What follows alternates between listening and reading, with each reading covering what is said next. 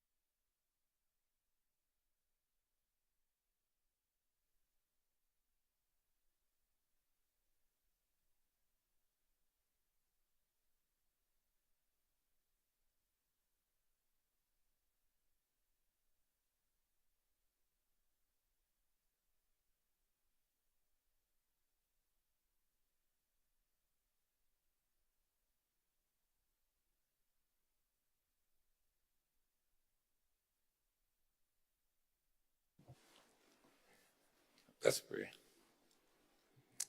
Guide, we beseech thee, Almighty God, members of this honorable house, that they may wisely deliberate for the good of the country and for the glory of thy most holy name. Join me as we say the Lord's Prayer. Our Father, who art in heaven, hallowed be thy name. Thy kingdom come, thy will be done on earth as it is in heaven. Give us this day our daily bread. Forgive us our trespasses as we forgive those who trespass against us. And lead us not into temptation, but deliver us from all evil. For thine is the kingdom, the power and the glory, forever and ever. Amen. Pray, be seated.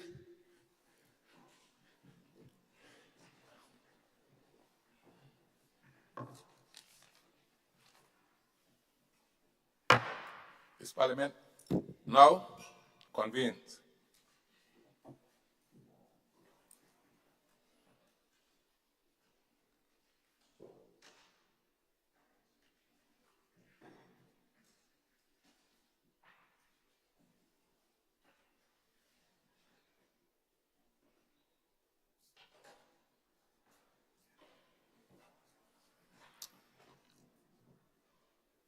All right, good.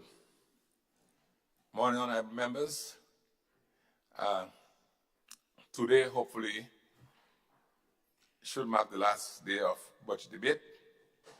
I have not seen many folks in the other part of the Parliament House, but I wish to make an announcement that all phones should be off, because I'm not prepared to have the disturbances that we had previously.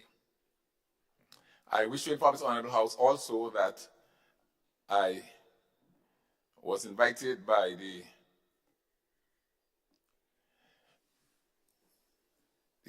Parliamentary Commonwealth Association to be the keynote speaker at a conference in Uganda. So on the 29th of this month, I will be traveling so to do out of the state. And with that said, I have no other announcements. I note that in the debates so far, we have had 7 speakers, and we need to listen to another 8 today. In my view, so far, the presentations have been strong. We're supposed to start this morning with a presentation from the opposition. So, Honorable David, I'm not sure who is presenting this morning, but the schedule says the opposition. Well, Mr. Speaker, it was determined that Honorable Modeste will be going this morning, but she is a bit late. I spoke to her about 30 minutes ago, and she was just leaving.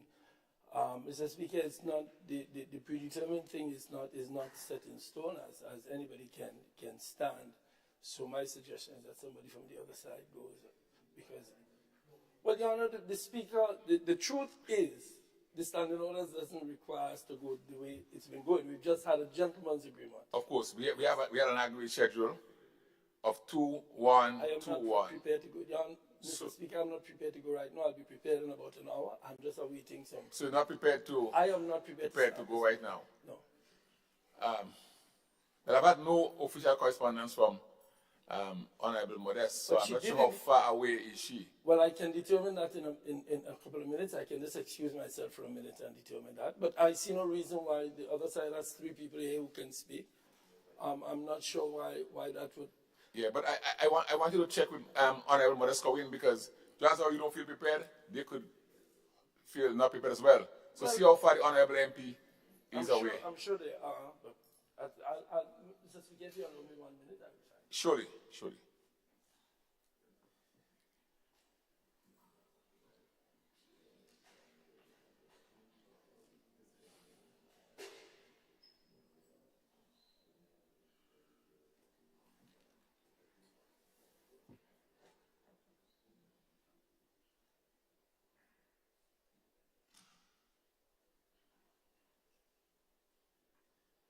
Mr. Speaker, I'm a little concerned about what I see happening here, and I'll be quite blunt if you would permit me, Mr. Speaker. I don't understand how honorable members of this House could be in your presence last Friday. You say we're starting at 8. They choose not to come at 8. This is the job they volunteered for, Mr. Speaker. And saying I'm not prepared to speak respectfully to the member, the town of St. George, I don't understand that either. We hear that's what we're here to do. Honorable.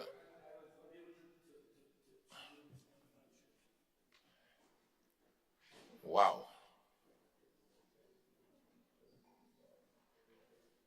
Honorable MP, you sure you cannot start your presentation? Mr. Speaker, the other side is making it appear as though there is a mandate as I speak. They No. cannot speak at this time for a reason that they will understand. If I explain to them, I cannot. I'm not ready. I'll be ready in maybe half an hour. And if they, but Mr. Speaker, why they are looking at it as if there's some big issue, they themselves could be ready. I'm sure my friend is ready. My sister is ready. Yeah. So go right ahead. Leader of government business? Mr. Speaker, I'll just remain. Hold on, seated on this I issue. call on leader of government business, yeah. Thank you, Mr. Speaker. Good morning to the House. I hope by the time I'm ready to speak, my voice clears up a bit. Well, Mr. Speaker, what we've noticed over the past few days, last week in particular, is that there was a certain fear on the opposition to take the stand, to speak. And so we understand, because of the quality of debate that emanated from this House, Mr. Speaker, it has become very difficult for them to respond to a budget of this nature and the quality of debate emanating from this House. So I completely understand. But, Mr. Speaker, given all of this, Mr. Speaker, there must be some discipline. We cannot have one side batting for the entire day. Yes, Mr. Speaker, and at the end of it, the others cower themselves out of the wicket and go home. That's what happened last week. And we want to encourage them to take the courage, Mr. Speaker, and take the floor and speak to the Grenadian people. Thank you, Mr. Speaker. Mr. Speaker, if I may, I find it absolutely disrespectful. Honorable MP, allow me to call you, please. You just stood on your own.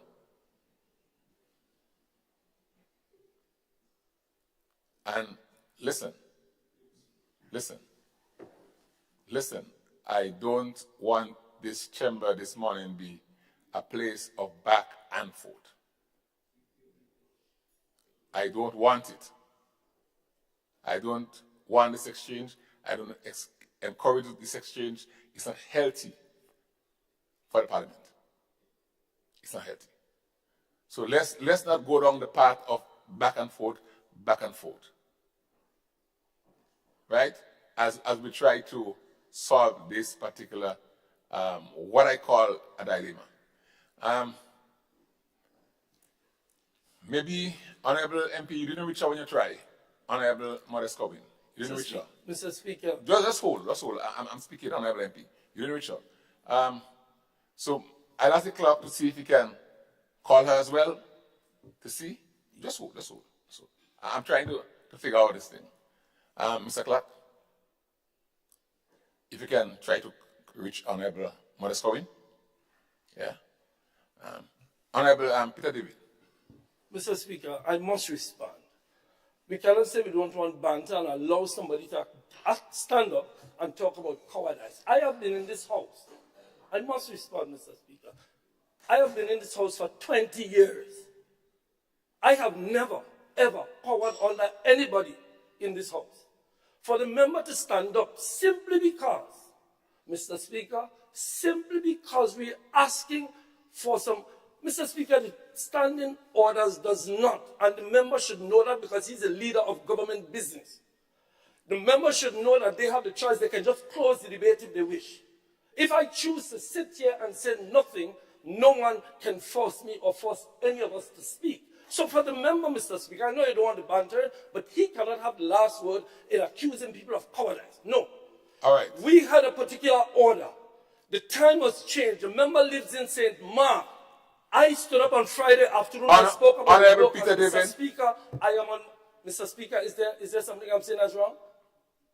He stood up and he accused me of cowardice. He said nothing. Honorable MP, the speaker is up.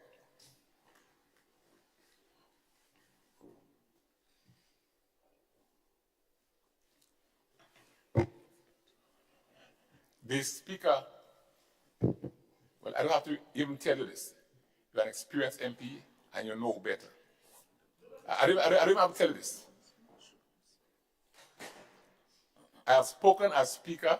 I'm trying to set the tone for the sitting today. And even if you don't agree with what I say, you have to respect the position of the Speaker. Let's try and do this. Somebody's exam? Is it? Yeah. Honorable MP for St. Patrick's West. Thank you, Mr. Speaker. Good morning, and good morning to colleagues. Mr. Speaker, I'm hearing that St. Mark is so far away that people cannot leave St. Mark and get to St. George's. That is what is being imputed from what I heard, Mr. Speaker. I don't believe that there is anybody who comes farther away from St. George's than I, Mr. Speaker. Yeah. Honorable MP, I'm trying my best not to prolong this. So I've asked the clerk to see if you could reach the Honorable MP, and from that, I will decide where we go.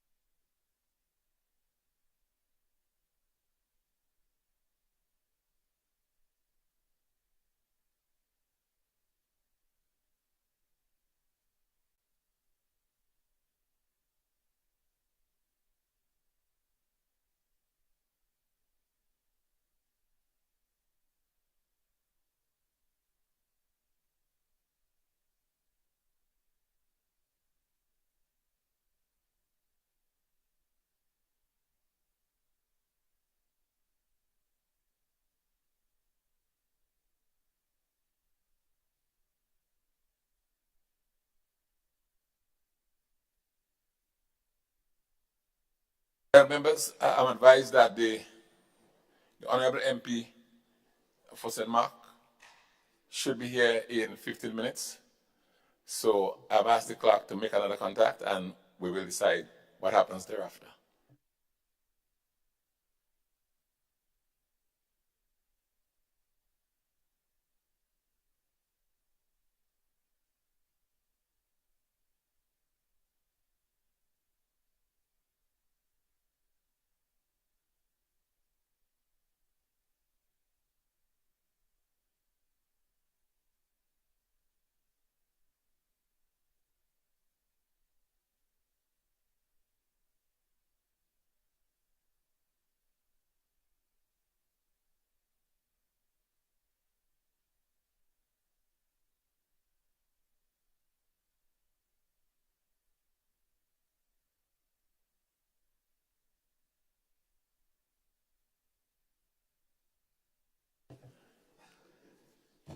All right, honorable members, I've asked the clerk to make a couple checks, and I've decided that we will adjourn until 8:30.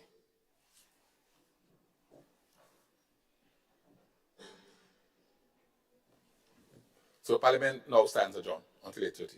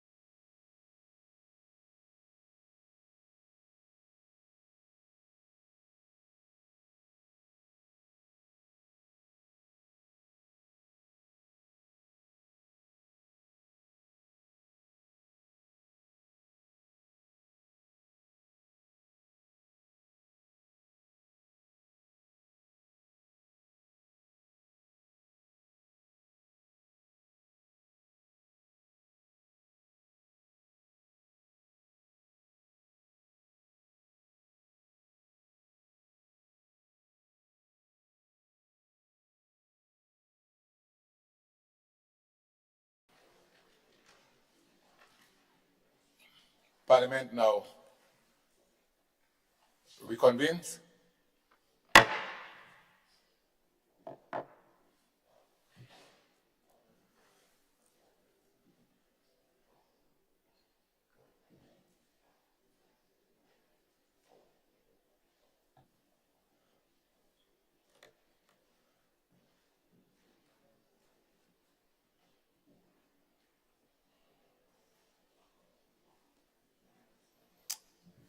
All right, members, honorable members, we are back in the chamber. We had planned a rescheduled start of 8:30. It's now, by my watch, 8:37, and the honorable MP isn't here yet. So I now invite any member who wishes to make the contribution to so do. Any member.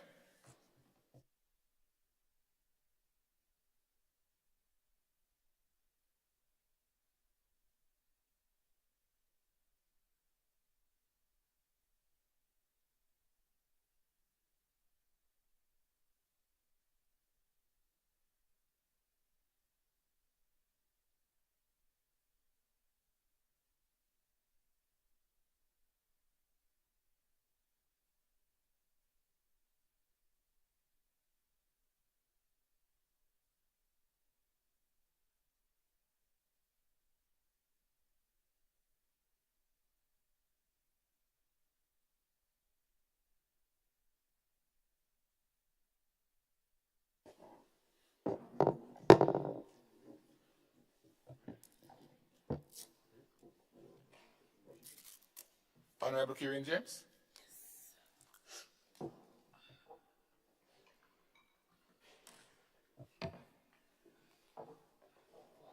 Thank you so much.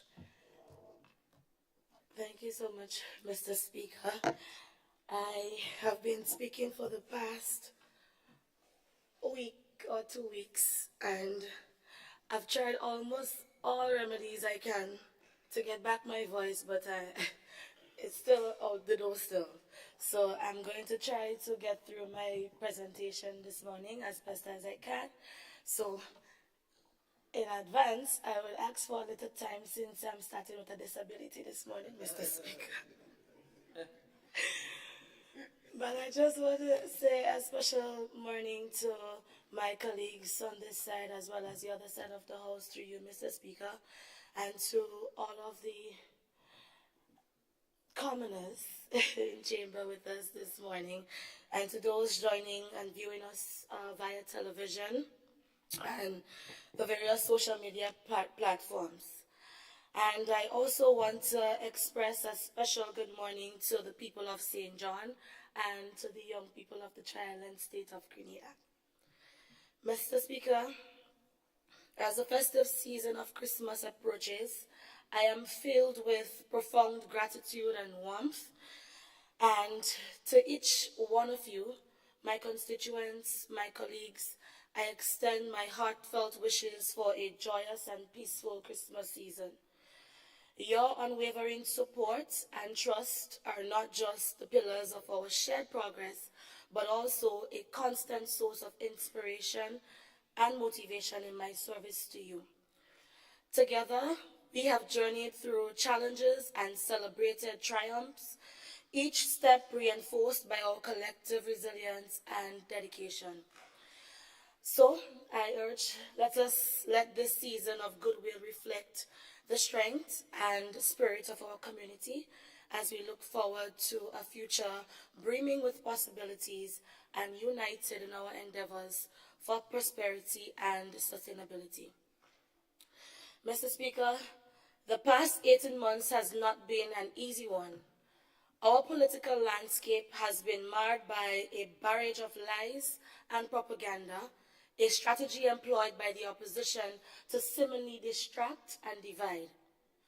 One filled with ageist prejudice and deceitful tactics, and it seems as though the results following June 23rd, 2022 didn't sound an alarm that this type of bush politics is fastly becoming a thing of the past in our country. Since this is the case, Mr. Speaker, today I stand here committed to setting an example in speech, in conduct, in love, in faith, and purity of intent. It is against this backdrop, Mr. Speaker, I support the motion of the Honorable Minister for Finance for delivering an excellent budget under the theme Grenada at 50, empowering our people, transforming our nation. This theme, Mr. Speaker, represents a holistic vision for Grenada's future, one that aligns with my responsibilities and aspirations in the St. John constituency. And so, Mr. Speaker, as we embark on Project 50 for the constituency, I wish to share some of the major achievements we have accomplished for the year 2023. Mr. Speaker, since opening our office doors upon assuming office, I've engaged with well over 763 persons during constituency days and close to 2,000 persons during field visits, planned and unplanned. Mr. Speaker, the predominant needs among my constituents for well over my tenure is housing, infrastructure development, sponsorships, and social safety nets programs. Mr. Speaker, under the Housing and Bathroom and Toilet Program, a total of 42 homes and 13 sanitary facilities were constructed. It is important to note, Mr. Speaker, these numbers does not include the 55 constituents who've only received material assistance. Mr. Speaker, under infrastructure development, at least 8,840 feet of public roads and drains and retaining walls were completed through the St. John constituency, from Douglaston By Road, Harlan Heights By Road and Drainage, Mount Nesbitt Asphalt, top and bottom side, Douglaston Asphalt Work, Closure Retaining Wall, Drain and Road, Manny Retaining Wall, St. Francis Street and Power Park Drainage, Old Road Drain and Asphalt Work, and pavement works completed at Top Marigot. Mr. Speaker, we've also been able to provide remedial work for the flooring of the Concord Government School, Cotton Bailey Public Washroom Facility, a facility that has not been functioning well over 7 years now. Mr. Speaker, this data that we were able to gather over the last 18 months has informed a roadmap with specific targets to further develop and enhance our community's infrastructure, ensuring that our progress is both measurable and aligned with the needs of our constituents. And as a result, in addition to the 16 infrastructure projects submitted to the Ministry of Infrastructure, we have added 3 community centers for renovations, the Mongrambi Community Center and the Black Bay and Florida Community Centers. Mr. Speaker, it is important to note that over the past 9 years, there has been no functioning, fit-for-purpose and equipped community centers in the constituency. Together with the support from the Ministry of Social Development and other key partners, I aim to have all community centers up and functioning before year 3. Mr. Speaker, as part of my community promises during the campaign season, key projects were highlighted for development, and I would list them. The rehabilitation of the Mongrambi Water Distribution Network, Old Road Fisherman's Locker and Beach Development, rehabilitation of the Public Works Building, Mountain Road Irrigation Project and Bridge Rehabilitation, Kabari Road, rehabilitation of the Palmis Dig, among others. Thus far, Mr. Speaker, we are well on track with making these projects realities.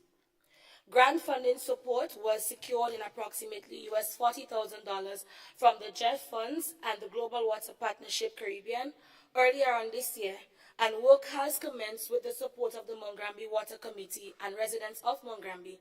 And I want to say and place on record my heartfelt thanks to my former transition lead for her unwavering support in supporting my vision and making this a reality for the people of Mongrambi. Mr. Speaker, the Old Road Fisherman's Locker and Beach Development, we've successfully hosted the first rounds of consultation with the residents and the fishers, A proposed plan was shared, and it is expected that in the first quarter of 2024, consultations will continue and we will break ground before the year ends. This initiative, Mr. Speaker, has been one that affected and that the fishermen have been clamoring for well over 5 years now. Mr. Speaker, another huge aspect of our community's needs is the constant request for support or sponsorships for sporting activities, specific sector requests, among others. To date, Mr. Speaker, through personal and financial support from friends and key personnel, I've been able to support community-led initiatives amounting to a total of $93,300 EC dollars. Mr. Speaker, we've been able to provide tremendous support for our fishers in St. John through the distribution of top-class radios, GPS, and other needed fishing gears for their vessels. The first of its kind of this initiative was in March 2022 and June 2023. This initiative, Mr. Speaker, will be extended in 2024 at a much larger scale. Mr. Speaker, another big win for the constituency under education for 2024 is the rebuilding of a state-of-the-art primary school for the Florida Government School, an institution, Mr. Speaker, that have been ignored for many, many years. Through the NTF, the Florida Government School was selected as one of 2 schools that work will commence on next year. I say thanks to the Ministry of Education for hearing my plea and making this a reality for the people of Florida, Loreto, and surrounding areas, and the overall constituency.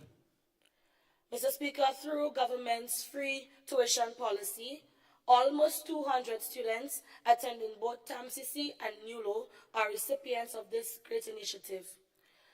Mr. Speaker, as it relates to healthcare within the constituency, we are well on our way to accelerating our efforts for 24-hour service to be provided. For the first quarter of 2024, the Ministry of Health has pledged its support to providing more specialized services at the polyclinic facility with an extended operating time. We say thank you to the Minister for his continued support and assistance. Mr. Speaker, in the dynamic landscape of governance, the hallmark of a truly progressive administration is in its commitment to transparency, inclusivity, and citizen engagement. Our government, with profound pride, stands as the only administration post-revolution that has constantly opened the corridors of power to the voices of the people through an unprecedented number of public consultations, including town halls and other participatory forums. As we approach the initiation of further major projects for my constituency, we will continue this tradition of dialogue and consultation. Our constituents will not only be kept abreast, but will be active participants in the decision-making process regarding these projects. Their status, potential impacts, and benefits will be shared with full transparency. Simultaneously, Mr. Speaker, transforming our nation calls for a shift in how we approach development at a national or ministerial level. This involves embedding sustainable and environmental stewardship into every facet of our national policy, ensuring our progress as a nation does not come to an expense of our environment. It is about creating a Grenada that is not only more resilient to climate challenges, but also a leader in sustainable practices and renewable energy use. Mr. Speaker, enhancing climate resilience, environmental sustainability, and renewable energy has been listed as one of 4 specific areas of interventions underpinning the 2024 budget. Mr. Speaker, I am confident that my team and I see them here this morning, good morning to you guys. We have carefully studied what was to know, Mr. Speaker, that we have the capacity and the resources to achieve our ministerial mandate for 2024. Mr. Speaker, My ministry's portfolios are cross-cutting across all economic sectors, and I can assure you that my ministerial team, the hard-working staff, who I thank and appreciate dearly, is mindful of the stewardship expected from all of us, not only in the ministry, but also for our stakeholders at the community level and, most importantly, the private sector. We give account based on the principle that we must utilize our natural resources and assets in a sustainable manner for future generations. Mr. Speaker, the allocation for the portfolios underneath my ministry for the fiscal year is $10,794,633, of which recurrent expenditure is $3.5 million, and capital expenditure is 7.2. The mission of the ministry, Mr. Speaker, is to be the premier agency of government, mainstreaming climate, biodiversity, environment, and renewable energy interventions in partnership with the public and private sector, civil society, mobilizing resources and leading actions that will minimize the impacts of climate change at all levels of society. Our vision is to be a nation that is a model of sustainable development for small island developing states, while the environment is protected and preserved for the use and enjoyment of present and future generations. In order to achieve the mission and vision, Mr. Speaker, we have embarked on a journey since last fiscal year to implement an ambitious policy and legislative agenda. For climate resilience and the environment, we have successfully updated and held consultations on our National Adaptation Plan. We have developed and approved through Cabinet our resource mobilization strategy. Mr. Speaker, as we go into the new year, my ministry intends to pursue this RMS rigorously. To support this, Mr. Speaker, my ministry, in partnership with the Commonwealth Secretariat, completed the resource mobilization strategy for the successful update of the Nationally Determined Contribution Implementation Plan. 3 concept notes were approved since, and arrangements are being made to prepare full project proposals to secure funding. A structured approach is necessary as the overall cost for Grenada's mitigation measures is estimated to be between US $985 million, or just a little over $1 billion, through 2030. Mr. Speaker, in the first quarter of 2024, planning will commence on implementing an environmental education and capacity building program focused on the value of nature and environmental stewardship. In our efforts to continue protecting biodiversity, my ministry, in partnership with the Caribbean Natural Resources Institute, or as we know it as CANARI, completed the National Ecosystem Assessment.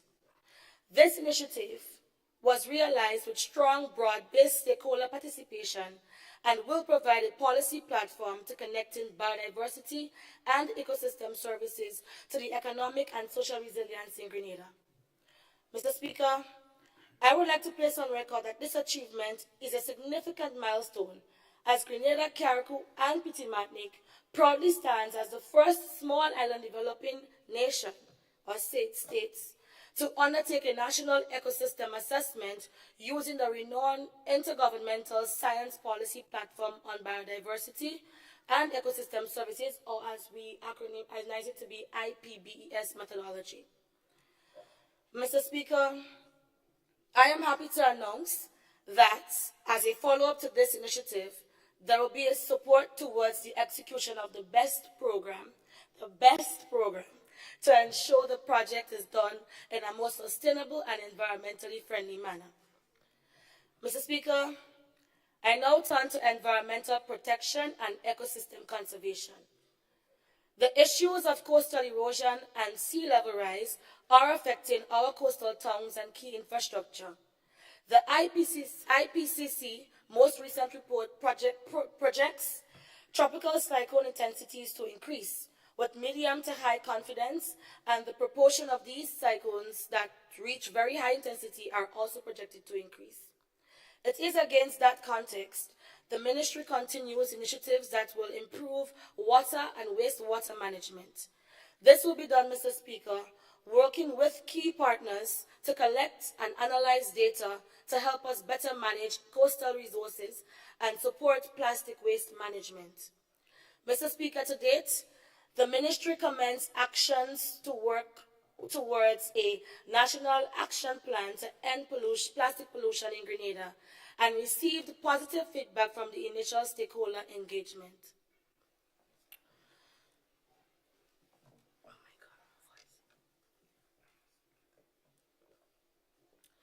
Mr. Speaker, my ministry for 2024 is also looking to harness the blue economy and coastal zone management. I am indeed happy, Mr. Speaker, to announce significant strides in our commitment to safeguarding Grenada's natural resources and harnessing our blue economy's immense potential. Mr. Speaker, we are indeed happy to announce for the first time the allocation of financial resources for the staffing and operationalization of the Integrated Coastal Zone Management Unit, as enshrined in the 2019 Integrated Coastal Zone Management Act. So, Mr. Speaker, what this means, since 2019, Parliament passed this act, and up to this day, we have not enacted the main part of that. And so, for 2024, Mr. Speaker, we will be taking on that mandate to ensure that coastal zone management gets the attention that it deserves. Mr. Speaker, this specialized team will be responsible for overseeing our coastal areas, enforcing environmental regulations, and promoting responsible development. Mr. Speaker, my ministry will therefore seek to unlock the full potential of our blue economy, offering opportunities for economic growth, job creation, and environmental conservation. We believe, Mr. Speaker, this investment secures a brighter and more sustainable future for our coastal areas and cements our commitment to global environmental stewardship. Mr. Speaker, in keeping with our transformational agenda, my ministry is taking another look at the waste sector with the aim of strengthening our waste management systems and re-examining the potential for recycling the waste that we generate. Mr. Speaker, to this end, the Government of Grenada, in collaboration with its development partners, is embarking on several strategic interventions. This includes, Mr. Speaker, the first one, and I want my colleagues on the other side to pay very close attention, because throughout the 2 days of debates, Mr. Speaker, we heard that nothing new came out of this budget, and we heard that everything was already in the pipeline. So it would be very prudent of them to listen, since that they don't read. Yes, Mr. Speaker? So the first program that we have is the Recycle Organics program. It is a regional program geared towards the realization of the Global Methane Pledge, for which Grenada is a signatory to. And this pledge urges nations to cut their methane emissions by at least 30% by 2030. Mr. Speaker, the Recycle Organics project will be implemented in Grenada with grant funding provided by the Government of Canada and implemented with technical support from the Center for Clean Air Policy, or CCAP, through the Ministry of Climate Resilience, Environment and Renewable Energy, together with the Grenada Solid Waste Management Authority, the only statutory body under this ministry. The areas of intervention under this project would include the implementation of organic waste recovery activities at the Perseverance landfill and the Dumfries final disposal site in Carriacou, the scale-up of existing composting facilities, including the Maribo Governmental Propagation Station, the development of an education program for organic source separation at a general national level and focused on schools, the completion of a source-level characterization study of urban solid waste to quantify the volume of organic waste generated in comparison with other waste fractions. This program will also see the development of fundamental and key activities for the implementation of the National Solid Waste Management Strategy, the design of a pilot home composting program will also be one of the components under this program, Mr. Speaker. And the project pipeline and investment plan for additional interventions identified in the waste sector and among other private sector activities. Mr. Speaker, these project activities were determined and prioritized through robust stakeholder consultations, which will continue as the project unfolds. Mr. Speaker, as Minister with responsibility for this sector, I welcome the Transformational National Actions Plan for execution under this program. Mr. Speaker, the project will cost an estimated 1.2 million Eastern Caribbean dollars and will be implemented over a 3-year period commencing early in 2024. Mr. Speaker, we also have the Local 2030 project.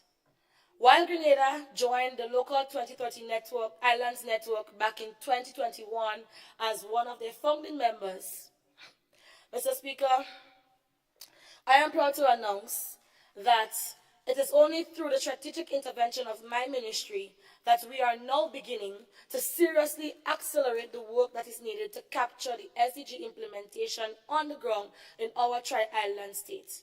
And SDG means, for my colleagues on the other side, Sustainable Development Goals. Mr. Speaker, to achieve the scope of this project, the Ministry of Climate Resilience, the Environment and Renewable Energy, in consultation with the Ministry of Foreign Affairs, will recruit a National Action Framework Coordinator.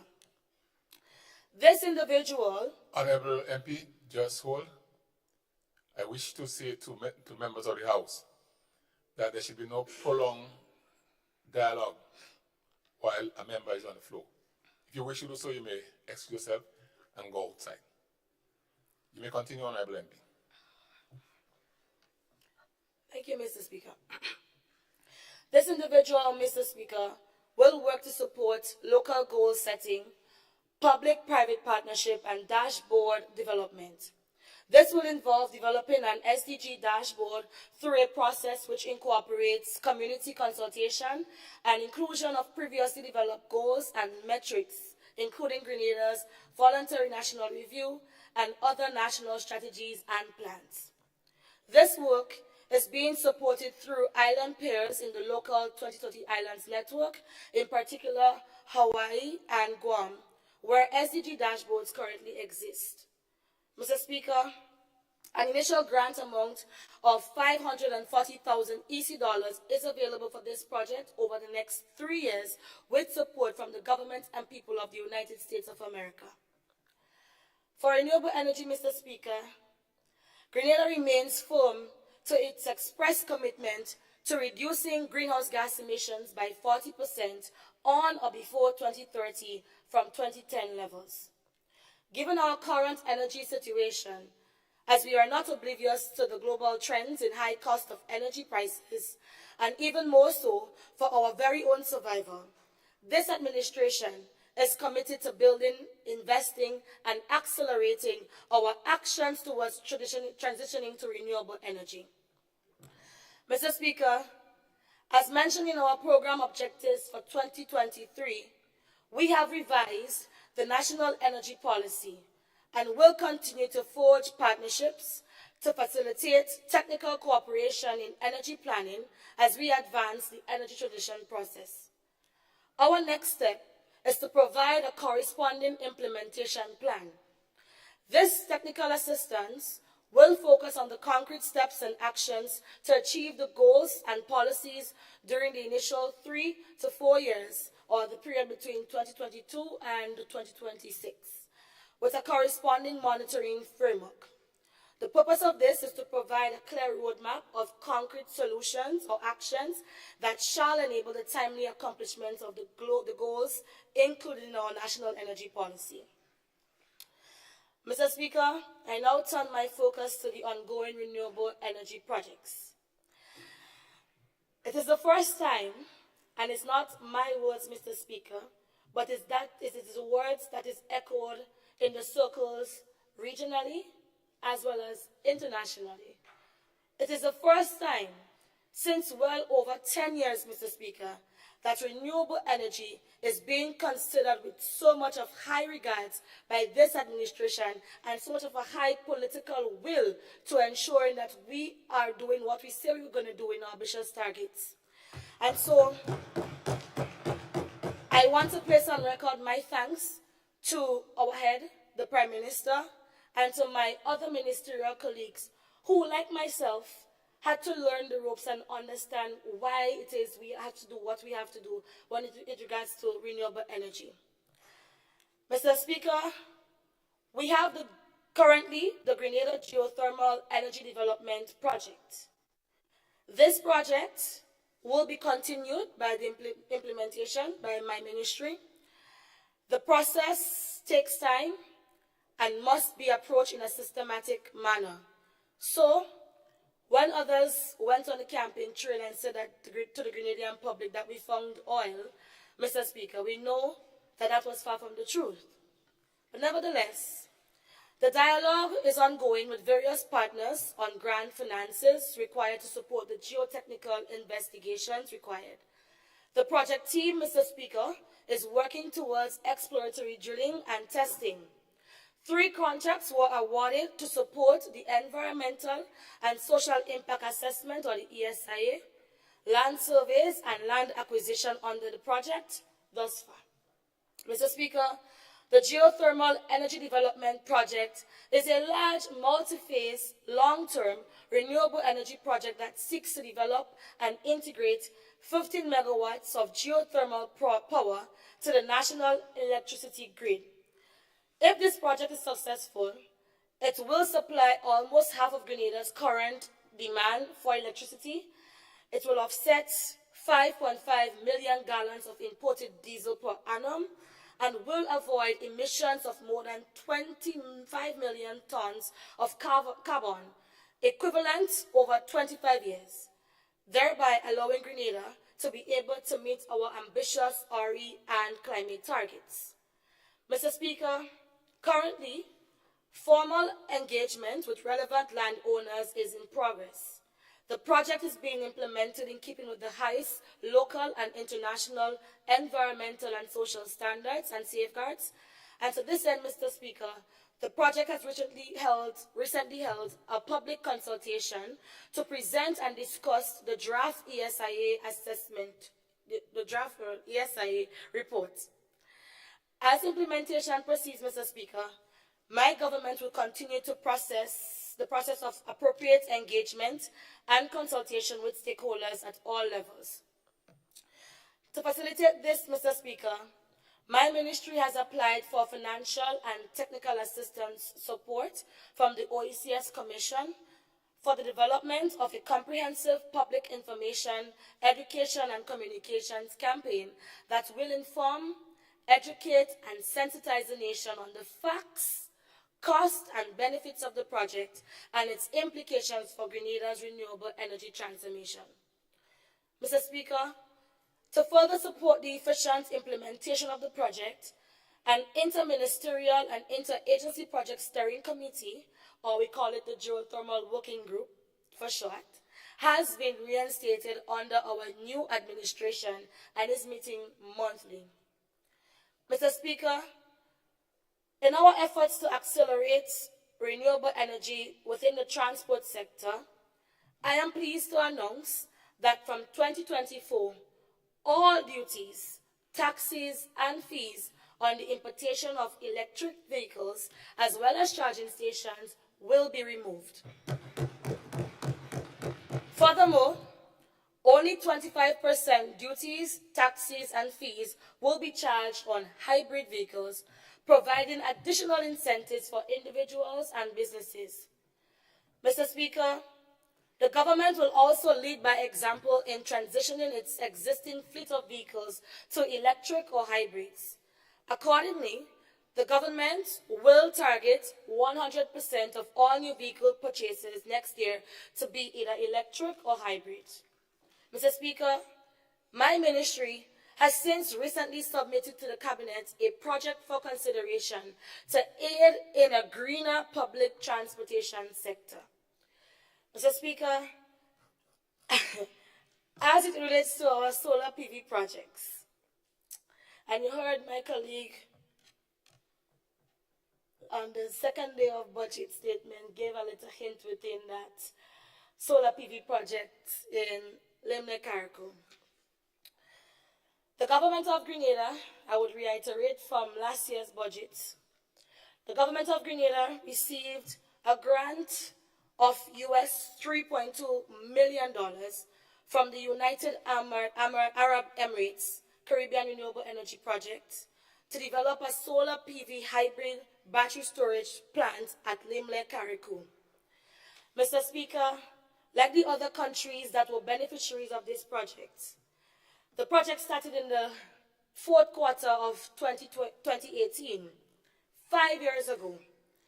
And as with many of their projects, it was stuck, or it was in, or it was outside the pipeline. Mr. Speaker, the benefits of this project, and I really want Grenadians to know that, the benefits of this project are as follows.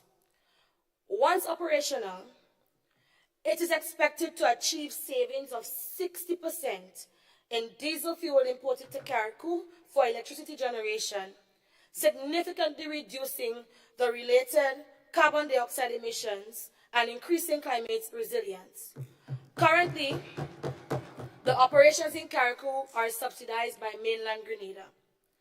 This project, when it is commissioned, Mr. Speaker, will have the involvement of local contractors in operation and maintenance of the solar PV hybrid storage plant. Capacity building and hands-on training of local residents is critical, and thank God this administration came into office. We have already started training these technicians in Carriacou and Petit Martinique, as well as the utility company, for the effective management of the plant and sustainability of the project. Mr. Speaker, I remember last year, we just got into office, hot and sweaty, as they say, and rookie, as they dub us to be. And we had so much of projects that we had to wrap our head around among the various policies that we needed to get advanced for this year so that we can be able to access more projects. And I stood here proud and tall because that same project committee, coordinator, manager that was there since 2018, it was documented in that report that was handed to me that this project was going to commence in April 2023. As eager as I was, Mr. Speaker, to go to Carriacou to see the first government-owned solar PV plant and to go with something when I'm going in the dialogue to show them that Grenada is interested in the conversation and Grenada is serious this time around for the renewable energy conversations and investments that are available. I was very eager. So in January, I had asked my then PS to arrange a visit with some of the staff that should have known more about the project in the energy unit that didn't know. When we got to the site, I also extended an invitation, of course, for the Member of Parliament and Minister for Carriacou and Petit Martinique Affairs to also be on board. Because in order for this project to succeed, Mr. Speaker, you have to get everybody. And he has to understand why this project is being done so that he can speak to his constituents. When we arrived at Limne, Mr. Speaker, 2018, 19, 20, 21, 22, there was nothing, nothing on the site, Mr. Speaker, other than bare bush and goats. Mr. Speaker, I was embarrassed because I couldn't, in my clear conscience, come back to this house at next budget and say, we are working on this project after 5 years, when all my colleagues in the region have scaled up their project, they have advanced their project, and they use that project as a pilot to gain access to other fundings. So, Mr. Speaker, the rookie in me, or perhaps the youthful exuberance, instantly pull together a project steering committee involving staff within the Ministry of Energy, Division of Energy, underneath my ministerial portfolio. And in 2 months' time, Mr. Speaker, we were able to get works completed on the ground. We were able to also have the modules tested and shipped to Grenada. We were able to negotiate and organize with the other ministries that were involved, planning, utilities, underneath Prime Minister's portfolio, as well as ITC, to ensure that all of the preliminary works that needed to happen on the grounds for when the panels come and when the contractor come now to install, that everything was on the go. Mr. Speaker, by the time we got to, I don't want to lie, June 2023, and I did my third visit at that time to the site, almost 85% of the solar panels were installed.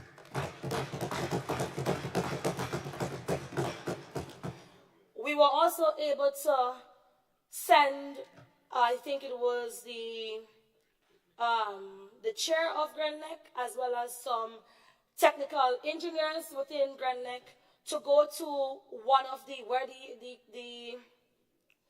company that was designing and modeling the battery storage units. They were able to go on a study tour to ensure that what we're getting in Grenada is the good stuff. So we involved everybody in this project, Mr. Speaker, and it is because of that collaboration, it is because of that political will and commitment to ensuring that Grenadians don't feel it in their pockets for energy. When we talk about poor and vulnerable, that is the things that I am expecting my colleagues on the other side should champion, Mr. Speaker. Poor and vulnerable doesn't mean that I have to come to you to tell you every month, I can't pay my bill and I need $50 towards my contribution. This is sustainable. This is long term. This is not only going to help Grenada meet its targets, but it's actually going to be beneficial for the same poor and vulnerable we always talk about. Mr. Speaker, because of COP28, because of our commitments to the Montreal Protocol, and COP28 is the Conference of Parties, one of the largest climate conferences that occurs every year. Because of the Montreal Protocol, another protocol for depletion of the ozone units, the ozone layer, and also because of our attendance at the International Solar Alliance in India, we had to push back the date for commissioning. And so while I would have been excited to say that we have commissioned already, the date for commissioning, Mr. Speaker, would be December 18th. And an invitation will be extended to my colleagues on the other side, as well as my colleagues on this side of the House, so that they too can celebrate with Carriacou. This opportunity for Carriacou to become 100% renewable energy came around 9 years ago. 9 years ago. And because it wasn't sexy at the time, because perhaps maybe there was not no back-end deal with it, the former administration did not take renewable energy seriously. And so it was hard, very hard for me, and still is today, Mr. Speaker, to go into international conferences and meetings and talk about Grenada has planned to do X, Y, and Z since 2016. And every year come, we upgrading and we scaling up and we're revising, but we have not been implemented. We have not been implemented, Mr. Speaker. It's a shame. And so I was very eager to come dressed as a flight attendant, because I think that is my new status. But as I said, Mr. Speaker, I'm going to keep the dialogue professional and stick to my notes. But Mr. Speaker, the aim of ensuring that this project goes well is to use Carriacou as well as Petite Martinique to have them become 100% renewable, and to use it as a pilot project, Mr. Speaker, to advance on our renewable energy targets for mainland Grenada. So we have a good opportunity, Mr. Speaker. We've gotten support, pledge of commitment for technical support, as well as financial support from the UAE, as well as from regional organizations in the Caribbean that is on par towards getting us access for what we cannot get access for locally. And we will be launching and commissioning this project December 18th. So I'm excited for the poor and the vulnerable that won't be poor and vulnerable forever in Carriacou and Petit Martinique come December 18th. I love Carriacou and Petit Martinique, yes. Mr. Speaker, separate and apart from that, and it's also something that is not really new, but because the energy and the atmosphere for this ministry is so ripe and is there, GrenLec has embarked on their initiative to also invest in renewable energy through a solar PV project. Mr. Speaker, GrenLec has been singularly focused on the development of 4 sites for PV solar generation. 3 sites at the Maurice Bishop International Airport and 1 site close to the old airstrip at Pearls in St. Andrew. Pre-feasibility work by an international consultant has already been completed, and these 4 sites have been packaged as one project. One of the challenges that we have, Mr. Speaker, not only for Grenada, but for small island developing states, because of our population size and our peak electricity demand, we do not necessarily have the economies of scale that would attract private sector investment for renewable energy projects. And so, in order for us to get projects that are bankable, and in order for us to gain access to funding that are available, you have to almost try to cluster them together. So that, as a result of that, that is why these 4 sites have been packaged as one project, and together it would give us a combined output of 17.8 megawatts. Mr. Speaker, the ministry is working in concert with GrenLec to source the funds required to make this project a reality, and discussions are ongoing with the World Bank, together with the Italian Climate Fund, to provide concessionary financing for the project.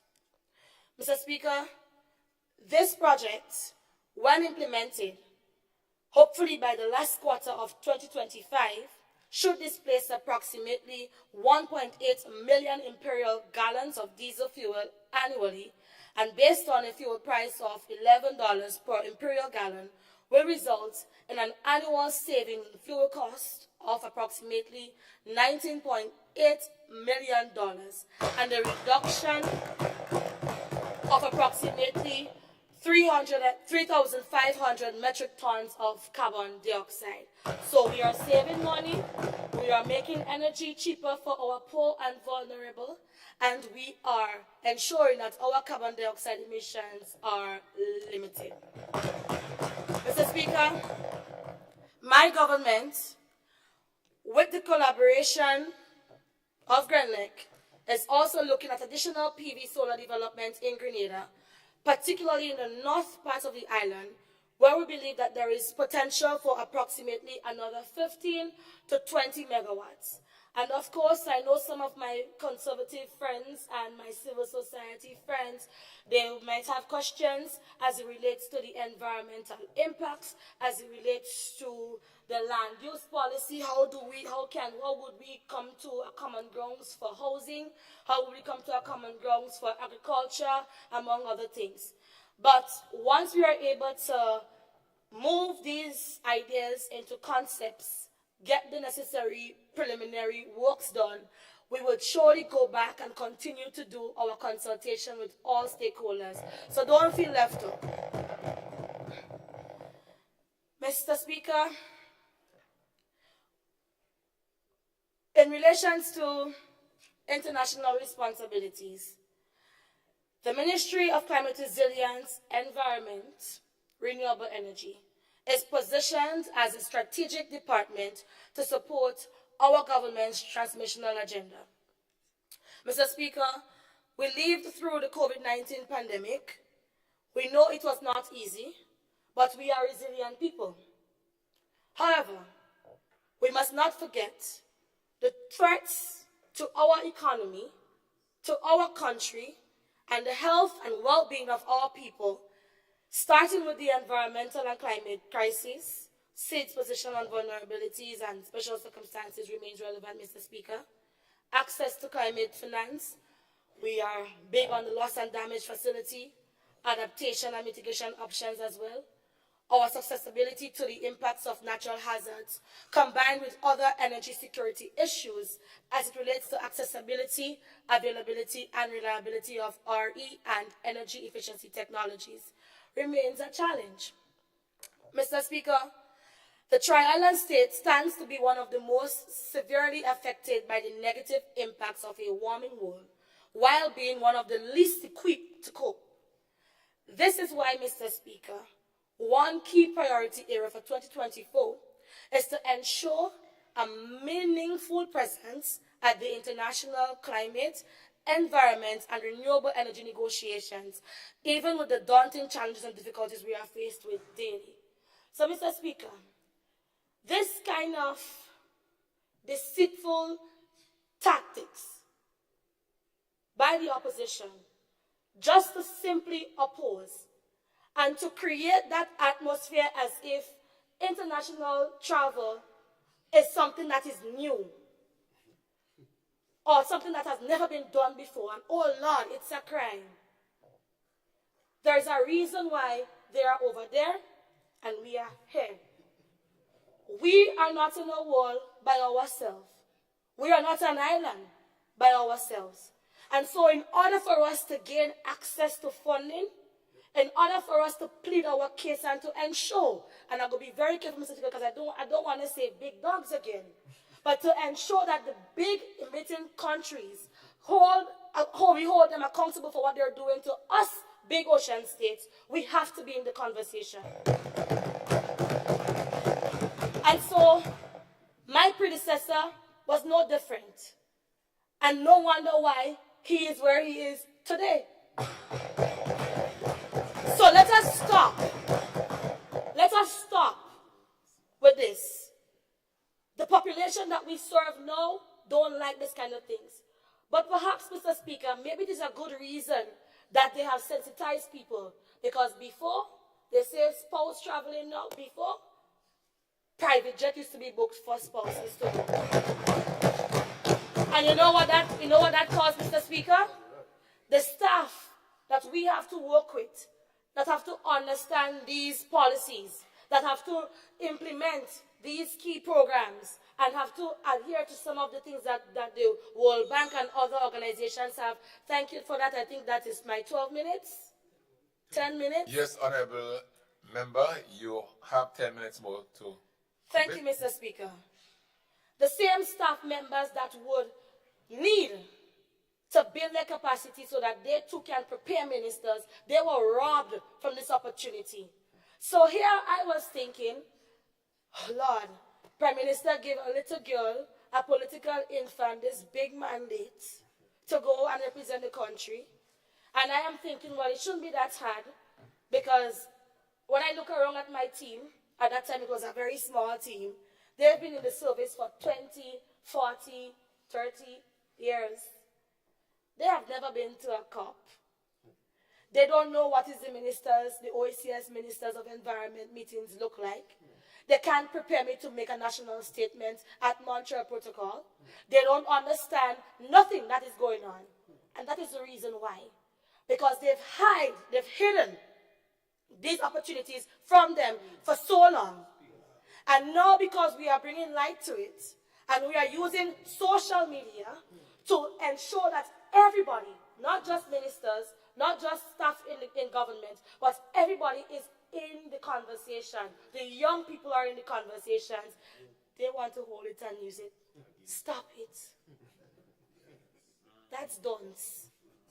That's real dunce. And it is very low.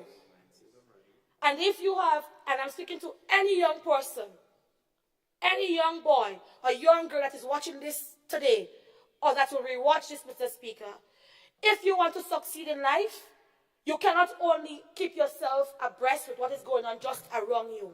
You have to look ahead. You have to look big. You have to think big. Let your dreams scare you.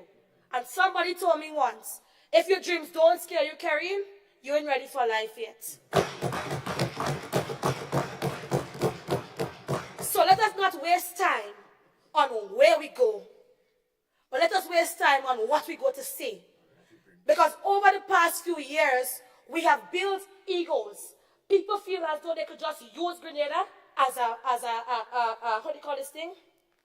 A label, a badge to gain access. And all they're studying when they get there is me, ego.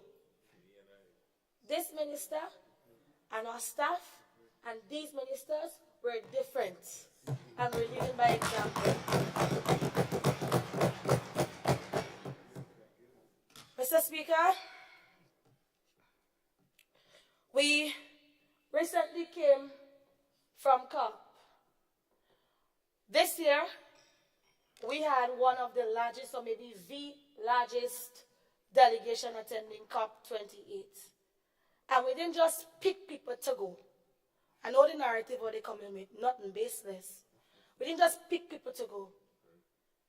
We have studied, I have watched and monitored and researched all of the outcome documents from the very first COP since before I born.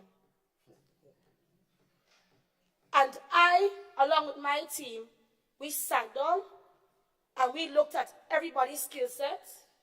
We looked and see where our ambitious targets are, what we want to achieve, and we decided to select a damn good team to represent Grenada meaningfully at COP28.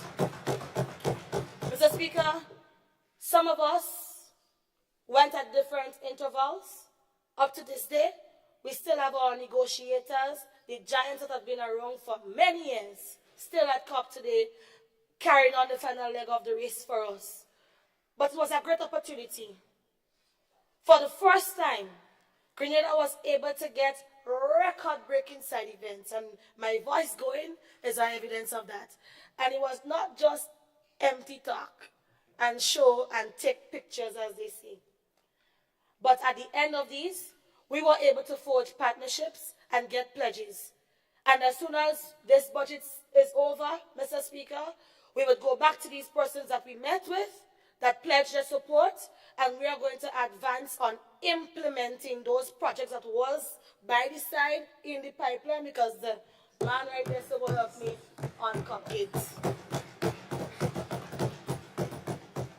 So, Mr. Speaker, we have a mandate not only on the international level, and perhaps maybe it is because of how this ministry was run before, that idea that climate is always outside, I think that's where that started, you know.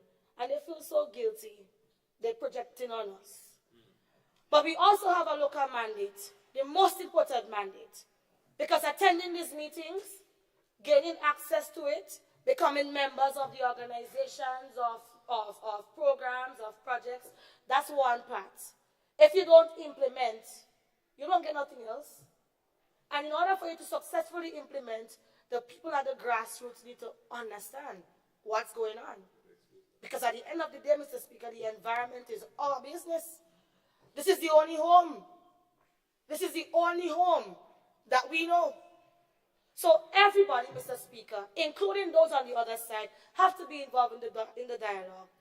So I want to tell them, keep calm and stop that deceitful, cheap politics. Get on board and help me.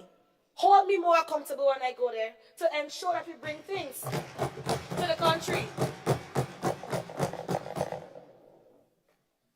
Mr. Speaker, so much to say, to be honest, eh? And remember, an extra time.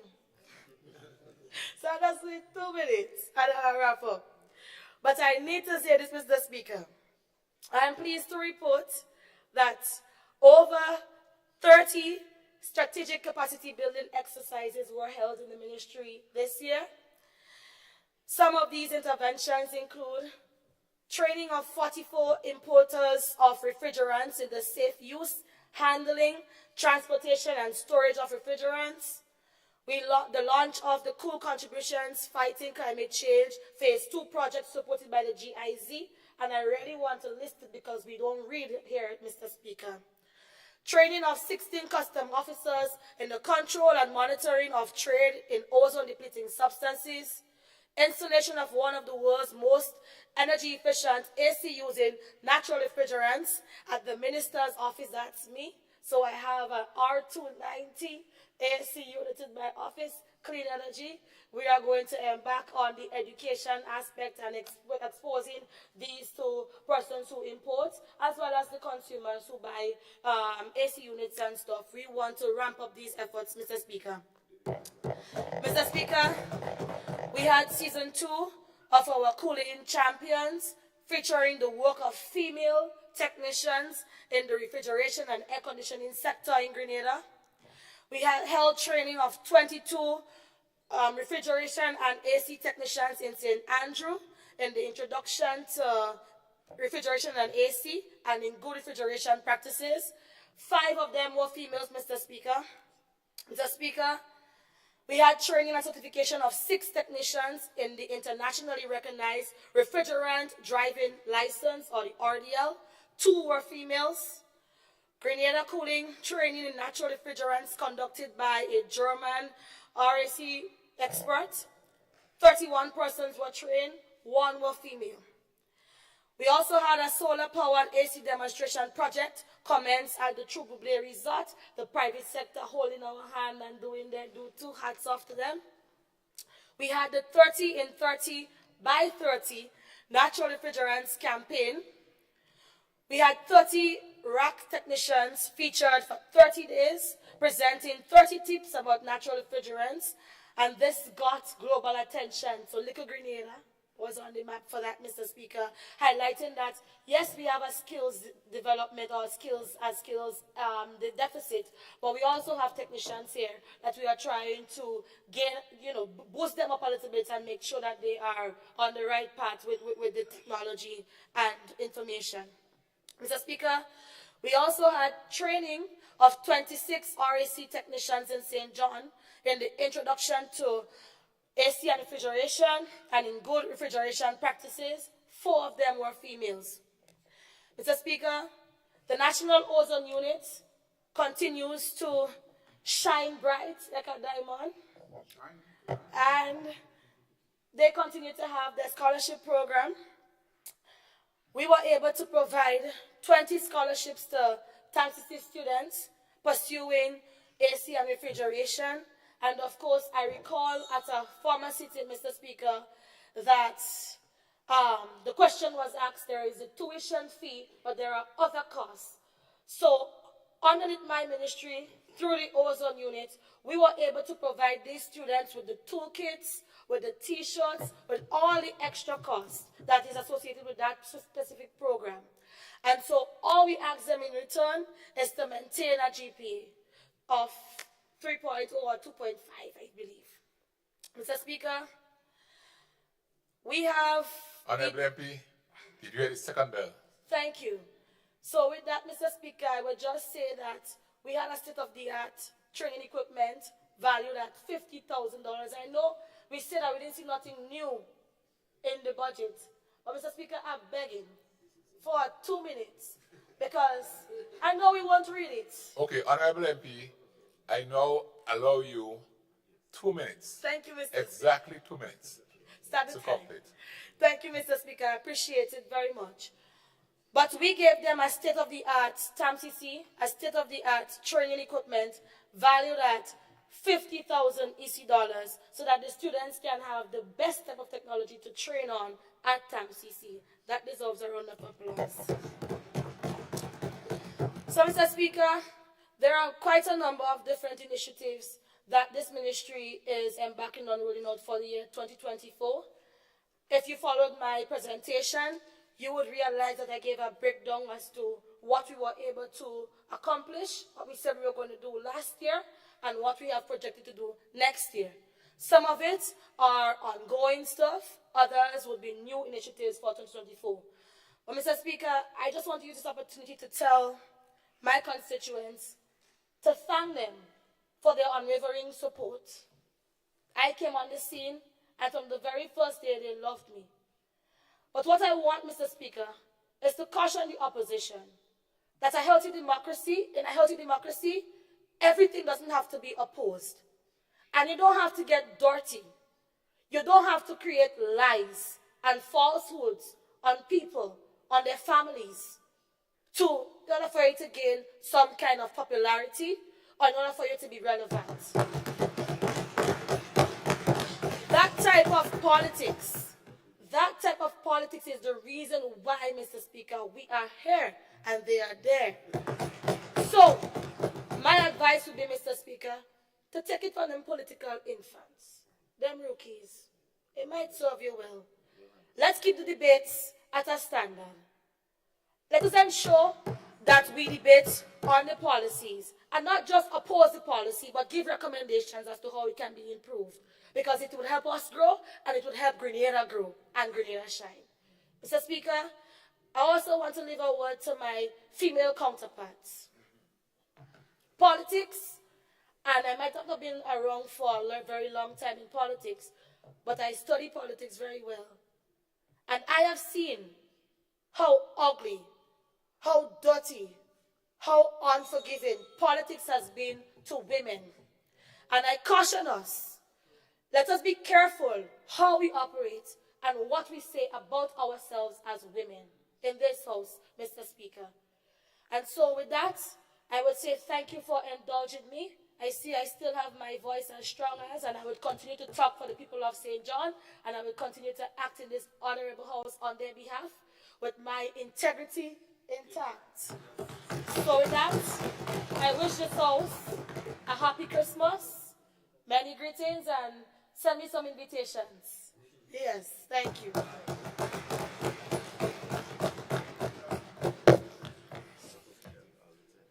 Thank you, Honorable MP, for the constituency.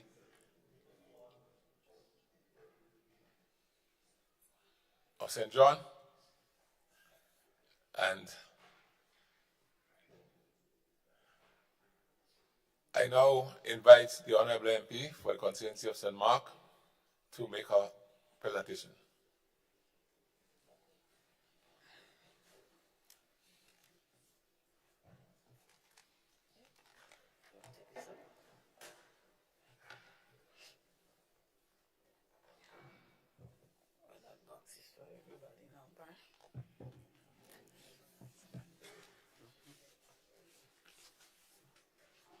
Thank you very much, Mr. Speaker. Mr. Speaker, I rise to give my contribution to the estimates of revenues and expenditure as presented by the Honorable Minister for Finance and Member for St. Patrick East. Mr. Speaker, like my dear friend before me, I do intend to conduct my contribution with dignity.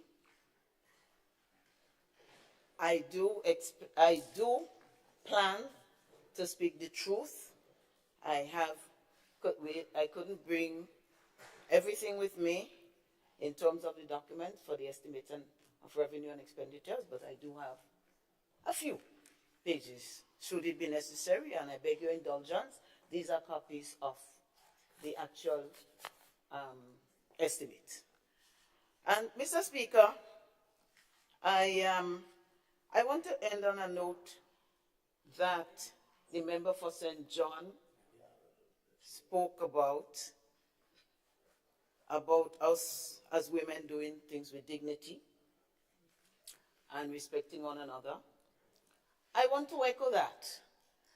And I want to say, let us not make it a this side and another side thing, because both sides have to act with dignity for women. I have committed myself to that, and I hope that others will.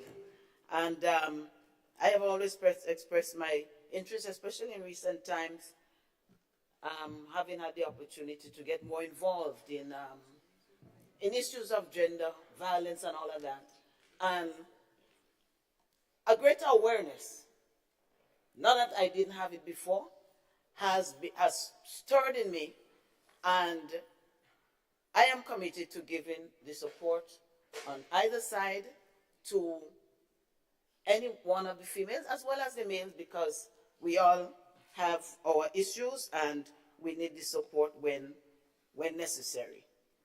Mr. Speaker, so I want to begin by commending the government. I looked at the estimates of revenue and expenditure. I listened to the minister for including the increase in the minimum wage in this year's budget. I think it was an important move, and I commend them for it. So it is not all criticism from this side. So sometimes it's not our side and their side, but sometimes it's just the reality of the day. But Mr. Speaker, I only hope, because there are a number of beneficiaries, persons in the public service, persons in the private service.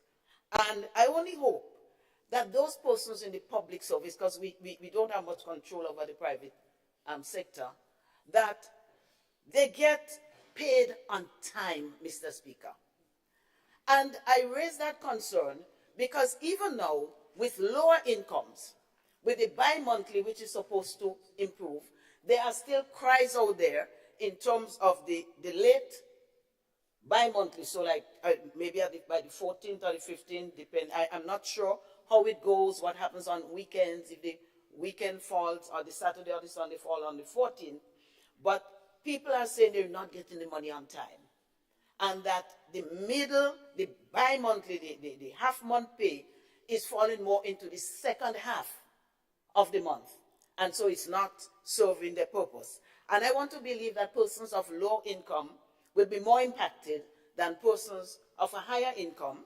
So just a word of caution to the member for St. Patrick East, that as we implement, as we seek to eradicate poverty, to make this country a poverty-free country, we must pay people on time so that they can pay their mortgage, so that the increase doesn't go up unnecessarily. All of these things are important factors, and I hope that I can see these things happening as the salary increases. So must the vigilance and the commitment increase so that persons are not negatively impacting. I also want to commend them for including a small sum for the continuation of the Spotlight Initiative. This project was started under NNP. A lot has been done. No, that one wasn't in the pipeline. A lot of work has been done. And your sister next to you, I hope she finds her voice at some time so that she can speak to it, because I need to hear the person who has been in the vineyard speaking about these issues. A lot has been done. And we have to speak for women. We have to find our voices. And I find that persons who are more involved have become silent. And I wonder why. But I applaud the sum.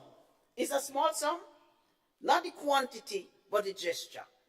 I wouldn't equate it to tokenism, but I think it's close to that. When I look at the 0.15 or something, so like 150,000, for the magnitude and the importance of that project, I think it is financially underserved, but it is a start. So I compliment them for that.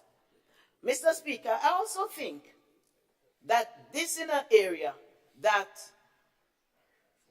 my former colleague would shine in, since the other two areas in which my colleague was involved, which is housing and seed, they have been severely and constantly battered by her present colleagues. And so I think that is an opportunity where I believe certain things were achieved that maybe my colleague can find her voice and speak to these things. Whatsoever things are lovely, whatsoever things are good, let us deal with them. Mr. Speaker, it is easy to speak of collective responsibility, but when you have proudly held the reign for so many years and boasted of achievements, it is sad to hear the deafening silence. So, Mr. Speaker, these areas are of critical importance. Spotlight Initiative, domestic violence, housing, and seed. And I hope to hear something about what was achieved and commitments going forward. Mr. Speaker, I heard resounding table knocks when the restoration of the $150 was announced by the Minister for Finance. I was happy to. We on this side were happy to. I did not hear the sound of protest or commiseration with the people when it was removed. I never heard some people talk about it in public. So our work was to oppose then, my dear sister from St. John. We had to oppose then because we felt it was necessary. And it's obvious that you feel it was necessary to on that side, because after defending your actions and defending your actions, later on, 18 months later, when it is presented by the Minister for Finance, there is a resounding table knock. So it means then that we knew all along that this was the right thing to do. So just as we would have done some things that are not right, and they will do some things that are not right, when we have done something that is good, leave it there. And don't attack the poor people. We are not the ones attacking them.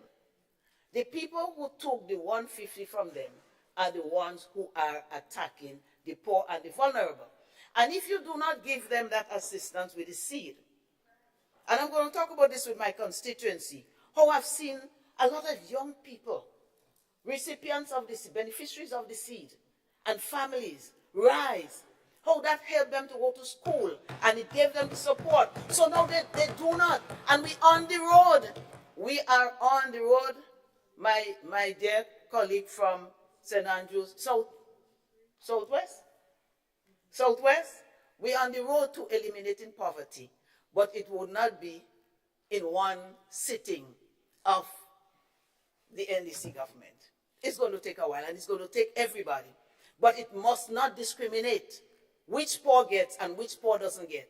It must see people as Grenadians and as citizens and taxpayers, and that everyone deserves consideration and to be given that. Otherwise, we will never eradicate poverty, no matter what we say. Once we start selecting which side gets and which side doesn't get, we will not be able to eradicate poverty. But I have to go back to the knock. What happened here? What caused the change? The change of heart. That statement deserves such a vigorous table knocking. And then why wasn't it defended before? And even if you take it away, it takes you 18 months to bring it back, to realize that persons are suffering negatively impacted by this thing and that they needed it. I just ask myself the questions. Even when we make mistakes, we must be willing to accept it and change it. Some things don't need to take 18 months to change, because some things are changed by the stroke of the pen. Mr. Speaker, we must never let it look as though because now we're happy and that we're going to be getting more money, we could afford to give the 150. And this is what it looks like to me. But it is very sad that we had to wait for us to get. And somebody mentioned that it takes courage to give a hike to your salary increase. It does take a certain measure. But you know what takes real courage? When you speak for the people, without knowing that you're going to get a raise, but knowing that they deserve it and you speak for them anyway, that is what takes real guts and real courage, and we on this side had it. So, Mr. Speaker, I want to be clear about the increase. That was discussed right here, but it was discussed before in the Finance Committee meeting, and subsequently it was discussed with the House Committee. I did write to you, Mr. Speaker, and say I was concerned about some of the procedures, and I wondered how it would be implemented. But I don't want to go into that. I think the increase was a good thing. I welcome it, and I want to go on record as saying that. And someone might ask, do we deserve it? Do we on this side deserve it? And I want to say yes, we do. Have we worked long and delivered? And I would say unequivocally, yes, we have worked long and hard. Mr. Speaker, But I still have a question. Are we the unintended beneficiaries? And I just put some questions behind it. Mr. Speaker, whatever it is, I welcome it. I welcome it because we deserve it. And I'll come back to that again. But Mr. Speaker, I have some concerns though. I am told that our monies, our 5,000 is subject to taxation. And I am told that the members on the other side, their 5,000 is not subject to taxation. Okay, honorable members, just allow the member to continue. Allow her to continue. She is doing a presentation in a budget debate. We see where the opposition comes from. Honorable member, go ahead. Not from the members of the opposition. We see where the hostility is coming from and the arrogance, but we have to get used to it. We have to get used to it. This is an elected government that is there, and we have to get used to that. But Mr. Speaker, I am told that it's 5%. And what I wanted to say, Mr. Speaker, is that we have a Minister for Finance who is going to make a second round, and I am listening to hear the explanation behind it, because I think he owes us on this side an explanation, and he owes the nation an explanation if there is a difference in treatment between this side of MPs and the other side. That's all I'm going to ask. Don't shoot me down. Mr. Speaker, I'm looking forward to that. But Mr. Speaker, I want to go further into the budget. And I ask myself, what is outstanding in the budget? Mr. Speaker, the most outstanding thing for me in the budget was the number of dashes I saw showing where nothing was spent for 2023 in several areas. It was loud, Mr. Speaker. Mr. Speaker, and so I asked, with all these dashes and with all the areas where a significant amount of money that was budgeted was not spent, then how are we in 80, 90, 100% implementation? I am baffled. Is it that we're looking at some projects and we say, well, that was implemented 100%? Or is it that we're looking at the service to the nation and saying all those areas was satisfied? I am still to get clear on that. So we see the dashes, and I have some of the pages to show, and it is, we also have it digitally so we can consult. And even those on the other side who may disagree with what I'm saying, all they need to do is to check it because it was sent to everyone. So I just want to do a comparison, and that is what the budget is about. Looking at what we are told, the figures that are there, the figures that have to be approved, and what we did with it. So I must go back to 2023. And I look at the approved estimates, and I look at the actual provision to see what was done with the promises that were made. In any budget, we will find, and I'm sure they might be scrambling now to see where we had dashes in 2021, 2020, 2019, COVID or no COVID, whatever it is, we had some dashes. And so we will have some unspent money. But what is troubling is the consistency with which this is repeated in the estimates of revenue and expenditures. And what is appalling is that in some of the area where the funds were not utilized at all, those were important areas for the people of Grenada, Carriacou, and Petite Martinique, Mr. Speaker. With an MIT in action, with claims that they have achieved over 90% implementation, how come we have so many dashes, so many spaces, so many decreased? And let me explain something here, Mr. Speaker. Let me explain something here, Mr. Speaker. The most telling paper is the estimates of revenue and expenditures, because there you have to say what you promised, which is called the estimated amount, and you have to say what was achieved. It's called the actual provisional. All it says is what you promised, and it puts what you put out against what you promised. Mr. Speaker, this budget is sadly lacking in 2023 to show significant provisional, actual provisional and utilization of the funds that were placed in the hands and the responsibility of the Minister for Finance and the government of Grenada. Mr. Speaker, last year's health budget was the largest in the history of the Tri-Island state. But it was also the biggest failure in the history of the country. Almost every actual provisional is less than the approved estimate. So let's not forget, the approved estimate is what we say we're going to spend. That is the promise. And the actual provisional is what we did. We come in and we say we promise to do 3 things, and this is the money we're going to spend, and then we come back and say, in that regard of the 3 things, this is the money that was not spent.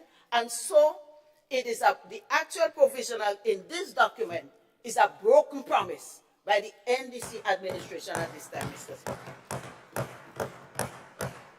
Mr. Speaker, so I want to speak on health and wellness, because we all say, and maybe loosely and we don't think about it seriously, that the health of a nation is the wealth of a nation. But it is indeed so. And not just wealth in money, but wealth in terms of well-being, in terms of productivity, what they can do for the country. Health plays a critical role in this. But this is the ministry we heard so many cries about. No medication.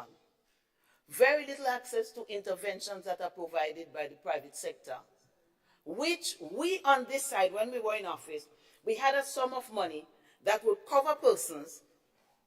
I don't want to say the word poor, so I will say P. I don't want to call the P word, but cover people who fell into that category so that they can get a scan or something that is not available in the general hospital. And we did it effectively, Mr. Speaker. Mr. Speaker, staffing is a serious issue. Staffing is a very serious issue. And I cannot throw the blame on the doorstep of the other side. It is a global phenomenon. Whoever offers more money, more benefits, can attract more workers. But it means that you have a big fight, because the bigger countries, and I know most of our nurses and doctors, they go to the US and they go to England. And we cannot compete, because the rate of exchange alone, if they got the same salary, they'd be getting, 2.7 times more than what they would get here, plus other benefits, which I would not go into in the interest of time. So people go. But the government then made an effort to do a little incentive, $500. We may say it's not a lot, but it's a start. And so I had no quarrel with it, Mr. Speaker. But the problem was that this same $500 had a tax on it. So it didn't end up being the full $500. But my problem was also that the same government who added the $2,000 allowance, shortly after coming in, shortly, they don't spend 40 years, like some of us. Shortly after coming in, they put $2,000, and it's not taxable.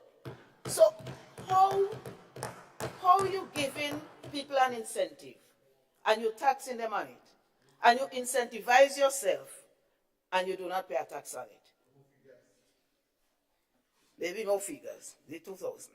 So, Mr. Speaker, the salaries are sometimes very late, as some of them just say, late.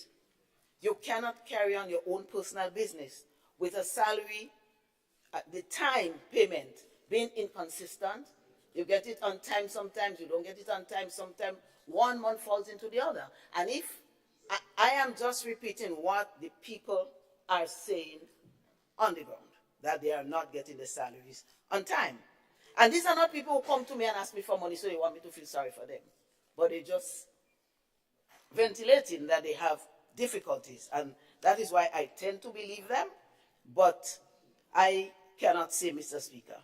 But if that is happening, is it a wonder there is poor staff morale? Is it a wonder that more and more are going? I don't know. We have to watch how we treat them because they are critical to the operations, the working of the Ministry of Health, and they are critical to our health as well. But Mr. Speaker, the American government did a lot of things on paper, Mr. Speaker. So now I look, nice table knock. They did a lot of things on paper.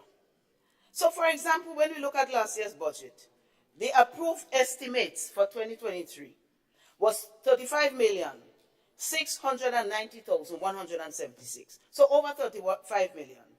The actual provisional is what you deliver. It's 21,703,333. So I just subtract 21 from 35. That gives somewhere about $14 million. With so much deficit, so much need, then why wasn't that money spent? If it's admin, you need staffing, you go to Princess Alice, you have an ultrasound or something there that has been there for months and not so because you don't have the staff. Couldn't some money have been diverted to pay staff so that the ambulance don't have to be back and forth taking people down to St. George's for to do these interventions when they could easily transport one technical person and have them serve a number of people. Mr. Speaker, General Hospital, 50 million approved, $391,150. Out of that, 46,278,136. But we didn't have medication in the hospital for many times. So even if it's not a huge difference, but approximately 4 million could have done a lot in terms of medication, in terms of antibiotics, in terms of reagents, Mr. Speaker. And up till now, we do not know if the OECS PPS was paid. Up to now, we do not know. We've heard things, but the way things are coming in small bursts, you get now and you feel happy. Well, we have antibiotics, we have this, we have that. And within a week, it goes back down to nothing. So now you see it, now you don't. And there was money there in the estimates and revenues that could have diverted. We sat here in October, I think, to look at the supplementary estimates. That could have been done. Monies could have been moved. There are laws that govern that, but monies could have been moved. Why is it then that these monies were not utilized? Community health service, 16 million plus approved, 11 million plus was the actual provisional. That's what was used. But, Mr. Speaker, international travel and subsistence, I found it very interesting. And I understand what my sister was saying. You have to travel to get familiar, to make contacts, to get things for your country. I understand that. But when everything else in the ministry, almost everything, the actual provisional was less. In travel and subsistence, $63,210 was approved for travel. Actual provisional, what was used? $156,393, almost 3 times the amount budgeted. But what was brought back? I heard a member over there said she brought things and she got projects, and that is good for the environment. And I will never be against it. That is good for the environment. We need to do more of that. We need to do more recycling and all of these things, which is not my area, but we need to do that.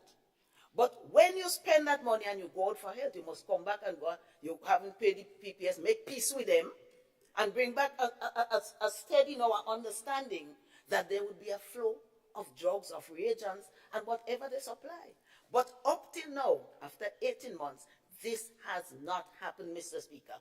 If they have paid them, then they didn't negotiate. So maybe some good negotiator on the other side could take a trip. You have time to take a trip. Take a trip. Take who you want to take. Take who could talk for you. Go and beg the OECS PPS and bring some money with them, Mr. Speaker. We we have to get out of that kind of cycle that we're in. Little bit of medication, then medication go.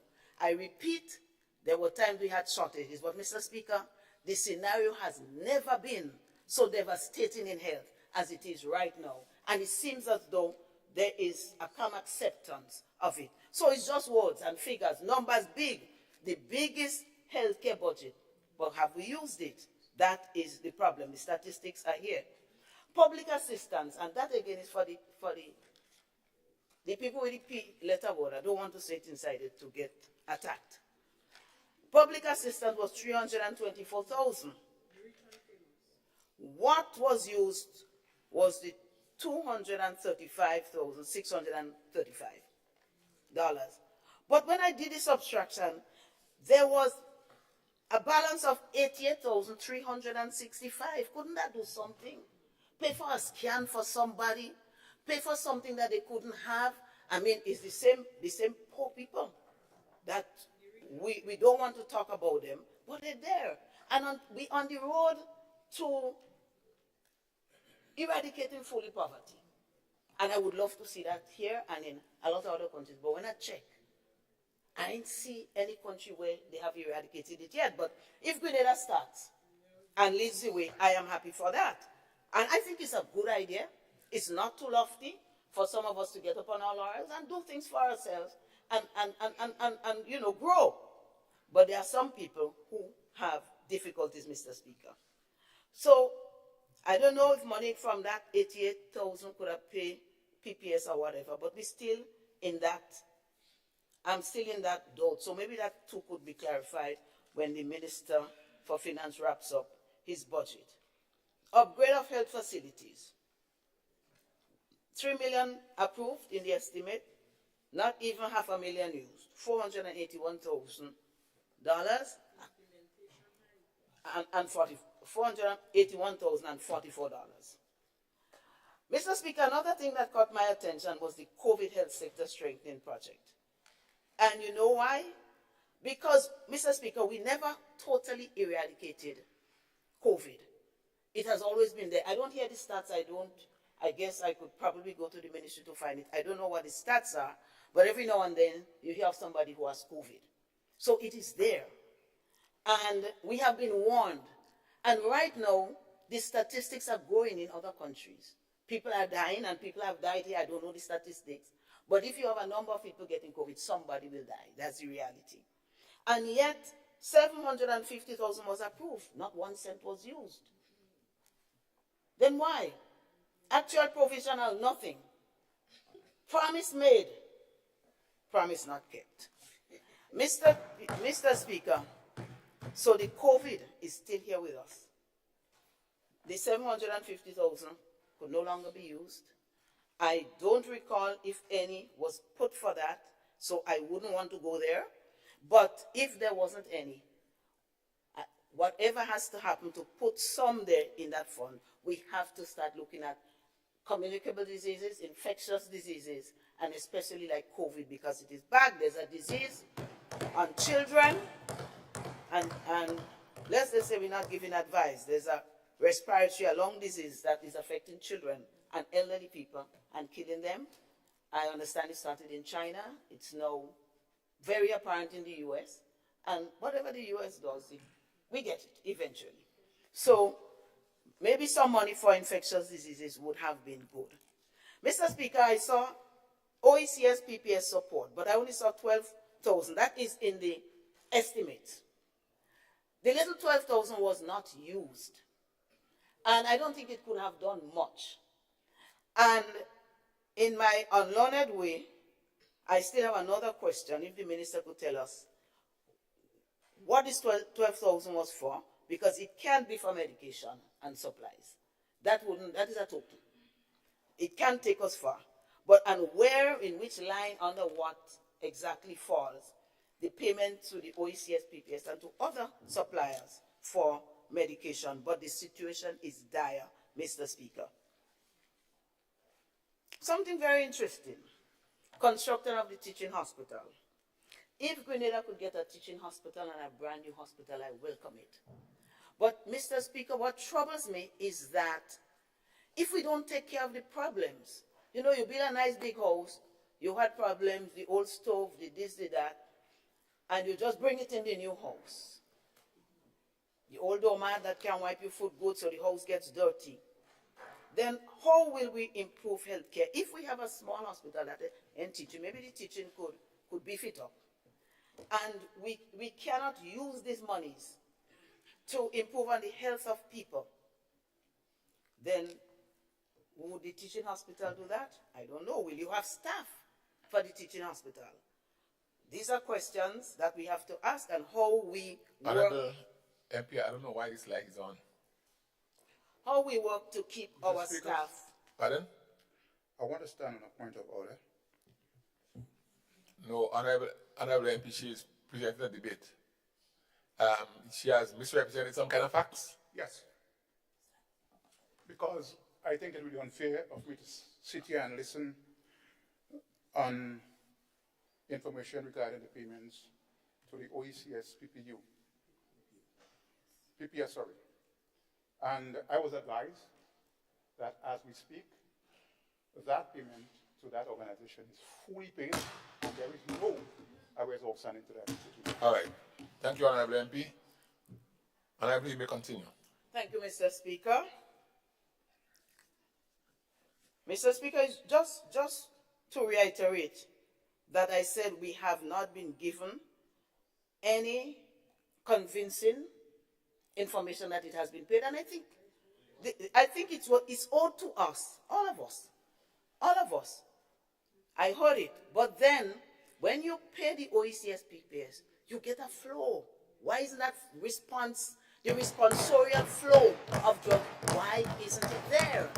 That is my only question, and I'm sure the Minister for Finance will have his day, and I don't mind sitting down and giving way to the younger ones. I will do that anytime. But the bigger thing is here, the construction of the teaching hospital, and it's in the document, Mr. Speaker. 5 million allocated in 2023. There's a big telling dash that nothing will happen. Young people, just coming all young, not one of them have a green gray here. All of them born after everything happened in Grenada.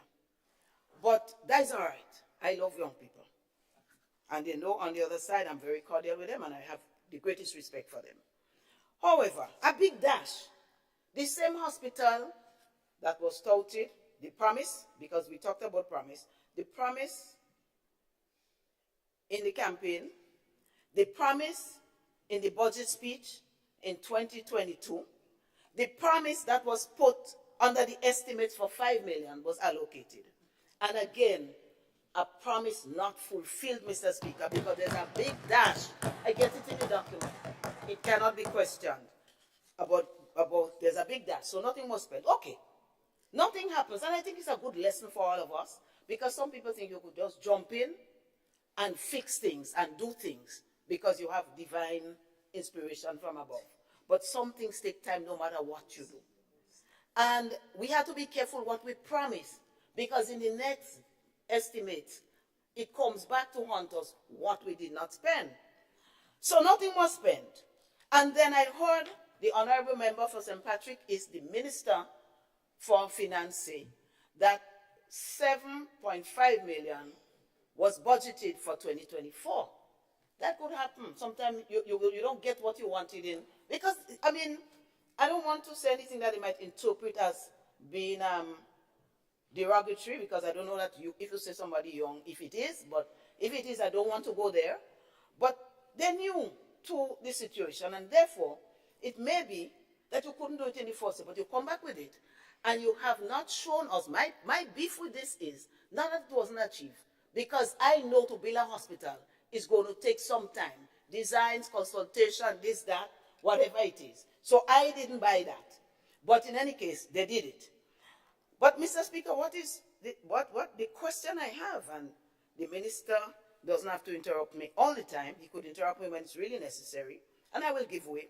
But what is really troubling is that he said 7.5 for 2024, and it is to do preparatory work, which includes It includes the designs, architectural designs, and engineering designs.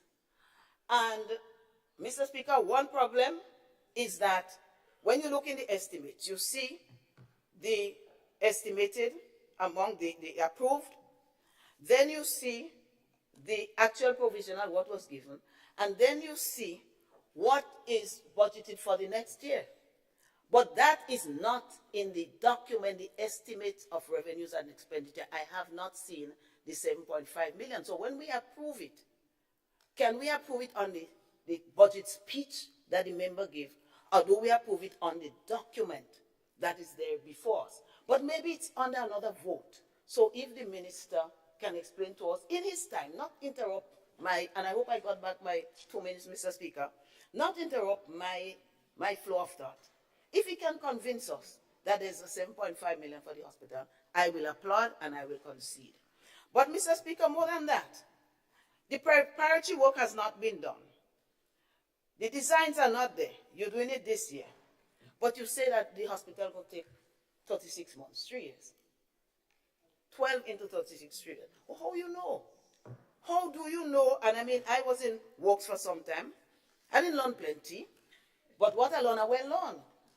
You must put ideas, your concept, on paper, and then you know, well, with this architectural work and anything, it's going to take so much. But before you do the groundwork, before you do anything, you come and tell us it's going to take 36 months, Mr. Speaker.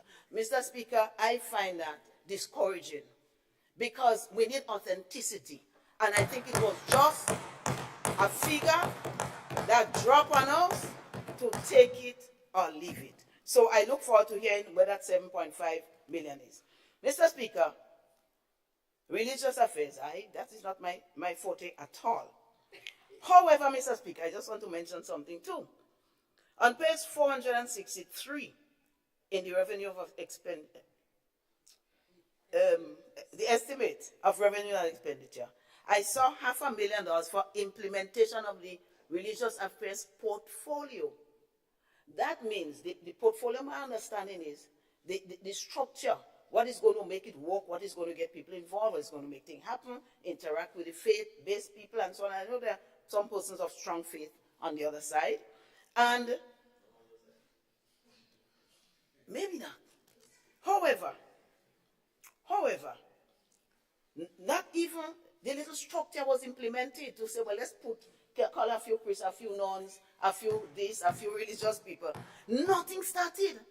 And I believe that perhaps this is one of the reasons why we're not implementing the 90% all around, as we said. Because we take out God. We take out God in the whole equation. Nothing started, but we implemented, and I want to tell my good friend, he's my good friend, he remains my good friend, Mr. Speaker, the Minister for MIT implementation. Don't only look for certain projects that start and they're easy to jump on. Take that one, really just start it from the beginning. Take that one and run with it, Mr. Speaker. We'll be happy to see it started there. So, what is the government, what will they do differently in 2024?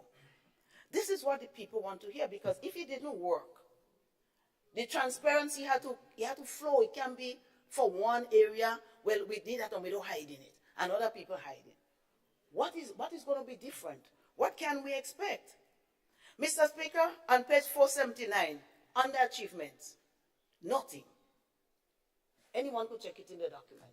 Page 479, nothing, because they have a column that says what you achieve. If you say you would have built 50 houses and you achieve 20, there's a column that says that. That column is empty. So by their own admission, they have done nothing. It's not me. I am looking at the document that they printed, and it doesn't say what the achievements are. So maybe again we will get that. Mr. Speaker, I want to move. Let me see. No, I can't move from health yet. I have one more little thing to say. Mr. Speaker, estimates of revenues and expenditure. With all these dashes, with all the non-delivery or the reduced delivery, I look at another interesting thing. The other increase that I see is the increase of the salary for the minister. Not personal, he's very cordial to me and I like him too. An increase from 85, I like everybody, 85,000, approved in 2023, 85,994, I index for that. Somebody had to get it. And the approved estimate for 2024 is $89,434. So, Mr. Speaker, I'm looking at the allowance for $2,000. I'm looking at what the senator is going to be getting now, $3,500. And I'm looking at those plenty dashes under health. And I'm asking myself, what has the minister done to get a raise? What has he done, Mr. Speaker? We have to justify that to the taxpayers. Because if you have not delivered, if people are still dying because they didn't get antibiotics in time, if somebody is dying on the Western Corridor from St. Patrick to, and that is not rhetoric, these are facts. I just cannot call people's name here. They don't have a voice here, but I have to be the voice. And others who want to be the voice can be the voices. Dying on the way in childbirth. And then you dismantle the polyclinic in St. John's in Guelph, which is a halfway point, for the people on the whole Western Corridor because of the distance, because of the condition of the road, and a number of other things. And we know we have shortage issue, and I am saying again, we do not put it on the doorstep of my friends on the other side, but it's a reality. And so the polyclinic was built, and it was, I think, 100% completed, handed over, and it was launched. It was built to serve that side, St. Patrick, the side of St. Patrick that is closer to the western side. Maybe those on the other side, the eastern side, would probably prefer to go to,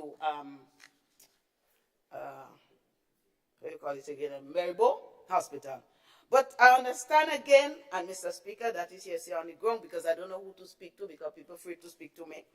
I understand again that a lot of the equipment has been taken away and sent to Princess Alice and Princess Royal. Now, I have nothing against those institutions, but my problem is with all these surpluses, monies that were not spent, and we came here with supplementary in, I think it was October of this year, right in this honorable house. Then why wasn't some of those monies diverted to buy those equipment and beef up Guelph, whatever we didn't do, because everything we do wrong, beef it up so that it can serve the western side because it's needed. But yet it was sent elsewhere, Mr. Speaker. And so I don't understand, Mr. Speaker, why the minister deserves the raise of pay. Is it that we pat him on the thing and say, good job for keeping the money safe, or for not doing, or whatever? I don't know what his mandate was, but he has not fulfilled a mandate for the people of Grenada Caribbean. The minister has not even taken time off to meet with the unions. And I didn't say this, it's public, that the unions requested a meeting with him, and he has not met with them. The health system is in crisis, and instead of mended bridges, instead of building a new bridge to have dialogue with these people, the minister hiding behind the PS will give the PS the money. The minister said not him, it's the PS that have to give answers to this. But when you're in leadership position, you have to take responsibility for what happens in the ministry under you. And don't put no public servant, don't put no PS or anybody there. Mr. Speaker, to conclude that, there's a lot more that can be said, but the approved estimate for health for 2023 was 114 million and some, and the actual provisional, what was delivered, was 87 million. We could do the math, a significant amount of millions, which could have serviced a lot more things and maybe saved some lives and made some people happier. But so it's no surprise when I saw a big event commissioning in the hospital, X-ray unit, CT scan, and whatnot, as though it just come, when the thing was already commissioned and it was in use. Then we commissioning it again. If you had more to do, if you had delivered, you won't have to go back and commission what was done by the government of before you. So, you know, everybody have their thing. Mr. Speaker, I want to move to tourism. And I just want to say, remember again, the minister, the member for St. Patrick, is he boasted about tourism growing.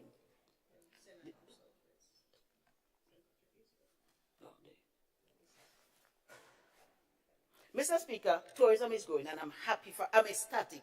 Anybody who has worked with me in tourism, names were called here, they know that I gave more than 100%.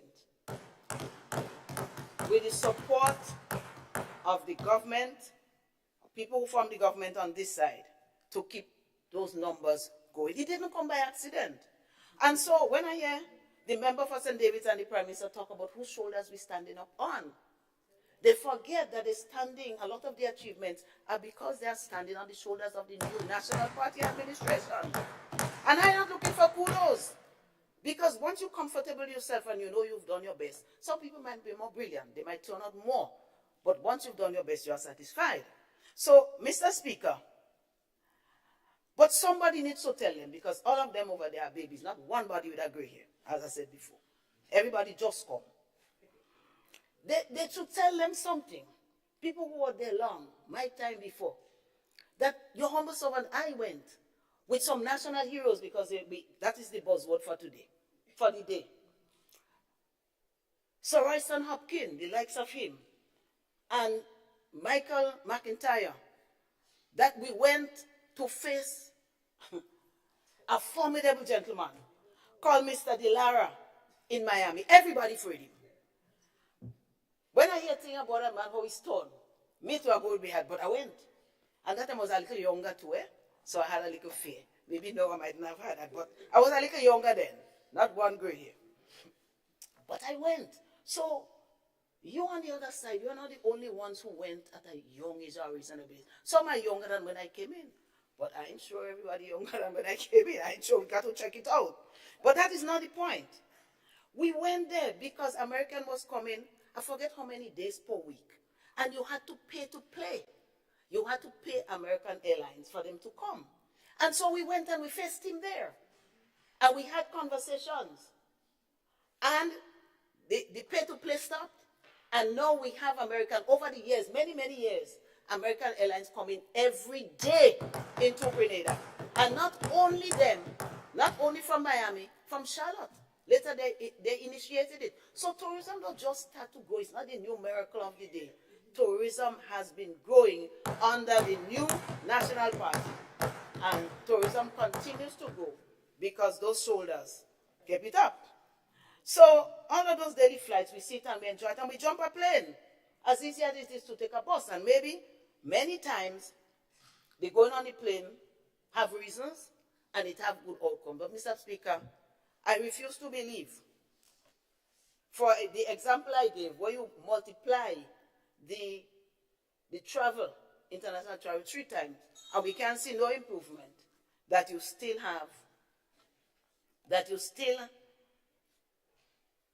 the bell got me a little bit, so I now have 10 minutes. Thank you for the notice. But the point is that you 3 times and you go, the cost to the taxpayers and what you bring back every day we was. No, what health are talking about there? Health we're talking about. You can't use solar panel if you're ill or if you're dead. We need that. So, Mr. Speaker, somebody needs to tell them that we face the big internationally bigger, and I don't want to go and make mistake. Sorry, reading it because it was a big this and big that.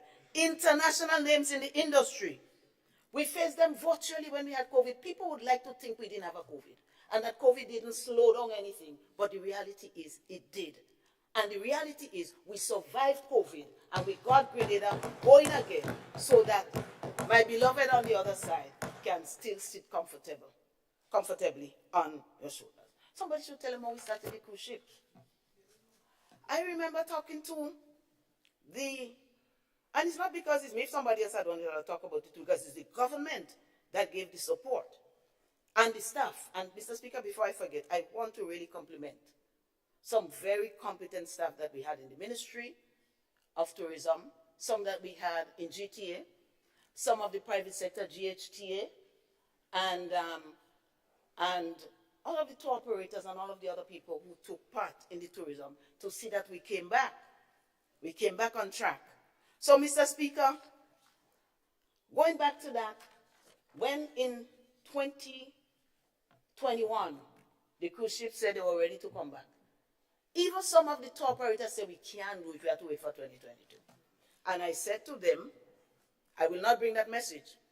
Because if we do not take the cruise ship calls now, cruise ships will reschedule, and they take more than 2 years to reschedule again to come back to your country. If you all want this industry to fly, we have to make sure that everything is in place. So I pulled up my sleeves, and I did my work, Mr. Speaker.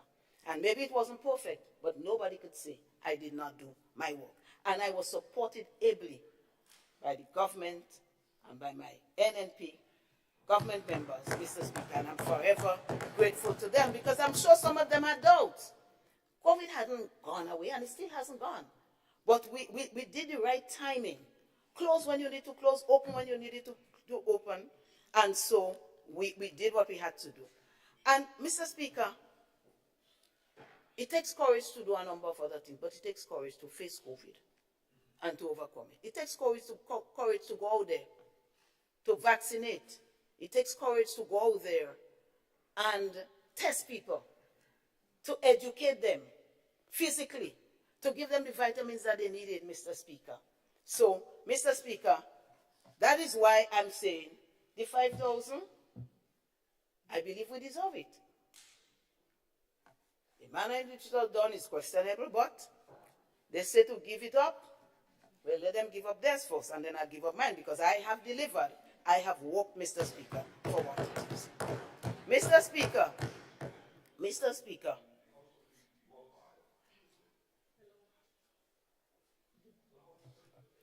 Honorable. Mr. Speaker, the honorable member from Carriacou is amazed that they're getting so many cruise calls now. The main tour operator could testify anytime that every time we went out, we marketed Carriacou and Petit Martinique as a separate destination, because the cruise ships don't call in St. George and then go to Carriacou. They either go directly, is a certain size of cruise ship that could go there, and we lobbied with the smaller ones to ensure that Carriacou got. And I just think, as the little infants and the young, the young ones on the other side, you need to be told, but it could be verified. Mr. Speaker, we signed agreements with Cruise Line. Mr. Speaker, no. Just hold, Honorable MP, just hold. Please have your seat. I want to make it abundantly clear that this is a budget debate, right? And usually in a debate, the speakers give their presentation, and sometimes you are urged to respond, but you should not respond, because there is a rebuttal, right? So I wouldn't entertain too many interruptions, because it's interfering with our time as well. So, Honorable MP, Okay. I would invite the Honorable MP Thank to you, proceed. Mr. Speaker. I'll just move on. I don't know what was the upset, and I don't know what I said wrong. I just put in different words what I hear the other side saying all the time, that they're young and they're whatever not, and I respect them for that, so I don't know what the problem is. However, Mr. Speaker, it took guts, and we did it. Mr. Speaker, the Minister for Finance, in his budget statement, he speaks of growth in the tourism industry. Six Senses Resort, to be open soon, Intercontinental, Silver Sand Resort, I think they're opening today, or something like that, Port Louis Expansion Project, upgrade, and on and on and on. Mr. Speaker, I listened carefully and I went over and I read it. Not one of those projects were initiated by the NDC administration. So it's not the NDC. I just wanted to point out that, to say where the jacket has to go. Mr. Speaker, I think if we are to pay service to tourism, that we must not only just talk about it, but we must build tourism with the CBI program too, as we did. Not just collect money and put it wherever, but bring in tourism investors. Work to initiate a project under your name, under your banner. And then you won't feel compelled to have to take the previous government's achievements as they are yours. Mr. Speaker, briefly on the OECS tourism competitive project, that's the fourth project up there. I'll be very brief. Again, it's easy to run with something, and it's laudable to run with it, not leave it behind. So I want to applaud whoever took it and run with it. But sometimes I hear it as though it was started there. Mr. Speaker, that project was, although it was tourism, it was under the Ministry of Finance. And so we had to wait for communication to go through them and all of that, and persons in the ministry could attest to that. However, there was long delays for a number of reasons. One, the dreaded COVID. Two, we had to tender twice. They won't even take us on the island who wanted to take on the fort for the restoration. So the first time it went out, and a tendering process takes time, it went out a second time. And after COVID, the costs of construction escalated. And therefore, what was budgeted for the construction could not meet it. And Mr. Speaker, I am proud to say that I met with the staff of the World Bank. I took them up to the fort. I explained the history to them. We showed them all the documents that we had digitized and how this project was important to Grenada. And I begged for one, an extension, and I begged for two, an increase in the budgetary allocation, in the loan, so that we could do what we had to do and not let that project fall. Mr. Speaker, within days, the response went back to the Ministry of Finance that both requests were approved. And so, my dear MIT friend, you met it in, yes, in the upstage. So, Mr. Speaker, I just want to move briefly to infrastructure. Just to say, infrastructure is a ministry that everybody dreams of, because it's in your face. You build a road, Mount Kuma, it's in your face. You fix up the Molyneux landslip, it's in the face of the people. But when you don't fix it up too, it's in the face, and the bother and the problems, they build up. Mr. Speaker, I used to drive to St. George's by myself. Afraid to do it now. Mount Kuma has made it a little easier, but the diversion, to be honest, afraid it. And the thing about this is that this project has been there. I've heard some explanations, but the thing is that there is dire need to get this project going. Maybe the speed that the MIT has and other ministers have, they could lend it to our beloved Prime Minister so that these projects can take up speed. Mr. Speaker, I'll just suffice it to say that there are a number of projects, including the St. John's River Mitigation Project, that monies were approved for. The St. John's River Project, 13 million was approved, 6 million was used. And so this is a project that is so important. The flooding, the problems there, I don't know why. Maybe somebody can explain to us. I already mentioned the Molyneux landslip, the Western Main Corridor Upgrade Project. And I just want to put in a plea here for dialogue for transport, the transport system. We know our system is private, but too many people, and I can speak with a certainty for the western side, get stuck after 6 o'clock in St. George's.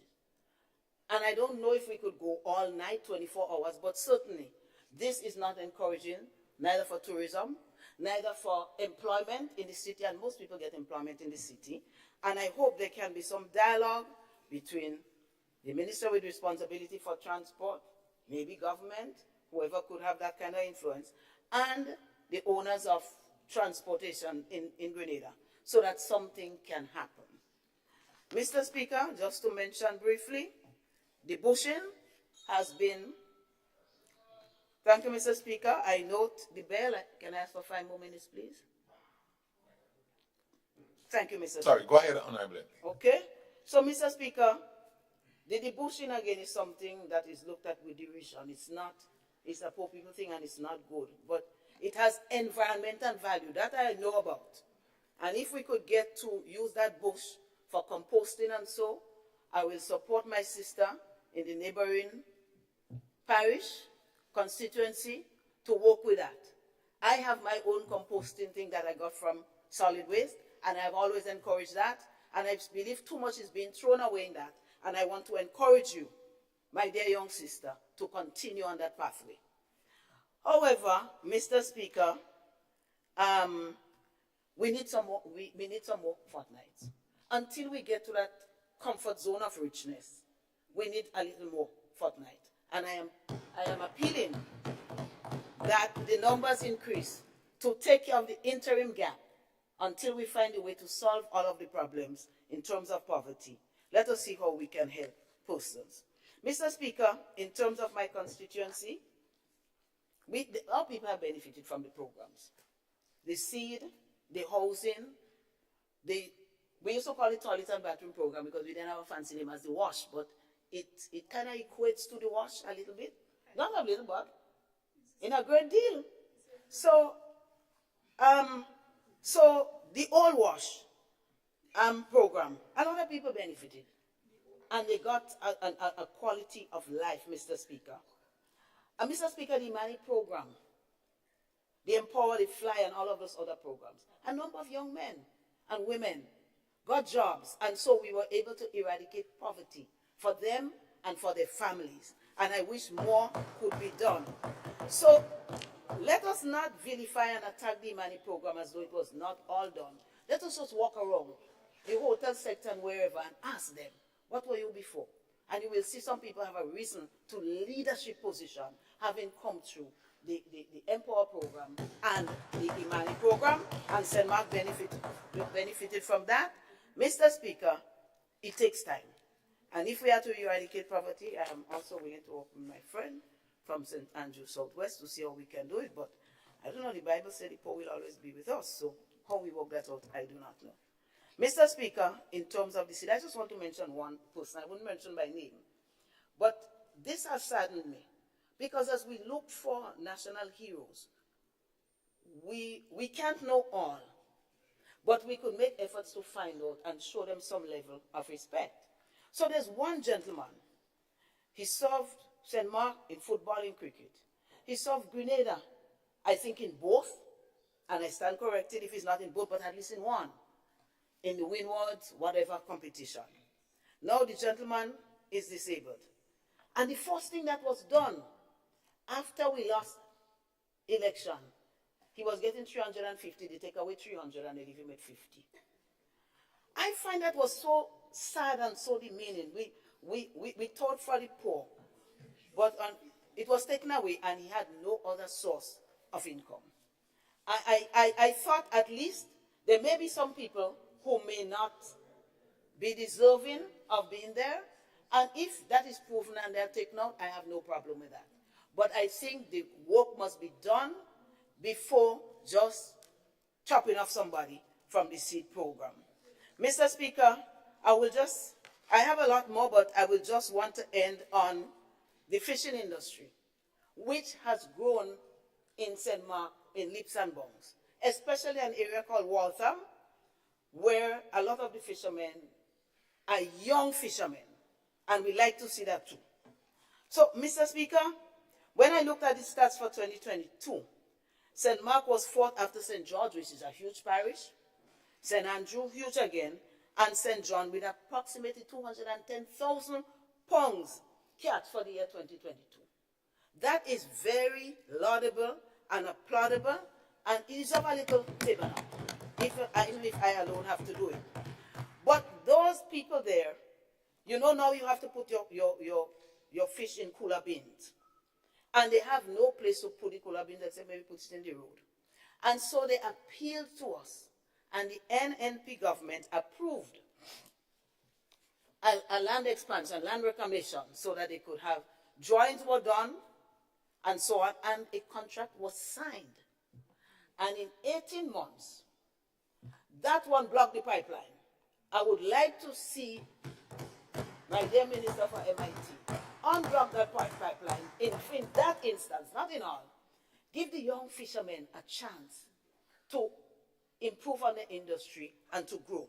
I remember asking about the question and I was told some designs design problem. If it's design problem, well, it needs to be fixed, but I hope that something would go in favor of those fishermen and they would have some place where they can raise their bins so that you can sell fish of quality. No, you can't fish freeze. No, you can't freeze fish. You have to put it in bins. And so, on the side of the youths, I am begging that if we say we love them, let us show more attention to them. Let us help them to move upwards. They buy their own bins, they buy their boats, they do that, that's fine. But when they need the land, I hope this government will lend a hearing ear and give that to those people. I don't want to beg for myself. I can always take care of myself one way or the other. But this is a plea for them because they absolutely need it. Mr. Speaker, it has been a pleasure sharing my thoughts on this estimate of revenue and expenditure, and I thank you.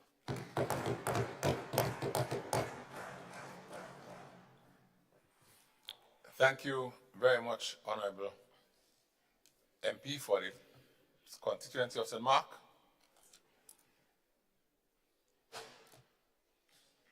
And I now invite the Honorable MP for the constituency of St. George Southeast to make his presentation.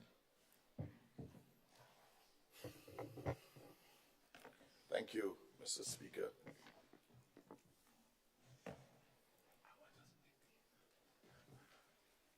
Honorable MP, just hold, the speaker is leaving the chair temporarily.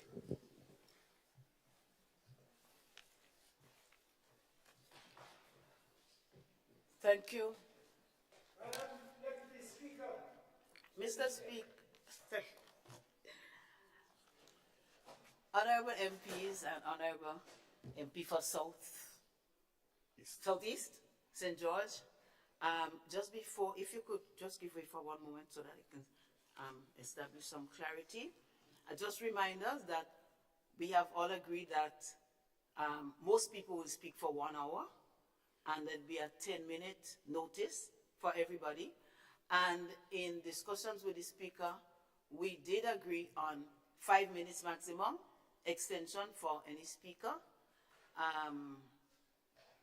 I don't know if there'll be any disagreement, but I intend to carry the 5 minutes for everyone, regardless to whichever side we are on. And so, member for St. George Southeast, I welcome you to make a presentation. Thank you, Madam Deputy Speaker. Madam Deputy Speaker, please excuse the tone of my voice this morning as the MP for St. John. I too have been doing quite a lot, and so my voice is not at the best of tone. Madam Deputy Speaker, I rise to give full support to the estimates of revenue and expenditure for the fiscal year January 1st to 31st December 2024, as presented by the Honorable Minister for Finance on Monday the 5th of December 2023 in the sum of $1,656,356,499. The largest budget in the history of Grenada, under the theme, Grenada at 50, empowering our people, transforming our nation. I do so, Madam Deputy Speaker, as Minister in the Ministry of Social and Community Development, Housing and Gender Affairs.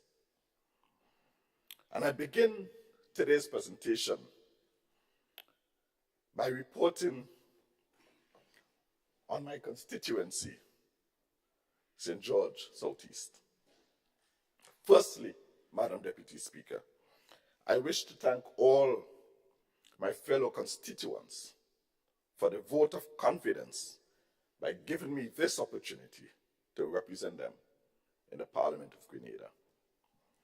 I am deeply humbled by the love and support offered me during this period.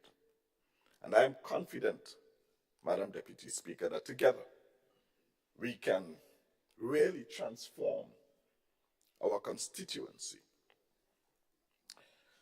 Madam Deputy Speaker, I wish to report on some of the projects undertaken during the period.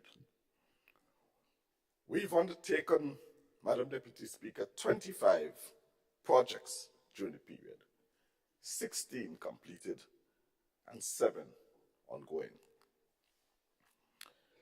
I make reference to the Bailey's Hill in Spring, St. George, where we've completely resurfaced that road and trimmed what needed to be trimmed and really brought back some semblance of order to the road and safety. And that road, Madam Deputy Speaker, we expect to do some additional work there in 2024. I refer also to box drain at Roebuck, repair of access to the entrance at the community center at St. Paul's, and also the box drain and repairs to the road adjacent. Madam Deputy Speaker, the Pine Hill Road at Laborie, Cobb Hill,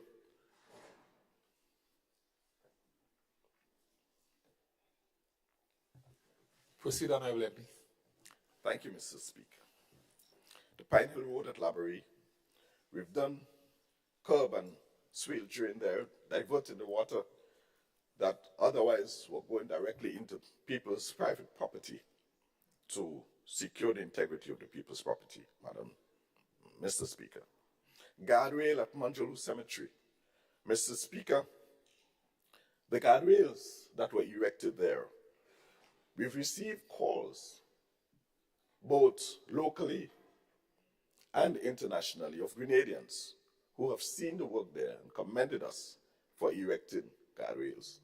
Because that road posed, because of the narrowness of the road, posed a direct danger to motorists and pedestrians alike.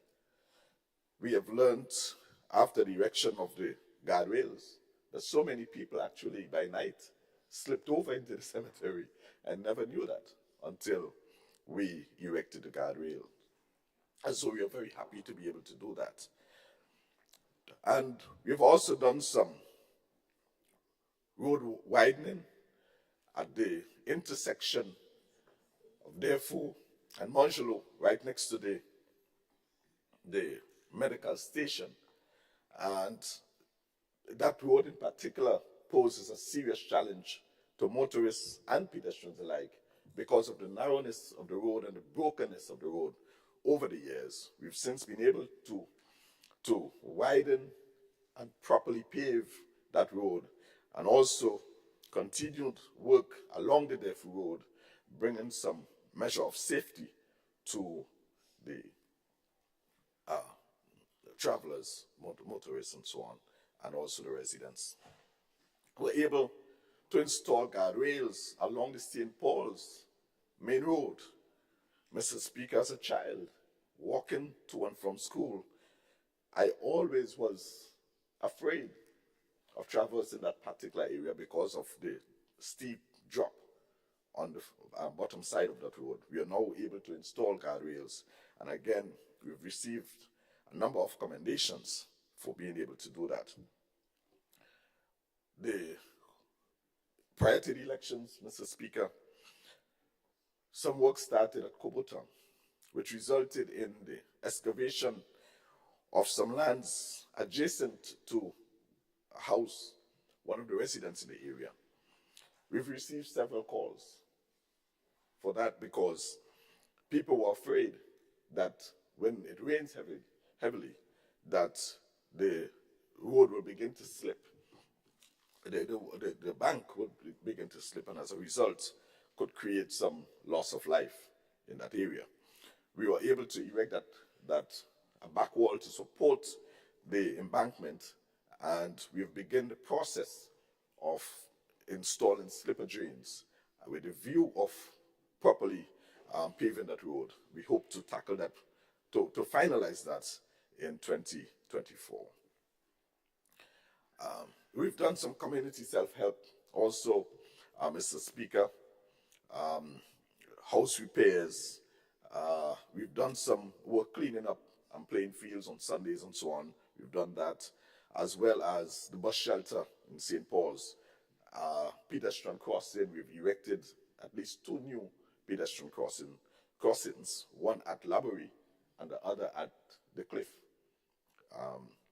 Those we've gotten, especially on the Cliff, Mr. Speaker, is not the best of location for pedestrian crossing, but because of the large number of people crossing that street, we had to, in consultation with the police, direct a pedestrian crossing there. And so we've been able to do that and brighten up a number of other pedestrian crossing. So we've done some good self-help work, and we expect to really have much more of that in the new year, working together to beautify, to strengthen, and to create more safety and togetherness within the constituency. We have also upgraded the multi-purpose sporting facility at Laborie, and we continue to lobby, and it is in the budget, so we really hope that we can get it done. The full redo of that of the Laborie sporting facility, that indoor facility at Laborie. We want to really take it to a top-class multi-sport facility, Mr. Speaker. We've gotten an estimate for some $3 or so million for that upgrade. We want to partner with the business community, both locally and in the diaspora. We want to bring back the netball. We want to bring the tennis and so many other games. We want to restore the gym so that our young people would have a proper gym and proper facility that they can use on a daily basis. Mr. Speaker, sporting and cultural activities is very important to us in the Southeast. Southeast is well known for sporting and cultural activities. We've had a Queen Show activity at St. Paul's Community Center earlier this year. The younger ones, we are proudly able to support them by way of sponsorship and so on. And we've had the steel pan, the mass camp, and all of these cultural things happening within the constituency. We continue to support and to bring some level of enjoyment to our people in the Southeast. We've also done the Reginald John Road and the Valley View Road. Those 2 roads, Mr. Speaker, were very important to the residents because of the steepness of the road, and it was so badly broken, Mr. Speaker, it posed a direct danger to people. And this doing of both of these roads, Mr. Speaker, came out of meetings, community meetings with the residents. We met, we decided that they suggested that it be done in a particular way, and we were able to do that and deliver it back to the people of the Reginald John Road as well as the Valley View Road. So we were able to do that. And this, Mr. Speaker, underscores the importance of working together in the constituency, in the villages, Mr. Speaker, because as politicians leading our busy lives will not really know of all the various areas to be fixed unless you literally visit or you get calls or you have meetings like those within the constituency. And so I'm very happy that we are able to have a number of community meetings throughout the constituency throughout the past year, and we are able to respond to some of the requests during the period. Presently, Mr. Speaker, we have 7 projects ongoing. 7 projects.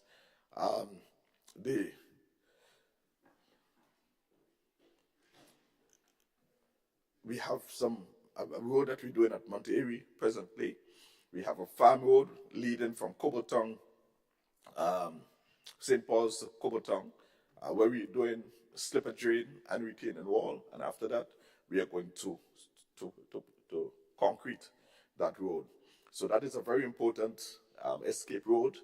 And there are people living there. The water presently is going directly into people's property and creating possible danger. And so we want to continue to complete that road in the soonest possible time. The Converse settlement, Mr. Speaker, has been a sort of vexing point for us. We've done all the tendering, the cost estimates and so for the construction of 2 bridges leading to Converse settlement. Whenever it rains heavily, people cannot traverse that area because of the amount of water that gushes across the very small bridge that is there. So we must redo those 2 bridges so that people can actually access their property in both ways, leave and access the property properly. So we really want to get this done in 2024, as well as the water that comes from Marion and surrounding areas gushes down into Marion. We need to redirect that, and there's some other roads to be done in that area. But there are a number of things that we want to do, and hopefully we'll be able to do that. The Golden Drive Road, Mr. Speaker, very important, badly broken. We've received several complaints. We have been approaching several occasions. We submitted it to the Ministry of Works already, so we believe early in 2024. As a matter of fact, we've gotten a commitment from the PS that that's going to happen in 2024, so we look forward to starting and completing the Golden Drive Road during that period. The Marion playing field, we have started, well, we've gotten consent from the Marion Growth Organization. That's a new organization that looks after the well-being of the residents of Marion, non-political group, is an NGO. They have requested a pavilion to be erected on the outskirts of the playing field there at Marion. And so we are working to have that done. The playing field at Monterey, we have begun the discussion. We have not finalized that, but we've begun the discussion to the leveling up of that playing field at Monterey. It has been a one-sided, lopsided playing field for a long time. That needs to be done. And the Manjaloo basketball court, Mr. Speaker, the way it was constructed previously, it was constructed with 4 solid walls. That does not allow for or cater for people to actually see matches playing, because it's solid walls and it's very small on the outskirts of the playing field. I've started the discussion, and again, the challenge that we face is how do we accommodate visitors to see a match playing on the court. So the court in itself is in ruins. Vine took it over and so on. We did a little cleaning up, but we need to actually build a court on the Manjaloo playing field. I think it has to be redesigned. And so when we meet with the residents, we'd have to be able to come up with a proper design to build a court there. So, Mr. Speaker, in a nutshell, these are some of the plans that we have going forward in 2024. These are some of the things we want to do. And again, we continue to work through the community groups. We continue to offer support. There have been a number of sporting activities, cricket competition, Marion football competition, Manjaloo. Presently, there is a football competition happening at Mount Airy, and there have been a number of sporting activities of which we proudly were able to sponsor and support and attend to during the period. And so we continue to push that agenda of sports and culture within the rich constituency of St. George Southeast. And I say rich because that constituency has always been known for its rich culture and its rich sporting activities. And come December, the steel band, the Comanche Road Steel Band, will be as usual, as from the time I knew myself to now. They have been serenading around Christmas time and bringing cheers to all citizens, including our senior citizens. We look forward to that this year again. We continue to work with the Citizen Advisory Board, CAB. I've attended a few meetings because I believe they're doing a great job silently. They do what they have to do. And I get little invites sometimes to sort of find out what they're doing and what support they need as they continue to look at doing a number of things. And I know one of the projects that they want to do is that of labeling the streets. They have come up with a number of designs. I'm not sure if they're settled on what they want to do, but I want to send a message to them this morning, Mr. Speaker, that we are ready to support them by way of assisting with the cost of those, the labeling of the streets. The St. Paul's Extravaganza. St. Paul's Extravaganza happens around Independence every single year. It's the biggest in Grenada. People come from all about to attend the Independence Extravaganza at St. Paul's. And come 2024, when we celebrate our 50th anniversary, this is going to be, Mr. Speaker, the biggest such extravaganza in St. Paul's. And so we want to offer support. I believe we're running a bit behind time. The St. Paul's Sporting and Cultural Organization, I believe they're running a little behind time in terms of executing some of the events. But I want to say this morning again that we give them the full support. Feel free to call me. They have my number so that we can address any issue that is outstanding. The green light was already given for the upgrade of some parts of the community center. So we are going to move speedily on that. Guy Fawkes, Mr. Speaker, is part of the culture. Southeast, people come from all about. Just last month, Mr. Speaker, we celebrated Guy Fawkes. It is something that people have grown used to around November. And so we want to, as a parliamentary representative, we want to be able to assist a little more. The planning happens sometimes without our knowledge. And fair enough, because we don't try to push politics into these things, and it's not about politics. But if you let us know what you are doing and how you wish to do it, and I believe the Mongeloo, Creighton, and Richmond Hill community group, there's a community group there.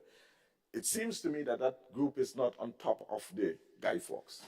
If the group gets on top of it, I believe it will be much more embracing, and the residents of the area will be able to participate. Well, everybody participates, but I think greater success will come out of that kind of thing.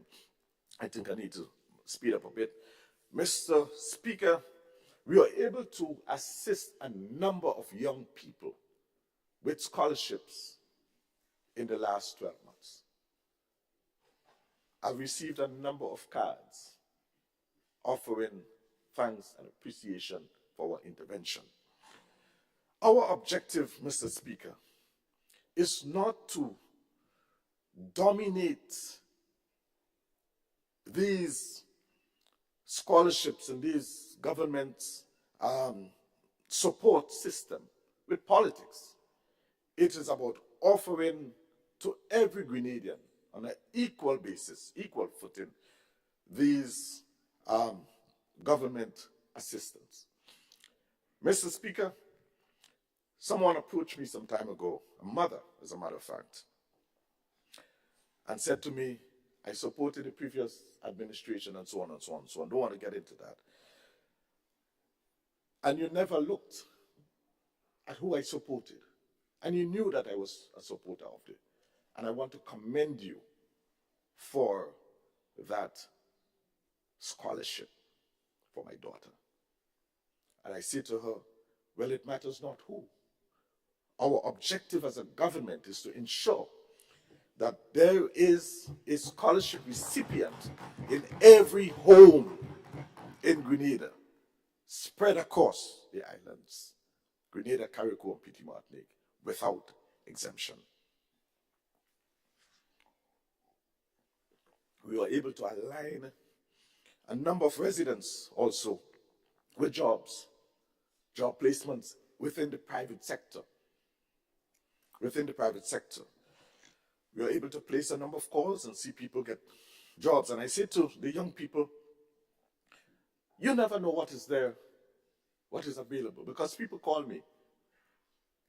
People call the office because they might be looking for somebody to work and so on. Feel free to contact the office of St. George Southeast. The office, the parliamentary office, is a non-political office, Mr. Speaker.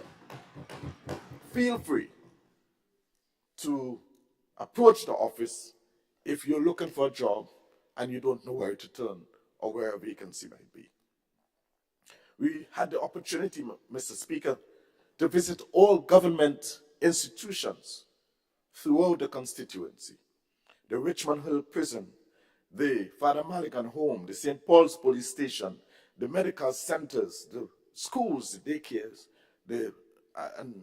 as well as the preschool. All of these facilities, Mr. Speaker. And just to mention quickly that the St. Paul's Police Station has been relocated to Laborie for the time being. We have retrofitted the Laborie Community Center to accommodate the police service within that area. We continue our church visits on Saturdays as well as Sundays throughout the constituency, as well as our hospital visits, Mr. Speaker. Mr. Speaker, the hospital visits we do once a month on Sundays.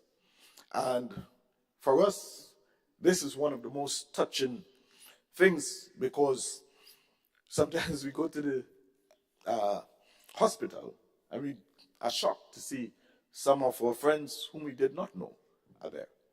But we try to make it our duty to do that. We've done some business seminars, 3 I think, throughout the year. We've done 3. The last one we did was held at the St. Paul's Community Center.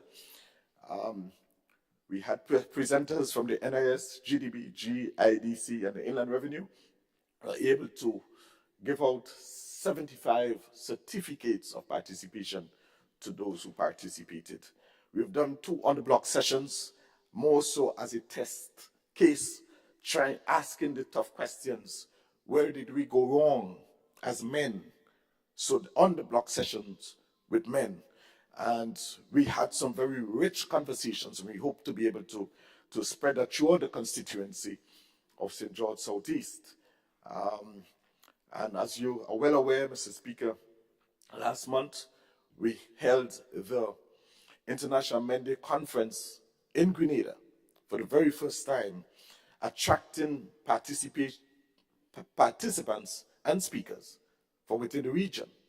And this, Mr. Speaker, we will institutionalize International Men Day as an asset to the Caribbean, where we as men are able to find a safe space to be able to discuss real issues that confront us as men, and how we can work with our female companions to transform our respective islands. Mr. Speaker, this was a very proud moment for us as a nation to be able to host this very, very important event. And what was most important, Mr. Speaker, apart from the wonderful speeches and the presentations and the heart-to-heart exchanges, was our females, including the minister within the Ministry of Social Development, standing at the PSs, and a number of other people who traveled from overseas, females, Mr. Speaker, standing with us in International Men Day and making that statement with us. So, Mr. Speaker, progress for us in this NDC administration is not only about material things, Mr. Speaker. It is about the people that we serve. It is about the lives that we change. It is about the well-being and welfare of the citizens of Grenada. I just want to mention very quickly, Mr. Speaker, that one of the things that we want to continue is that of skill training throughout the length and breadth of Grenada. And with that, I want to turn my attention to the Ministry of Social and Community Development, Housing and Gender Affairs. Mr. Speaker, this ministry is at the center of the promotion of gender equality and social protection within the state of Grenada. And it is indeed a people-centered and people-focused ministry, grounded in the policy directives outlined in the National Sustainable Development Plan 2035. And in particular, Mr. Speaker, goal number 1, which speaks to high human and social development, putting people at the center of development and transformation. In this regard, Mr. Speaker, the ministry's main focus is to secure the social well-being of all Grenadians, especially our citizens who are exposed to certain vulnerabilities.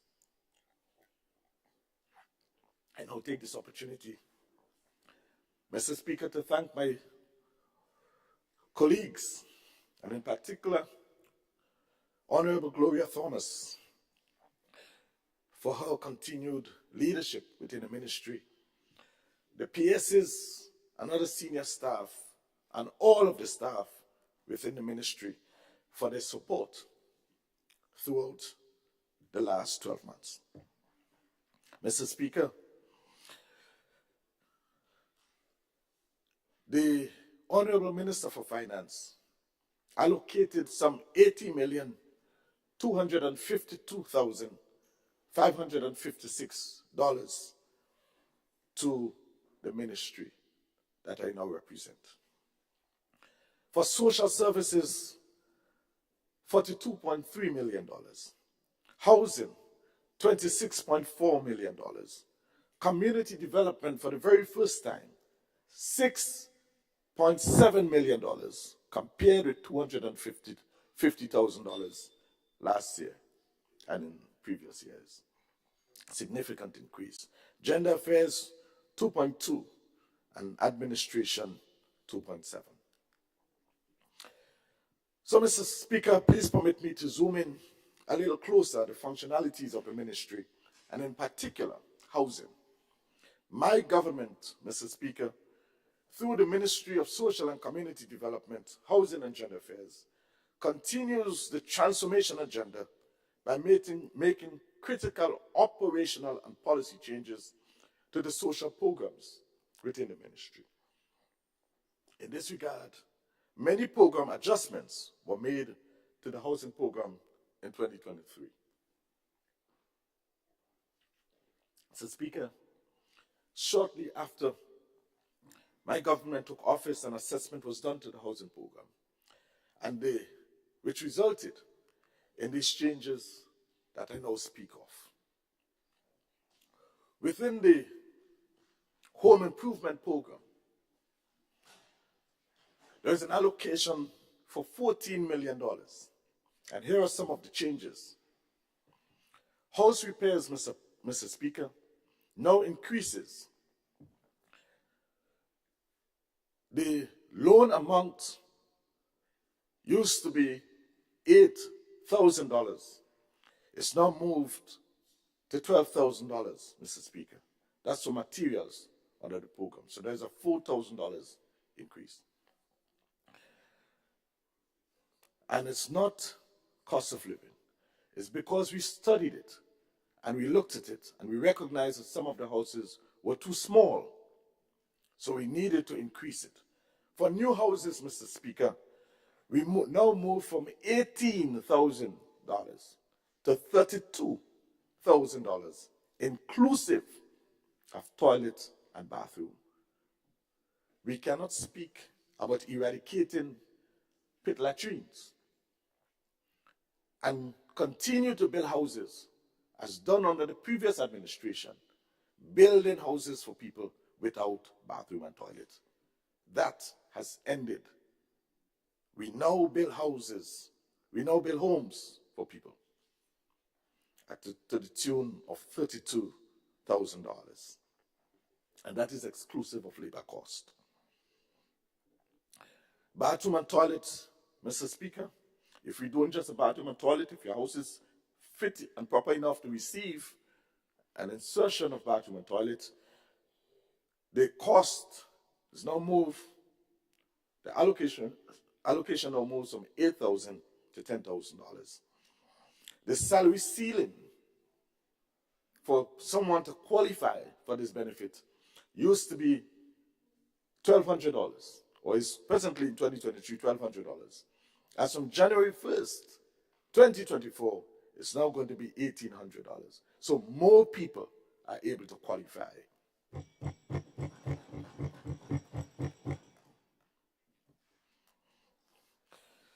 Mr. Speaker,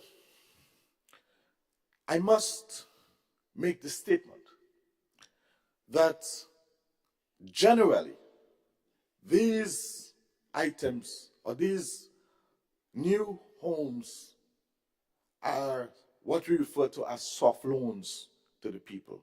That's the way it has always been. Under the current system, people are allowed to pay $50 a month, but there has been absolutely no supervision, no follow-up. What we will seek to do this time around is to ensure that there is proper supervision and monitoring. You see, as a government, Mr. Speaker, we cannot continue to be slack-handed. If we say it's a loan, a soft loan, you pay $100 or $150 or $50, whatever the amount is, we must ensure that the people who qualify, because they are working people, are able, we must monitor it to ensure that they continue to service those loans. Because essentially, it is a revolving loan system that is given to people, and they must know the truth. All right, so Mr. Speaker, we will ensure some measures are put in place, like salary deductions and standing orders for the little $100 or whatever it's going to be. The people who may wish to pay more, right? You are allowed to do that, right? Those who pay over the counter, we continue to accept as normal. And I must say also, we have seen some improvements there. People have been paying because our housing officers have been speaking to the people and letting them know that they need to start paying up, you see? So there's going to be closer monitoring. Mr. Speaker, in 2024, we expect to change up the system a bit to do these constructions via jobs. So if people want to increase the rapidity of these constructing of these homes, they can do it much faster and get your money and move on to a new project. So we want to do it by way of jobs. And this, Mr. Speaker, will ultimately mean more jobs for people, right? And greater amount of, greater effort towards the bathroom and toilet program. But not only that, the WASH program, Mr. Speaker, embraces all of this. And as we move from community to community, the idea is to, when we move into a community under the WASH program, is to fully and completely eradicate pit latrine within that area. We will be moving WASH into Petersfield come 2024. WASH will be moving into Petersfield. So we also invite people within the business community and in the diaspora. You can donate into WASH via Nation Builders as an NGO. You can donate there. Right? This is the way we intend to eradicate it, because we understand that government resources are limited. So as we seek to eradicate poverty and eradicate pit latrines and to foster a cleaner, more healthier environment so that our member from St. John's will be happy and proud with us, we ask the business community and those in the diaspora to partner with us so that we can make this happen. So, Mr. Speaker, as mentioned before, the size of the houses are going to increase. We also going to be tiling those bathrooms, painting the walls inside and outside, and all the houses built under this program from January 1st, 2024 is going to be painted. So, Mr. Speaker, houses, new homes that are going to be built, they're going to be painted, they're going to have bathroom and toilet facilities, and it's going to be bigger than before. So there we are helping our people to step up, because the idea is to have our citizens graduate out of poverty. Mr. Speaker, just want to report rather quickly on the program, the bathroom and toilet program. As per 2023, we were able to do 509 of those. And by parish, we've done some great jobs in the parishes, St. Andrew, 177, St. George, 211. And Mr. Speaker, that does not even factor in St. David, that has taken on the WASH program, or where the WASH program is being piloted. And as you heard it from the Honorable Prime Minister, that they are moving with full force. I think by the end of January, about 40 or so toilets and bathrooms are going to be installed. Under the Housing Material Assistance Program, Mr. Speaker, we're able to address 828 families. So we've done great under that. In St. Andrew alone, 359. So St. Andrew have been leading the pack. They've done very, very well in terms of the material assistance program. So, Speaker, I just want to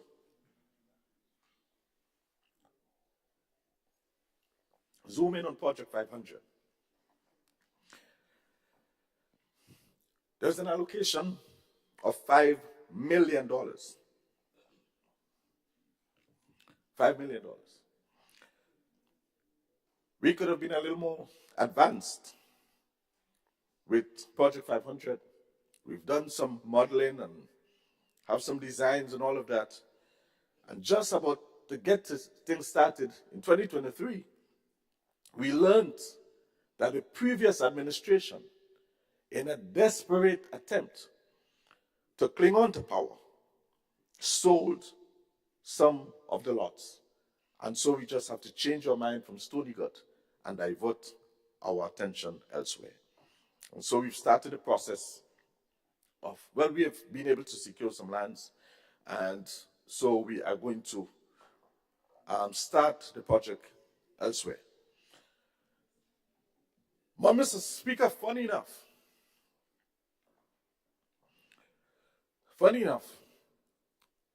some have begun to lay claim to Project 500.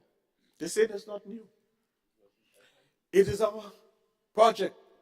They just give a new name. Mr. Speaker, it appears to me that those who are saying that, they are confusing Project 500 with Project Grenada that never got off the ground. But suffice it to say, Mr. Speaker, we have engaged a number of investors. We have looked at a number of different models. As a matter of fact, as we speak, there are various models of construction, types of construction that is being considered. So we've been looking at quite a lot of it, and hopefully we'll be able to maybe take about 3 or 4 of the various models and start the implementation process. So quite a lot has been done in terms of the preparation. We expect very early in 2024 to start some infrastructural work with roads, back walls, drainage, and so on, so that we can get that project going. You see, those preparatory work must take root, but we're hoping to be able to make a serious dent in the infrastructural work and to actually get some buildings up by the close of 2024. So we're going to be moving very rapidly. All of the groundwork from an administrative standpoint has been set in place, and the Project 500 committee has been charged with that responsibility, and they are moving forward. Mr. Speaker, final designs and project concept includes smart climate practices, including rainwater harvesting, solar power, and using ozone-friendly materials, and so on and so on. So we really look forward to all of that. Mr. Speaker, Housing Authority. In 2023, Mr. Speaker, we promised to take on the Lacalone project. I'm proud to report, Mr. Speaker, that we completed the Lacalone project to the tune of $1.3 million. That is was one of the most important projects because of the length of time that this was outstanding, with no possible end in sight. We are able to do that, and the residents are very happy. So we are able to launch that project earlier this year.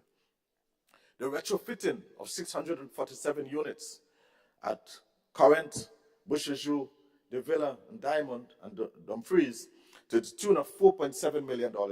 That too, we promised to deliver, and I'm proud to report, Mr. Speaker, we are able to retrofit all of those units. The process of distribution of those homes have commenced.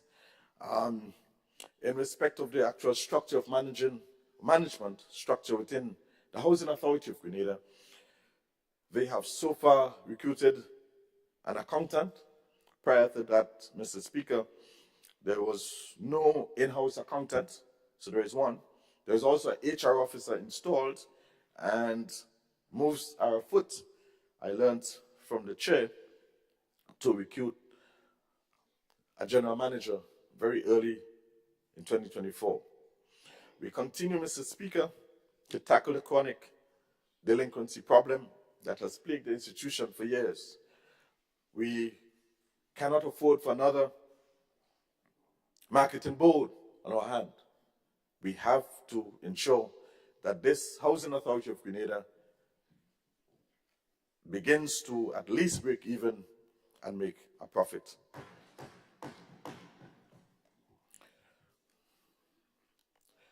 We also will see the commencement of the strategic plan. We will be doing a strategic plan early in 2024. And from that, we expect to see a number of things happening. New equipment, new headquarters for the Housing Authority, there are a number of things that we expect to see happening. Presently, the location of the Housing Authority of Grenada does not lend itself to trucks picking up and delivering blocks because of its location in an efficient way. So we need to really move this out of the congested Grandance and Tongue area and move it off a bit so that we can have greater levels of business happening there. National insurance. Mr. Speaker, we've made a number of inroads in the national insurance scheme. We're very proud and very happy to announce to this Parliament that what did not happen in 22 years, Mr. Speaker, has happened in 18 months in the national insurance scheme. It is just unfortunate, Mr. Speaker, that the father of the house isn't here to hear this. But, Mr. Speaker, this underscores a larger problem, the problem of absent fathers in the house, Mr. Speaker. This is a problem that plagues us in Grenada, and it is plaguing us in the Parliament. The father comes, say what he needs to say just for a few minutes, and he leaves. Never sits to listen to the reports of his children. But, Mr. Speaker, a visiting father, unfortunate. On May 1st, Mr. Speaker, 2023, the National Insurance Board, the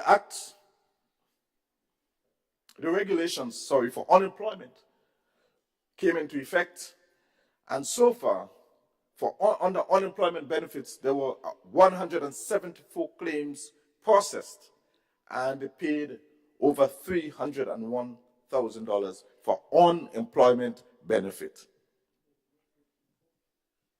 Yeah? 174 Grenadians. We continue to work. We have done a number of parametric changes, and I have to skip some of this in the interest of time. The new self-employed program came into effect on the 1st of July, 2023. Under the new self-employed program, Mr. Speaker, and I want us to listen to this carefully, under the new regulations, there are no penalties and no interest for late filing. Or there are no filing to begin with. You don't need to file as a self-employed person. No remittance form is required for the self-employed. Just taking away all of the bureaucracy and making it very simple for people to be able to comply, or self-employed people. The self-employed person, Mr. Speaker, can now pay as he earns, can make one payment for the entire year, or make multiple payments as cash flow permits. Thank you, Mr. Speaker. A self-employed person can register and pay to the NIS both as an employee and as a self-employed. So there is no restriction for him. An excess contribution, if he pays more than the maximum, any excess contribution can be simply rolled over to the next year, so that to always keep him in compliance. Self-employed person are not deemed to be in arrears, so you don't really have that kind of problem to cope with. Following are the highlights for 2024, things that you expect. The pensionable age, 61, and these are some of the things we were able to achieve during the year. The contribution rate is now 12.5%. Number of contributions, 525 as opposed to 500. The early retirement pension early retirement now is permitted at age 60. However, you will lose 5% of your pension. Fair enough? The pension formula is going to be adjusted to now 29% over a 10-year period, reduction by 1% for every additional year. The weekly insurable earnings, Mr. Speaker, moved from $1,160 to $1,200. So there is more benefit to people. As well as the monthly insurable earnings moved from $5,000 to $5,002. Maternity benefit moves from 12 weeks. It's no longer 12 weeks, it's now 14 weeks. And for the first time, the introduction of paternity benefit for 2 weeks. So there's paternity, those with newborns, paternity benefit for 2 weeks. And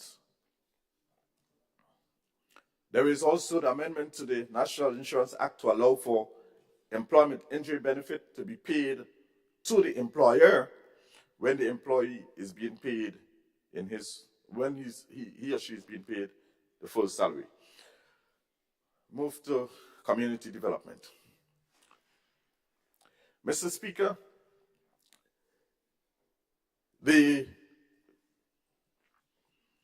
our objective, Mr. Speaker, under community development is to become a knowledge-based, people-centered community free from drugs and violence. And here are some of the key objectives. Key objectives: training for youth, involvement in community activities, creating opportunities for young people to get involved in business and other activities that they so desire, including the creative arts and so on, to get youth to turn away from drugs, to be able to target single family so that they can get counseling through the ministry and so on. Computer training for our young adults and children. After school reading and other educational programs. Elimination of poverty in conjunction with the National Sustainable Development Goal.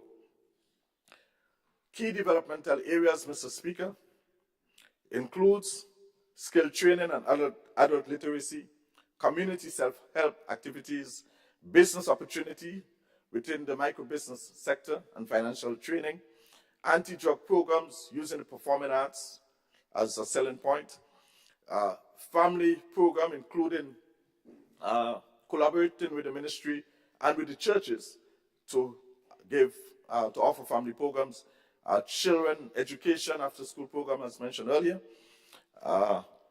under skill training and adult literacy. Our target group would be mainly teenagers and young adults, and the objective is to equip our people with a skill so that they would be able to get a job, branch off into self-employment. So skill training is going to be a big part of it, and some of the areas that we will target: waiters, waitresses within the hospitality sector, food and cooking, decoration, electrical, plumbing, joinery, pool cleaning, swimming, textiles, craft, equipment repairs, steel and metal works, cosmetology, boat maintenance and servicing. So this is some of it under the community self-help, Mr. Speaker. We will be targeting all groups, and the objective is to bring the communities together to strengthen cooperation and build commitment towards sustainable environment, and to have a sustainable habitation amongst ourselves. The approach is to develop community group activities that will cater for environmental sustainability. And this includes environmental management, planting of trees, pruning, and to create a more cooler and more beautiful environment, removal of debris from public areas, organize cleanup activities throughout the various constituency, construct public toilet facilities, install bin in public spaces, indoor and outdoor playing facilities to be upgraded, identify government assets and public spaces for continuous monitoring and maintenance. 7, construct homes for senior citizens under the self-help program, and construct byroads and drains. Mr. Speaker, we've done quite a lot of work on the community development in all of the parishes throughout the country. I think I really have to skip all of that. Done quite a lot of work. We've spent close to $7 million on this project. I just want to turn my attention quickly to the economy. And just to say, Mr. Speaker, the future of Grenada looks bright. I make specific reference, Mr. Speaker, to the budget allocation by the Minister for Finance of $1.6 billion, Mr. Speaker, over the next 12 months. Real gross domestic product is estimated to expand by 5.5% in 2023, primarily driven by growth within the tourism sector, construction, wholesale and retail, manufacturing, and transport. So the economy, Mr. Speaker, is growing. Real GDP measures all of the goods and services produced within the country and, of course, accounting for inflation. Inflation, Mr. Speaker, is expected to drop over the period.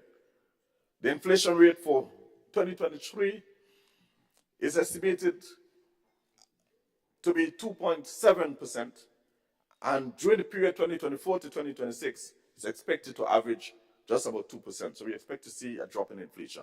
So things will get cheaper over time. But the caution is that inflation, Mr. Speaker, is really driven by our trading partners, Canada, the US, the UK, and so on. And so if we are importing, of course, inflation can take its own course as a result of that. Grenada's fiscal position strengthened in 2023.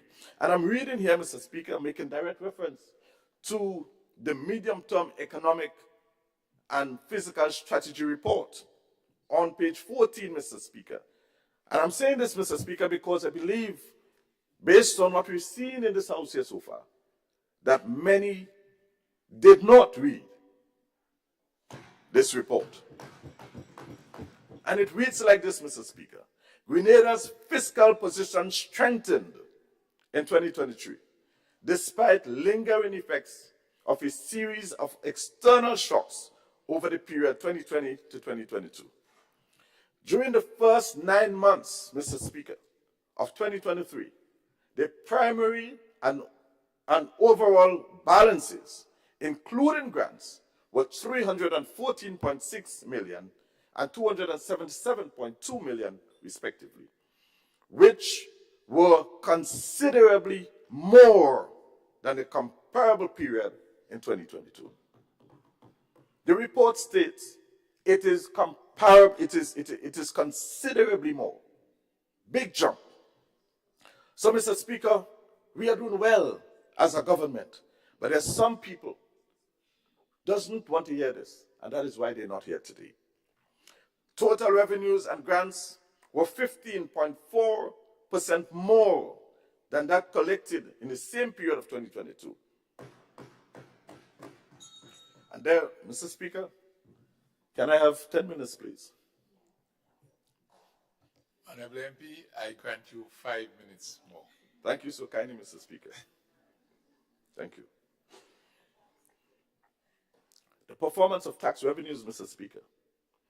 Tax revenues increased by 19.2%, reflecting the general economic vibrancy. That's what the report states. Economic vibrancy. This is not our words, Mr. Speaker. We didn't write this. And so the economy is vibrant, it's robust. And that is why we are able to report 11.9% unemployment rate, as opposed to the double figures that it used to be before. Under the tax amnesty, Mr. Speaker, where they said it will not work, we tried this before, it failed, $20.3 million collection, Mr. Speaker. And the report also reads that all tax types recorded higher collections in 2023. All tax types. Mr. Speaker, prudent management led by our Honorable Prime Minister. Within the report, Mr. Speaker, it states that the unaudited financial statements of all statutory bodies and state-owned enterprises as of June 2023 showed an improved financial position, all compared to 2022. Revenues increased, hear this, Mr. Speaker, revenues by 37% compared to 2022. Not only that, Mr. Speaker, net surplus showed a tremendous turnaround. That's the words of the writer of the report. A tremendous turnaround from his deficit of $50.1 million, Mr. Speaker, in 2022. We were losing money on the state-owned enterprises and statutory bodies. We lost $50.1 million. Compared in 2023, Mr. Speaker, of a surplus of $32.3 million surplus recorded. Whilst total expenditure decreased by 10%. Prudent management. Mr. Speaker, a lot was said. I still believe I have a couple minutes. So a lot was said, Mr. Speaker, about the health service. Under the previous administration, they appointed a well-qualified and experienced doctor to lead the health service. And one wonders why. They had to remove the doctor from health and place the doctor in tourism where there was no expertise. Why, Mr. Speaker? So we inherited a broken health system. Broken.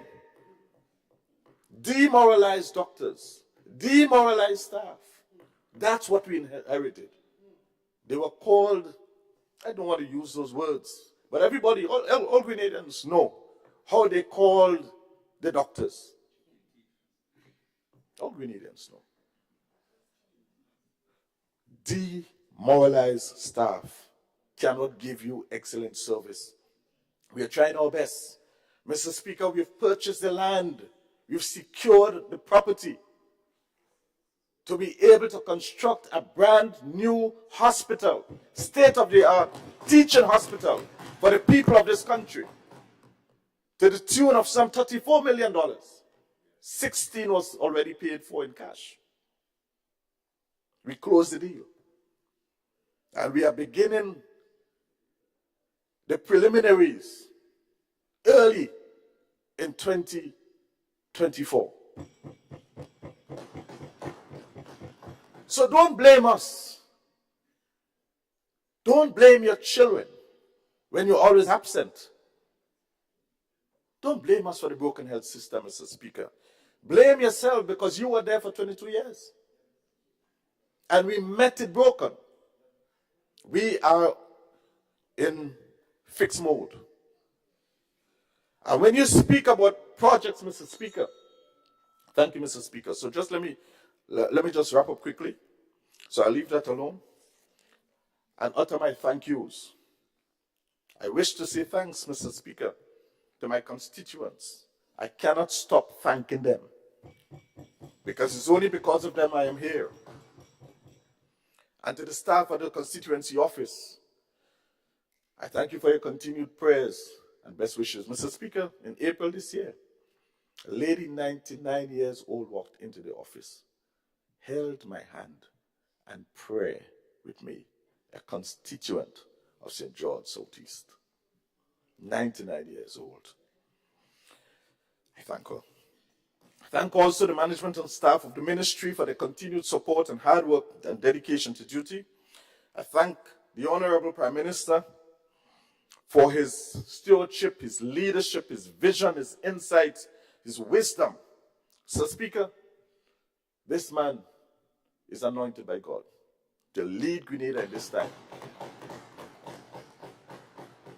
I thank the rest of Cabinet for your continued unity and strength. I'm able to draw from you, my colleagues, on a daily basis. That's what motivates and inspires me. Thank you so much. Mr. Speaker, finally, I want to thank my family, my wife and children, and my mother and siblings. And I thank Almighty God, and I pray in church for the continued blessings upon my life. Thank you, Mr. Speaker. Thank you very much, Honorable MP, for St. George Southeast, and I now invite a member of the opposition to present, Honorable MP for the town of St. George.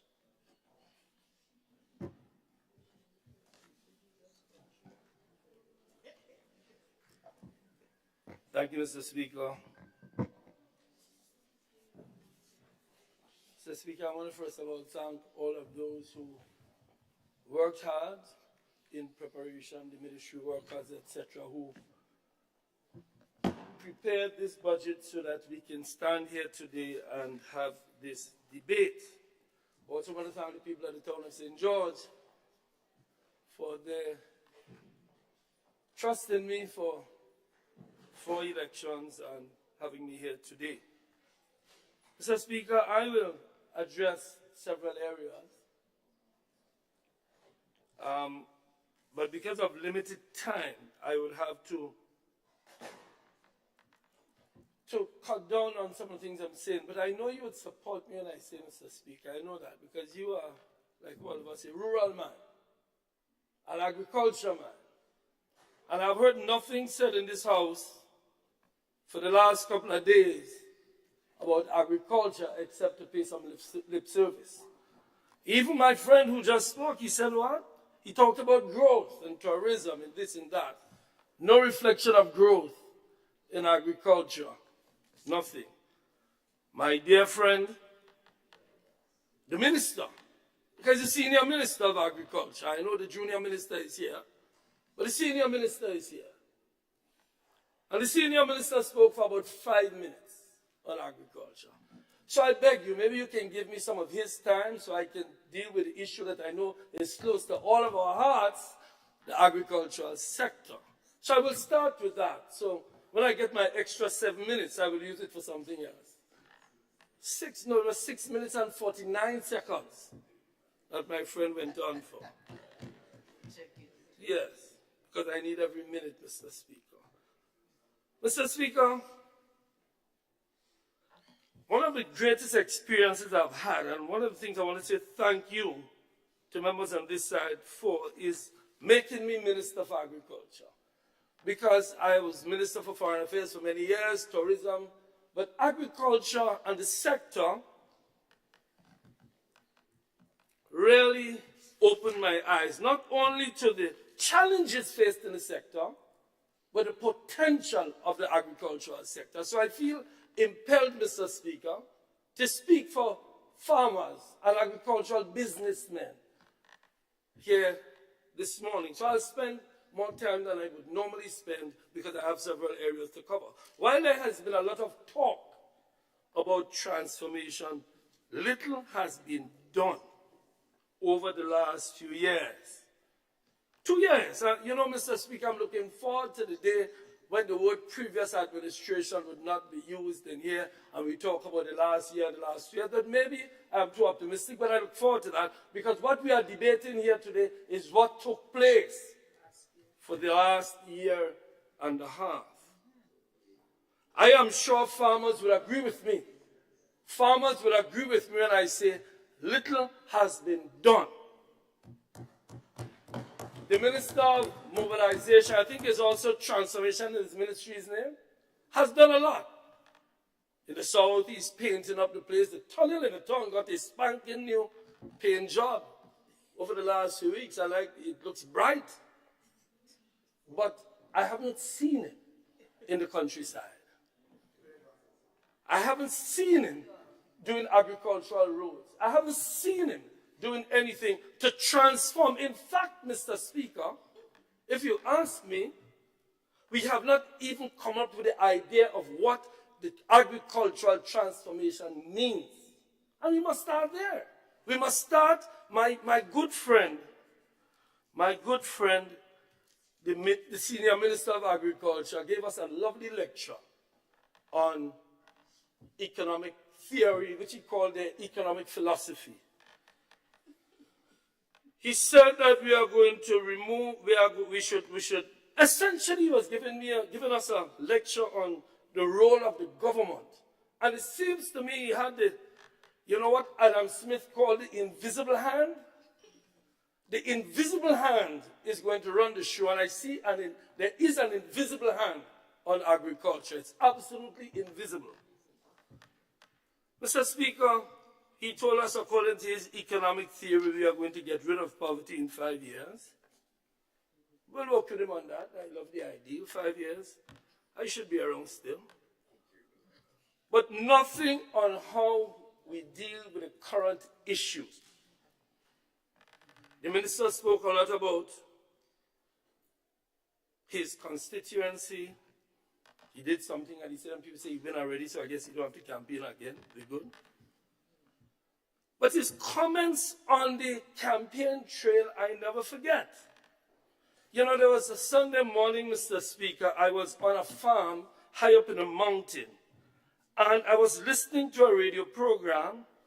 And that radio program was an NBC program where the minister spoke about what the sector needs. Spoke about lands and land use policy and finance and roads. Very good. In fact, I remember it so much. You know, when something happens and you remember where you were, I was on the top of a mountain in northeastern Georgia. And I wrote it down because it made sense. What he was saying made sense to the extent that I've spoken about it. But Your Honor, I said, Your Honor, sorry, I live in the courts. Mr. Speaker, here, what he's supposed to be doing here is implementing the promises made in the campaign. Not campaigning. We've done with the campaigning. This is implementation. And it is clear that agriculture is not his priority. Maybe he has too much. Maybe his junior minister needs to take more control. I don't know. I can't offer any solutions, but the minister certainly is quite busy.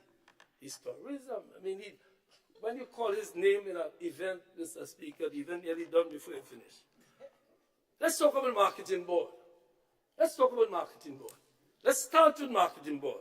And he's my friend, Mr. Speaker, my really good friend. We went through school together. Mr. Speaker,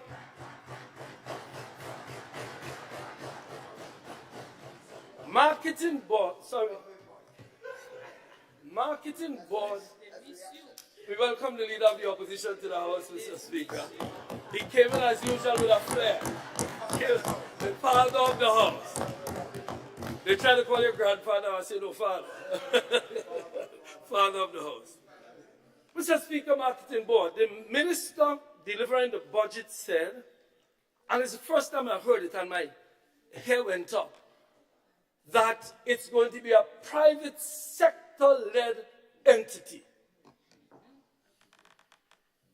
It falls into the philosophy exposed by my brother from St. Andrew Southwest, that we are moving what was a government entity, not to a public-private, but to a private sector-led entity. That is what was said in the budget. But that is not what has been said over the years. We spoke about government, a partnership. Now, I don't know any partnership where the private sector would lead and be willing to follow those who they're leading. It means, therefore, they will have a leading role and the private sector will control marketing board. Let's go back to what marketing board was established to do. Let us go back to the vision. My friend was there. It was supposed to, marketing and national import board, to find markets for farmers, and they were supposed to get inputs in at a good cost. The private sector motive is profit. And I'm not criticizing it, I'm saying that is what it is. My friend is an economist. Marketing board was never developed, was never conceived as a private sector entity. In all of the consultations we had, and we had many, that was never the intent.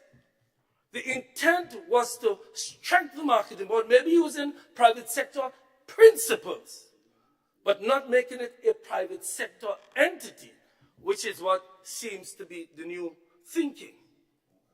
My friend spoke about public goods. The government is responsible for public goods. Well, that is a public good and must be seen as a public good to help find markets, and to help get cheap inputs.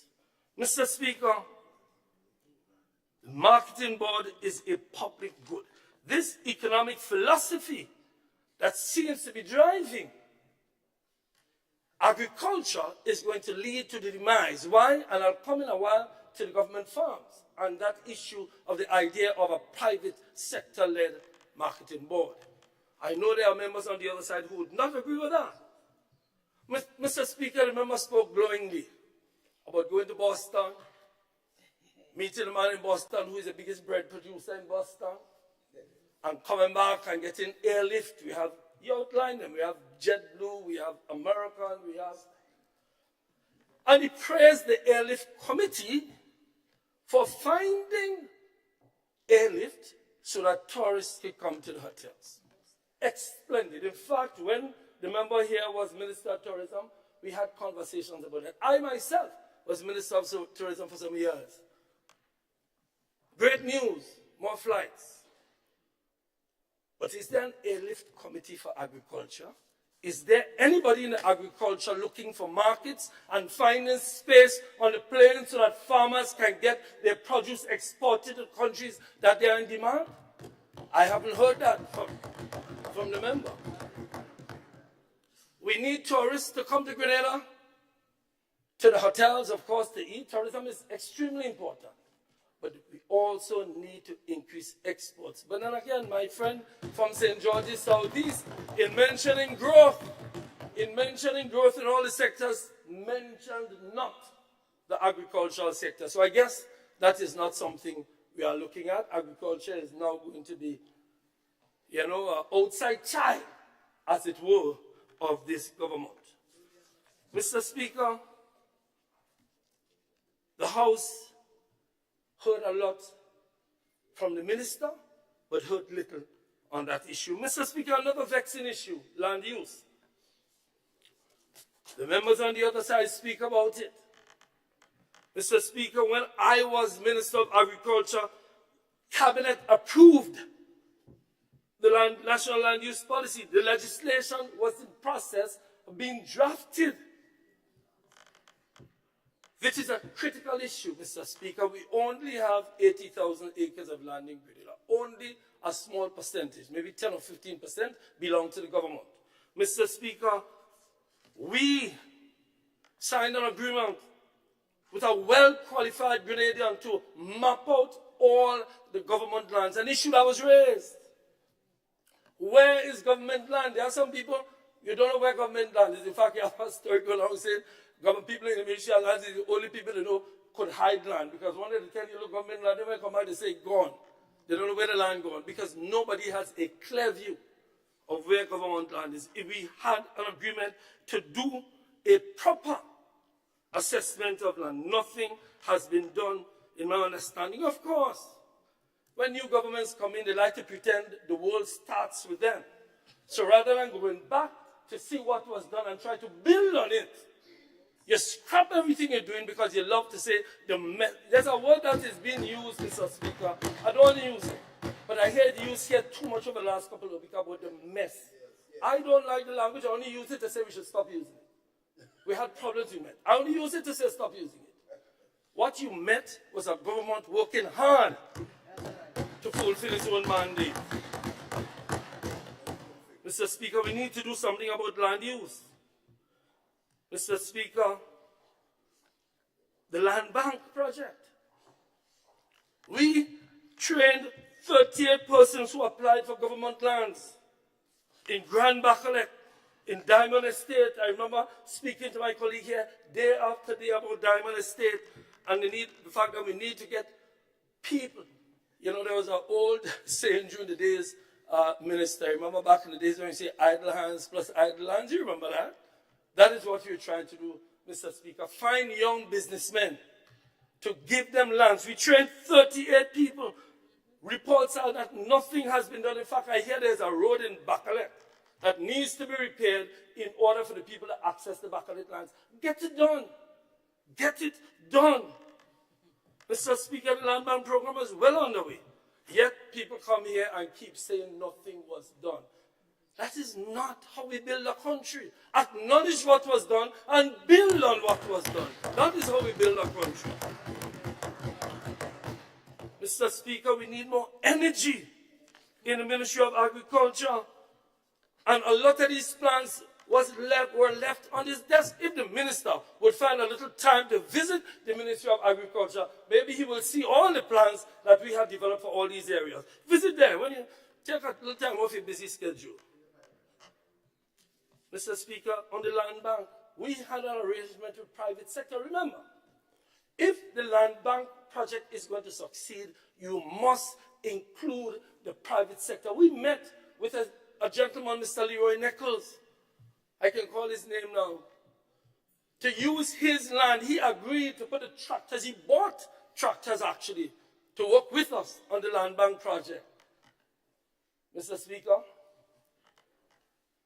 well, I know Mr. Nichols has now sold that land for the hospital that is going to be started this year, 2024. The hospital started, I think he said January 2024. But you can find other private sector people, but they need assurances. The land bank project needs to get going. Mr. Speaker, farm roads. Mr. Speaker, I see that the $27 million World Bank project. Nothing spent, if anything, a small. I mean, I don't know. You talk about the implementation rate. Where's the Minister for Implementation? 90%. 90%. But in agriculture, how much we had in agriculture? Let me just check the numbers and see. In agriculture, you spent only $16 million out of a $39 million allocation. 16. I have a mathematician, maybe the leader opposition could help me with that, but that is less than about 40%, 30%. Yet you stand and say about 90% implementation rate. Well, go read the numbers. Read the numbers. It's here. 16 million, and yet 23 million remain unspent. Mr. Speaker, yet you increase the budget this year. Well, you're going to be, what would be doing, not increasing the budget, but increasing you'll be increasing the rate at which you don't implement. That's what you're increasing, the rate at which you don't implement. Mr. Speaker, farm roads. We were continuing the implementation of a $48 million farm road program. Several roads were started. I remember, go visit the Barrick Road in St. Patrick to see one of them. We have done a lot on roads in this country. The question is not where is our roads, where are the roads that you budgeted to build over the last year and a half? That is what you need to be asking. Not what we did, what have you done? Farm labor support. Mr. Speaker, well, I never get so much blows as a minister on the farm labor support program. Cost up and down. Who gets in and who ain't getting is a party program. But speak to the farmers. I spoke to a farmer yesterday about this farm labor program. You see, labor. And again, my dear friend, economist, labor in agriculture is difficult. We need to sit and have a conversation about it. Not a tribal conversation. A conversation of getting adequate labor and getting adequate prices for labor in the agricultural sector. Until then, the government farm labor program is critical for farmers. I had a farmer call me yesterday nearly in tears. Not crying about the program, crying that he can't find labor. That is why, and member on the other side, that is where the public good comes in. That is where your economic philosophy falls down. The government, the state has to play a much more interventionist role in small economies like ours. You can talk what you want about private sector. The private sector is led by profit, and not all sectors provide them with a profit that is an incentive for them to get into it. Just like agriculture, Mr. Speaker. Mr. Speaker, government estates. And I know we make a lot of mass about government estates, but let me just tell you this. let me acknowledge this, that the previous government did try your economic philosophy on some of the estates. We tried your economic philosophy. We found a group of Grenadian investors, and they went to Grand Bras. And we found a regional investor and went to Bellevue. So if you want to see an example of your philosophy failing, look at what happened there. There was not sufficient incentive for them to develop. That is why we moved. Don't come here and say you took back Grand Bras. We took back the Grand Bras estate and put it under the ministry's control. That is a fact. And it's a fact, my brother. It is a fact. We additionally, with Grand Bras, pursued some developmental projects there. But let me tell you, on the Bellevue estate, yes, and there was a contract. But it did.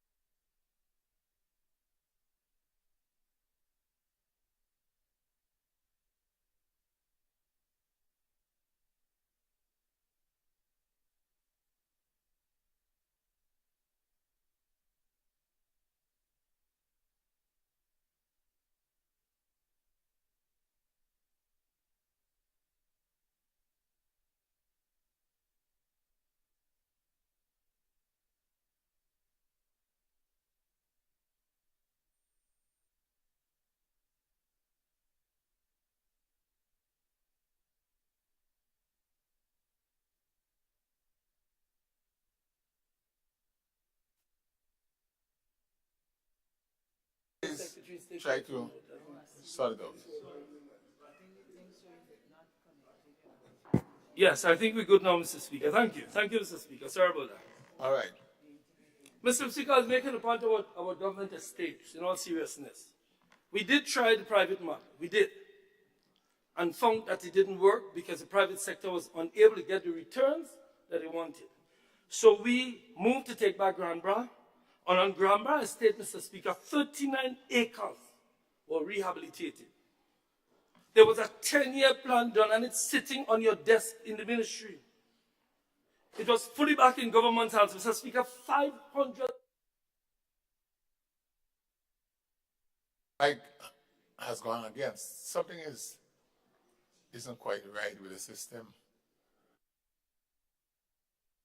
Testing, testing.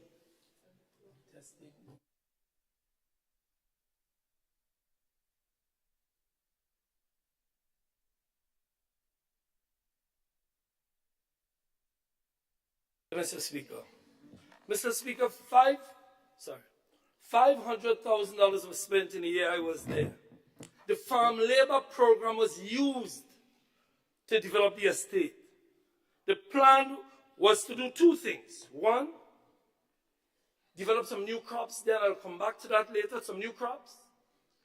The way soursop was found and soursop has become a major economic item, we'll have the same thing. Secondly, Mr. Speaker, with Bellevue, I know the Nutmeg Association has been looking at that for years because apparently it's one of the best places for nutmeg germplasm. I don't know, Mr. Speaker, that is correct, but that is what I was told at the time. So there was an effort to get the Nutmeg Association to work with the ministry, and these are things you can continue. There's nothing sinister about it. Similar plans were in place at Mount Royal. We went to visit Mount Royal. We recognized the difficulties at Mount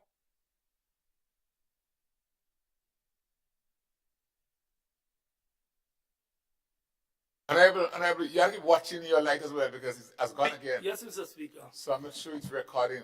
I don't. Somebody must have a thing there, President. Is it okay, Mr. Speaker?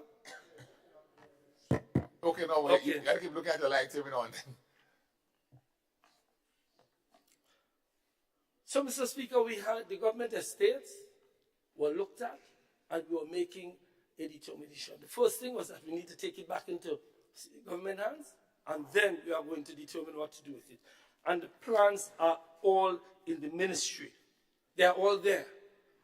And I am amazed, Mr. Speaker, I am amazed that you would act as if you took back Granborough Estate and you were going to do something about it. In fact, Granborough has gone back to the state it was before then. Ask the workers in the ministry, check extension. MIT, you go to the place yourself. Don't be grumbling over there. Go to Granborough Estate and tell me the state now and find out what the state was 2.5 years ago. Mr. Speaker, refrigeration, an urgent need.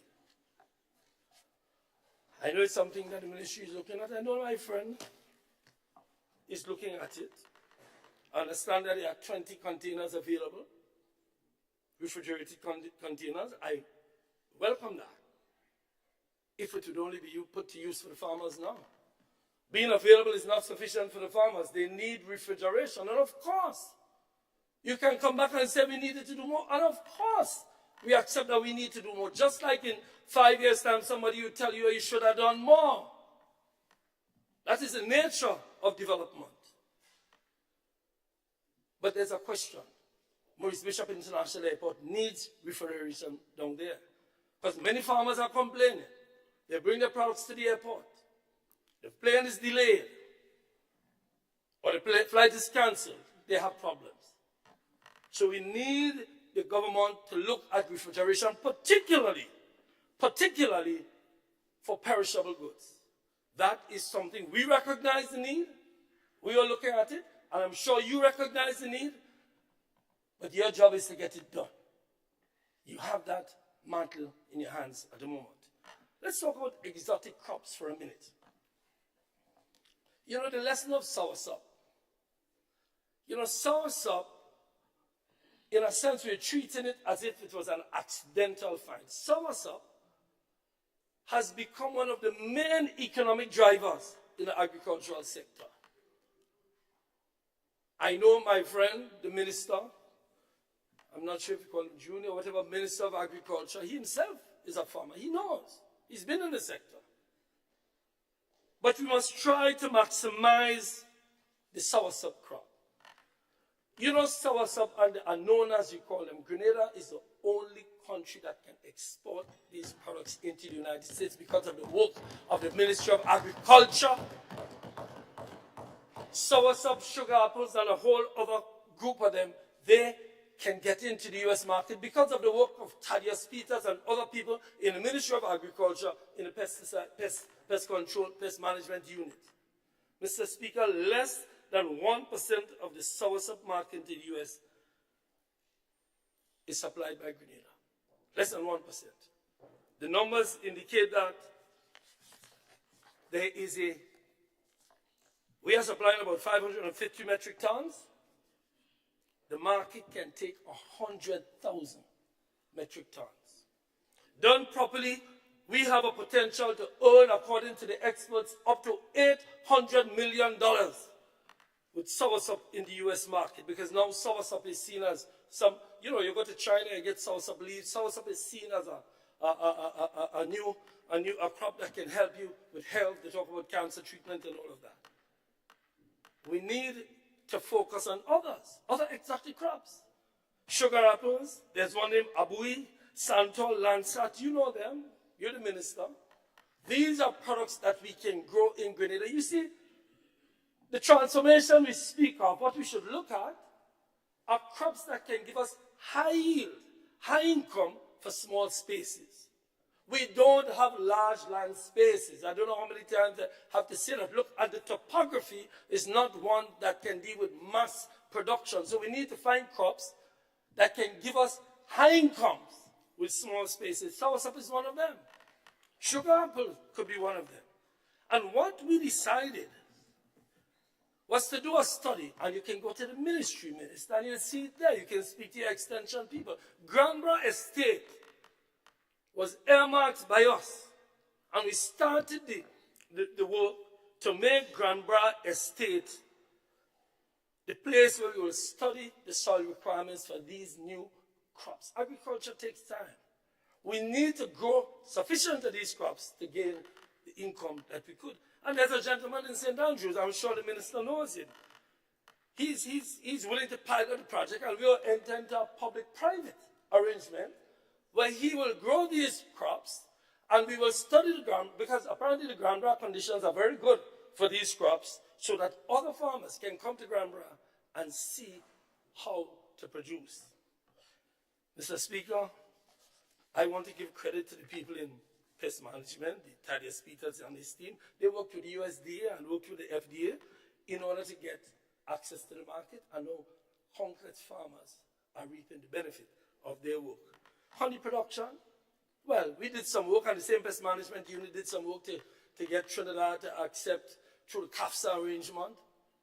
But unfortunately, there are some political obstacles. I hope the Minister of Foreign Affairs will be pressing it every time he gets a chance to meet the Minister of Foreign Affairs of Trinidad and Tobago. We did try, Prime Minister Mitchell on this side, did try with Prime Minister Rowley.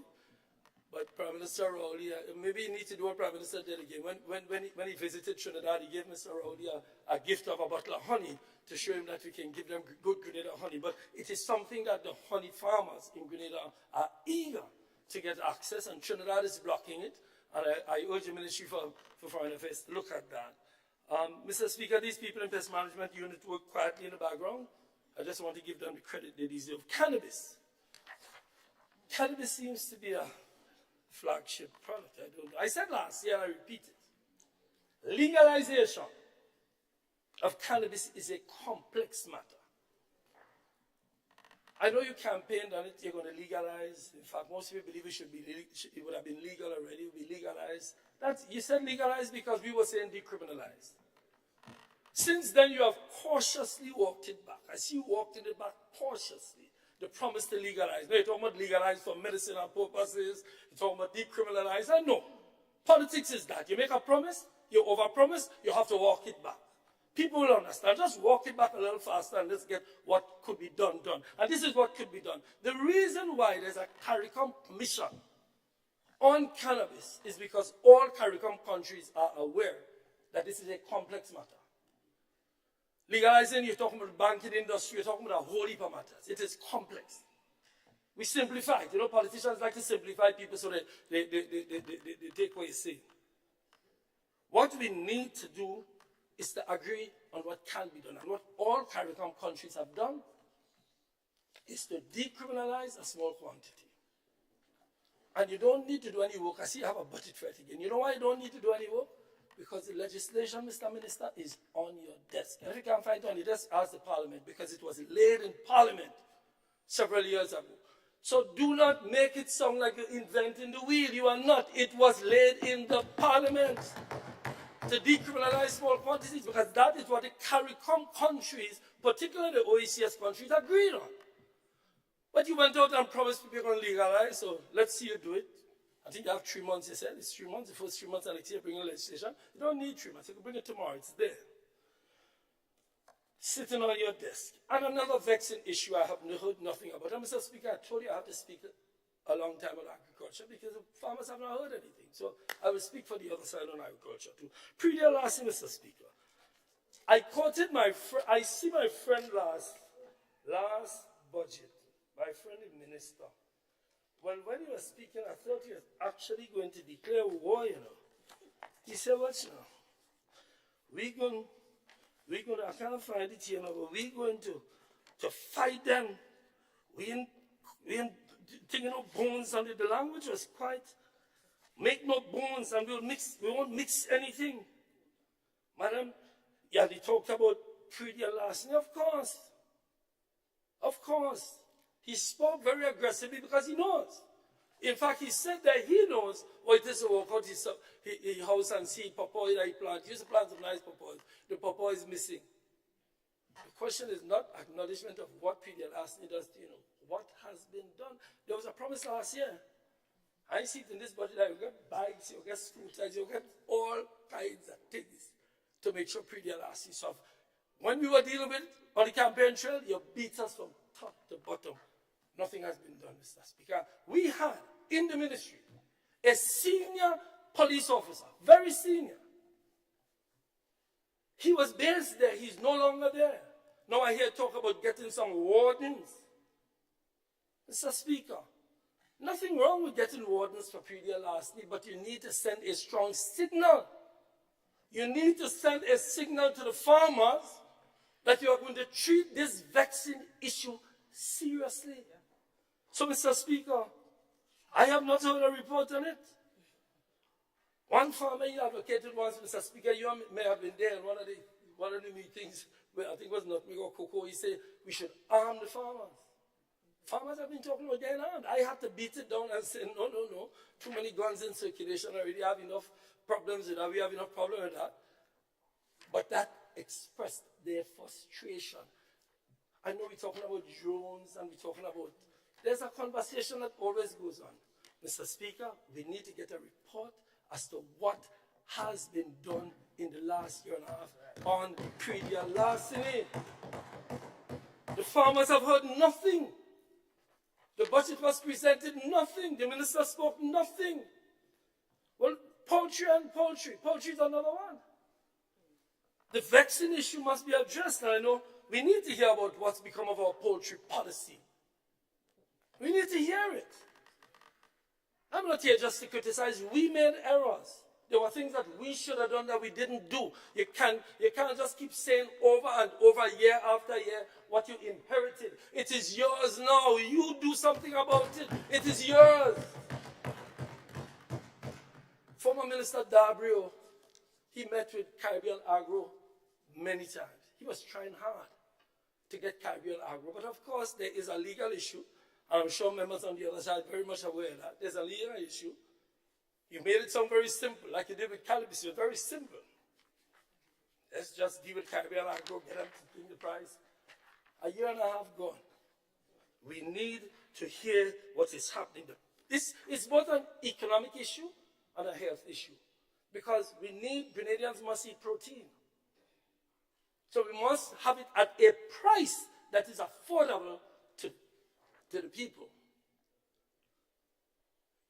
But we must also have it at a price that the people who are producing it can make a profit. And if the feed prices are so high that the price of the meat gets so high, then it's a problem. In addition to the fact that we are members of the WTO, we just can't ban it, but we try to simplify. Politicians try to don't treat people as if they understand. We try to simplify it and make people believe we could just produce poultry, all the poultry tomorrow for the country. Let us have a discussion where we solve the problem. Similarly with livestock. We need to maximize local production. And you know, in all of this, Mr. Speaker, I want to go back to something I said earlier. When we say transforming agriculture, what do we mean? What are we transforming from to? You have to give people a vision. If you have to take me to the promised land, you have to show me what the promised land looks like. Why do you believe people want to go to heaven? Because they have a view of what heaven looks like. So too much transformation. What does it mean? So a man painted the floor, a man painted the roundabout, he put on some flowers, and he transformed the area. Nonsense.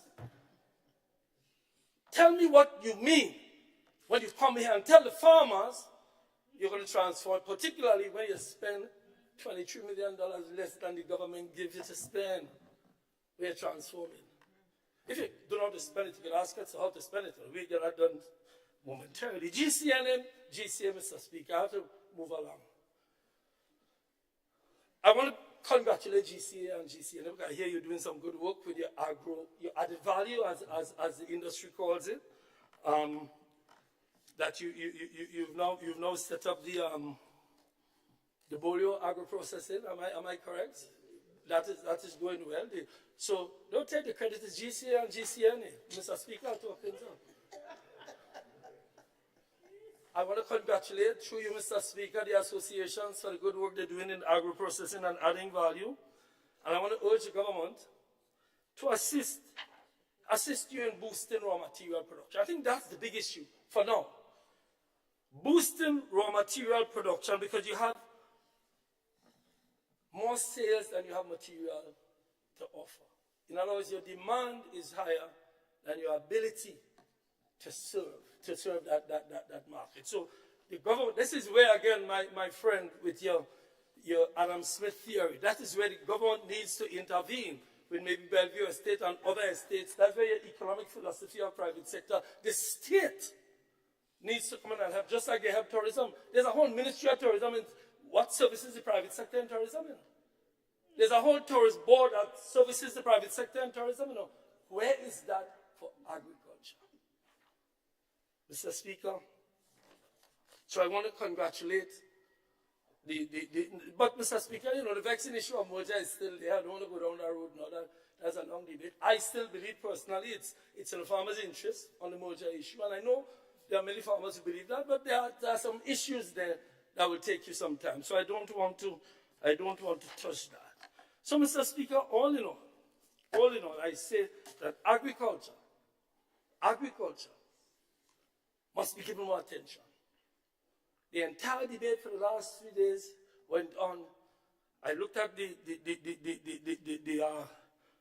presenter speaking about food security enhancement and all of that. The $27 million has not been drawn down. You speak about implementation. Now you're complaining about why you can't implement when you beat everybody left, right, and center. There are challenges. Acknowledge the challenges and stop talking about what you inherited. You inherited a project valued at $27 million. Spend it so the farmers can have better production. That's what you inherited. And you inherited that. Quick to talk about the M that you inherited, but not the monies you inherited to make you do all the things you can do, but you're not doing because you have a bad implementation rate. I know where the 90% come from. The farmers not seeing this. So, Mr. Speaker, I've spent half my time on agriculture because I believe we owe it to the farmers. Because when I heard the member speak about growth in all sectors, but not agriculture, I switched and said, let me try agriculture first. The farmers know at least we're here listening. As I finish on agriculture with what I started with. I am grateful for the assignment I got from the Prime Minister at the time to go to the Ministry of Agriculture because it opened my eyes. Previous to that, they used to call me a tongue boy. No, not no longer a tongue boy. I try to balance off the thing. And my friend knows that I understand the rural economy. And the rural economy, the poverty you speak of, my friend, the poverty that you intend to eradicate, you can't do that unless the rural economy, particularly the farmers and workers in the sector, are themselves treated as important and worthy of becoming businessmen to take advantage of the things that you need to do. So I just want to say that, Mr. Speaker, and move on. I want to go on a little bit to foreign affairs, because I know I'm running out of time already. Mr. Speaker, a long time I used to get 2 hours, so I have to get used to this 1 hour thing. Mr. Speaker, I will start with diaspora. In 2008, when I became Minister for Agriculture, for Foreign Affairs, I called our diaspora community, and the record is there, the 16th constituency. The 16th constituency. Those were my words. I did that, Mr. Speaker, because I believe and continue to believe that Grenadians living outside of Grenada form a serious part of our economic landscape for development. Mr. Speaker, I have resided in London, spent about 5 years there, New York, another 10 years, Canada, 5 years. I know the diaspora. I live in Trinidad and Tobago. The further Grenadians go, and I repeat what I said many years ago, the further Grenadians go from Grenada, the more patriotic they become. That is a fact. Mr. Speaker, I see there's a $50,000 allocation. Maybe I look in the wrong place. $50,000. I think the question would start, Mr. Speaker, with what do we see as the role of the diaspora? Are there a group of people, as one activist said recently, that we go outside and ask them to come back and register to vote? Are they just voters, potential voters? Mr. Speaker, no. That is not my view and our view of the role of the diaspora. Mr. Speaker, during the last administration, like you like to say, we contracted with the IMO, the UN organization, to outline a plan to integrate the diaspora in national development. Mr. Speaker, because we must consider ways which we do two things. Two things must be done with the diaspora. One, maximize the investment potential of our diaspora community. Maximize the investment potential. And secondly, formalize a mechanism for the diaspora's participation in governance. Let me repeat it. Maximize the potential investment from the diaspora, which is enormous. And two, formalize a mechanism for their participation in the governance. Mr. Speaker, in regard to the second, I proposed once many years ago that maybe one of the senators in the upper house to be assigned to deal with the interests and concerns of the diaspora. That is on the question of governance. Maybe that is an idea that we should start talking about, because there are more Grenadians living outside of Grenada than live in Grenada. Enormous economic potential. Mr. Speaker, when we signed the contract with the IMO, it was for a couple of things. One, a mapping exercise that points out so that the minister can look on his wall and see where our diaspora is located, the major areas and the minor areas. Secondly, a skills assessment project, assessing the skills of people in the diaspora. You know, we get big contracts all the time, World Bank.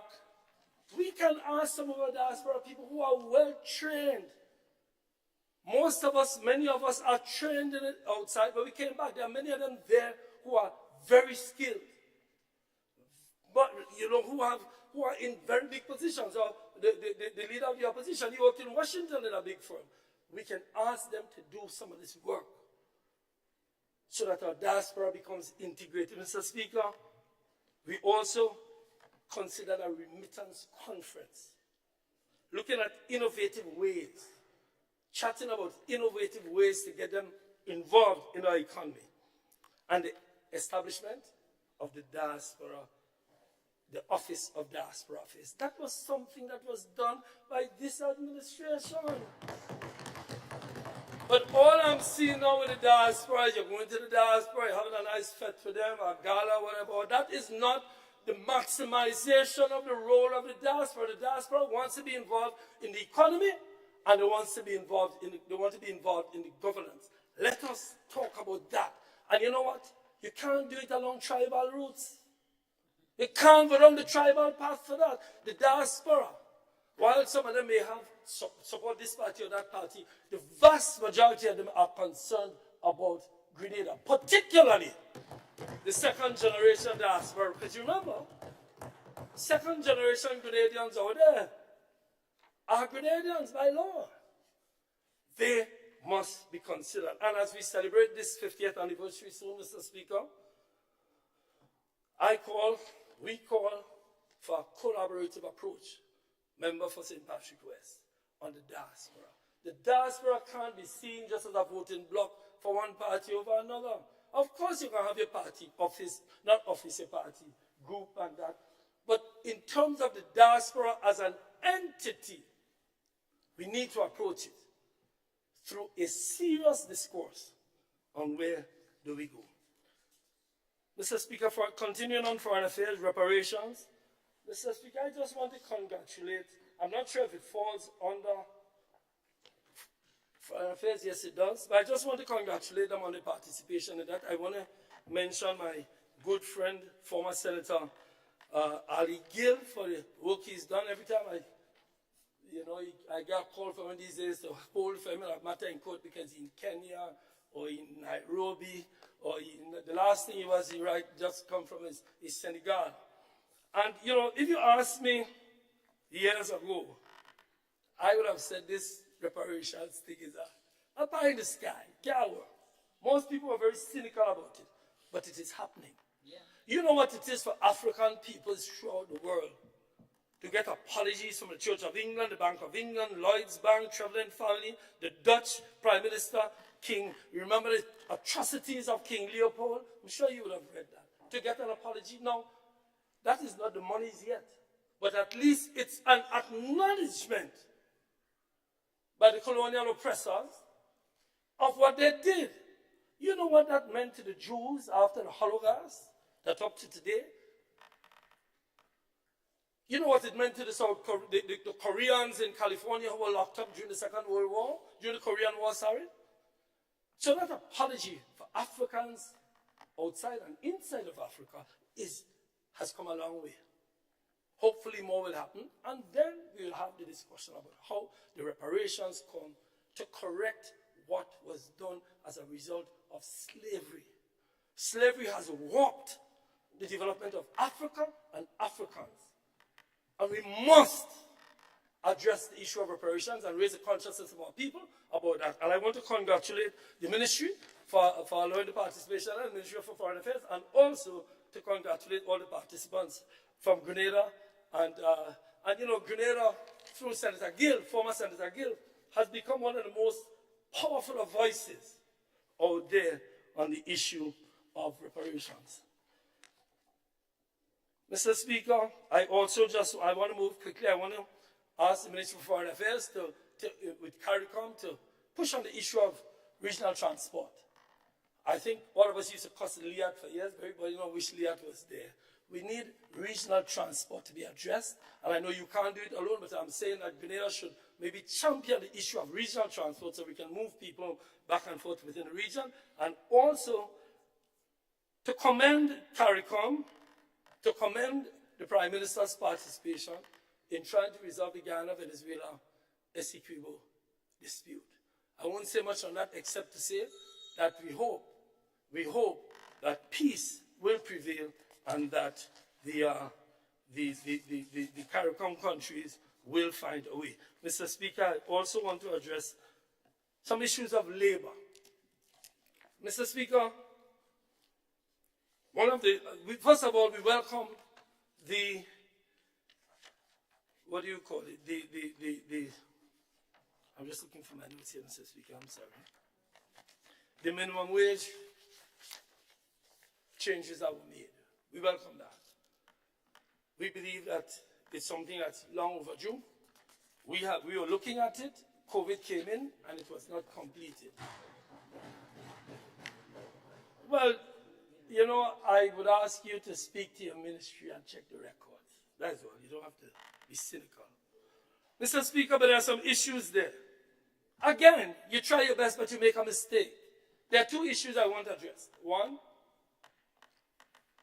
failure to universalize the basic unit of pay from base pay to hourly pay. Right now, the only unit you're using in it is day pay. So if a man works for half a day, get day pay. And we're not going to have a long discourse now, but look at it, because the more universally accepted unit is hourly pay. Look at that in it, and we'll talk about it. We can speak in Parliament about it. And secondly, discrimination based on geography. So, for example, let me just use one example so you understand what I'm saying. A bartender in St. David's will make less than a bartender in Grand Anse based on what you have done. So it means, my brother from St. David, you're spanking new 2 hotels that we brought into the country. Was it Intercontinental and Six Senses that we worked so hard to get? When you get it, the bartenders working at that hotel will get less than the bartenders working at Spice in Grand Anse. Look at it. Don't jump up. Look at it and come back to me and say whether or not you agree or not. But I'm giving some constructive criticism on the issue of that. And you need to address that. We welcome it. We need to address that. In addition, from labor, some unions are complaining that there's a slow process for negotiations and they're not entirely happy. So if that can be looked at, Mr. Speaker, because union resolution of union disputes is, we had a process where we intervened immediately. And I can say this, we intervened immediately, called the unions into the office, let's sit down and discuss it before it gets out of hand. So I urge you to have a look at that. In addition to that, you have not come up with your annual report from your Ministry of Labor, something required by the Employment Act. So, Mr. Speaker, I am running out of time, so I will move on to another subject. Mr. Speaker, I will go on to my constituency for a few minutes and then come back to another matter. Mr. Speaker, my constituency is affected like everybody else, particularly the removal of a lot of projects, programs for young people. I remember having meetings with them, going to speak with them. I remember, Mr. Speaker, attending some of these activities, either Imani's or the Youth Biz or, Fly, Empower. Because one of the major problems we have in the town of St. George is training. I never forget. One night a businessman called me, I said this year before, and said he wanted some plumbers. And I felt great, I'll get some plumbers to get some employment. Problem is I couldn't find any plumbers. Because there is a lot of skilled workers in the town of St. George, particularly among the young people. And that is what these projects will end up doing. Some of these young people, up to today, I remember buying tools for them, buying a saw, buying a drill, because they felt proud to go learn a trade. I remember sitting and lecturing them that what they should do is learn a trade rather than look for just a work. Mr. Speaker, we lament the deconstruction of many of these programs. We lament the fact that the Youth Bits program is nowhere to be seen, and that there are persons who are in the Empower program who can no longer attend Empower. Mr. Speaker, the Fly project, fostering level-headed youth. And then we complain when there's an increase in violence. Mr. Speaker, I spend most of my days dealing with young people who are in that kind of trouble. And they are not bad youth. They are just youth without a direction in life. Many of it as a result of fathers not being in a home, etc. But the fact is that I have found that if you find them some training, if you find them some course that they can go on, and I have seen many young people who are considered off the tracks, back on the track, because of these programs that the government has had. Call it what you wish about political this and political that. I know many people who are supporters of the other side who are participating in them. Remember, Mr. Speaker, I won twice with this side and twice with that side. So I know all of the people on both sides. The point I'm making is I am equally concerned because they all have become friends of mine. So, Mr. Speaker, I'm saying that the programs that were removed, please reinstate them.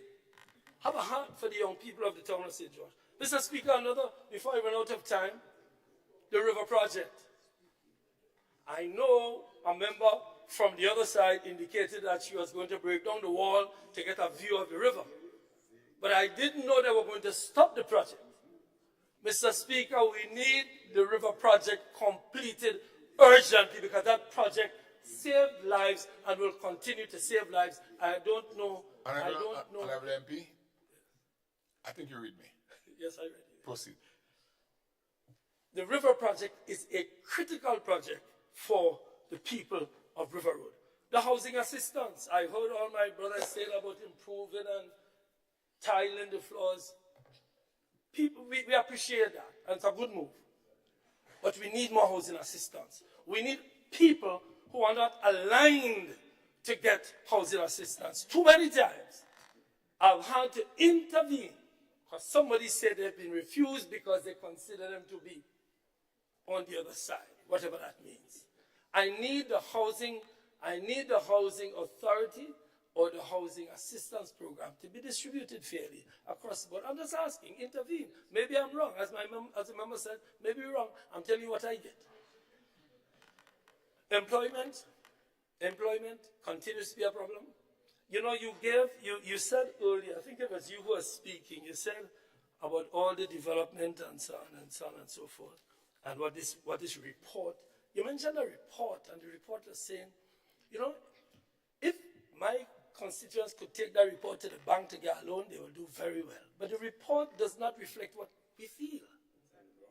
You know, when you go on the ground, you know what you feel. You feel it among all sectors. You report, you know, sorry, political leader, but you know about statisticians and statistics. They can make statistics reflect anything if they want to. He get the lawyers and blows on you. So whatever is in the report by way of statistics, no, I'm not saying it's wrong. I'm saying, member, that when you speak to people on the ground, the glowing picture that you paint among workers, among farmers, among businessmen is not what you say. So while I believe in reports, while I believe in statistics, while I believe in numbers, and while they say numbers don't lie, the fact is the people who we are here to serve don't feel the optimism and the levity that you are saying they should feel. And you could tell them a million times they should feel better because you read a report, but that's not what I hear. And you know I live on the ground, so I know it. I get a reflection. Mr. Speaker, just by way of what is happening now, Mr. Speaker, we have opened a resource center. And this, the Prime Minister is not there, he mentioned something earlier. There's a resource center that we've opened. And that resource center is aimed at inviting the private sector, we've started already, to contribute so that we can deliver services to the people. Be it hampers, be it youth training, be it tools, be it medical equipment. In fact, we have a lady going around from the parliamentary office. She is going around visiting the people. She's going around visiting the people. That's the first bell, right, Mr. Speaker? That's the second bell on our brain. I didn't hear the first one. All right.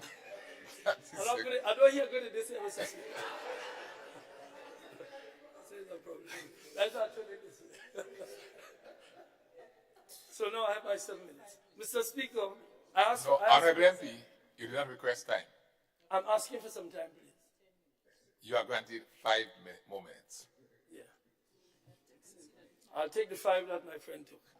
Mr. Speaker, I'm simply saying this, that the resource center is aimed at helping where other programs don't help. And we have found that there's an increased pressure on us at the office because of the removal of some of the programs that you've had. And I'm suggesting, Mr. Speaker, and again want to repeat it, that you should find a way to come back with these programs. Mr. Speaker, in closing, I want to say this. And I want to repeat something I said. We are here to represent people. You have indicated an approach that you said is transformative. And I go back to what I started with, agriculture. I urge this House, and I urge members on the other side, to take agriculture seriously. I think importantly for agriculture, Mr. Speaker, we have to determine what is possible and what is not. We cannot become self-sufficient. No country has done that. But we can do the things we can do well. So, for example, we found soursop. We found nutmegs. We found cocoa. We need to focus on these things, and we need to add value, as you are doing in the associations. But, Mr. Speaker, it takes a certain drive. I have found that if you push inside of the ministry, I had the experience. You have to push. You have to urge workers to work. But if you do that, you get things done. And I believe over the last year and a half, based on what farmers have been saying, Mr. Speaker, we have been tardy. We have not set it as a priority. And as I said when I started, the fact that the minister spoke for 5 minutes on agriculture is a metaphor for how they treat agriculture. It is not a priority. On behalf of the people of the town of St. George, I want to wish everybody a happy Christmas. I want to wish the workers a good Christmas. I want to wish my members on the other side, I hope we come back in the new year and try to improve your implementation rate. We can help with that if you ask us, but I hope, and I'm making a serious point, that if we walk across the aisle, because one issue I want to raise is constitutional reform in closing. Mr. Speaker, I believe we need to address that issue going forward. Because I believe, you know, the member from Carriacou had a bit of guts the other day when he leaned to his prime minister and said, maybe we could get our name on the passport. He forgot that he rejected it some years ago. So yes, I know you must be under pressure from the people of Carriacou. But the point is, I would like in the new year, Mr. Speaker, on the 50th anniversary of our so-called independence, we could address the issue of getting real independence. And I refer to the possible conversation about republic, a conversation about Privy Council. Let's have a conversation. I'm not saying we go there. But as we enter into the 50th year of our independence, we must look back and answer this question. Have we achieved as much as we could achieve? Look, the Constitution referendum we had was a classic example. That members on the other side supported what we said, but because of political issues, that has come back to haunt them on the Samoa agreement, I must say. Because of these political issues, we didn't get it done. And now you want it to be done. Now you want it to be done.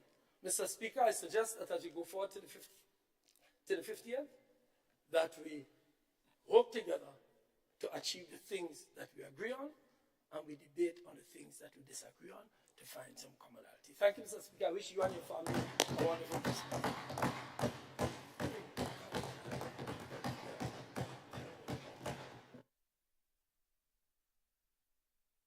Thank you. Thank you, Honorable MP for the town of St. George.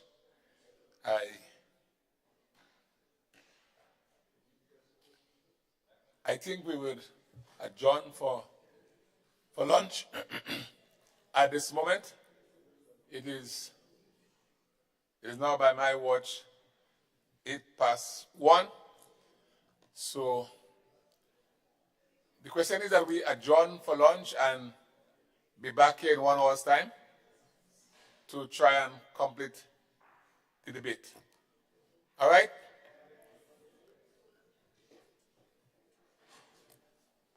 All right, can we be back here at about 2 p.m.? I'm trying to keep it tight because we have a number of speakers to come still. All right? So we now adjourn for lunch.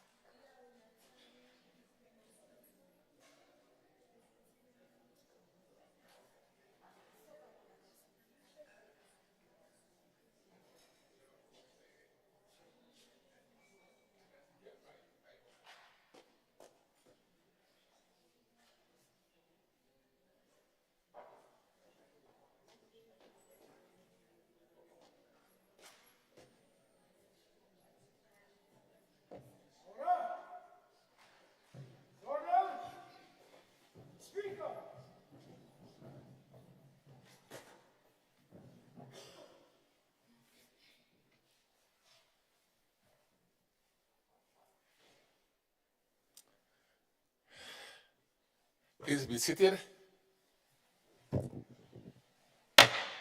Parliament now reconvene.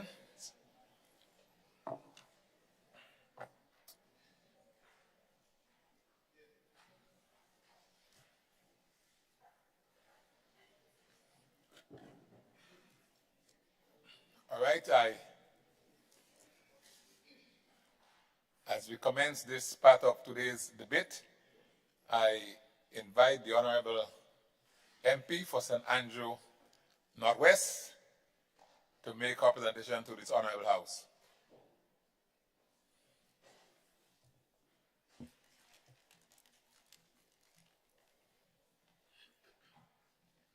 Thank you, Mr. Speaker. Psalm 61 verses 8 reads, I will sing praise unto thy name forever, that I may daily perform my vows. Mr. Speaker, I stand here today to give what will be my debut presentation since the last election on the other side. And so I stand, Mr. Speaker, to give my unconditional support to the estimates of revenues and expenditure as presented by the Minister of Finance last Monday. Mr. Speaker, those measures presented here last Monday had people written all over it. It was people-centered measures, Mr. Speaker, aimed at developing and transforming all our people, including the people of St. Andrew Northwest who are here in the numbers today. The budget is for you.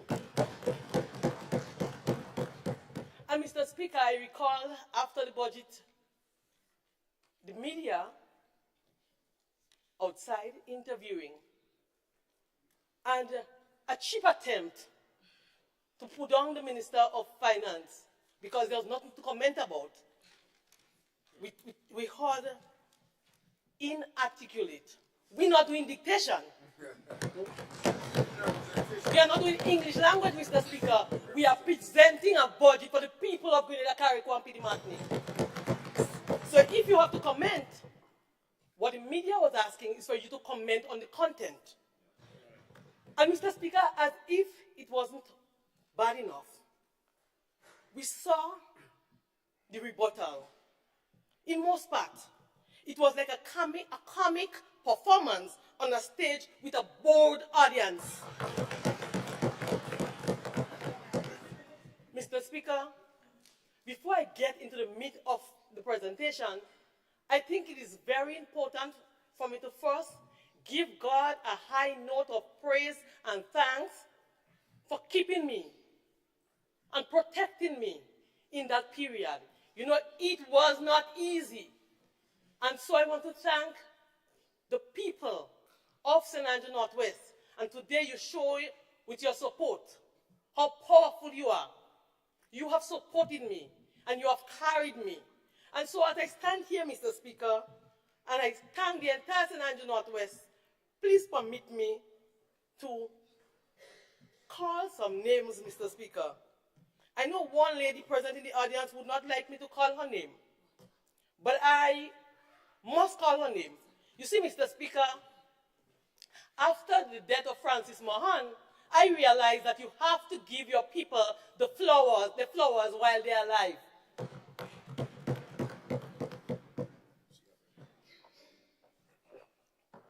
And so when I got involved in frontline politics in 2007, I met a lady who was always involved in politics in the constituency of St. Andrew Northwest, called Ms. Deslyn Peters. She was a frontliner for the New National Party, a foundation member. And she was also the advisor, not advisor, but the personal assistant for the former MP for the New National Party. And she rallied with me during those periods. But moreover, Mr. Speaker, we ran that first election and we lose. And you may ask, how relevant is that with the budget presented? I will tell you, Mr. Speaker, because right in the budget, you are hearing that we have a two-thirds majority here because of money. I'm not sure who they're talking about because it just can't be me. And so I want to say to Deslyn Peters, how much I love you for the support you have given me over the years. And in 2008, when we lost the election, and my children were very small, and at that time, if anything about money, then that's the time I had to be looking for money, because the only person that was working was my husband. Now, all I have for children, if you look in the audience, you will see adults. So I do not have to be taking money from anybody. But Mr. Speaker, it tells you of the kind of people you're dealing with. And so Destiny, I want to put on record my thanks to you for rallying with me, not only during in opposition. We walk every nook and cranny in the constituency when we lose the election. When I did not have anything to eat at some times, we shared what we have. And so I want to say to you, I thank you. And so, to be standing on the other side and trying, after 15 years of saying I was the best, from hero to zero, Mr. Speaker, but we'll continue. I want to thank the prayer warriors across Grenada, because I knew something was happening. People were praying for me in those difficult times. And everywhere I go, I went to St. Patrick's and they said, a group of us met last night and we prayed for you. I went to St. George's in a convention and they said, we prayed for you. And my spiritual mother, Sister Foster, who's not no political person, but she's here to support me, she was praying and carrying me every time. And for that, I am grateful. Mr. Speaker, I want to thank my family. You see, Mayor Angelo said, when they show you who they are the first time, believe them. Because I ran in 2008, as I said, and I lost. And I went through hell. Nobody knew that before. I was treated with scant courtesy because I was begging then, Mr. Speaker. I was a beggar then. And I cried for days during that period, but I stuck with the New National Party, came back, walked, Mr. Speaker. Even at a time when everybody else ran away from the New National Party, I stayed, me and the former MP of St. Andrew North East, who is now the General Secretary. We went from constituency to constituency. Some people decided they're not going back again because things was bad then. But we continue to work. Small children, nothing. Mortgage to pay, but we continue to work. I wasn't hungry more then. I did not want money then, Mr. Speaker, because I was working for the New National Party. And so, Mr. Speaker, I want to thank my husband and my children who have given me all the support during those periods. And even now, more support, Mr. Speaker. And so I want to thank you. Mr. Speaker, let me get into the real debate. Debating the budget, Mr. Speaker. And as I said, I felt very proud to be a member of this side after the presentation. I felt happy that I made a choice when the Honorable Prime Minister, Deacon and Miss Thomas Mitchell, invited me to a meeting 4 hours long. And as I said before, you heard the whole story, so I'm not going to go back to the story to waste my time. But I was happy that I accepted and joined the government. And I want to reiterate here, Mr. Speaker, when I met with the Honorable Prime Minister, we had no discussion about any job for me, any remuneration package for me. Just how I joined the New National Party in 2007, left my teaching job after 14 years without no package. I didn't accept no package when I joined the New National Party. I joined because I wanted to serve the people. I wanted to give more, Mr. Speaker, and I joined the NNP. That's how I accepted. When the Honorable Prime Minister met and spoke with me, I didn't ask him anything about my children because I believe my children can handle themselves. They are adults, and we know how to make ends meet. He can tell you that I had numerous conversations about assistance for people within the constituency of St. Andrew Northwest. Mr. Speaker, you see, I do not even have to go with this long discussion because I have a track record of serving the people of St. Andrew Northwest. And I've served them in opposition to 2008. I acted like your MP. I went to the private sector, I looked for jobs, I looked for all the different things, even when I didn't have for myself. For the last 10 years in government, the 2 terms, I represented you. I gave away even sometimes almost the whole salary. And I guess that's the reason why people believe that we had some constituency allowance. And I wondered, Mr. Speaker, what the former speaker will say. Because I know he had so much concern in government that I was giving away everything that he had to speak to the boss. But now you're hearing that I'm greedy and I'm a hungry mouth. Let us carry on, Mr. Speaker.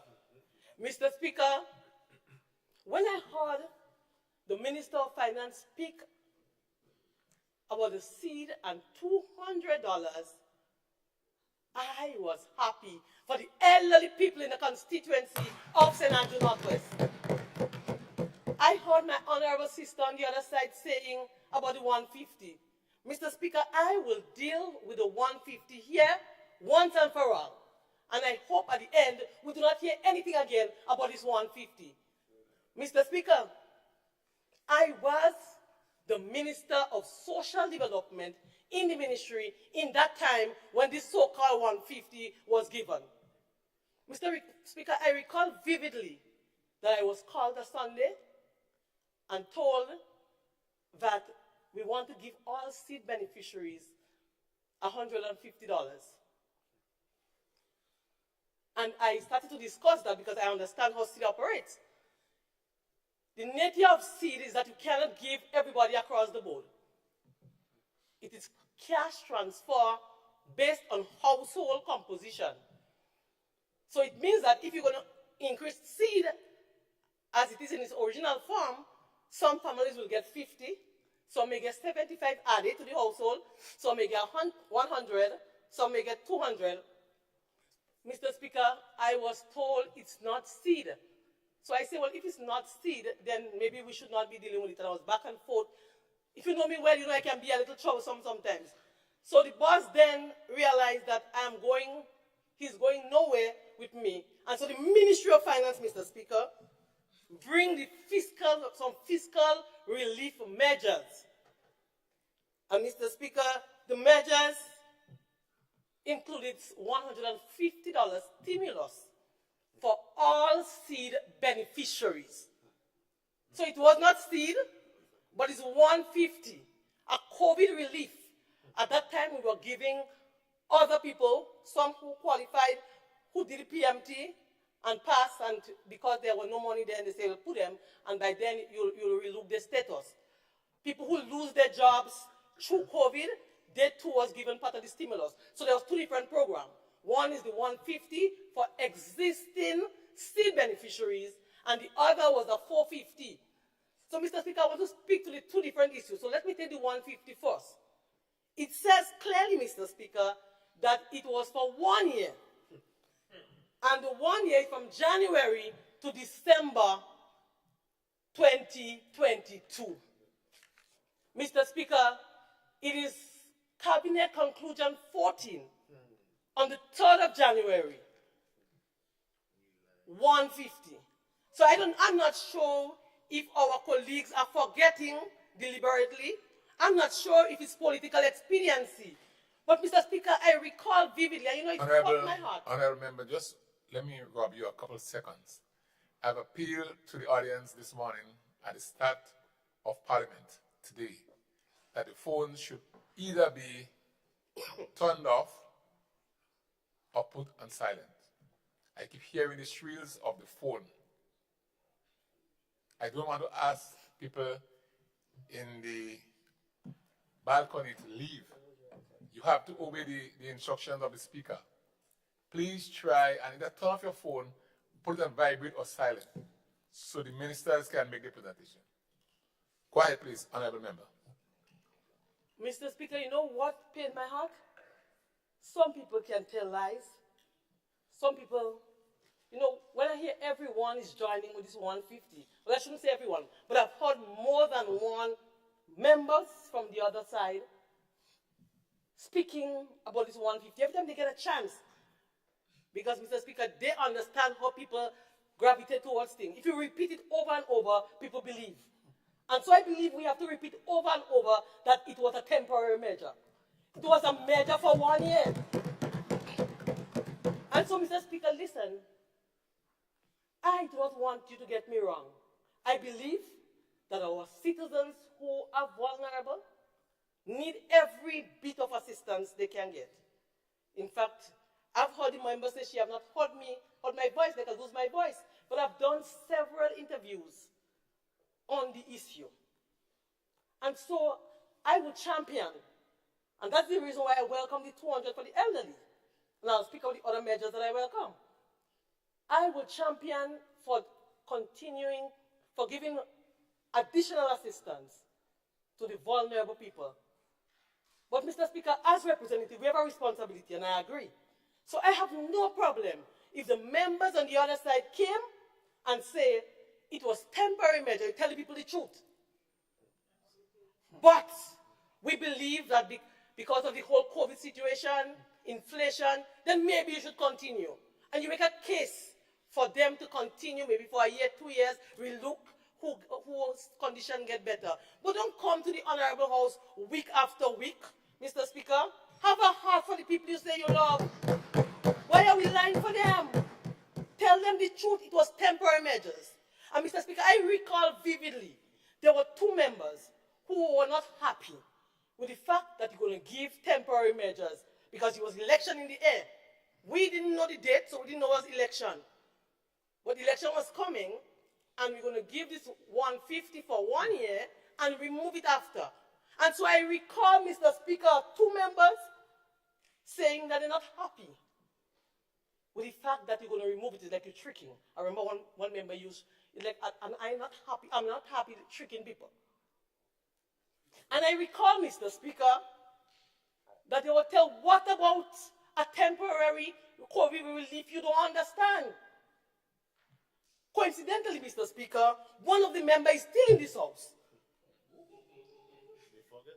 And the other is the former parliamentary representative for Carriacou and Pity Martinique Affairs. I showed the member know for Carriacou and Pity Martinique Affairs when he came in, he realized that Carriacou did not get this stimulus. She was not happy. She didn't want to continue. She didn't feel good of giving something. She said, if you're going to continue, then let me give it when I come back. Because I would not be happy to give them and then you remove it. They will see me as a liar. And that is the reason why the people of Carriacou and Pity Martinique did not get Mr. Speaker. And you know, sometimes I'm sorry she didn't get a chance to tell her story. Sometimes you have to tell your stories, you know. Because we hear about women and protecting women, and you know, I will get the abuse, and the others who have story to tell will keep their stories. And I understand why. And I heard the member from St. Max, as honest, my honest friend, a very good sister. But I hear she talking about my voice. But everybody lose their voice at a time when I needed them to speak for me. So we can't be talking about women and women development when you need their voice. So, Mr. Speaker, the seed, and I want to reiterate, because as a teacher, you know, children learn by repetition. It was a temporary measure for 1 year. And I agree that we should look and see what else we can do. And that is why I welcome the 200 permanent measure. It's not a temporary measure. And Mr. Speaker, you hear election coming because you know why? Every time a measure is given to help the same poor and vulnerable, it's because election is coming. So that's why they believe that less than 2 years, election is coming. Because this team, Mr. Speaker, I have to apologize to this team too, you know.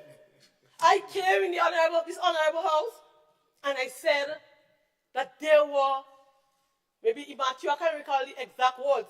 Maybe I didn't use the word rookie. There are some words I don't use. But I did say that we are the safer hands. I want to say today, we are in the safest hand on this side. Mr. Speaker, you see, we say rookies. But if rookies, Mr. Speaker, can come in and not lie for the people, or not only when election is close, you give measures and give $200 permanent measure for elderly citizens, then I want to be on the side with the rookies.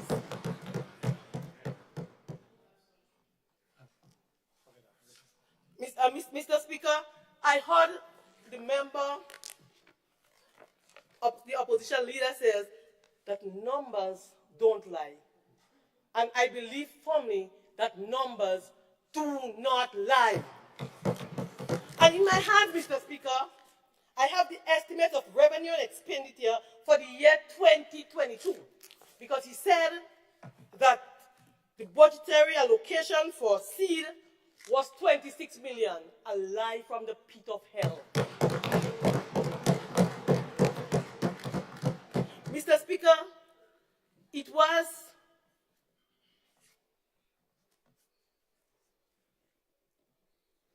$18,530,000. But I will tell you where the 26 million come from. So, Mr. Speaker, we had budget in November for the 2022 fiscal year. We never allocated this 8 million we're talking about for seed because we didn't have that in our minds yet, because we didn't have no poll results yet. I somebody saying it's not true and not true. Then say what is the truth. I can sit down for you to stand on a point of order to speak, to say what is the truth. So we budgeted $18,530,000 for seed in its original form. And then in January, Mr. Speaker, several calls. Calls from who? Call from who? Then somebody else calling me to say, well, is that what he wants? I would not say he's a faceless monster. You may want to say that, Mr. Speaker. So I received several calls, and we're going back and forth with calls. I was not comfortable, so I didn't take those submissions to cabinet. And the Ministry of Finance, the record is there, the submission is there, the conclusion is there. They brought a whole list of relief, Mr. Speaker. Some was given, some weren't given. And so the conclusion is there. And so, you know, sometimes, because we do not do proper PR, these are issues we have to elevate to the public. We have to educate our people so they know the truth. Because a lot of times people believe that they love us so much. What love us so much? It's pretend love, Mr. Speaker. Because if you can say that you love your people so much, but when you lose election, maybe you might hear they say it's not true too. Because they have a, but Mr. Speaker, the good thing about it, they try to keep a lot of records, even through written records, a lot of messages and stuff. We had a conversation with His Majesty's opposition, and one of my colleagues, almost with tears in our eyes, that some of the workers in our constituency were sent home. And you would fall if you heard his remark. He called her by name. Sister, you whatever I want to call your name. So you're crying? You should be glad. But you have to empathize with them. But you don't have to give them anything. That's people that love you, Mr. Speaker. You empathize with them. You don't give them anything. But he's saying 4 years, 4.5 years.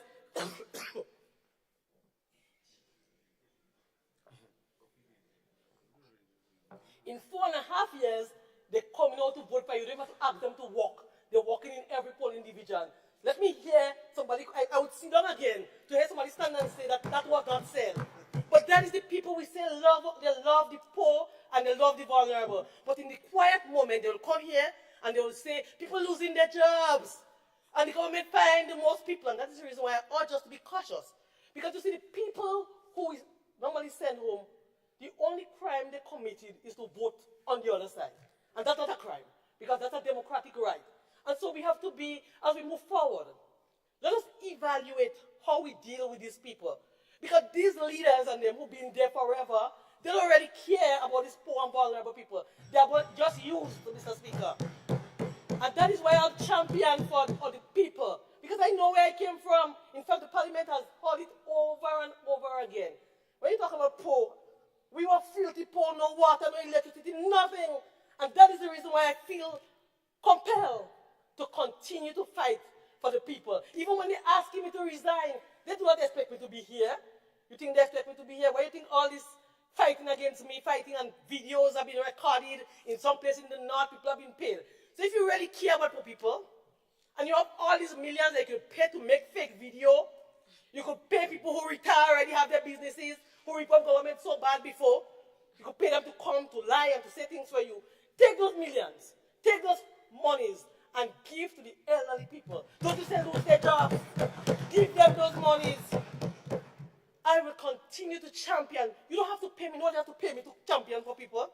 I come from poor family, and I understand poverty, and I know what is keep as a woman, to keep your womanhood intact, and to keep your dignity intact. And that is the reason why I stand up. That is the reason, Mr. Speaker, why I did not continue to be on this side. And not because I want money or somebody on this side giving me money. No one can say they're giving me money because I've learned when somebody show you who they are the first time you believe in it and you make changes in your life, Mr. Speaker. And so I want to urge us, and earlier on I heard a member for St. John saying as women we go through hell. I say to you, save. Let there be some compulsory savings. Do what it takes because you don't want to be depending on anybody. I know we have a different leader on this side, but I'm just making a general observation based on what I went through. When you went through hell, you have a reason to worship. You have a reason to give thanks and praise. And you have a reason to continue to champion for women across Grenada, Carriacou, and Petite Martinique. I will not sit down, Mr. Speaker. I'll continue to fight for the people of my constituency. Mr. Speaker, you see, as I say, I have a reason to worship. As I move on into the depth, there's a woman in my constituency, and I must recognize her here. You know, during those difficult times, she, the elderly woman from Brudge Cove, she isn't aware exactly what I'm going through.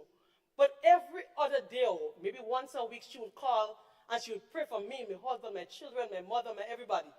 Miss Esther George, I salute you and I love you for continuing to pray for me. Mr. Speaker, we're hearing about the issue of wash and bathroom and toilet. And so, Mr. Speaker, the honorable member of St. David's, I believe we're on the same side. We have same heart and same thing for the people. Because I recall the whole issue of bathroom and toilet came when I came into frontline politics. There were no programs as it relates to providing any bathroom before my time. And so in championing the cause and walking through my villages as I often do, I saw an old man, not very old, but he had a disability. He could not go outside. And so when I saw him, I then reached out and I said, Francis Mahan name will always call until I go to the great beyond. So we had a management meeting and I said, you know, I met this man and he needs assistance. The government doesn't have that program. He said, well, let's do something now. And there was another one, Mr. Beggs, decided, well, you're going to give the sand and the gravels and the blocks. And Mr. Mahan said, I'm going to give everything. And my chairman is here. They lead to provide that bathroom and toilet through volunteerism for this man. So we did two, Mr. Speaker. We did two true volunteerism. But as I traversed the constituency, I realized that it was something that happened, that is happening around the constituency. A lot of elderly they have to go outside in pit latrine. And so I came to the cabinet then, and I said, okay, there was a special project for roads and drains and whatever. I said, can I use special project to pilot? So Mr. Chair, our member and Prime Minister for St. David's, you see why I have to be on this side. So I asked, let it be piloted in my constituency. And so I used that program to try to eradicate pit latrine. But Mr. Speaker, it was difficult. And that is the reason, there's a difference between WASH and what we had. Because it was difficult because some people do not have land papers, some elderly people, so they can't get no water, so we can't help them. There are some people with children, and we can't help them. So that's a difference in program. And another difference is that you take community by community. And it's not subjective. So that's what makes WASH different. Because, Mr. Speaker, after I started my program, everybody said, all the other members say, it's an excellent program. People are talking about it, so let's duplicate it. And so they decided to duplicate it in every constituency. There are some constituencies, after more than 5 years, don't even have 10 bathroom and toilet. So it was not a priority in some constituency. But what this government is doing is making the WASH a priority. We're giving them water. So whether or not you have the lands, you can get access because we came here and passed that. So, Mr. Speaker, in the new year, Sister Gloria and I will be going from village to village and identifying the amount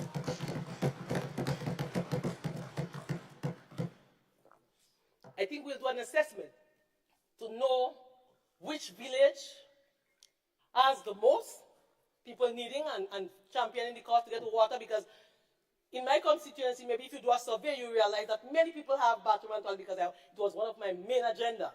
But as I said, if you did not have access to the land and you couldn't get pipe and water, then you couldn't get. But now with this new initiative, I believe that we will work together.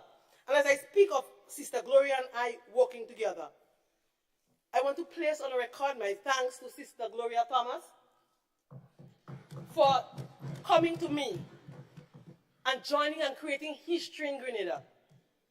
I know the fact that I'm on the other side, some in the opposition will try to think they can divide us. There's nobody or no one that can divide us unless we want to divide ourselves. And in trying to make all kinds of stories, you're creating more problems for me. Because this lady wants to get me out even when the rain falling. I have to remind her I have a husband. So, Mr. Speaker, you know, I love this lady so very much. And I said there's one issue I have with her. And I tell her I'm going to tell her in the parliament. She wouldn't hear it before, but I'm going to say it in the parliament. She would call me 3 o'clock in the morning or text me. I'm not sure what she's hoping to find, but I have a husband in my bed. So, Sister Gloria, I love you so very much. And we'll continue. I know the social worker in you and the people championing me together. We will join our hands and we'll continue to walk the nook and cranny of the constituency of St. Andrew Northwest, doing for people, touching people, Mr. Speaker, and representing them well. 2 for 1. Can you imagine? 2 for 1. We are the best, Mr. Speaker. And so we'll continue the projects. We have started many projects within the constituency. We have 2 skills training. We know only 2. There are some people who are not in the, who are not young people. They are not youth under 35 that can get into the Imani and other program, other youth programs. And so we have the sewing machine, the sewing program, and we have a tailor program. But we also want to commend and thank Sister Celia Fletcher in Brudge Grove. She is giving back to the community. And so we have collaborated with her. We have given material and 2 sewing machines, and we visited the women who are there. Mr. Speaker, you see, we have to look for ways and means to empower our women and girls so they do not always be dependent. So we are continuing to work to improve the lives of our women and girls in the constituency. Mr. Speaker, we have many infrastructure work mostly every village. We have bushes, we have roads and drains. And so, you see I'm coughing here. I believe that this cough is, I'm asthmatic generally. But I believe this cough is prolonged because of Sister Glow. Because I told her I was not feeling well, she still told me, let's go. And the rain wet me. So we'll continue, Mr. Speaker, to go in every nook and every cranny. Mr. Speaker, education. I've said time and time again, it's only through education we can eradicate poverty. It's only through education we can take our people out of this hell place they call poverty. Because when you poor, Mr. Speaker, you really expose, you know. When you poor, people can call you all kind of hungry mouth and all kind of things. You know, I've seen that I'm hungry mouth and other members, elected members on this side, but I'll get to that to the end. I've been called hungry mouth and all kind of names, Mr. Speaker. When you poor, you are exposed. Mr. Speaker, I'm also happy that the Imani program, that we will now be fully regularizing people who are there. That $500, Mr. Speaker, is not $500 across the board, because there are some people, Mr. Speaker, who are not performing. And so we have to get them to understand that while we have a role to assist them, they have a responsibility too, to do what is expected of them so that they can be kept not in the program, but they can get permanent jobs. And Mr. Speaker, if I stand here and say that the Imani program has not done one good thing for the last 20 years, I'll be dishonest. And my credibility will be on the line. I must say that there are some people who find permanent engagement out of the thousands. There are some who turn managers and, you know, and some went and studied, come out with their degrees. But Mr. Speaker, after 20 years, you must evaluate. You must look back. Because if 300 get permanent, and you have 4,000 still in the program, then it means we have a problem. If people are 47 and 48 years, that's my age, and they're still part of the new Imani program, then we have a problem. So what I would say, I would not say let's disband and get rid of it, because there must be some good aspect. I say let's reevaluate, and let's see how, as we move forward, we can provide youth training that is sustainable. Youth training that will enable that less than 2 years, people get real jobs. Mr. Speaker, because you see, as I look in the audience, a young lady is watching me, and don't make them see who you are. She came to me with almost tears in her eyes. She said, Minister, she still calls me that way. I'm a member, I'm in the Imani program all these years, and I'm working hard. And I'm still an Imani. And my 2 daughters now, they are Imani. So, Mr. Speaker, just look at that. A vicious cycle of poverty be continuing. Can you imagine? She in the program, her daughters in the program. So if we leave it like that, we can see mothers, 3 generations of Imanis. We can see mothers in the program, grandmothers, and their children. Do we want that? So I ask us, as a government, let us look at new programs. And it really doesn't have to be a new program, but let us reevaluate. After we will have done with this batch and see how we can give people job status, let us look at for training opportunities that will enable people that after 6 months to 18 months, they get permanent jobs. You cannot be in a training program for 13 and 14 years for $700. You're making children, your children come in the program and meet you there. Mr. Speaker, that undermines the job market in Grenada. And we have a way where we get the private sector to even abuse our workers. And I will tell you, Mr. Speaker, I recall vividly that there's a particular person, some bogus media outfit somewhere around, came with his long list, because his government in power, with all these workers that is employed in his place, asking to be placed on the Imani program, because he wants the Imani program to pay his workers. So you see, it undermines the job market and it abuses our people. So I say, we have to relook. And we have to make sure that things like this didn't happen. And I would not go making you believe that the names of the people got employed. I knew the minister holds strain on it. He was upset, caught up in language, but she holds strain and decided it can't happen that way. This is how it's happening. I make the point to say, when you see people coming with all the different things, asking me to resign and do all kind of thing, you have to know why. When they can use their so-called outfit to plan propaganda, you must know why, Mr. Speaker. But I'm not even bothered with that. Because these are people who are older than me by far and have nothing for themselves. So I cannot care less about that, Mr. Speaker. Mr. Speaker, I look forward. I look forward when we can provide real training opportunities. And it's according to the job market. So if you have the hotel industry and a hotel is being built, then you train people to get those jobs. If you have, like for teachers, what I saw in the Imani program, Mr. Speaker, you have a number of people, and that's a point I made even while I was there. Something that hurt my heart. If you do not have the basic prerequisite to be a teacher, and you're in a school as a teacher trainee, then you'll be there forever as a trainee. Because you have to, at least, Mr. Speaker, if the person do not have math, I can understand, or they do not have English, I can understand, because you know you'll give them 1 or 2 years to get these 2 subjects. But they have, some of them didn't even go to secondary school. But you have them in schools, Mr. Speaker. Let's stop tricking people. And let us look for a sustainable way to empower our young people. Let's not keep them in a way, Mr. Speaker. So they always have to come back to us begging. And we like that. You know when you're not begging, it's a problem, eh? Yeah. Ask some of the former MPs. Ask them, especially the female. Ask them, when they do not beg, it's an issue. They say, how come you never came to me and asked for anything? And that's their problem. So they will lose being a candidate because of that, because they have. So it's a means of recruiting a set of people who you think will be dependent on you. And so I'm no longer dependent. And that's the problem. That's a serious problem. But they say I'm dead, Mr. Speaker.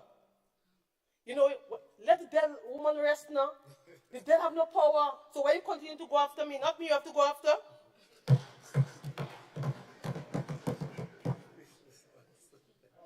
Mr. Speaker, contract for service. This is something that bleed my heart from the inception. And I'm not saying it now because I'm on this side. It's something that I champion every time I get a chance to open my mouth. Mr. Speaker, because you see, we talk about poor and vulnerable. But if we do not pay no NIS for people, then when they turn 60, they have to come back to the same vicious cycle of poverty. So they start to come back to the same seed program. So somebody working with government, getting $2,500 a month, when at the end they could get some NIS of maybe $8 or $9 or even $1,000, zero, Mr. Speaker, because you do not pay the NIS. You say they have contract for service. What is a contract for service? What I know as a contract for service is someone who gives some deliverables, not someone that come to work 8 to 4 and sit down every day as everybody and have the same job description. That's a contract for service. So as I speak to my members on this side, let us relook this whole contract for service. Something I champion. I was on a committee, a number of us who were against that contract for service. We came up with a nice written document on how we can go forward. It was never tabled anywhere. Because, Mr. Speaker, you see, there's a mindset to keep people always dependent. There's this mindset to keep people always dependent. And so as we move forward, if we're talking true transformation, let us transform our people. Let's not leave them in a way of dependent and vulnerable. That they always depend on a politician and after that we come begging and you can say, leave them hungry. Don't give them anything. Just empathize with them. And when election comes, they're working without pay. Mr. Speaker, can you imagine? Mr. Speaker, this thing hurt me for months. And I'm not saying it because I'm here. And there are people right here who can say it's not true, it's true. But maybe what they would say is that you should not go outside with something that was said privately. But Mr. Speaker, I'm representing people. And if I am representing people, and you could tell me that I could leave them to suffer and not give them anything, even if I have, because they will have to understand, to feel, he said, I sure some of them even voted for the NDC. And that is why I caution us. Let us transform how we deal. And there are some jobs, Mr. Speaker, somebody who have a big security contract, Mr. Speaker, I understand the whole political dynamics. I do not expect you to keep the contractor. Maybe you could. But I mean, I understand the political thing. Maybe we will reach in a place where we can keep them. But as it stands now, transformation takes time. It's not overnight. I didn't say, well, transform. No. If you, a student of human resource management, you would know, you're talking about complete change. You can't change people overnight. So, Mr. Speaker, I will understand that you will take a contract from the major contractor.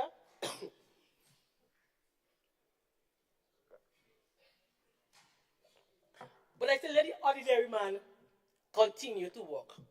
Let the people who are in the road continue to work.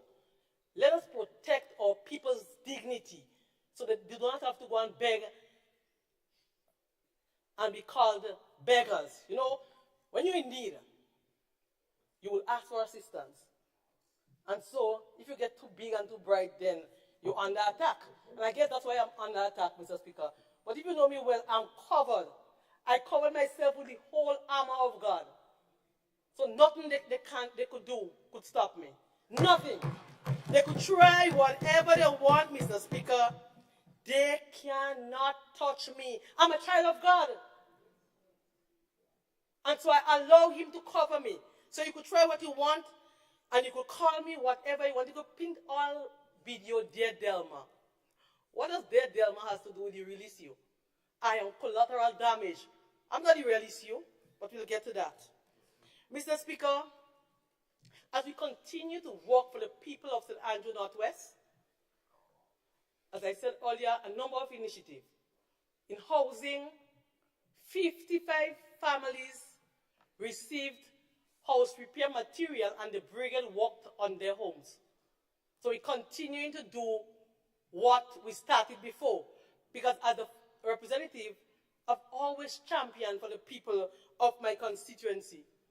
And I'll continue to champion for the people of the constituency of St. Andrew Northwest. They are my main priority. And they are our main priority because it's two of us now. It's not one. So I'm the elected representative of Sister Gloria and I. We are going everywhere and we are ensuring that we bring benefits to all the people, Mr. Speaker. All. There might be some who are not willing to come, or somebody may feel, well, something is wrong. You know, sometimes because we have this kind of political thing about us. And some people will say, well, I'm working as hard as I can until my party win. Mr. Speaker, I am not working for no party to win. I'm working for the people to win. I am representing people. So if I have to work as hard as I can, the harder as I can, I will be working for the people of the constituency of St. Andrew Northwest who have elected me, Mr. Speaker, 3 times. You're taking that for granted? 3 times. Mr. Speaker, at a time when I should have lost that seat the last election, you hear them say, well, it's party vote and party vote. But if it's party vote, how come those big giants fell down? How come in the constituency where you spend millions, you didn't have money and you win? How come? It means that you must have some individual support. And so, Mr. Speaker, while I thank my entire constituency, you see, I'm a Moncton girl. The people of Moncton raised me to be who I am. And they continue to support me, the biggest polling division. And so, Mr. Speaker, when I support in Broad Grove, and Sister Deslin is there rallying with me, tech and tech. Mr. Speaker, I'll tell you something about Sister Deslin as I move on. She's still, and I know she's upset because she don't like her name to be called. She's in every village, walking every nook and cranny until they're saying, well, she get a job. That's the reason why she's with Delma. You need to tell them you don't have no job. But you love the people, and you continue to work and serve the people. That's what we're doing, Mr. Speaker, and we'll continue to do that. We continue to work, as I said, in education. We continue to visit the schools, meet with the teachers, we meet with the staff. We met with the staff, Sister Gloria and I, of St. Mary's RC. We hear what are the concerns. Many Imani trainees there, and they raise their concern. Hope is on its way, we say to them. We visited the Paracle Government School. We read with the children. We're always there. We visited the Byland School, bring goodies. And we'll continue, Mr. Speaker. We continue to be there and have a presence to see what is happening with our children and how best we can assist and work with the principal and staff to advance their education. And that is why I applaud the free tuition fee by this government. The free tuition fee, Mr. Speaker, is transformational in nature. And I've heard one member say, well, we did it before, and I agree. We gave some tuition assistance, subjective. So it means that you decide who getting. So if an officer decided, well, me and this mother is not speaking, so our daughter cannot get the tuition assistance, then she's not getting it. So there's a difference. What makes it transformation is new. Everyone is getting. You see, we have to understand what transformational agenda means and what transformational leadership is. And then we understand. Because sometimes you say, well, you do this, you do that, and you meet it already. But it doesn't mean you have to change everything altogether. Or it doesn't mean it's something from new. But you change the status quo, Mr. Speaker. And I applaud the government. So, Mr. Speaker, let's look at the rookies. A rookie team, Mr. Speaker, we say they meet a pregnant treasury. Well, something was wrong with this pregnancy. Because if you have all these millions, hundreds of millions, well, as one of my former colleagues said, they lie for us. Because we didn't know. We genuinely did not know that there was this million in the treasury. We were told, Mr. Speaker, to pay pension will bankrupt the country. Is this a country you want to live for children? That's what we were told. And we believe it because we do not have the figures. We are no statistician. So we do not have those figures, Mr. Speaker. And we believe that we were going to bankrupt the country. But the rookies, the inexperienced, they came in, Mr. Speaker. And here now, they pay the pension.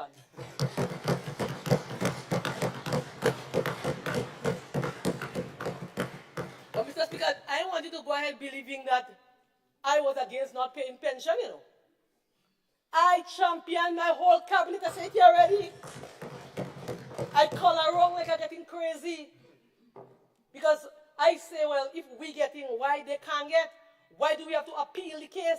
So don't let them fool us and say, well, they was going to pay it still. They wanted to appeal the case. They wanted to appeal the case. There was the discussion, and that's why I champion around and get people to say, no, we can't appeal no case. But in their mind, Mr. Speaker, in their mindset, they still were saying, let's call the election, because we still have to make some changes. We cannot pay it as is. But the rookies came in, and they paid the pension. Mr. Speaker, can you imagine, Mr. Speaker, making your public officers walk the sun in the rain, Mr. Speaker, and you have monies in your treasury that you can pay them? And you still dog their salary. Mr. Speaker, let me tell you something about the dog salary. So I was so upset, and I know a particular other member, well, you see, what a politician have us so in a kind of way that maybe they will not even accept that they say that. There's another member who was upset too, wasn't happy that teacher salary in dark and spoke about it, Mr. Speaker. And after the election now, a particular person, I ain't calling on them because you see, Mr. Speaker, I know I'm protected here, but I'm awaiting the lawsuit, so I'm saving those evidence for the lawsuit. Yeah. Yes. So, Mr. Speaker, a person sent me something out of Trinidad after the election to say, all he was thinking about, vexed about the thing, but look what happened in Trinidad. I say, but the results already in. We in opposition. The people decide. You see, people have the final say, Mr. Speaker. And the people will decide. And so I would not sit here and say that under the former administration, nothing good was not done. But, Mr. Speaker, as I said in a media interview, the only thing consistent is change. And so after 20 years, Mr. Speaker, doing the same thing over and over, there must be change. And that is why the people decided, Mr. Speaker, that they will give a new team a chance. And we were fearful about the new team, but you are seeing they pay pension, they give free tuition assistance, they're looking of increasing the minimum wage. The elderly families now getting 200 permanent, not in an election year, by monthly salary. And, Mr. Speaker, the most famous one, they provided an increase for MP. Can you imagine? An MP as me. Mr. Speaker, do you know I have a master's degree in human resource management? Getting $1,200? According to the budget, you said, that's what he said, $1,400. So I'm getting Imani pay. And nothing wrong with that, according to the boss. And you hear he's happy that his members can take it. You believe that is the real case? That's the true case? That's not the true case. The true case, they won't tell you what I'll tell you. And I'll say thank you on behalf of the others. Because we rallied together before I came here, saying that we will accept. That's one of the reasons why I was blacklisted. Because I stand up. And so I said, we will accept, and I will champion for an increase. And so when I was placed on the House Committee, Mr. Speaker, the people elected me, members. However, behind the scene, a decision was made to take me out. I said, well, if you take me out from the House Committee, then take me out from every other committee, otherwise I'm going to stand in the House and say I am not interested. That's why I still was on the House Committee, because he believed that I was one champion for increase. But you know why? Because they want you to stay poor and stay hungry and beg and always come independent. Mr. Speaker, that has to change. So they had a season. I want to say to the Honorable Prime Minister on this side, it's your season to shine. It is your season to shine. And you have to shine bright as a diamond.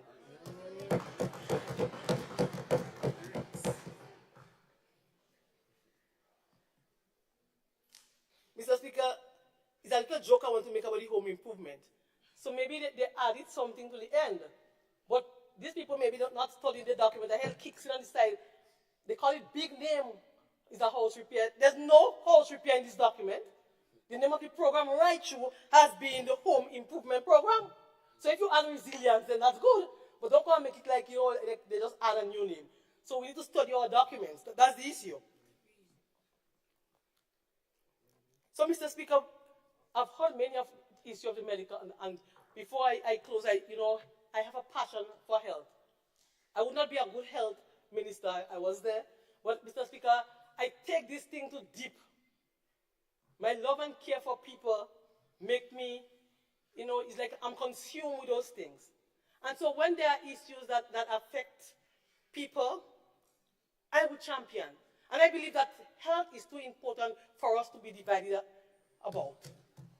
Both sides. You have a doctor on the side here, and I know when I was Minister of Hospital Services, I champion, with her, I get her to support me. We hear a lot about nurses and doctors and issues. Many of the hierarchy of the healthcare workers, Mr. Speaker, they were like movie star in Hollywood. They're acting. And all how you try to have a conversation, I even took them to have a conversation on improving their status so that they can get permanent. We left government and no permanency. There's a reason for that. We keep people always poor, to keep you coming back and always asking. Mr. Speaker, I'm happy that this side my side has already started making them permanent. And at the end of this year, many of them will be permanent. You have hard workers, they're giving out their best, Mr. Speaker, man. During Christmas time in 2021, during COVID, I visited the hospital. Nurses have to leave their families and be in the hospital, Mr. Speaker. Yet we treat them with kind courtesy. Our doctors, Mr. Speaker, our healthcare workers, every one of them, they are important.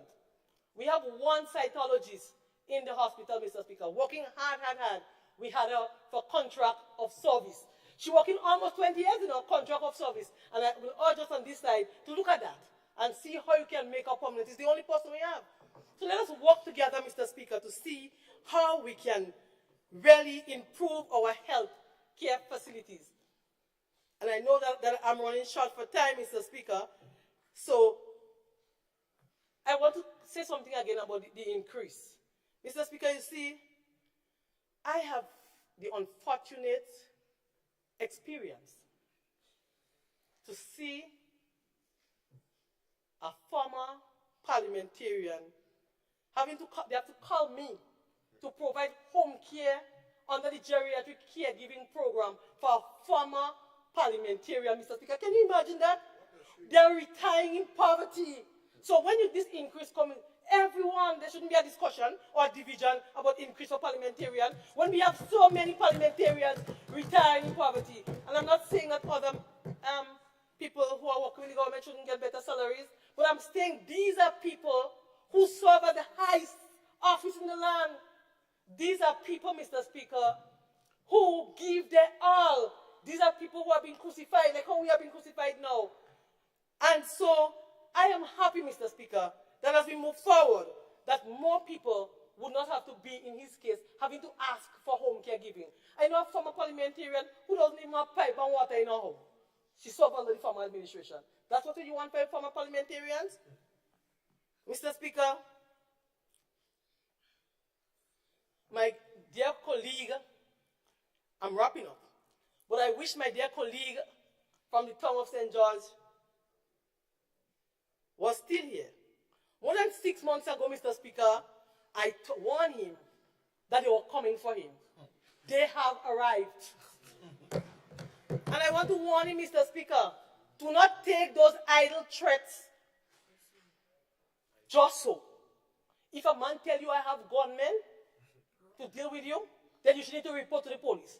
When I left, Mr. Speaker, and I had some concerns, and people raised some concerns of things that have been said in particular quarters, I told my husband, who is a police, he take it for nothing. I reported to the headquarters. I said, if anything happens to me, you need to look in this quarter. I told them, the officer I spoke to, where to look. And so they know where to go. So nobody will have to be walking to the police station for you to question whether or not they walk into the police station. You know where they have to go. So I say to the member of the town of St. George to beef up your security. Because you see poll after poll showing you in the lead. And that is why, Mr. Speaker, that they are coming in your face and shoving their hands, and you may say, that's not my business. Or you might say, where you get that? But you know what I'm saying is not true. I ask you to beef up your security because change is coming in some place, not in this house, Mr. Speaker, and it may not be relevant, Mr. Speaker, but if it's national security issue for a member, then I have a responsibility to warn him.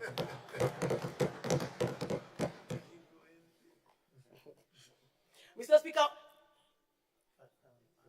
the number 10 factor, I think I must talk about the number 10 factor before I wrap up. You know, how will you pass, you hear number 10, number 10, number 10. Mr. Speaker, can you give me 5 more minutes? Member, it's granted. Thank you. You know, Mr. Speaker, we should also hear the number 40. Because you know, it was 40 days we had for election. And you know the Bible talk about 40? Change, transformation. Cut it here! What does the Bible tell you about number 10? A new beginning. You bring a new dynamics. So I'm here, Mr. Speaker, and I will accept number 10.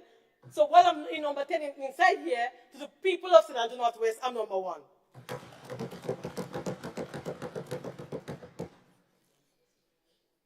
Mr. Speaker, I want to, as I close, say something to His Majesty's opposition. I believe that he has done a lot. And so if he has to be respected, you know, a lot of times you ask for respect. If you give respect, you get respect. And if you wish to be regarded as father of the house or respected as an elderly statesman, then learn to behave like one. Practice to be one. What about behaving like Nelson Mandela, humble, compassionate, and gracious? What about Desmond Tutu, simple, right and honest? What about Michael Manley, progressive, a visionary, filled with wisdom? Show a better example for those you call young and inexperienced. You don't have to instruct, simple shows so that we can learn. Children learn by example. So since you feel that we or they, not me, I'm a big old adult. Since you think that they are children, then be an example to them. Not acting like the Wild Wild West. There are no cowboys in this honorable house. And Indians. We are simply a group of individuals elected by people to serve and do best by God's grace for our country. As I close, I recommit myself to the people of St. Andrew Northwest. I recommit myself as a team with Sister Gloria Thomas, championing the cause for the people of our constituency. Mr. Speaker, I know they try hard to get me out. But until my work is over, I will do the best I can. Mr. Speaker. Mr. Speaker, they got tired to see my face, but they were not able to get me out of this place. And oh, by the way, Mr. Speaker, I never get weary yet. I thank you.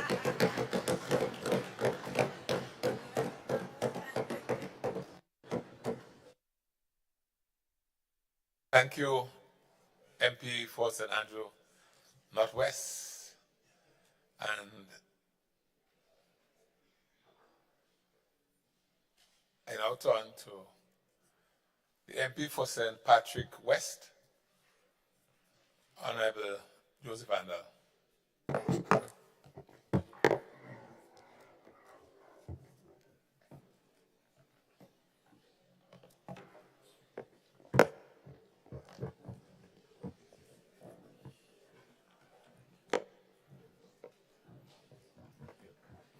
Thank you very much, Mr. Speaker.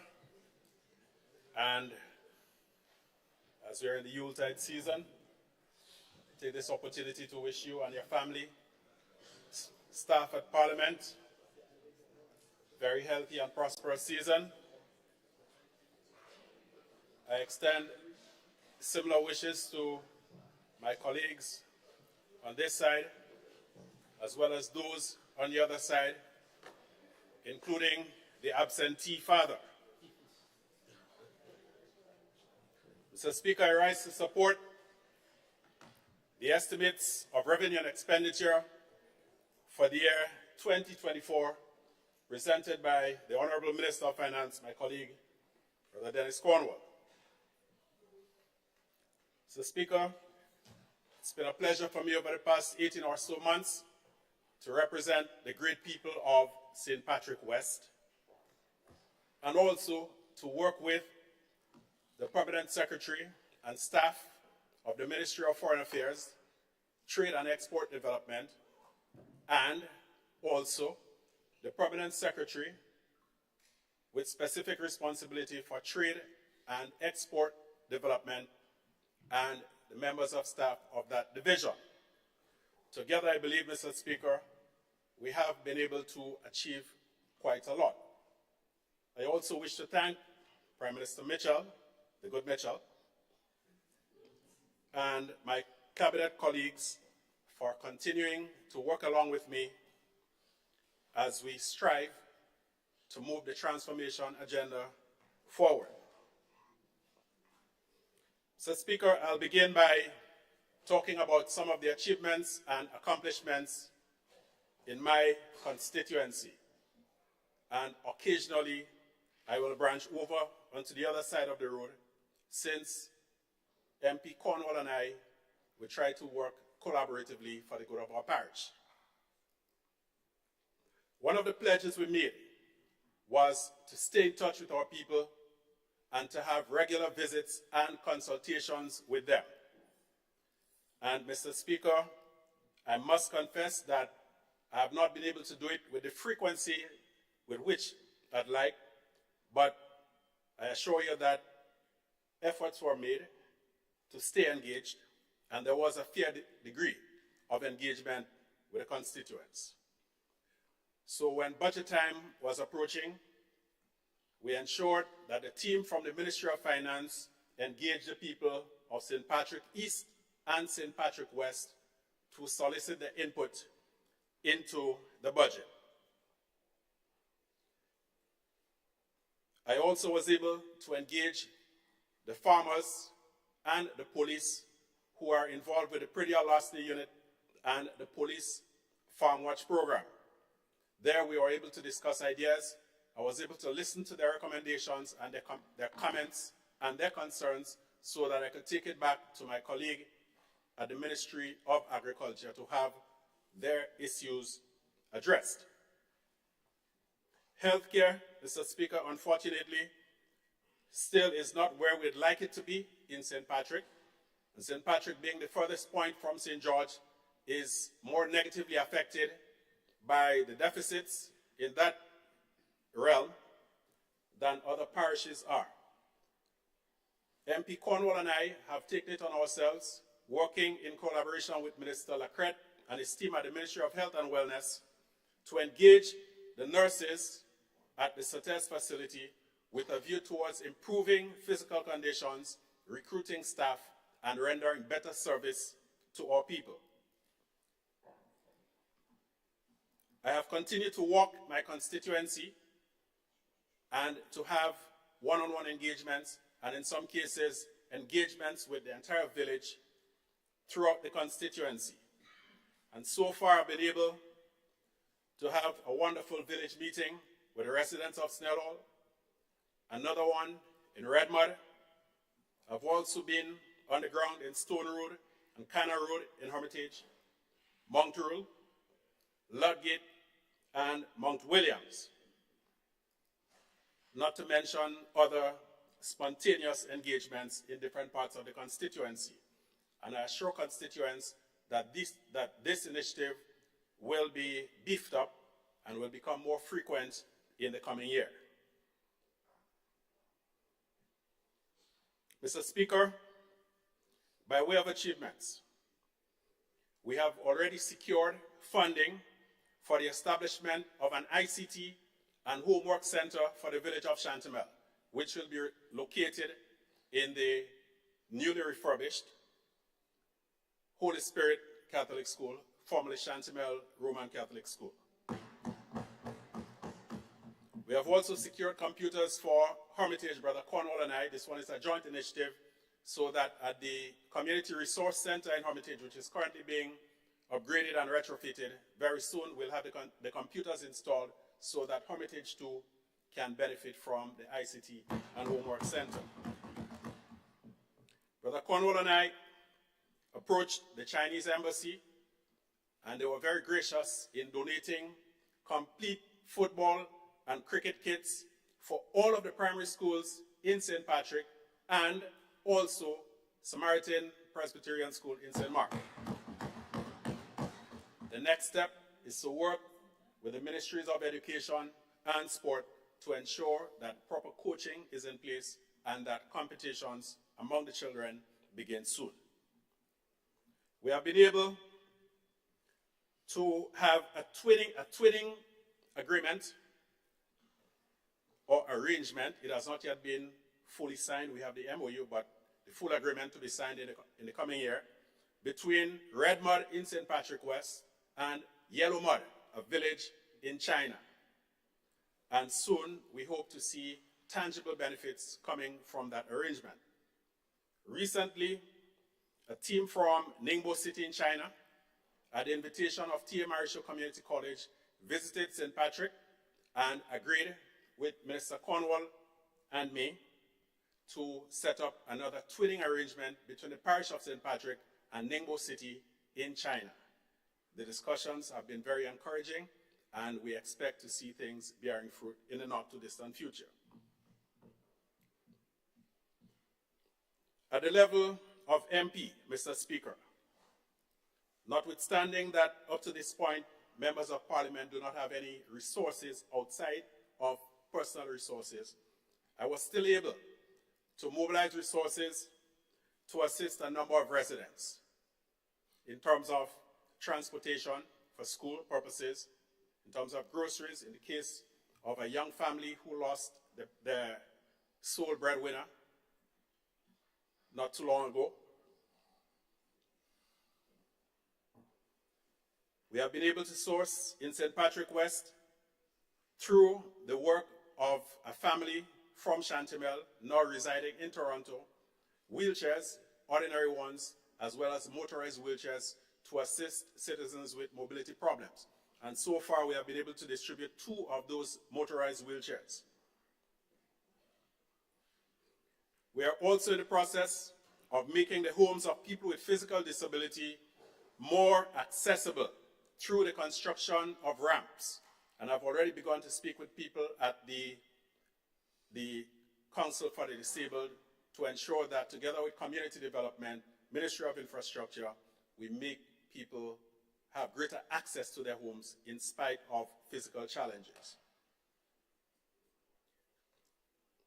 So, Speaker, I was able to mobilize through conversations with business people and other philanthropic-minded individuals, mobilize funds for 6 grants for the commencement of micro businesses in my constituency, all of it going towards young people. And the good thing about it, they approached me during my constituency day, and up to now, I do not know whether they voted for me or for the other side. What is of importance to me is that we provide the means for people to uplift themselves. Brother Cornwall and I also worked to ensure that the efforts of the committee that runs the Hilarion Home did not go in vain, and so we entreated Cabinet to provide a monthly subvention to the Hilarion Home to facilitate its reopening following the devastation that was wreaked on that home by the COVID pandemic.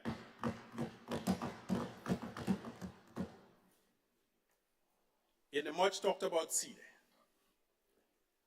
a few people were removed either by having passed on or by having graduated, but we were also able to add 57 new beneficiaries to that program, and 25 students had their assistance increased because of having transitioned from primary to secondary or secondary to tertiary level education. Talking about education, Mr. Speaker, in the parish of St. Patrick, 147 students benefited from the removal of tuition fees at TAMCC, resulting in approximately $120,000 staying in the parish of St. Patrick to be invested into other areas. Students from the parish who attend NULO also were able to benefit from that great initiative. Mr. Speaker, something that is not talked about very much is the removal of the fees for the school feeding program. $1 may sound a little bit, $2 or $3 may sound like nothing if you have a lot. But for families with zero income or with uncertain means of survival, it can mean the difference between eating and starving. And so if you take a family with 3 children, 2 attending primary, 1 attending secondary school, it means a saving of $100 per month. So if your monthly income for that family is $500 and you no longer have to dish out $100, you can well imagine the difference that will make to the quality of life, Mr. Speaker. Mr. Speaker, we recognize that man and woman too will not live by bread alone. And so I'd like to commend the initiative of the Ministry of Youth and the Minister of Youth by initiating the mock parliament in primary schools. And I had the good fortune to witness one in St. Patrick, and I can assure you, Mr. Speaker, that the future of Grenada is in good hands. In terms of physical infrastructure, Mr. Speaker, a number of roads have been built, repaired, rebuilt in the period under review. In Chantimel, my hometown, Thomas Lane by Road has been completed. It was something that was started and left to rest for a number of years. In our visit to the communities, it was raised as a concern, and through the Ministry of Community Development, we were able to complete that road. Marley, again, an important piece of infrastructure work was completed in an area known as Jahole. Main Street Sates, Jolly Road, paved and completed. Resurfacing of the roads, Mount Craven, Mount Rodney, Prospect, Samaritan, Chantimel, Upper Marley, Lamode, and Sates. And Mr. Speaker, there is a qualitative difference in the way that road repairs is approached now. We're no longer in the habit of caulking a hole, but instead resurfacing large swaths of road. Darby, Mr. Speaker, has been a village long forgotten. It is geographically almost distinct from the rest of the constituency.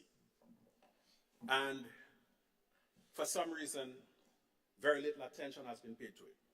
I have undertaken Darby as a special project dear to my heart because I live just on the outskirts of that village. And we have now completed the process of installing street lights along the length of the road leading to the beach. And on top of that, we have also lit up the beach so that activities can go on there in relative peace and safety after the sun sets.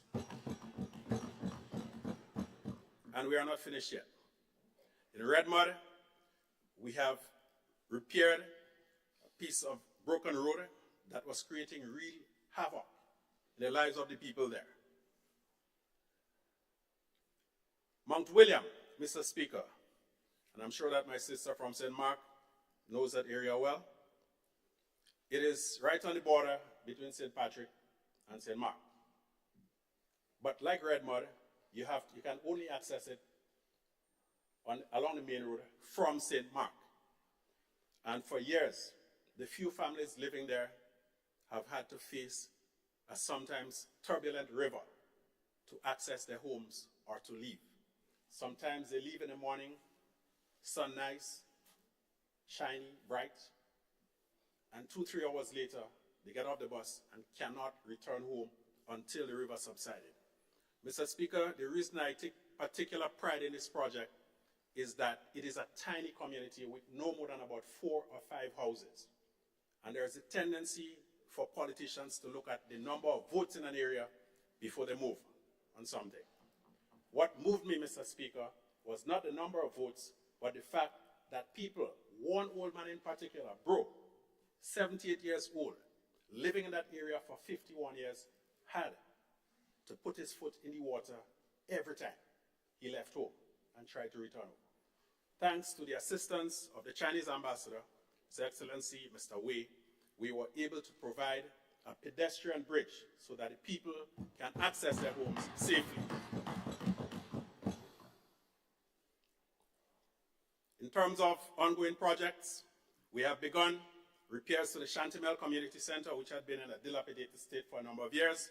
Brother Cornwall and I have pulled our resources together, our community development resources together, to repair the Monkridge Community Center. Work has begun there. Back Street, Moncraven, significant infrastructural work is taking place there. Snell Hall playing field, the road to it is being paved, and we have bigger and better plans for Snell Hall down the road. Charlie Road in Chantemelle, we also began that, but work has been held up by a boundary dispute between some of the landowners in that area. We are confident that that will be resolved in short order so that the work can be continued. And along the Mortelba Road in Mali, we are currently building a retaining wall, which, if not done, can pose a severe threat to the bridge in that area there. Very soon, we'll move on to Stone Road in Hermitage, to Monkridge, to Prospect.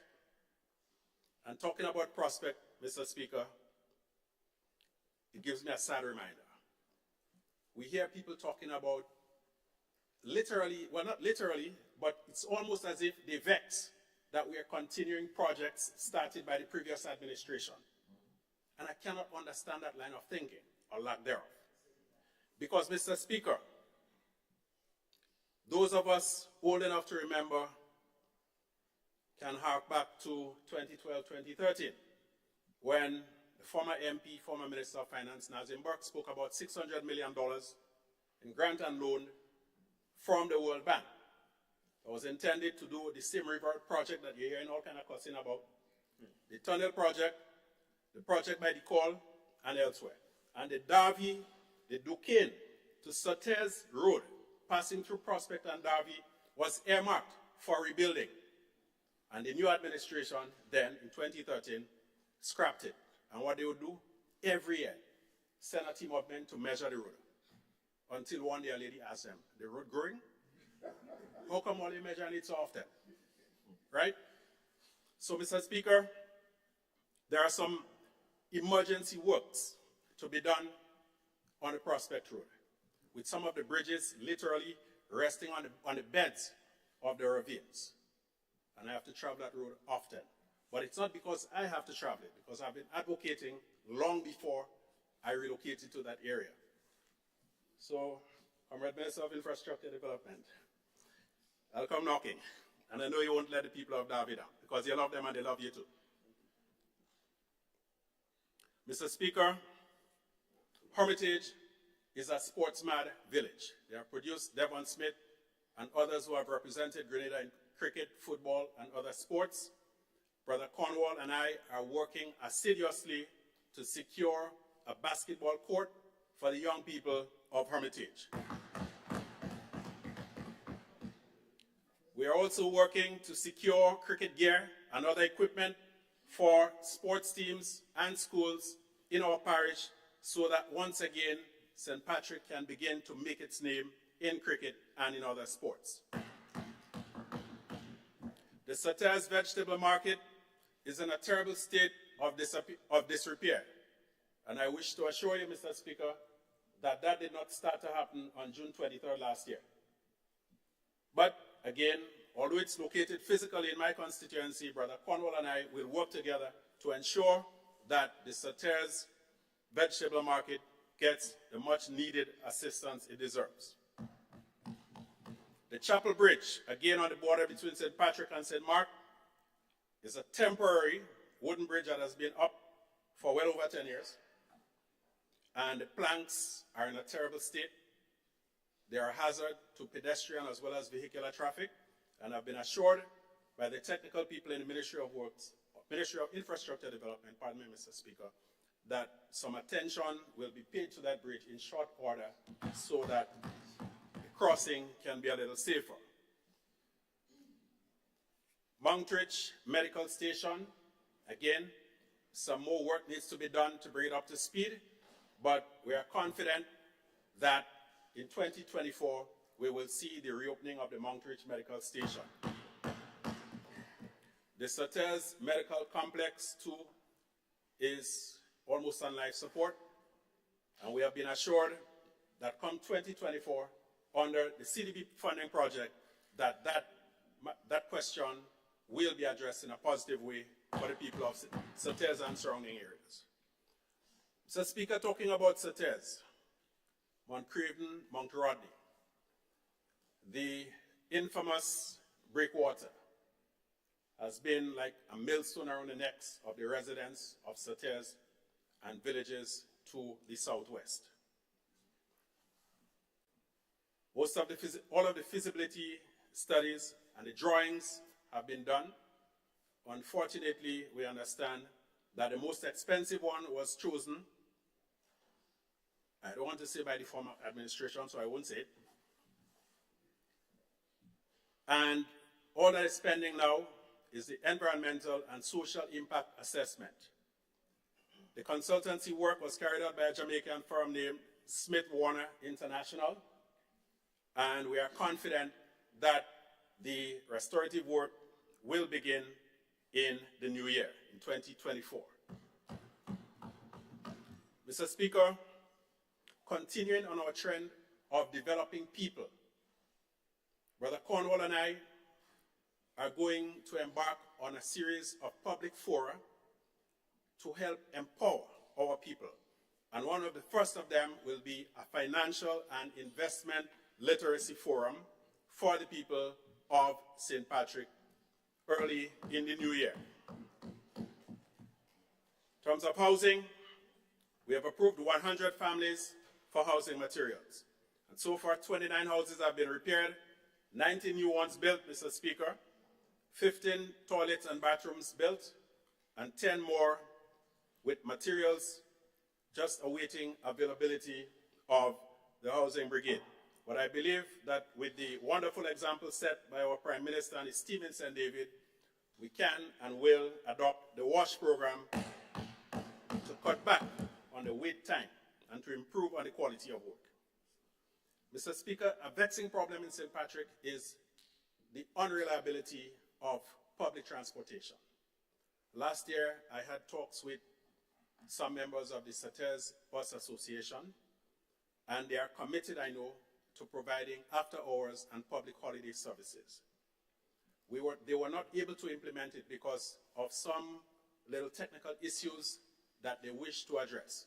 So Brother Cornwall and I have undertaken to hold conversation with the newly installed Transportation Commission with a view towards alleviating the problem of public transportation in St. Patrick. Just last week, I received a call from a parent that her young son got home after 10 p.m. in Shantimel because he could not get a bus from St. George's to Sautez.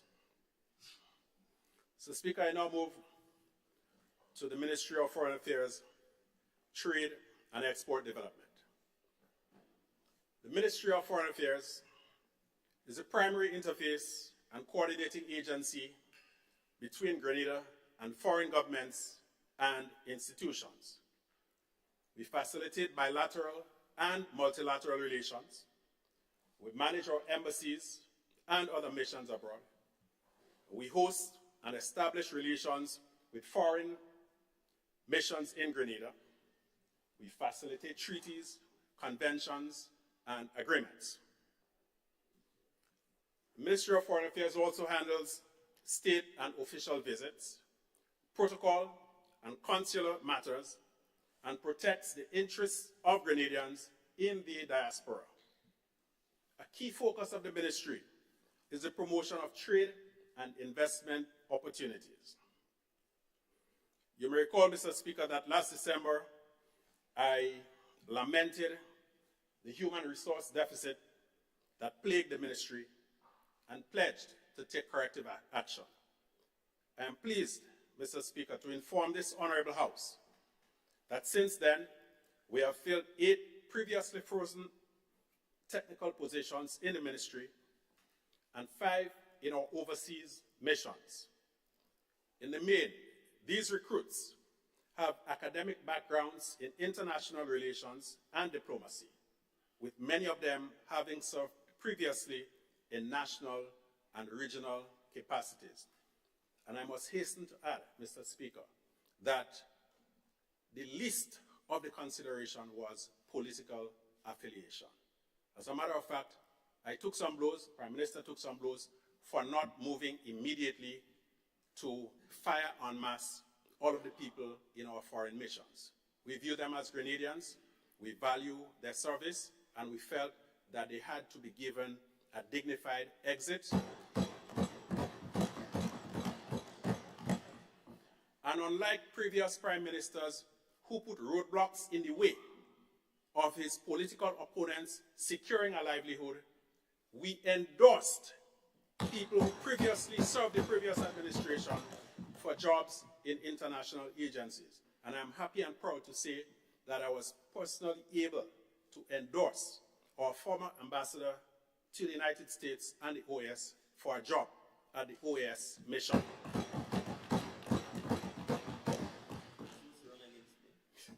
She was supposed to run against the PM, I understand. And I could have been bitter and vindictive because I was one of those who for 10 years could not find a job in Grenada for the simple crime of going up against His Imperial Majesty. Mr. Speaker, these new appointments are strengthening the protocol and consular, policy and research, and diaspora affairs division as we redouble our efforts to support the whole of government programming. This puts us one step closer towards the realization of the goal of having a professional foreign service. So, Speaker, at last year's budget, we pledged to strengthen our diplomatic missions. To that end, I'm happy to report that all our ambassadors and consuls general are in place, each supported by at least one other diplomat. Gone are the days of the one-man or the one-woman mission.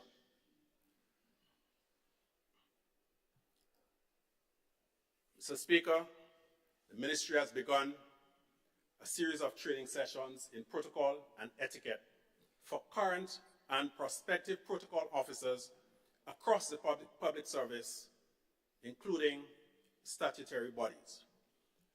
Several Foreign Service officers have undergone training in multilateral diplomacy in Belgium, Germany, and Guyana. And there is also continuous training for heads of mission and consuls general with leading experts from around the region. We believe, Mr. Speaker, that it takes more than political allegiance to make a good diplomat, and we are prepared to invest in training opportunities for all of our diplomats. So, Speaker, we continue to widen our diplomatic outreach to promote Grenada's inclusive, sustainable economic growth agenda, and to make our mark on the global stage. I can report today, Mr. Speaker, that the ministry continues to fulfill government's mandate to establish and strengthen relationships with the international community. During the past year, Mr. Speaker, we have established diplomatic relations with Bahrain, Benin, Republic of Ireland, and Kenya. So, Speaker, I was a bit taken aback to realize that country, Kenya, we did not have diplomatic relations with them, but it's always better late than never. And in fact, as recently as about 2 days ago, I had a conversation with the Foreign Minister of Benin, who is planning to do a CARICOM tour next year, and we have agreed to explore the possibility of his being able to bring a cultural team to Grenada to help us celebrate our 50th year of independence. We anticipate that in the first half of next year, Mr. Speaker, we'll be able to establish diplomatic relations with 5 more African countries. Additionally, Mr. Speaker, we are concurrently pursuing visa waiver agreements with several African and Latin American countries, and we hope to conclude these in the first half of next year. It is important to afford our citizens the ease of travel that comes with modern life. And given that we are an investor-friendly country and a tourist-based economy to an extent, it is important that access to our country be as inhibition-free as possible. Mr. Speaker, so far this year, 5 new ambassadors have been accredited to Grenada, and the Cabinet has granted agreement for a further 8. The Ministry has participated in several summits and high-level meetings during the course of this year. The implementations of the decisions from these engagements has already begun and will intensify in the upcoming period. Mr. Speaker, consular work is one of the more visible aspects of diplomacy. It involves providing documents, assistance, and protection to Grenadian citizens who live abroad or who are in transit in other countries, and to foreign nationals who wish to visit or do business with Grenada. From November 6th to 9th this year, a team from the Canadian High Commission in Barbados came to Grenada to collect biometric information from people wishing to visit Canada. A record 486 people were processed. Due to the overwhelming demand, the Canadians acceded to our request for extended hours and an additional day. We wish to thank High Commissioner Chatterjee and our staff for accommodating so many people. And we also acknowledge the generosity of the management and staff of True Blue Bay Resort, who went out of their way to accommodate people. Mr. Speaker, this is not something we should be proud about, because we know that we once had visa-free access to Canada. And this is something that we are working assiduously to try to correct. To that end, Mr. Speaker, I held talks with Canada's Minister of Immigration, Citizenship and Refugees on the sidelines of the recent CARICOM Canada Summit in Ottawa, with a view to ultimately removing visa restrictions on Grenadian citizens, but in the interim, to increase the frequency of biometric visits to Grenada. And we agreed in that meeting to have technical teams from both sides meet to start the negotiations. During the year, our overseas missions processed over 750 ordinary passport applications to the tune of in excess of $500,000 EC dollars. Our team continues to provide valuable support to visiting delegations and to Grenadians in difficult situations, as recently as last Friday. In fact, last Friday was the first time I heard of Joshua Andel, and I heard about him again yesterday. In fact, between Friday and yesterday, I heard his name called in about 4 different situations. He's not from, he's from my constituency? He's from your constituency, but he's my cousin, he's Andel. But that's not why we helped him. Yes. So he's a young man who I understand is a CARICOM ambassador and was on his way to the COP in Dubai and encountered some difficulty with airline and immigration and so on in London. And thanks to the intervention of High Commissioner Rashe Crony, who I must thank publicly, his matter was resolved speedily and he's now in Dubai at the COP. So, Speaker, the Ministry of Foreign Affairs is currently working on a diplomatic protocol handbook, which will be delivered in 2024. We recognize that there is a wide need for our services, and many people do not understand exactly what is the job of the Ministry of Foreign Affairs. So we believe that the publication of that handbook will help to guide people in terms of what they can and should not expect from the ministry. Treaties and conventions are part of the lifeblood of the Ministry of Foreign Affairs. In March this year, Mr. James would know about this one, Grenada ratified the Escazú Treaty, which is aimed at protecting the rights of this and future generations from the ravages of climate change and so on, and to guarantee that the region has the ability to live in a healthy environment. We also acceded to the Budapest Convention, which is considered to be the most comprehensive international agreement on cybercrime and electronic data. We ratified the San Jose Convention, which aims to suppress illicit maritime and air trafficking in narcotic and psychotropic substances in the Caribbean. Mr. Speaker, in July, we signed a technical cooperation agreement with Italy, the focus of which is renewable energy and the protection of marine ecosystems and coastal areas. I now touch on something, Mr. Speaker, that has become sort of a buzzword, Samoa. Samoa is a small island nation in the Pacific. Let me take a sip of water.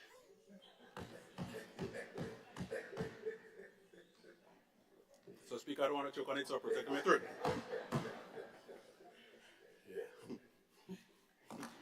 You know, Honorable Member for St. Andrew Northeast, I was most taken aback on Friday when a lady assumes a supporter of your party poked her head out and wishing that I had literally choked. Yeah, that is how toxic the politics has become. Yeah. Mm-hmm. So, a brief background on the Samoa Agreement. In 1975, a group of 9 European countries, then called the European Economic Commission, came together and with another group called the ACP, African, Caribbean, and Pacific States, came together in Lomé, the capital of Togo in West Africa, and signed a trade and cooperation agreement between the two blocs. Europe, as we know, was the main colonizing power. Africa, the Pacific, and the Caribbean were the victims of colonialism. And so they felt that they could make some small amends by rechanneling some of the loot back to the former colonies. So the Lomé Convention was signed in 1975, and there was no hullabaloo about it. It was renewed. There was Lomé 2, Lomé 3, I don't recall if there was a Lomé 4. When that expired, it was replaced by the Cotonou Agreement, Cotonou being the capital of Benin, another French-speaking West African country. Again, no problem, smooth sailing. After another 20 years, the two sides, by now renamed the European Union and the OACPS, Organization of African, Caribbean, and Pacific States, came together to renegotiate the agreement. Mr. Speaker, since some people like to claim credit for everything, let me give them credit for signing it in 2021.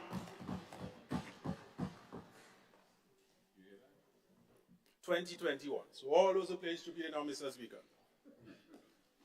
is either they have amnesia or they have some Alzheimer's. Maybe not all. Mr. Speaker, there is nothing insidious or sinister about the Samoa Agreement. And I think I know where all of the melee came about. Honorable Modeste and Honorable Pierre, Honorable James was sitting here in a meeting of the famous House Committee that approved the increases. And immediately, I had to rush next door to a press conference.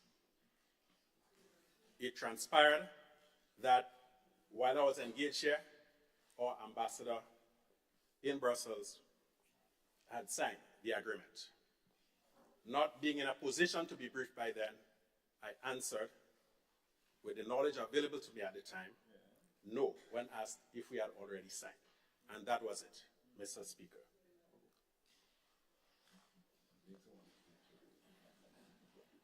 Mr. Speaker, the Samoa Agreement focuses on the promotion of human rights, democracy, and good governance. And if there is anybody in this House who disagrees with that, they're free to say so. Peace and security, human and social development, inclusive, sustainable economic growth and development, environmental sustainability and climate change, migration and mobility. That is what the Samoa Agreement focuses on. Samoa gives us access to grant funding, investments, and private sector development via the European Investment Bank, the EIB, and the European Bank for Reconstruction and Development, the EBRD. It does not require us to change any legislation. In fact, I know of certain agreements that have caused us in the past to have to change parts of our legislation or to introduce new ones. The Spotlight Initiative, which was initiated by the previous government, being one such. The Samoa Agreement has an escape clause that any member can withdraw from it if you give 6 months written notice. Plain and simple.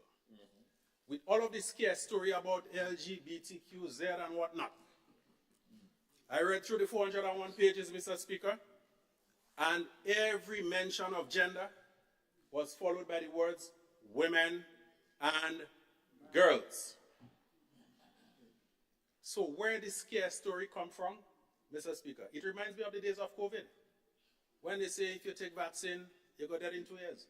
I took it in March 2021. Unless it's my ghost speaking, still standing.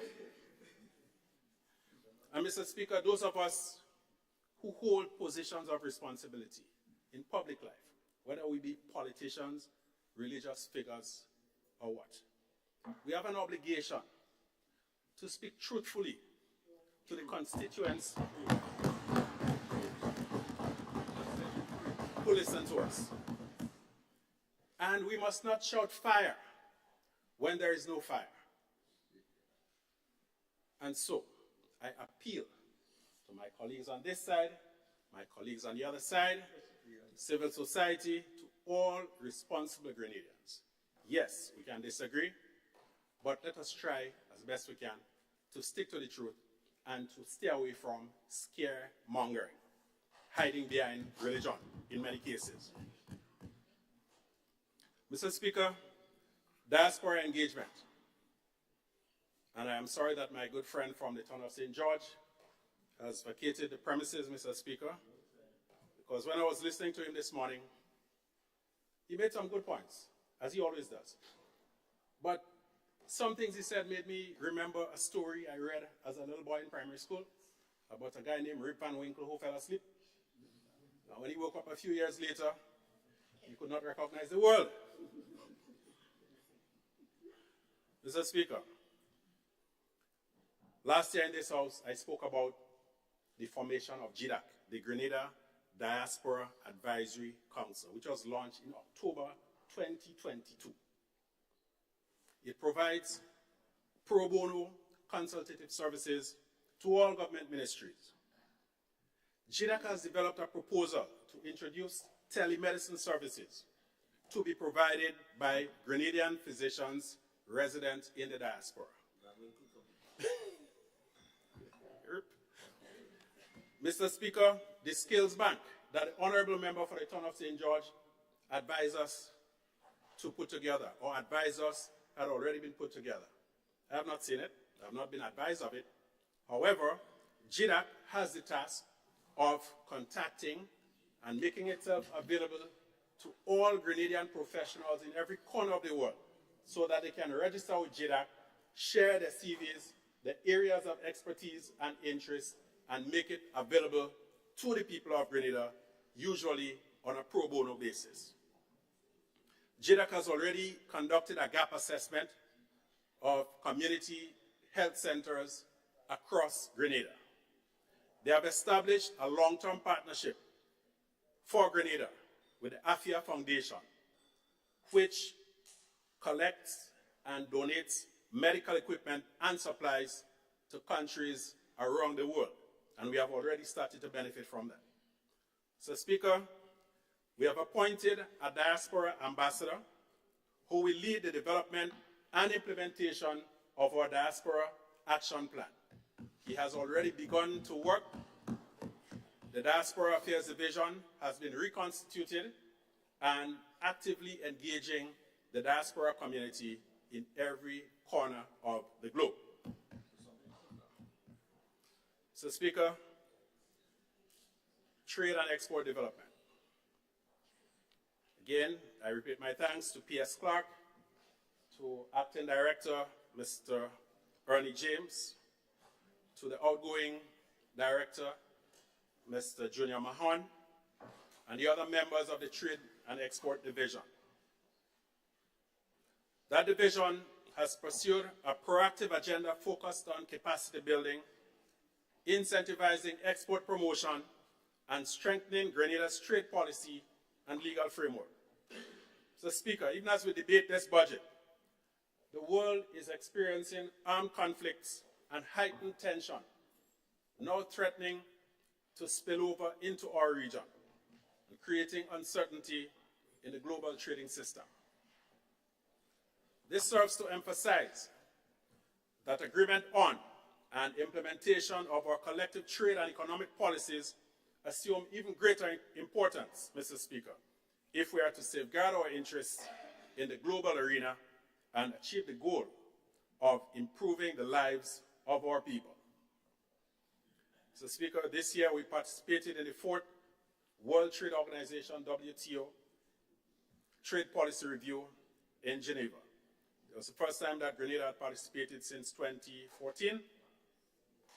In collaboration with the Grenada Investment Development Corporation, the GIDC, we've had stakeholder consultations on the WTO Investment Facilitation for Development Mechanism.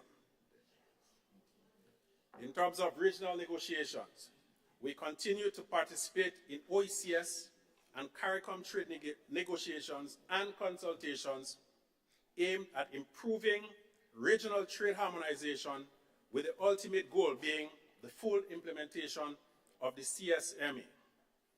And I'm happy to see that my colleague from the town of St. George has awakened and returned. So, Speaker, the ministry is working under the CARICOM umbrella to finalize a deal with Colombia that will encompass trade, tourism, culture, and historical conservation and restoration. We are hoping at the CARICOM level, at the COTED level, to get this off the ground in the first half of next year. As part of the COTED, that is Council on Trade and Economic Development, a significant breakthrough was made with Trinidad and Tobago, Honorable Member for the town, having started the process of amending its legislation so that Grenadian honey can enter the Trinidad and Tobago market. It has been a long journey. We did not start it, but we did not drop the baton, Honorable Member for the town. And so far, the Trinidad Upper House has passed the legislation, and we are assured that passage in the Lower House soon to come. The next step, so far we have one honey producer who has been able to meet the sanitary and phytosanitary measures for entering the Trinidad and Tobago market. So it is up to us now at all levels, Ministry of Agriculture, Bureau of Standards, and all the interested stakeholders to ensure that more of our people can meet the requisite PSP standards. We continue to participate in the CARICOM Technical Working Group to review the Common External Tariff, or CET, and rules of origin so that regional manufacturing can become more competitive, and also to ensure consistency with other signed trade agreements such as the CARIFORUM EU and the CARIFORUM UK Economic Partnership Agreements, or EPAs.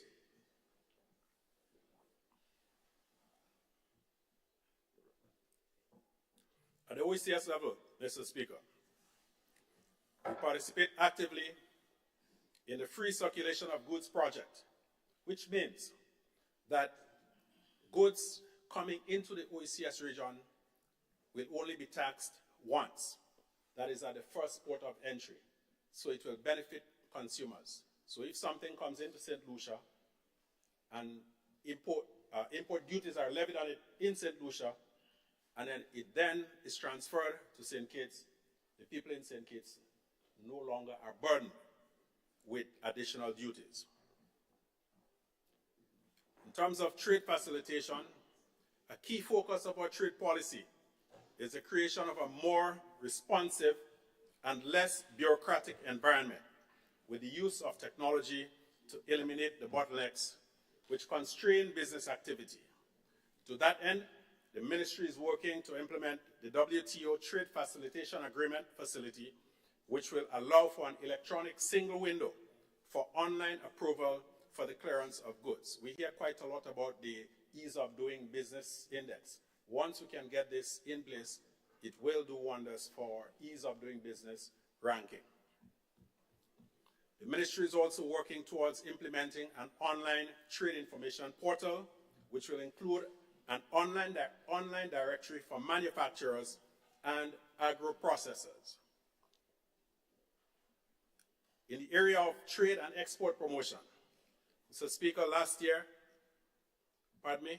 Independence, February 2022, the Trade and Export Division hosted the Made in Grenada Expo, which promoted local manufacturers, local confectionaries, and so on, and also conducted a series of buy local events, the last of which ended just last night in Sauterres, which coincided with the Camarón Folk Festival. And let me digress a little bit to once again commend the Minister and Ministry for Culture for working with us, and Mr. Kenneth Mark from the Division of Culture in particular for bringing back the Camarón Folk Festival to Sauterres. Mr. Speaker, Grenada participated successfully in the recent 6th China International Import Trade Expo with the collaboration of the Chinese Embassy in St. George's and the Grenadian Embassy in Beijing. A number of our products gained exposure to a wide international market, and the feedback is very encouraging. Next year, as we go for 50, I know that currently P.S. Clark, Sir James, and the rest of the team at the Trade Division, they're working assiduously to ensure that 2024 is bigger and better than ever regarding Made in Grenada Expo. We have also expressed interest in participating in the Japan International Trade Show in Osaka, Japan in 2025. A lot of preparatory work is already going into it, and I know that under the guidance of the Trade Division, Trade and Export Division, will be well represented at that expo. The ministry has also collaborated with Caribbean Export Development Agency, CEDA, the GIDC, relevant line ministries, and local financial institutions to train agro-processors and small and medium-sized enterprises to enable them to meet necessary export standards. We have approached the Commonwealth Secretariat for assistance in updating our national export strategy. The Grenada Bureau of Standards leads the development of our national quality infrastructure and plays a pivotal role in ensuring that our manufacturers and exporters meet international standards. In 2023, Mr. Speaker, the Bureau became a subscriber member of the International Organization for Standardization, ISO. Also this year, the Bureau received 1.8 million EC dollars in grant funding from the CARICOM Development Fund for updating existing labs, building new ones, providing equipment, building capacity, and expanding testing capabilities. Government, playing its part, also allocated in excess of 2.25 million EC dollars towards those projects. And for 2024, Mr. Speaker, the Bureau will expand its portfolio of testing and services. Mr. Speaker, before I leave, I must return to my constituency to thank some people. I've had tremendous support over the past 18 months. All of the things that I've spoken about would not be possible without the sterling contribution of these people. And it does not mean that they were the only ones. The manager of the MP office in Surtees, Ms. Sharelle Bernard, energetic, competent, eager to learn young woman. There is nothing that I can call upon her that she will not produce. As a matter of fact, she will send me a report and say, I have done A, B, C, X, Y, Z, or I am proposing this. What do you think? Mr. Neil Ferguson, my personal assistant, who came on board within the last few months. Neil is all over the place. All over, not only working hard, but working well and working wisely. So, Speaker, I would like to single out another young man at the parliamentary office in Surtees, a young man named Husani Peterson. Those of you on the other side would know that he was appointed as the housing coordinator for St. Patrick West by the previous administration many years ago. And I've been around politics for a long time, so I know and know of people. And I've never heard anybody question the integrity of his work or the sincerity of the young man. So, I never promised him anything. Matter of fact, I don't think I even asked him for his vote. So I can't say he voted for me or he voted for the other side. But I was impressed by the reports I was getting from him.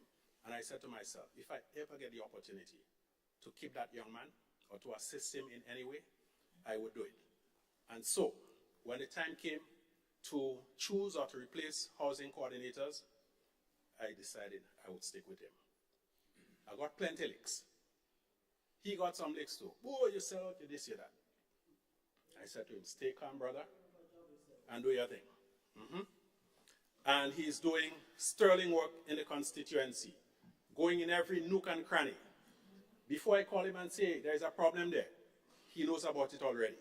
He called me to say, house fall down in Hermitage, and was on the scene as fast as he could get there. That is the kind of thing that we need in our country. So when we hear him talk about victimization and people getting sent home en masse, it seems as if Rip Van Winkle awake, but some people still asleep. Mr. Speaker,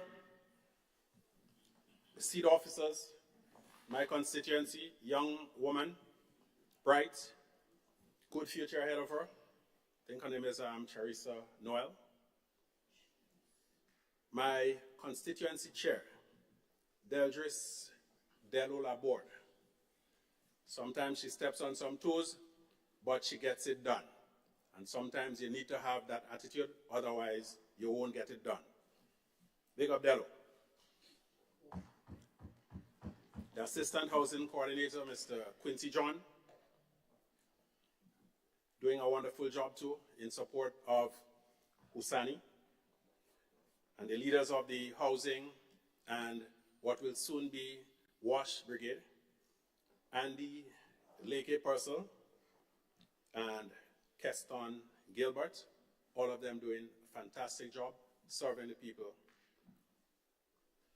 And you, the good people of St. Patrick West, family, friends, supporters, critics, they are very important. because sometimes they are on the ball. Sometimes they tell you things that those around you may be afraid to tell you. So, respect the critics. Sometimes they give you the opportunity to learn and to grow. So, Mr. Speaker, I believe that I still have some credit in the bank for next time. I will not call upon it now. I wish to thank you, all my colleagues here, the entire House, people in the audience, those of you viewing. And once again, I wish everyone a happy end of year and a prosperous and healthy 2024.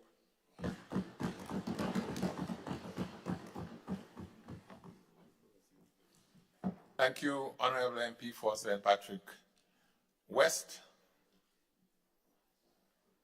And I now invite the Honorable MP for St. Andrew Southeast to do her presentation.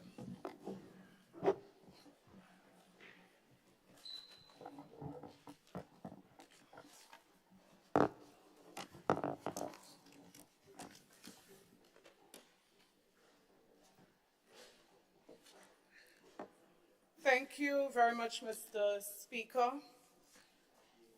Mr. Speaker, I rise this afternoon to make my contribution to the debate of revenue and expenditure for the year 2024. And like my colleagues and others who have gone before me, I wish to place on record, Mr. Speaker, my very best wishes to everyone within the sound of my voice. So those who are listening online, those who are in the House on this side and on the other side, those who are visiting, Mr. Speaker, I extend best wishes for the holidays. Mr. Speaker, I want to begin this afternoon on the subject of transformation. So much has been said about transformation from last Monday to a couple of minutes ago. And Mr. Speaker, I want to make this very important point, that transformation has not been taking place just over the last year and a half. And I say this way, Mr. Speaker, because I would not stand here this afternoon and say that the current government has done nothing in the last year and a half. We heard we've done nothing in 30 years. I would not reduce myself to this, Mr. Speaker. But what I would say on the subject of transformation is that when we speak about transformation, we are speaking about seriously impacting extreme and radical change, Mr. Speaker. That's what transformation is.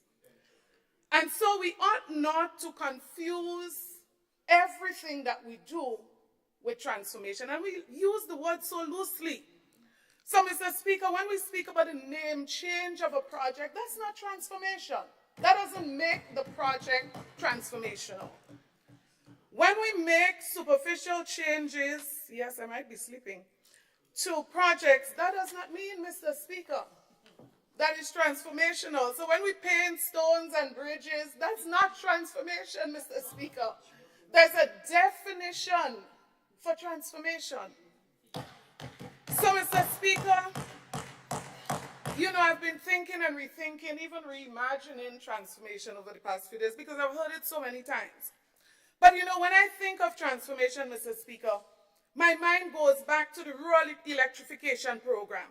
My mind goes back to connection of pipe-borne water to rural communities, the construction of a cruise ship terminus, the construction of the Western and Eastern Main Road, connection of high-speed internet to schools, Mr. Speaker, liberalization of the telecommunications sector, introduction of payment for government services online is not the first time, Mr. Speaker.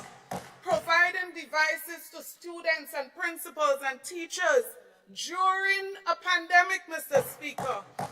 Introduction of e-books during a pandemic, Mr. Speaker. My mind keeps going back on transformation.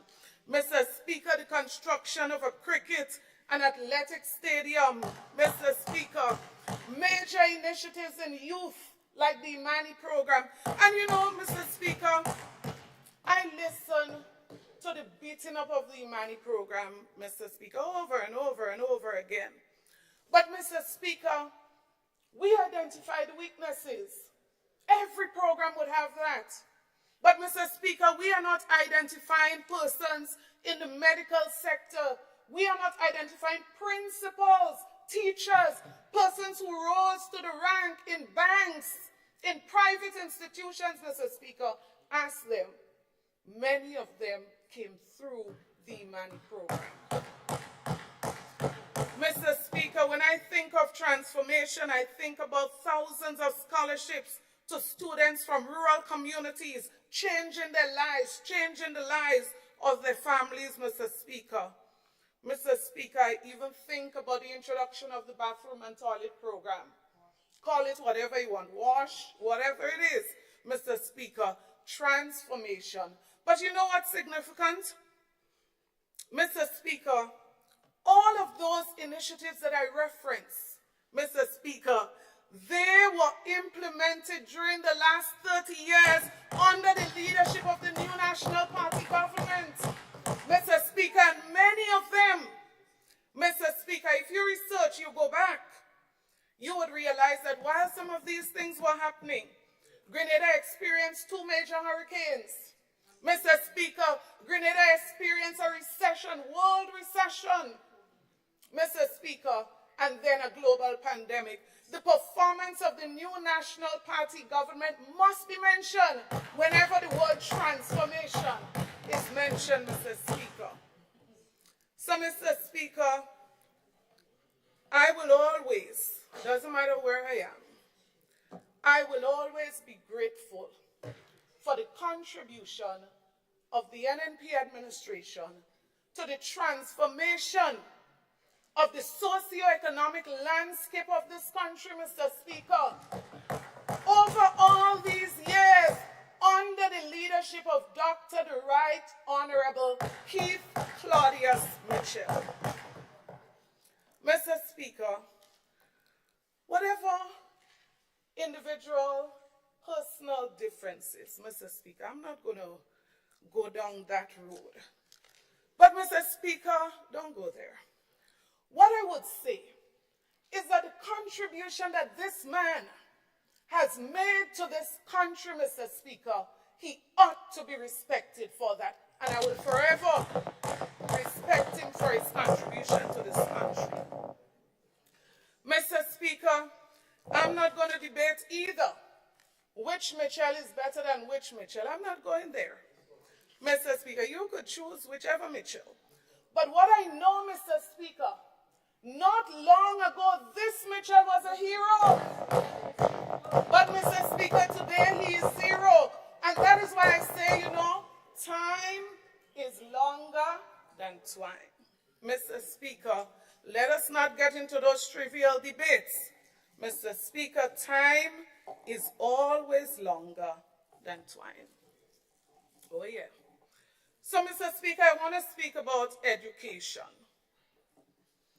In the last budget, we were told that the focus of the budget for education would be on resilient school infrastructure, curriculum reform, technological and vocational training, enhanced transformational just keeps coming up because it's repeated so many times. Trivially, Mr. Speaker, technological capacity and education financing. So, Speaker, that was supposed to be the focus of the 2023 budget for education. Mr. Speaker, having looked at the budget document, I'm convinced that very little focus in 2023 was placed on these areas. Let me start, Mr. Speaker, resilient school infrastructure. Mr. Speaker, in 2023, the budget committed rehabilitation of 5 schools: St. Joseph's Convent, Grenville, J.W. Fletcher Secondary School, St. Andrew's Anglican Primary School, Grenada Christian Academy, St. David's Catholic Secondary School. Mr. Speaker, last year, as you realize, I said very little on education because I needed to give some space so that things can happen. But this is now 1.5 years, Mr. Speaker. All of those 5 schools, Mr. Speaker, were part of the GEEP project. And Mr. Speaker, this was funding from the CDB. Mr. Speaker, in 2021, the CDB made a visit to Grenada and expressed tremendous satisfaction with the progress made under these projects. Mr. Speaker, 1.5 years later, these projects are way off schedule as it relates to the schedule that was established in 2022 before this new administration assumed office. Mr. Speaker, no construction took place under any of those 5 schools in 2022 or 2023. Let's use one example. Mr. Speaker, Grenada Christian Academy. And I heard the table knocks, and I remember somebody, as I said that, for the Grenada Christian Academy signing of the contract. Mr. Speaker, this school should have been under construction since 2022. And as I said before, internal changes were made to facilitate this. Mr. Speaker, the process of bidding, the process to have the bidding for that project would have started. Engaging occupants. So don't come and tell me, Mr. Speaker, we took 1.5 years to get the people off the land. Mr. Speaker, I am saying that this is not acceptable as it relates to the efforts that were made by the team working in collaboration with the CDB. Mr. Speaker, St. Andrews Anglican Primary was scheduled to start in 2022 as well. St. David's Catholic Secondary School, Mr. Speaker, the biggest hurdle with that school was finding lands. It was such a difficult process. The bank came down. Representatives of the bank came down, Mr. Speaker, and I was so elated when they approved the current site identified for this project. Mr. Speaker, the bank offered support to speedily move the process forward to get that school started. Mr. Speaker, construction was due to commence in 2023. Mr. Speaker, outside of GEEP, only $10 million was spent in 2023 on school rehabilitation and maintenance. Mr. Speaker, this amount was totally inadequate for the robust program of improving, maintaining, and expanding schools, particularly during the period 2020 and 2022. Mr. Speaker, 75 schools were rehabilitated during that period, and I'm not speaking about under the GEEP project. Mr. Speaker, I'm advising, and maybe I should add this, those 75 schools, most of them, Mr. Speaker, based on the program, it was a 3-year plan. Based on the program, most of those work took place during the COVID-19 pandemic. So I'm not sure what excuse we can have now. But I want to go, Mr. Speaker, to the St. Giles Anglican Primary School. Mr. Speaker, in 2022, as a matter of fact, before the campaign for the last general elections, I remember explaining the structural problems when asked as it relates to why the St. Giles Anglican Primary School needed to move to the Holy Cross RC School. Mr. Speaker, a campaign was mounted against this plan. A campaign was mounted to ensure that parents and other stakeholders did not support the move of the school to Holy Cross. Mr. Speaker, I said time is longer than twine, so I live to see, Mr. Speaker, that after the last general elections, the school indeed was relocated from St. Giles, its home, to Holy Cross RC School. Mr. Speaker, I want to make an appeal because we made a commitment to the parents then that in moving the students to Holy Cross, we were going to support them with transportation. And we have a perfect example. I believe my colleague from St. Andrew Northwest would remember the Monlong situation. Mr. Speaker, until now, parents are awaiting the support and assistance with transportation as they take their children to Munich from Hope. At the same time, Mr. Speaker, I want to make reference to the St. Andrews Anglican Primary School, another school, and as I said very little on those subjects last year. Mr. Speaker, on the 13th of October, the Anglican Primary School, Mr. Speaker, fire would have gutted one building. Mr. Speaker, another building was slightly damaged. And two other buildings comprising the St. Andrews Anglican Primary School at its current location, two other buildings remained not affected. Mr. Speaker, looking at the situation, I had a conversation with a few contractors, and every single one of them said to me, they cannot see why this repair and rebuilding process cannot take approximately 2 weeks. They said we can take night and make day, get the children back to school. Mr. Speaker, we are going on to 9 weeks now, Mr. Speaker, and nothing has changed about this situation. Mr. Speaker, I visited, and you know what's interesting? When the government visited, they showed the best photos. That's okay. Mr. Speaker, the photos of where the children are crammed in Progress Park, nobody showed those photos.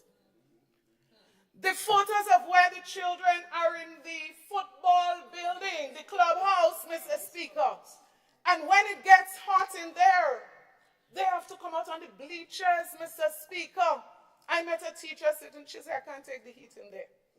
Nobody showed those photos. But we showed the photos, Mr. Speaker, of the Craft Center in Grenville and the Home Economics Center in Grenville. Mr. Speaker, I'm appealing. We have 2 weeks. If you want me to recommend a contractor, I could give you some names right now.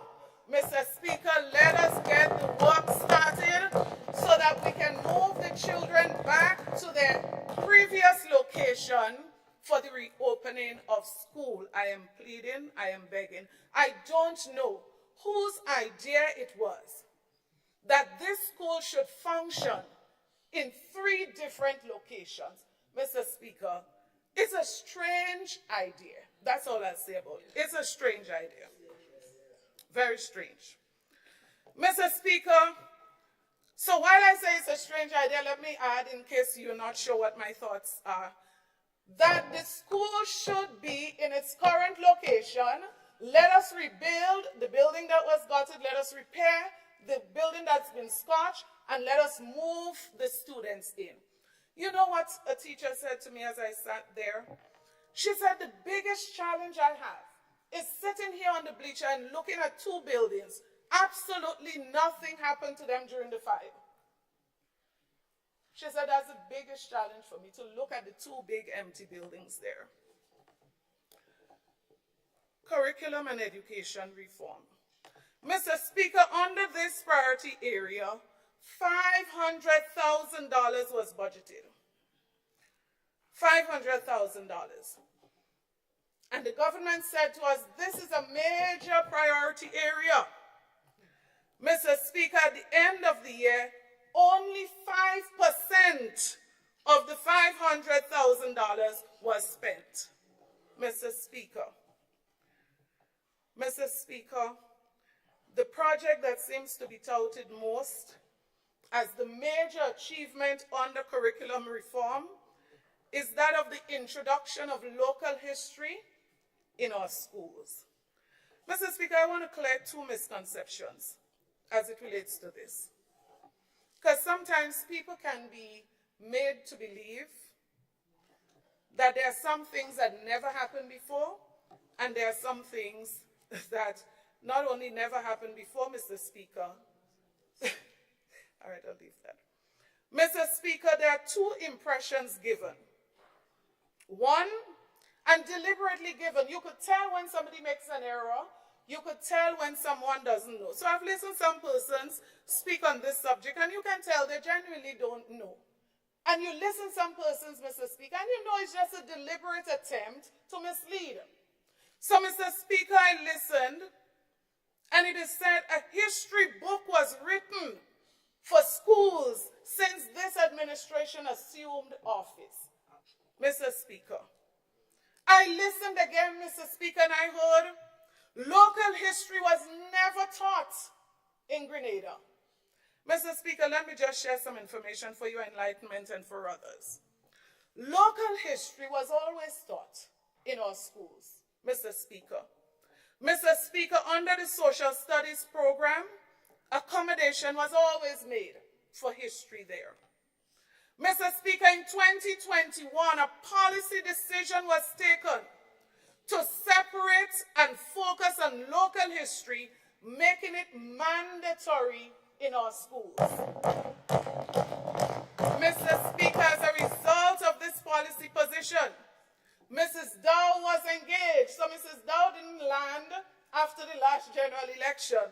I met with her personally. I met with her with the team, Mr. Speaker. So this was something in train long before the last general election.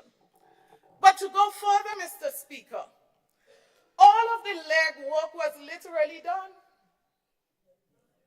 Mr. Speaker, and that is why I'm saying, let us not give the impression that this is something, we just came up with this brilliant idea after the general election. That is what was said, and I'm just correcting that this is not the case. So in 2021, Mr. Speaker, Mr. Junior Braveboy, who was then a teacher at the PBC, he was sought after to give support to this process, and he engaged a number of history teachers.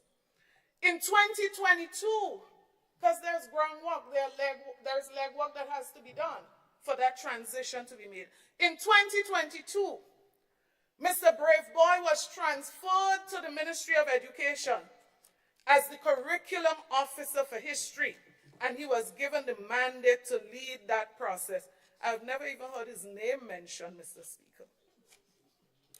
Mr. Speaker, the team didn't just talk about the book. The team reviewed, Mr. Speaker, the manuscript. Mr. Speaker, the team was involved in the process of vetting the content of the book. Now, all this happened before the last general elections, you know. It may not appear that way. But, Mr. Speaker, I said it in the last budget. I support this 100%. How could I be involved in the process of starting something and then say I don't support it? So I said last year, I totally support this. Let us get the books into the schools quickly. Mr. Speaker, as I speak, you check and tell me, Mr. Speaker, if the books has reached all of our schools as I speak. And that is the point I'm making, Mr. Speaker. It is quite okay to continue what we have started. Nothing is wrong with that. But I'm saying, do not give a perception, an impression that is not accurate. Mr. Speaker, the issue of TVET and skills training. And you know, transformation is not the only word. Introduction seems to be another word, a similar situation. So everything we are introducing. So I have heard for the first time we are introducing TVET skills training in our schools and communities. Mr. Speaker, when I went to primary school, there was the Woodwork Center, there was the Home Economics Center, which tells me that skills training in primary school is something that was there quite a long time ago. I am 48 in case you want to know. Mr. Speaker, in 2022, a policy decision was taken to expand that program in our schools and to improve on the arrangements of centralization. And I would advise the government, you know, sometimes there's wisdom in planning and structuring things in a particular way. Jumping to do everything without thoughts don't always work out. Some people believe in luck, but it doesn't always work out. So there's a centralized program. So there's a woodwork center, for example, in Grenville, and it serves schools around Grenville.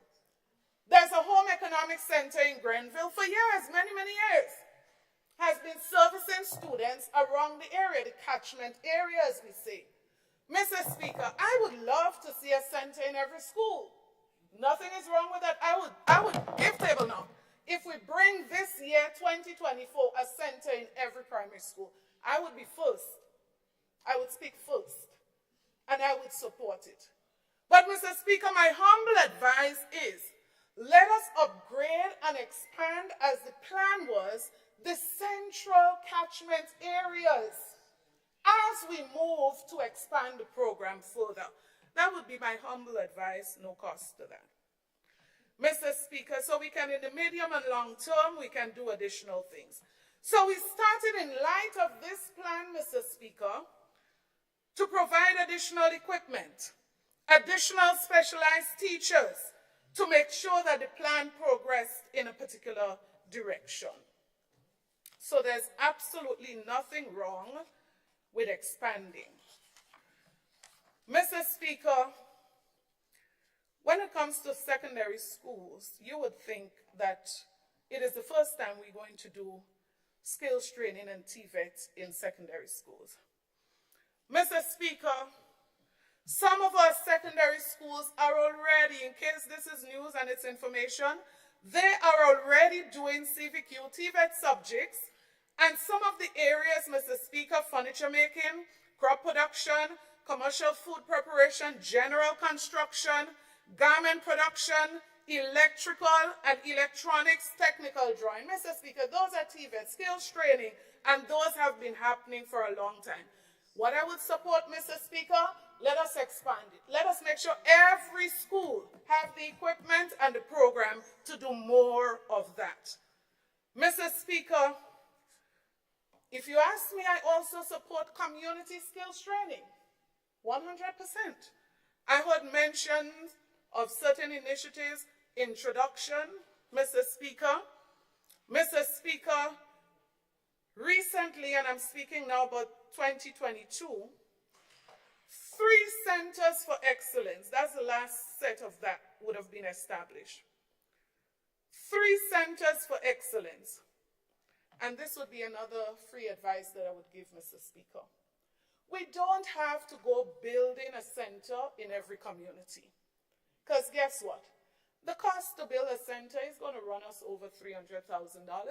I say, put equipment. So the money you're going to use from the National Lottery Authority, free advice, let's use and get quality equipment. And what we can do is what we started. When we started to establish centers of excellence, Mr. Speaker, is to use our schools after school hours. So we invested additional resources in SAS, Westerhall Secondary School, and other schools, Mr. Speaker. And we said, and I feel very strongly about that, our school doors must not be closed. So when students have finished at 2:30, 3 o'clock, other people can come in and use the equipment, because I'll tell you what you're going to find out along the way. The cost of equipment is exorbitant, very expensive. And this money you have in the budget there, Mr. Speaker, I could guarantee you it will not be able to properly equip one center if we mean business, if we're serious. And that is why I say, forget who say it, and just consider upgrading and upscaling the existing labs. So we just built in PVC a wing that was over $5 million. Serious investments. Bishop's College, I'm sure, 12 million, 13 million. Mr. Speaker, that school in Grenada, SDA Comprehensive, I'm sure that was about $9 million, Mr. Speaker. I am saying we have made significant investment in buildings. So let us now use the resources to expand the programs that are already in some of these buildings so that people, everybody, Tutbagai, can benefit. And it just has to work. And people prefer that because they do their work during the day, they go to the center in the evening after 2 o'clock, after 3 o'clock. But, Mr. Speaker, another example, because I'm sharing those not with the intention to boast of what this administration did, but since you refer to introduction, it tells me that if you think you are introducing it, means you don't know that it existed. So I'm saying to you, now that you know, you can now go back, look at it, see what you can do to improve it, and you can expand it at the same time. So, Mr. Speaker, in St. Patrick, a skill center, which I believe can be a model, I'm not saying it's perfect, but we can improve on it, you can expand it, it's going to save you some monies. And that center, Mr. Speaker, was established to train persons and to employ them at the same time. Furniture making. Mr. Speaker, you go to the Ministry of Finance, you go to the Ministry of Education, you go around the government service, the prison and the police, and I'm sure you're going to find desks and chairs and other things that came from this center, Mr. Speaker, a model. Then, Mr. Speaker, if you go to polls, I don't know what's happening there. No, I don't pass this very often, Mr. Speaker. But you would find another center of excellence. Would not have been perfect, I'm sure. You tell me where you have a perfect program. I want to go right now.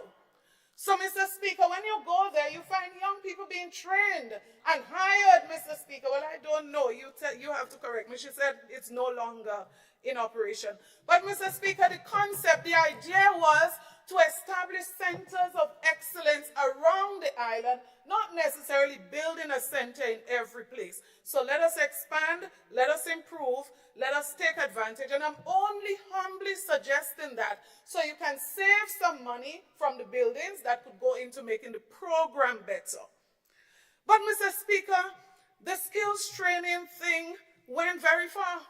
Not just in the schools, not just in the communities, Mr. Speaker. Under the Imani program, Mr. Speaker, hundreds and hundreds of young people earn CVQ qualification, skills training again, Mr. Speaker. And while I'm at the Imani program, allow me to just slip in very quickly here, Mr. Speaker. The issue of Imanis and what they're paid and what they're not paid and how much they're going to yield. There are some things, Mr. Speaker, I'm not going to get into but I want to make this point. Under the past administration, and I know I was not sleeping in cabinet, a decision of the cabinet was to regularize all of the Imani trainees in ministries, Mr. Speaker, starting with the Ministry of Health that had the largest number. But you don't have to laugh. The Honorable MP from my beautiful parish is right there, she can tell you. The Ministry of Health, Mr. Speaker, was begged over and over and over to submit the data and the names, and decision was taken. Some of them were regularized. Mr. Speaker, you asked Michelle Braffett in the Ministry of Education. She was assigned the officer responsible for collecting all the data of all the Imani teachers in schools. And if you go to DPA, Mr. Speaker, you're going to find the data there because they were just finished with the data. Mr. Speaker, I am saying that to say that at the end of the day, when you make certain comments, it doesn't necessarily mean that you're accurate. Not because you say it means you're accurate. Not because you say it means you're accurate. But going back to skills training, Mr. Speaker, I heard that we are going to introduce, we're going to get into a partnership with NULO. Well, I prefer to hear the word continue and expand, Mr. Speaker, because guess what? The former administration, together with the SKY program, Mr. Speaker, about $1 million was invested in the program at NULO in recent times, 2022, to ensure that skills training was provided particularly, let's look at who. And these were not the regular NULO students, Mr. Speaker. But we are talking about young men and women who wanted an opportunity. We speak about Hand Up, yes. Hand Up took place in the last administration, but they could not afford. So transportation was covered. It didn't matter which part of the island they came from, Mr. Speaker.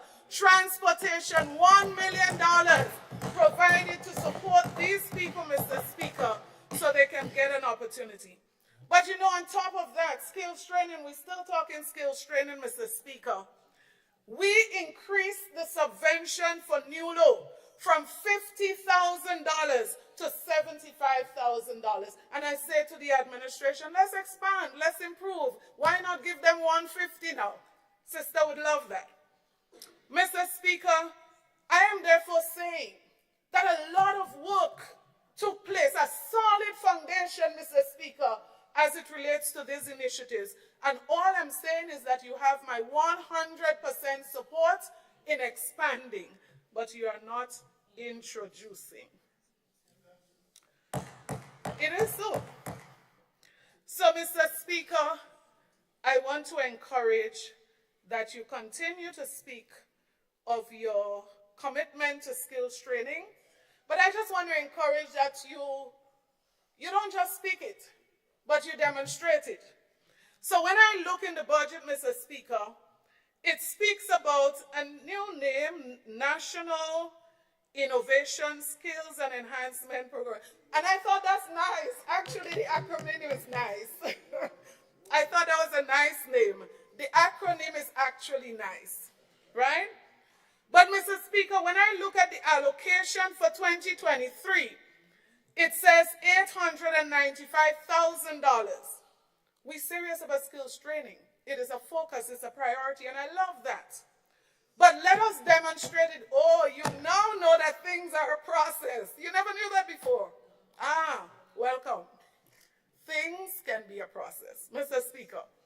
So, Mr. Speaker, of the $895,000 budgeted, only $388,000 was spent on the NICE, a skills enhancement program. And I'm only saying, Mr. Speaker, I'm not saying anything else, you know, all I'm saying, let us expand them, let us improve them, let us ensure that more people are benefiting. But when we say the monies, let us spend the monies too.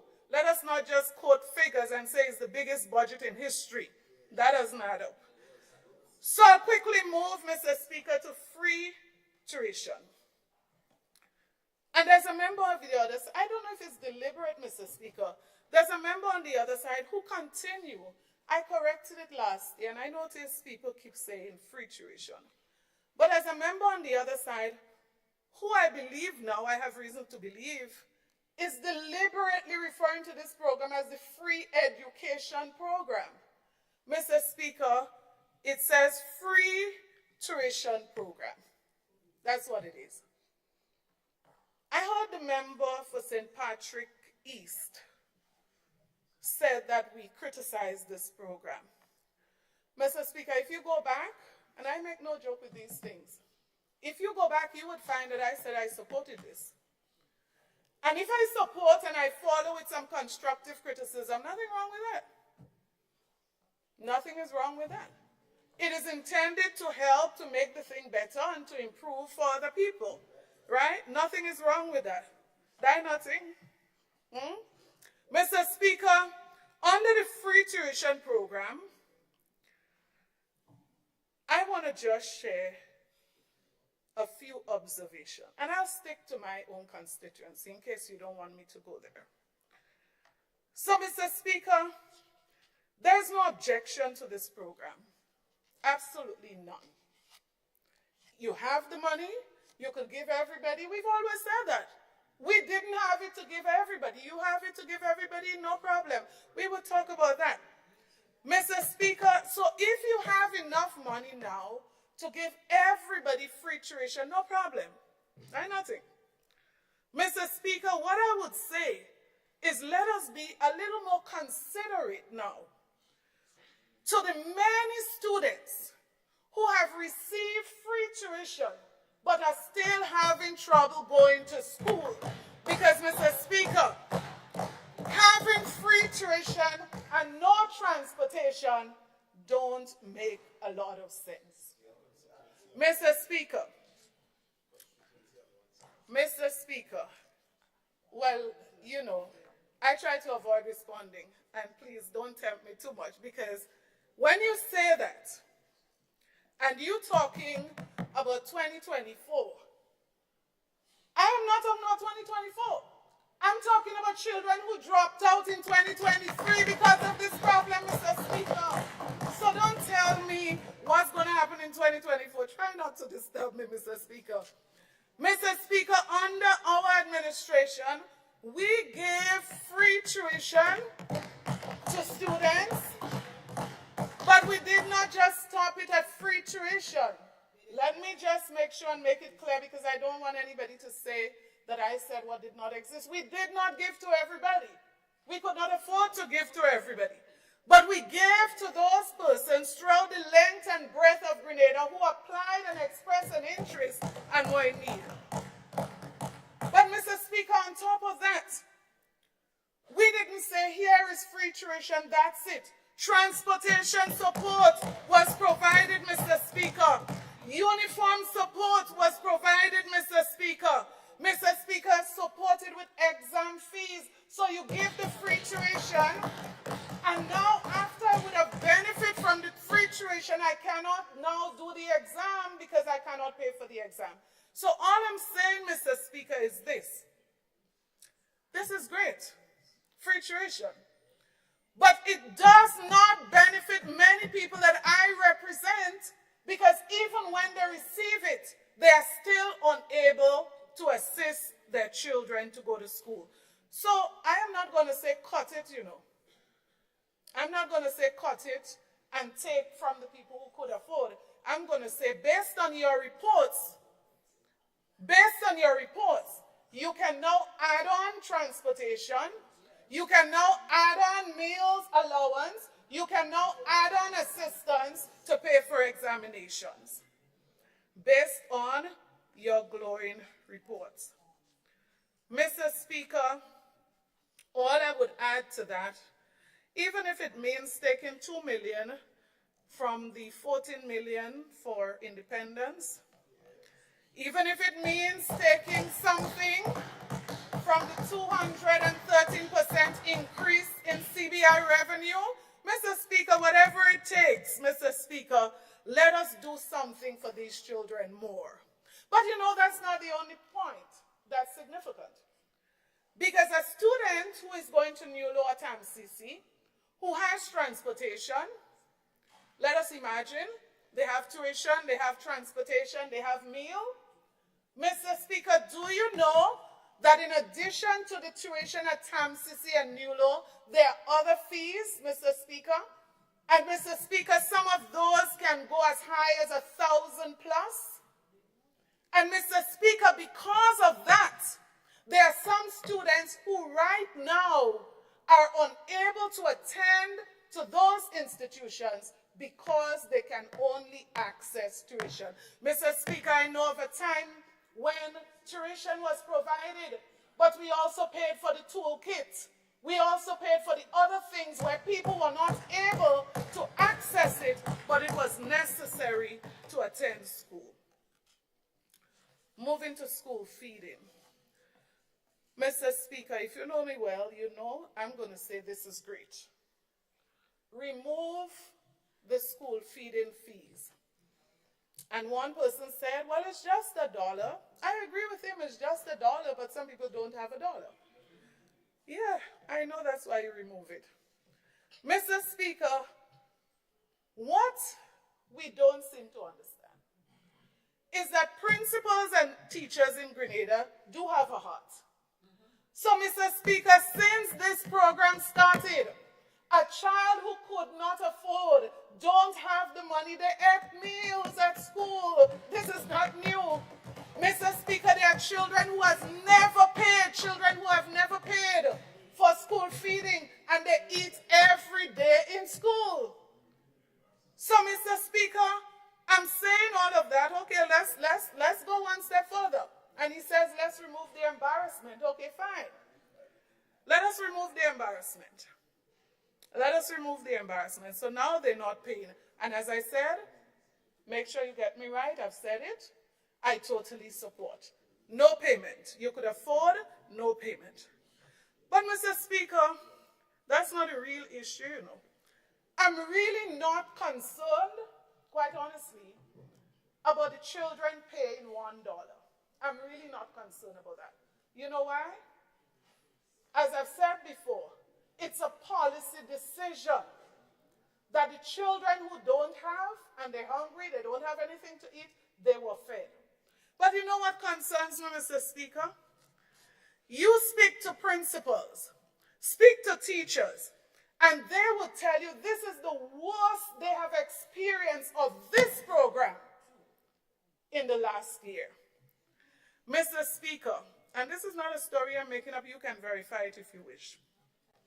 Mr. Speaker, we thought when somebody did a live saying that they were having porridge for lunch, you thought that was a joke. That was not funny. Mr. Speaker, if we research, we would find at least 2 schools that I know of in Grenada. The porridge was in Carriacou, I think I heard. In Grenada, where students were served bread and hot dog for 3 days, Mr. Speaker. 3 days. And you think it's because the children love bread and hot dog? No. And that is why I'm saying removing the dollar is not the issue. Because even when they're paying the dollar, Mr. Speaker, we have a big problem. Because schools are not receiving supplies for the school feeding program. Mr. Speaker, in 1 or 2 schools that I've spoken to, principals had to actually pay when the truck came from their pocket so that the children can eat.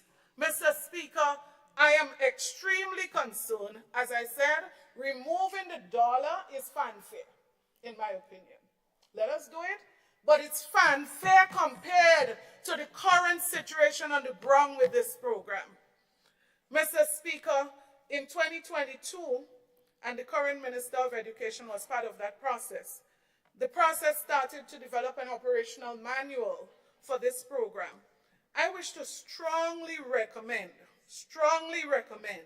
Mr. Speaker, that this be completed if it was not completed, and that it be used. Regularization of teachers.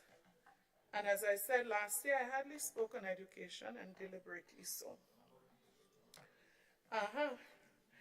Mr. Speaker, between 2021 and 2022, a very detailed process started to regularize another batch of teachers. The intention was to regularize all teachers in the system. And this was following 2019, when 200 teachers were regularized in the service. 200 teachers. Mr. Speaker, all the data was collected by the Ministry of Education for the 2nd and 3rd batch, which would have completed the process of all those who were eligible for regularization. Mr. Speaker, this data was in the process of being verified by DPA, and a lot of work, Mr. Speaker, took place in regards to this initiative. Mr. Speaker, I'm really saddened to learn that this project or this process did not move much further than where it was in 2022. And that is why I'm saying, Mr. Speaker, by now, all of those 200 teachers should have been regularized. And let me make the point also that this process of regularization is very different to the regularization of persons in the public service in other sectors. That point must be made. But there's another point, Mr. Speaker, because when we go to regularize these people, we ought not to be regularizing them from 2023 or 2024, because I noticed there's a new trend. Mr. Speaker, let us make sure that these persons receive all of their benefits by regularizing them from the date that they were supposed to be regularized. Mr. Speaker, I want to move now to social development and a few areas that were mentioned. And I want to start with the housing program. And I'll actually start with Stony Gut. So, Mr. Minister, I'm saying very little today about Chinese low-income housing. I think you know exactly my views on this. Mr. Speaker, in 2023, the government said Stony Gut project will start. It is a climate resilient housing development pilot project which aims to construct modern, high quality, climate resistant Grenadian style homes in Stony Gut in the parish of St. George.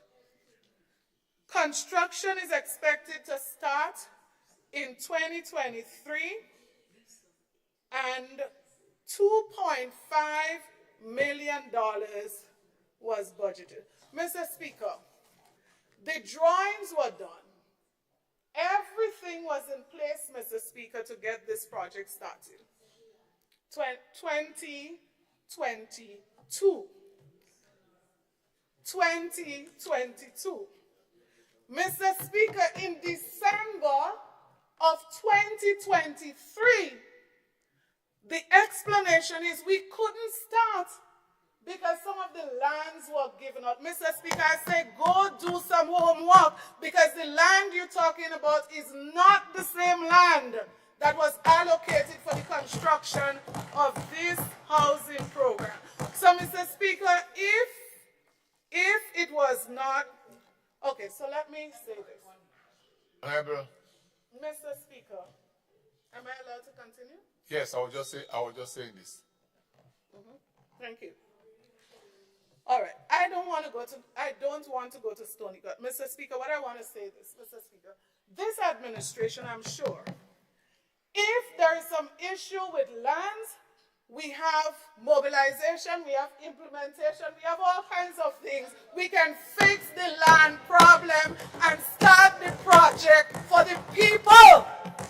Mr. Speaker, that's all I'm saying. So if there's an issue regarding the land, let's fix the problem. Let us not take a decision that they're not going to get the project because there's an issue with the land.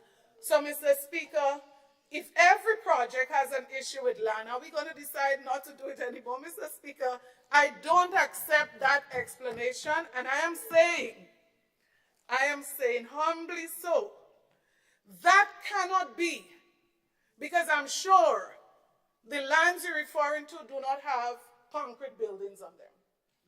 And if we don't have concrete buildings on the land, I am saying, you're accustomed taking back land. Mr. Speaker, she said, should we take back the land? Mr. Speaker, this administration knows best how to take back land.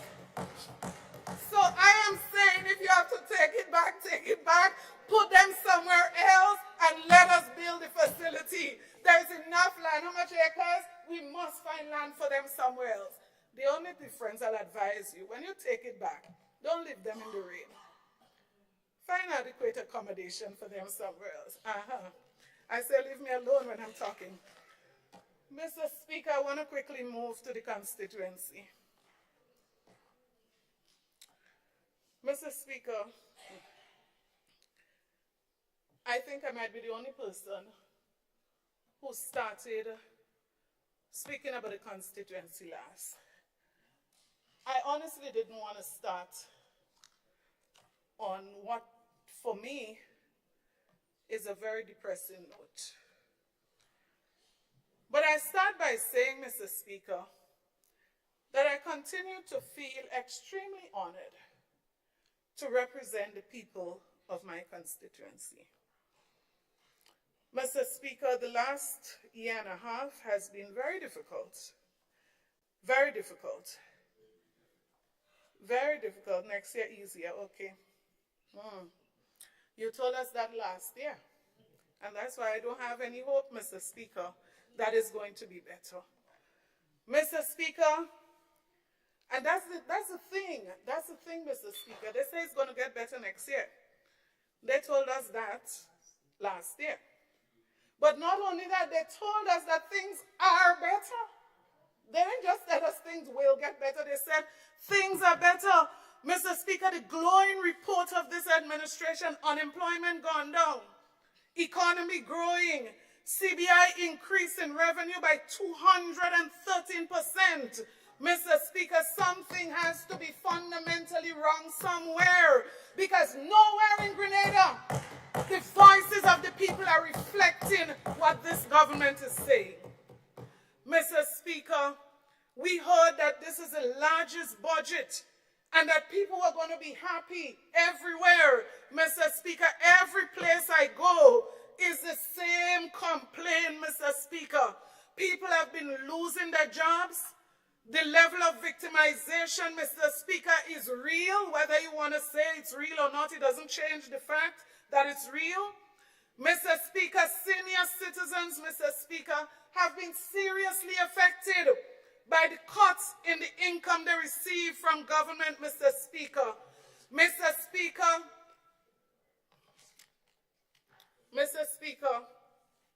all right. So the issue of temporary, Mr. Speaker, I didn't plan to raise it, but because you raised it, let me just address this, because I'm a little bit confused, and I just want to make reference to this, and this is my own conviction of what this situation is. The Minister for Finance last year made these comments. In light of the increased cost of living expenses, in this regard, the following social protection initiative, part of government's strategy to help cushion the effects of the pandemic on the most vulnerable. Therefore, Mr. Speaker, a maximum increase of $150 per household for beneficiaries of the SEED program will be in effect from January. This additional benefit exclude those added temporarily. Your word. And I said I had no intention of using this, but since you are convinced that this was a temporary measure, let me just explain this. Those added temporarily as part of the stimulus package. So he said this additional benefit excludes. This was the Minister for Finance. So anything I say, Mr. Speaker, was not worth it. This is what the Minister for Finance, where the money is managed, was saying. But Mr. Speaker, as I said, I had no intention of using this, but let me just help my brother on the other side. Mr. Speaker, the Minister for Social Services at the time, my honorable colleague on the other side, she went on to support the Minister for Finance. And she said, Mr. Speaker, we also will be expanding the amount per household so that a house can get up to $150 more than what they were getting last year. We recall, Mr. Speaker, that the maximum a household would get would be $500. Now a household can reach up to $650. And the elderly homes will see increase in what they are given. We are the only government, well, at that time she was talking about the New National Party government, right?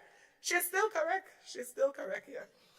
Mr. Speaker, we are the only government, Mr. Speaker, those were her words, that deliver on our promises. We're not telling you, vote us, and when we get into government, we'll give you 400, and instead, when you get into government, hundreds of elderly citizens are being thrown out of the program. Mr. Speaker, this to me confirms an agreement with what the Minister for Finance said. And so, Mr. Speaker, in responding to the comment thrown by the member, as I said, I had no intention of reading this, that this was not a temporary initiative. But you know what I'm convinced about, Mr. Speaker? Temporary or permanent.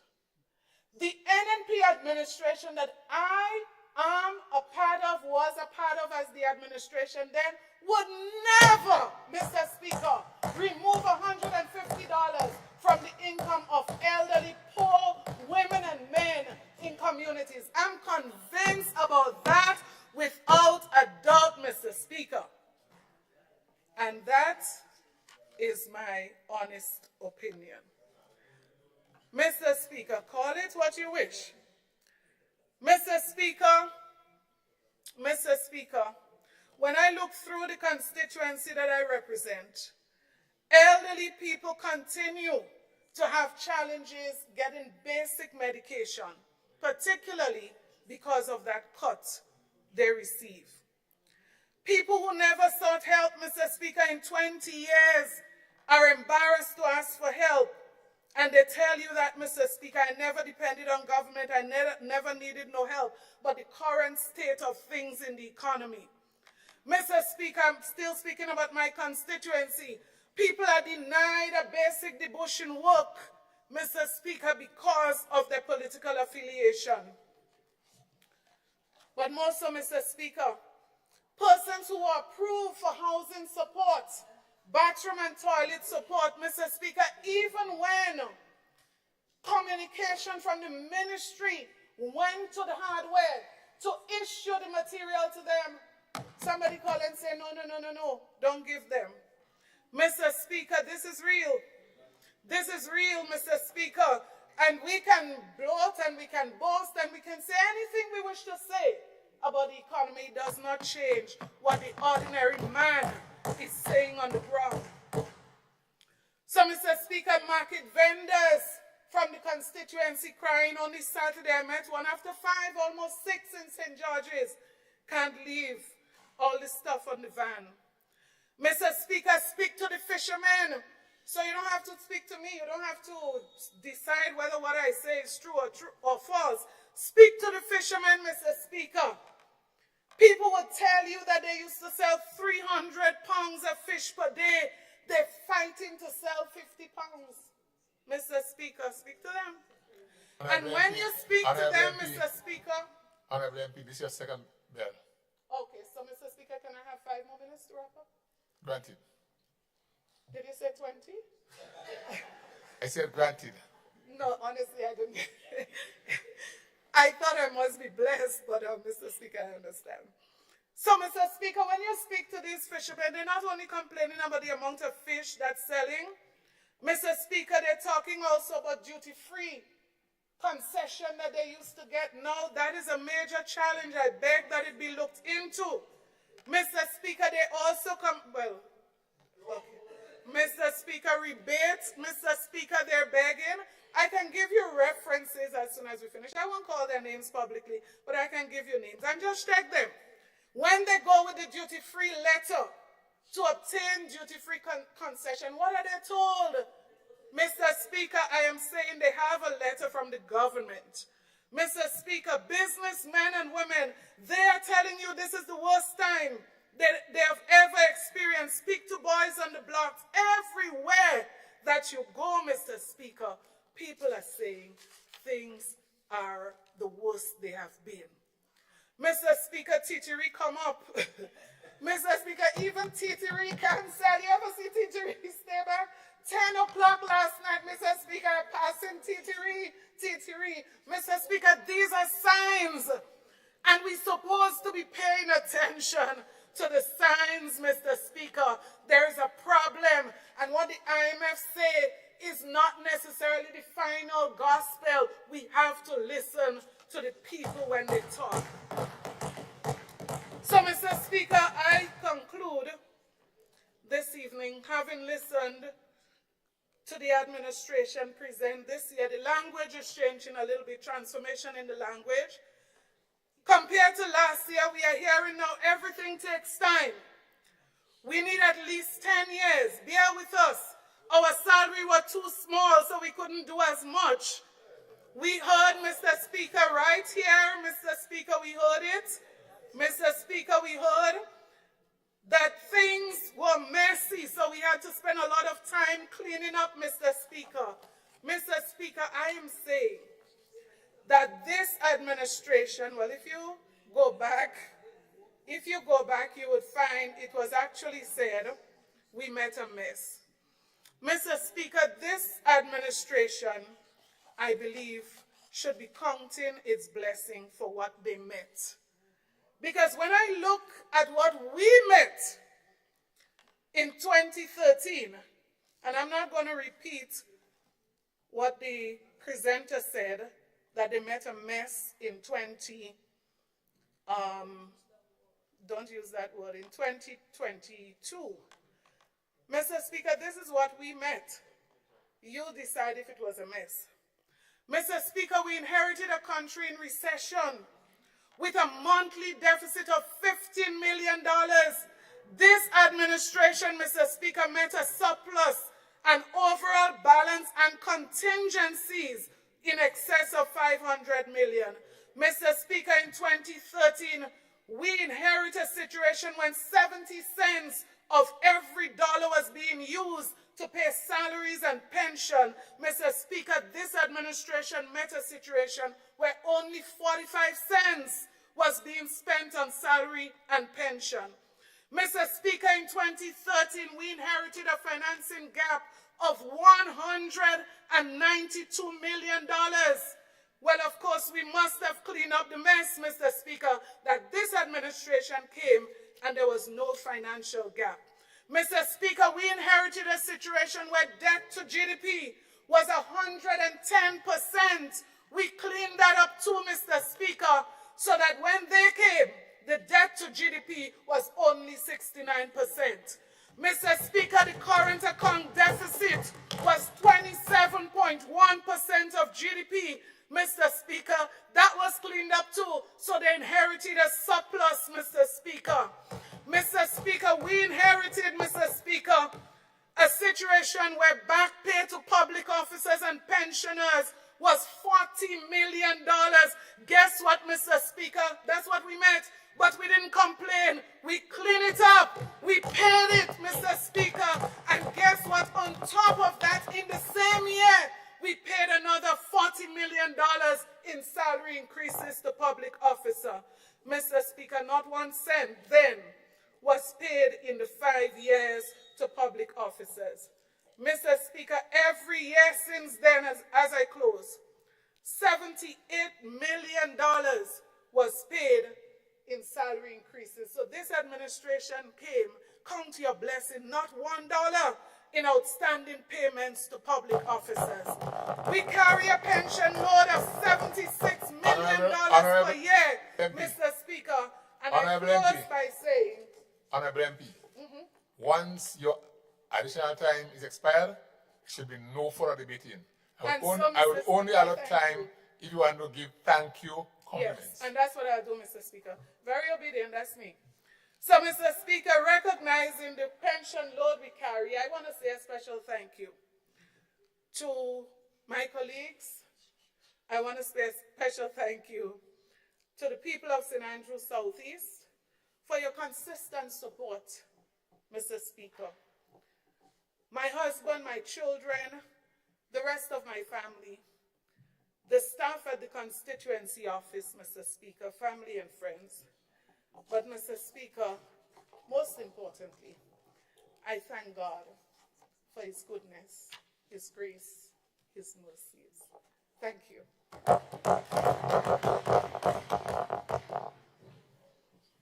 Thank you to Honorable MP for St. Andrews Southeast.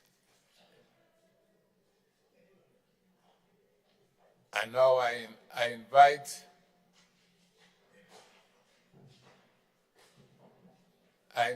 the Minister of Finance, MP for St. Patrick East, to close the debate.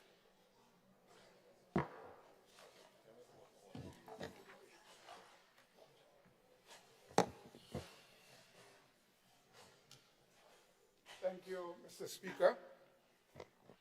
I wish to begin my contribution to the debate by reiterating my thanks and appreciation to my constituents of St. Patrick East for giving me the opportunity to represent and serve them in this honorable house. I value their support and will never take their trust and confidence for granted. We have begun the journey of transformation of the constituency of St. Patrick East, and together we will work steadfastly to achieve the goals and objectives of a better life for the residents of Hermitage, Belmont, Poinsville, Roselle, Latas, Riverside, from Plains, Montreach, Snellhall, Montfendu, Cedars, Roselle, Maho, Sauters, Lafayette, Liver, and Mades. If I miss any village, do not feel left out. Before I delve into the meat of my contribution, allow me to also thank my colleagues in this honorable House who have supported this motion and who have congratulated me on the presentation of this motion. Mr. Speaker, like the Honorable Prime Minister, Honorable Deacon Mitchell, I wish to ignore the silly and childish rants from the leader of the opposition in what is considered to be a rebuttal of my presentation. Whereas he should basically be debating the budget speech, he chose to attack my personality. And I think that is so sad. He continues to expose himself to history rebook and to further damage what is left of his fading legacy. Mr. Speaker, silence is fitting response to what many has described as comic relief. Permit me to also thank one more, the Permanent Secretary, Mr. Mike Sylvester, and his team at the Ministry of Finance, some of them here, for their support and assuming this important role. Their sacrifice and dedication have made my work light. So far, they have supported me in managing the public finance with distinction. Mr. Speaker, allow me now to turn to some of the developments and achievements in my constituency of St. Patrick East. First, let me acknowledge the staff of the constituency office who ably assist me in addressing matters in various committees in the constituency. And here I must single out my personal assistant, Ms. Lorraine Salim, also Ms. Mitzi Garrett, who is the Community Development Officer in my constituency. They both have worked extremely well in making sure what I would actually announce later on has been possible. Mr. Speaker, as you would understand, as a Minister of Government, specifically the Minister of Finance, I cannot be present in the constituency every day or every hour of the day. And so the staff of the constituency office are most times my representative on the ground who interact with community members each day. I am therefore grateful for their hard work and dedication and for ensuring that matters are properly attended in my absence. Mr. Speaker, in context of the 2023 budget, we accomplished quite a number of important milestones and objectives together. In the area of community development, we have undertaken the refurbishment of 2 community centers in the constituency this year. Mr. Speaker, as you are quite aware, community centers are essential spaces in any village as they encourage learning and socializing among members. The Montridge Community Center was refurbished and work is ongoing. The facilities will be completed and reopened early in the new year. The Hermitage Community Center refurbishment is 99% complete, and we are just waiting on the replacement of some fixtures in the washroom to officially open the facility. Again, my colleague, Honorable Joseph Andel, would have mentioned that we're also waiting for some computers to be placed in that facility so that we can open it to the public sooner than later. The bus shed near the Hamilton Government School is scheduled for repairs. The proposal and funding are approved, and the work will start in 2024. In my village of Rupasali, electrical and plumbing repairs in the community center has been completed. In terms of road rehabilitation works, in the village of Montrose, the Amber Bay Road project is ongoing. The slipper drains are completed and the road has been graded and paving will commence thereafter. The road from Montrose to Hermitage, that's to Callaloo, was also graded and binded, applied, making it more durable. This upgrade enhanced the extensive road network on the island and is a beneficial link between the 2 communities. In the community of Rose Hill, work has commenced on the slipper drain and the pavement to improve drainage and road infrastructure in that area. Mr. Speaker, you would have heard people talking about the worst piece of road in St. Patrick was that road around the community center that takes you into Battery. And when we started that road, you would still find people in the village who remove the police no entry sign and drive on the work that we were doing. How sad these things are. Now, I'm not blaming anybody. I'm not pointing fingers at anybody. But people have to understand that when you make an effort to basically fix something that was broken for many years, please help us to get it done without these problems. In the village of Latas, the by road concrete pavement project has commenced. In River Sally, material has been delivered to and works have commenced on the Sulphur Spring wooden pedestrian crossing, making it safer for pedestrians. Mr. Speaker, the Sulphur Spring is one of the many attraction sites for locals and tourists alike, and we will continue to develop this important landmark. Let me say, Mr. Speaker, that the River Sally Sulphur Spring is on disputed lands. It has been so forever. And although some persons in the community would have gone there and tried to improve what is there, the lands are not owned by those persons. I have met in recent time with the owners of the land of the Shambo area, although they have outstanding tax to the government of Grenada. But they have approached me, willing to sort out that matter. So I put them onto the Ministry of Agriculture, and I do hope at some point in time the ownership of the land will be restored, the tax will be paid, or whatever arrangement they have to make with government to ensure that that land dispute is resolved. I will talk a little bit more later on some of the things that are happening on that Shambo lands. Work is also ongoing on a back road in Rasali called Baghdad. In fact, this road was completed sometime last week. I actually toured the area and I realized the road is now completed. Mr. Speaker, our constituency continues to excel in sports. Thanks to the foundation laid by the Honorable Spaceman Mitchell, Adrian Spaceman Mitchell, former MP and stalwart for this constituency, I wish to again express condolence to his family on his passing. His memory and contribution to building this parish will be forever etched in our hands. Mr. Speaker, while I was a secondary school student, I lived in the Rosali area. There were no roads to go anywhere. I would dress in the morning with one shoes and end up on the bus stand with another shoe because there was just too much mud in the area.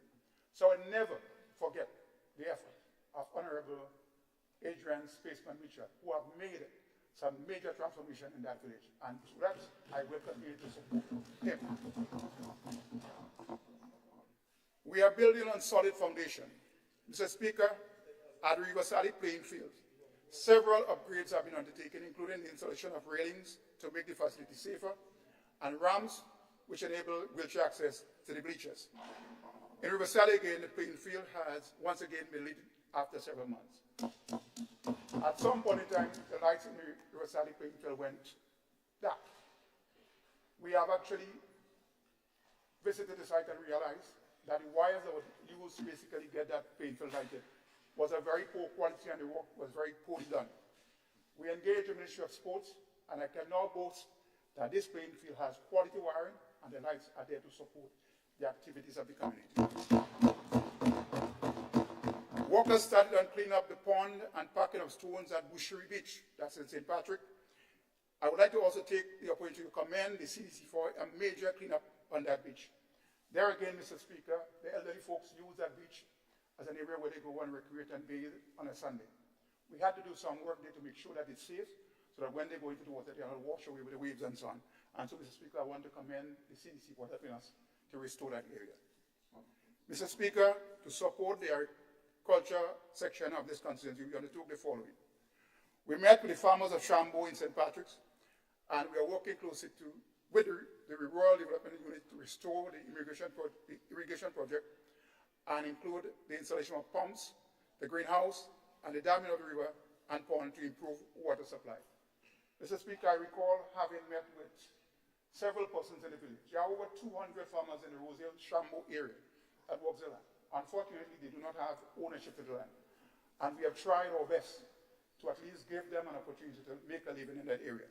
And again, I believe once we resolve the problem with the owners of the land and what needs to be done there, we'll be able to give those people some kind of relief. But again, the land doesn't belong to you. I cannot promise you ownership except we settle the owner of the land with some kind of compensation before we can basically talk about distributing lands. Mr. Speaker, providing social safety networks for the less unfortunate in our community is of paramount importance to me. Through the recertification process, we now have 425 persons enrolled on the seed program in St. Patrick, and several other applications are waiting approval and appeals. It is significant to note that while we are happy to have these families enrolled in the program, our objective is to see a decrease over time in the amount of individuals needing seed support. This government is committed to equipping citizens, including those in St. Patrick East, with the tools, knowledge, and skills and opportunities to eventually graduate from these social programs and earn a decent living. In the area of housing assistance, under the housing program in St. Patrick East, we have done the following. 9 new houses were built in the constituency. 37 houses were repaired. 8 bathrooms and toilets were also built. Several other applications are currently being assessed, and more projects will be undertaken in 2024. Furthermore, Mr. Speaker, we provide materials such as sand, gravel, and blocks to enable several families to repair their homes. Other areas of assistance. Mr. Speaker, a contribution was made to the River Sally Government School for their 75th anniversary celebration. Again, this is my alma mater, and I'm very proud to be part of the River Sally Government School, and will continue to provide them with assistance once I'm able to do so. A contribution was made to the Western Division of the Police Force for the Fun Day activity held at Plainfield on Thanksgiving Day. There again, we were approached, and we made available whatever we could to make sure that that activity came out, to at least bring the community together and to ensure that we can have a harmonious relation between the people and the police. I would also say that sometime in the past, there were 2 killings in the parish of St. Patrick's, and there were 2 war infractions in the community, Roselle versus River Sally. We also engaged the churches, the leadership in the parish and so on, myself, and the warring parties to come together, and we're able to resolve this problem. Today, I'm happy to say that there are collaboration between the Roselle community as well as the River Sally community. And we do hope, with activities such as these, we were able to at least bring forward those activities to the general public. Mr. Speaker, as a rural parish, St. Patrick has many needs. My colleague MP from St. Patrick West and I will continue to work with the people of St. Patrick to create economic activity to support jobs and income. In this context, Mr. Speaker, I am extremely pleased that the construction work at the National Resort in Liver is picking up steadily. This will create significant construction jobs in the next couple of years for constituents in the surrounding areas. When this project becomes operational, it has the potential to contribute significantly to the revitalization of the rural parish of St. Patrick and as far as St. John's and St. Andrews. Mr. Speaker, I will continue to work collaboratively with the constituents to implement critical projects in the constituency and to truly reform St. Patrick. Mr. Speaker, I would like to elaborate on some of the points raised in my presentation. Mr. Speaker, inflation is a general increase in the price of goods and services in an economy. The Central Statistics Department Office has been publishing the inflation data for years. This is the same source that the former administration has used. Mr. Speaker, during this debate, we hear talks of hyperinflation, which refers to extremely high and accelerating price of goods and services in the country. At no time in the recent Grenadian history has our nation experienced hyperinflation. Mr. Speaker, these comments are coming from individuals who have held office of the Prime Minister and Minister of Finance for many years in this country. The highest jump in fuel inflation in the last 20 years was in October of 2005, under the watch of the current opposition at 7.5%. Where is the hyperinflation? I would like to ask them that. Mr. Speaker, is it that they don't have a clue, or is it they trying to deceive or delude the unsuspecting individuals in our society? Mr. Speaker, cost of living measures implemented by the government restrain inflation and could have been significantly higher. The reduction of petrol tax reduced the price of fuel, which would have been $3.50 per gallon higher this year. Mr. Speaker, the Ministry of Finance was able to complete a VAT audit of 8 to 19 basic food and other necessities on the VAT and removed. Essentially, we looked at the price build-up structure of these items before the implementation of measures and after implementation of this measure. Our analysis has revealed that 6 out of the 8 items, including adult diapers, baby diapers, toilet papers, toothpaste, and bathing soap, showed price decrease ranging from 8 to 17%. Mr. Speaker, there were increases in price of sanitary napkins, laundry soaps because of this increase in CIF value or imported price, which meant, Mr. Speaker, that without the VAT removal, the price of those products would be very much higher. IMF staff visit November 15 to 17, 2023. The IMF staff are generally not as in-depth and involved as the Article 4 mission. Nonetheless, Mr. Speaker, we met with various government ministries, state enterprise and private sector during the 3-day visit in November.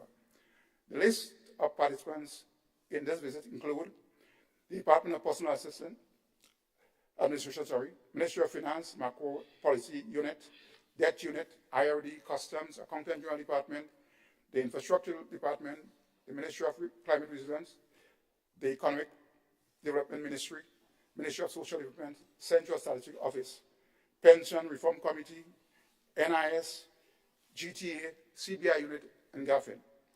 In the private sector, they met with the Bankers Association. Mr. Speaker, in this IMF, it's the same IMF that the former administration lauded during their time in office. This is so hypocritical. The next Article 4 mission is scheduled for next May 2024. Mr. Speaker,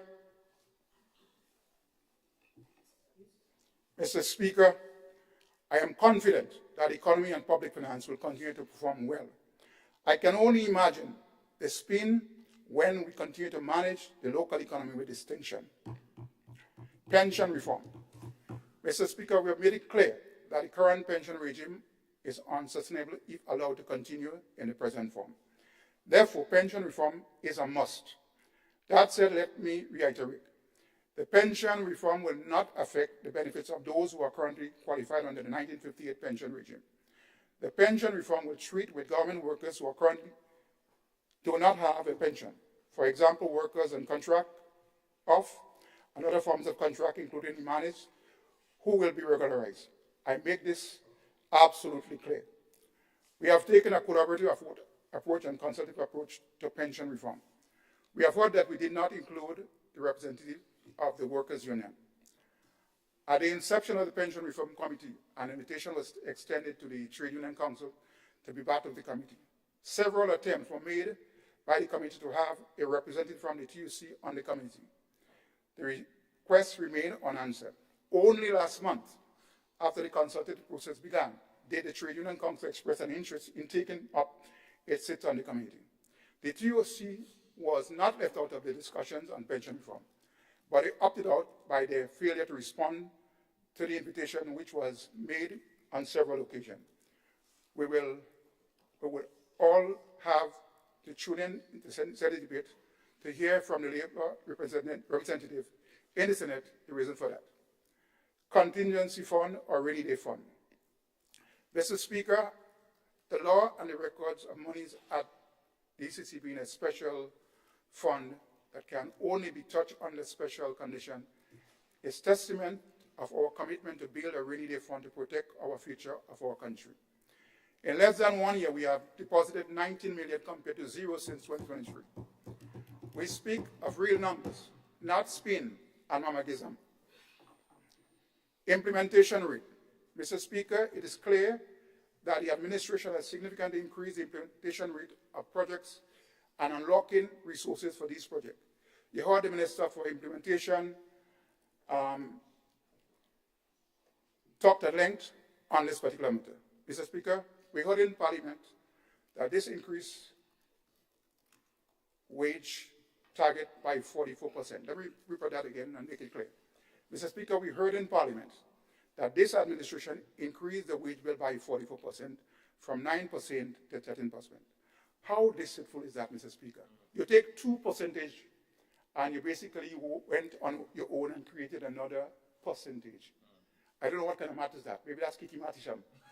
I don't know. Mr. Speaker, we heard in this parliament those kind of nonsense, which makes me believe that despite your touting of being a statistician, a mathematician, and so on, that's a new math you have created. Mr. Speaker, if we were to use the same kind of math in the case of Fort George Rehabilitation Project, we would have increased the implementation rate of this project by 2,900%. But our goal is not to delude or deceive the citizens of this country, but to transform this country and make it better. I want to underscore, Mr. Speaker, our sound management of the Grenada economy for the avoidance of doubt to the citizen.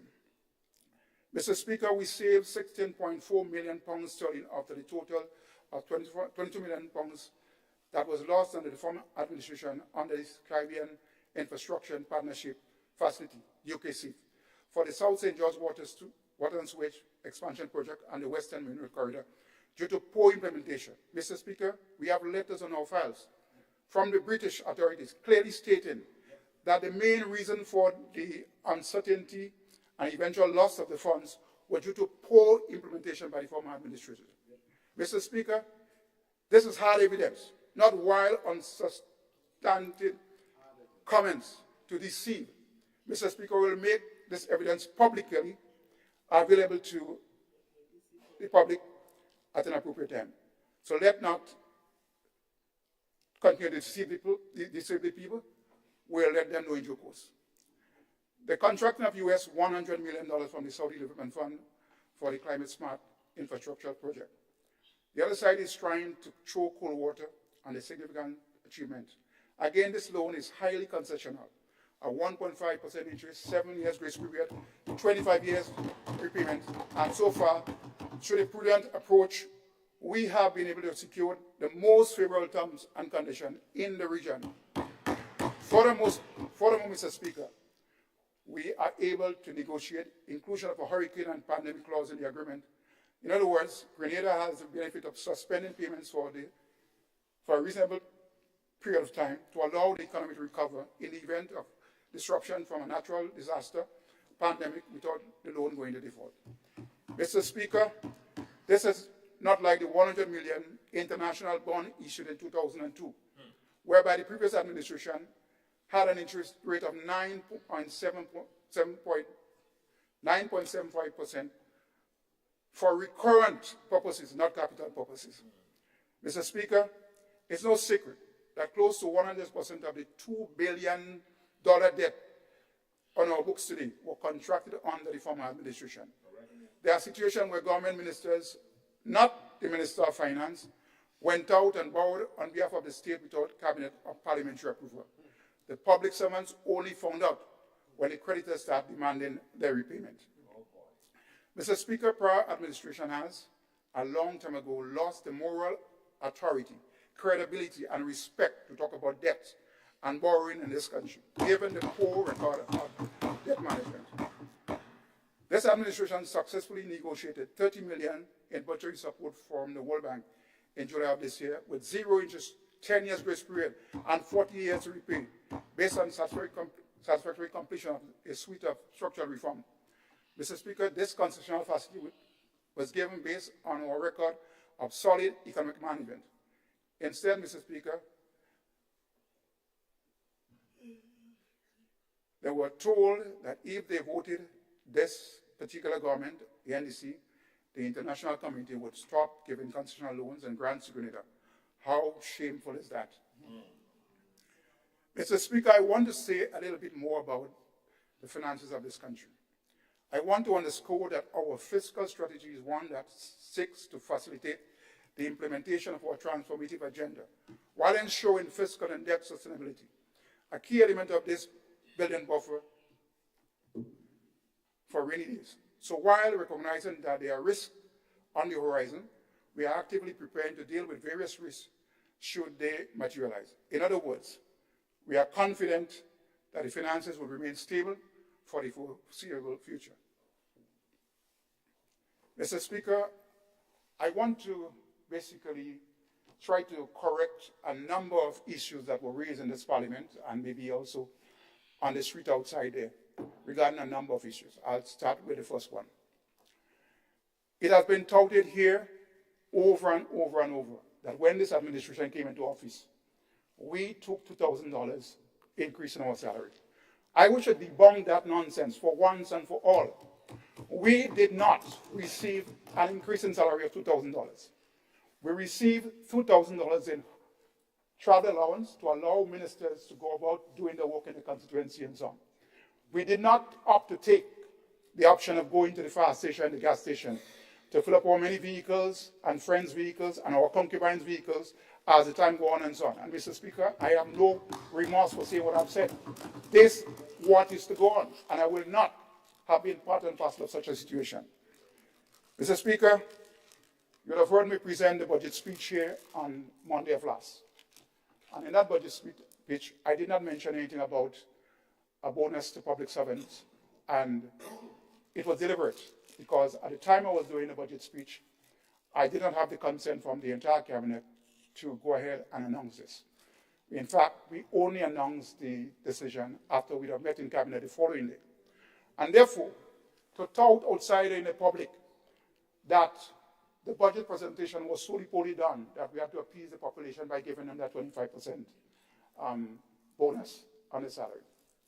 I say that this is foolishness. And people out there should also believe that. We are a credible bunch of persons on this side of the house. If we said that we have to go to cabinet to get cabinet approval for this, it means we had to do that. We don't go to cabinet willy-nilly. We don't take decision and come back and tell our colleagues that we did this, as was done in the previous administration. Mr. Speaker, I also want to go out there and make an appeal to our community. We ask our public servants and other persons in the society to up their game regarding productivity in our country. And you know what they did? They lambasted the Minister of Finance. And they attacked him personally, that he goes to blast every day and so on. So he does not do work and so on, so he's not a good messenger for this matter. Let me explain to these people. That blast is a legal business in this country.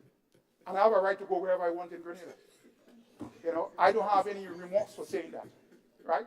But do not go out there and tell people this nonsense that productivity in the public service is not wanted. It's required. We cannot continue to run a country on a demoralized public servant basis. And I don't think the public servants agree with that, you know, because they understand where I'm coming from.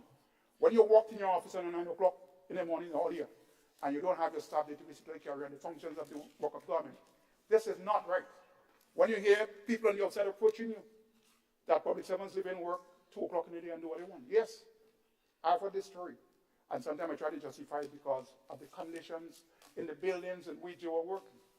I have shown the public before that the financial complex, the ministerial complex, the Ministry of Education, all other government buildings in the system were sick buildings. People were coming out with all kinds of illness. People could not function in those things. So I would basically say I empathize with those people during that time. But that does not give you the right to be non-productive or to do things the way you're doing it. And I still believe that I have the right to appeal to the public servants and the general public of up your games and serve our nation in the right way. Mr. Speaker, I may have said a lot on this, but I'll continue to say it. We have a nation that is divided and deeply divided. When I hear some of the comments outside there, I ask myself, am I living in this Grenada? You know, all they're doing is try to belittle the ministers, or they take $3 billion in GDP, or they take $1.7 million in GDP, or they take those monies, or they shopping in GDP and so on. Is it legitimate for somebody to go out there and expose somebody who has basically applied for a business loan long before he gets into politics and say that he's shopping at the institution? Is it right to say that somebody goes out there and put up his assets for a loan and got a loan that he's shopping at that institution?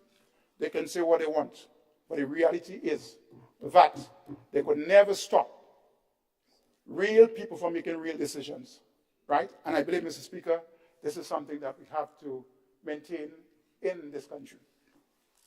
Mr. Speaker, I would also want to get back on track with the presentation and start with the removal of VAT on selective essential items. In 2003, the government removed VAT on 19 essential items, from soya chunks to adult diapers to condoms. They made a mockery of this statement of condoms. These measures were taken to ease the inflationary pressure being experienced since the pandemic and to ensure that the citizens can afford necessities. However, in some cases, the savings may not have been passed on to the consumer. To ensure that all the savings are passed on, we will be adding these items and some additional ones to the price control list to ensure that they are properly monitored. Mr. Speaker, sometimes we blame the government for all kinds of things.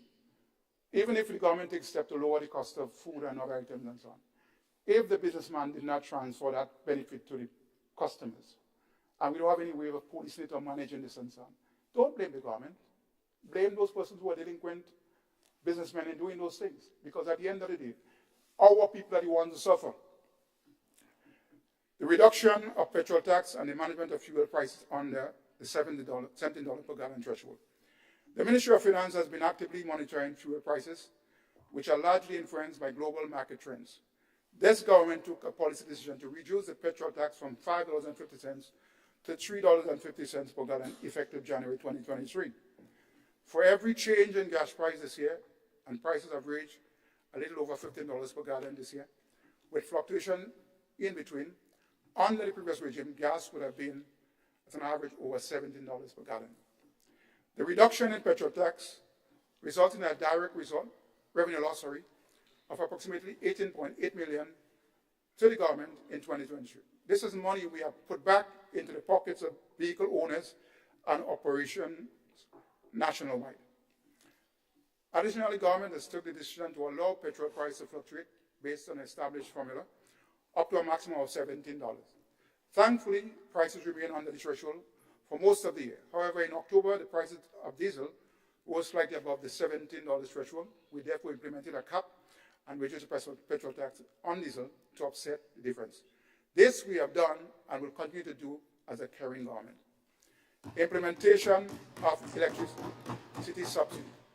This year, we implemented electricity subsidy of $10 per household consuming less than 99 kilowatts per month. This measure has been geared towards reducing the electricity bill of most of the vulnerable in our society. This measure cost the government in excess of $2 billion and some 20,444 households on average per month benefiting from this government subsidy. Harmonization of gasoline and diesel price in Grenada, Carriacou, and Petit Martinique. Mr. Speaker, there was a promise made by our government and we delivered.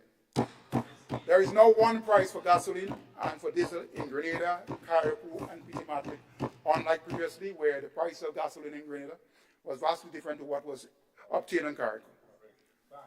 Mr. Speaker, the Fiscal Resilience Act. I have heard on platforms out there so much nonsense about why we changed from the Fiscal Responsibility Act to the Fiscal Resilience Act. And some of them don't even know what they're talking about.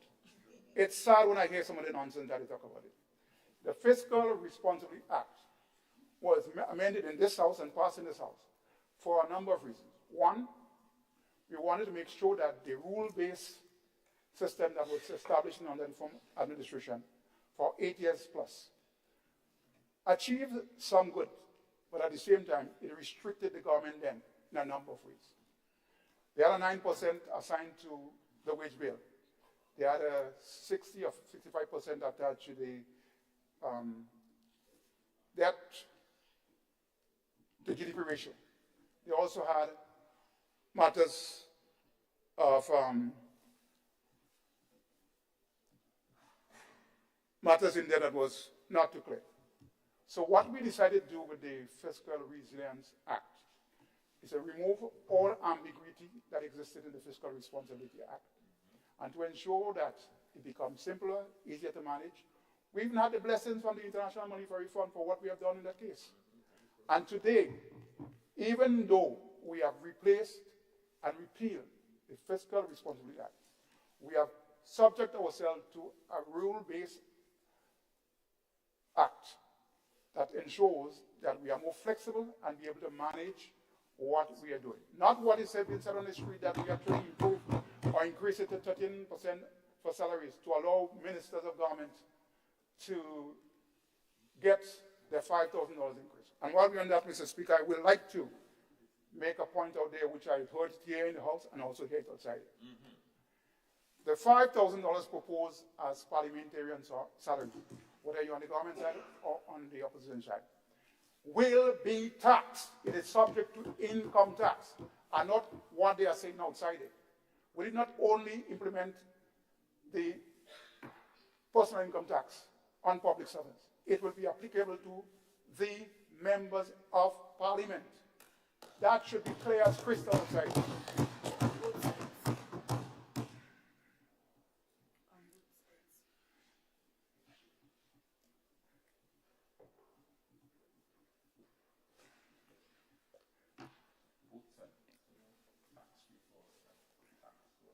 Mr. Speaker, meeting fiscal targets. In 2023, the Ministry of Finance exceeded all revenue targets. Tax revenue exceeded the target by 10% or by $73.7 million. Taxes on income, 14.8% more than budgeted. Taxes on property, 21.6% more than budgeted. Taxes on domestic goods and services, 21.6% more than budgeted.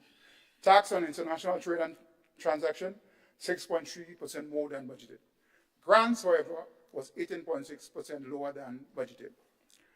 Mr. Speaker, the tax amnesty, which was implemented in 2023, brought in additional $23.3 million. It also affected over 6,000 plus taxpayers. To me, that's a great success. There is a lot more to do with taxation is concerned, and we are encouraging our taxpayers to be more compliant, be more forthcoming, and pay the tax. If you pay your tax, you will help the country run in a more efficient way. And therefore, it's my plea to all taxpayers out there. Utilize the new tax system that will be coming on through in January of 2024 to make sure that you stay current with the tax. Those of us who do not take the amnesty on board and continue to defy government statements and believe that they can fox taxation as they continue, they have a rude awakening coming for them. I wouldn't tell you what it will be, but the Ministry of Finance, through its Inland Revenue Department, will be enforcing the law as per the books.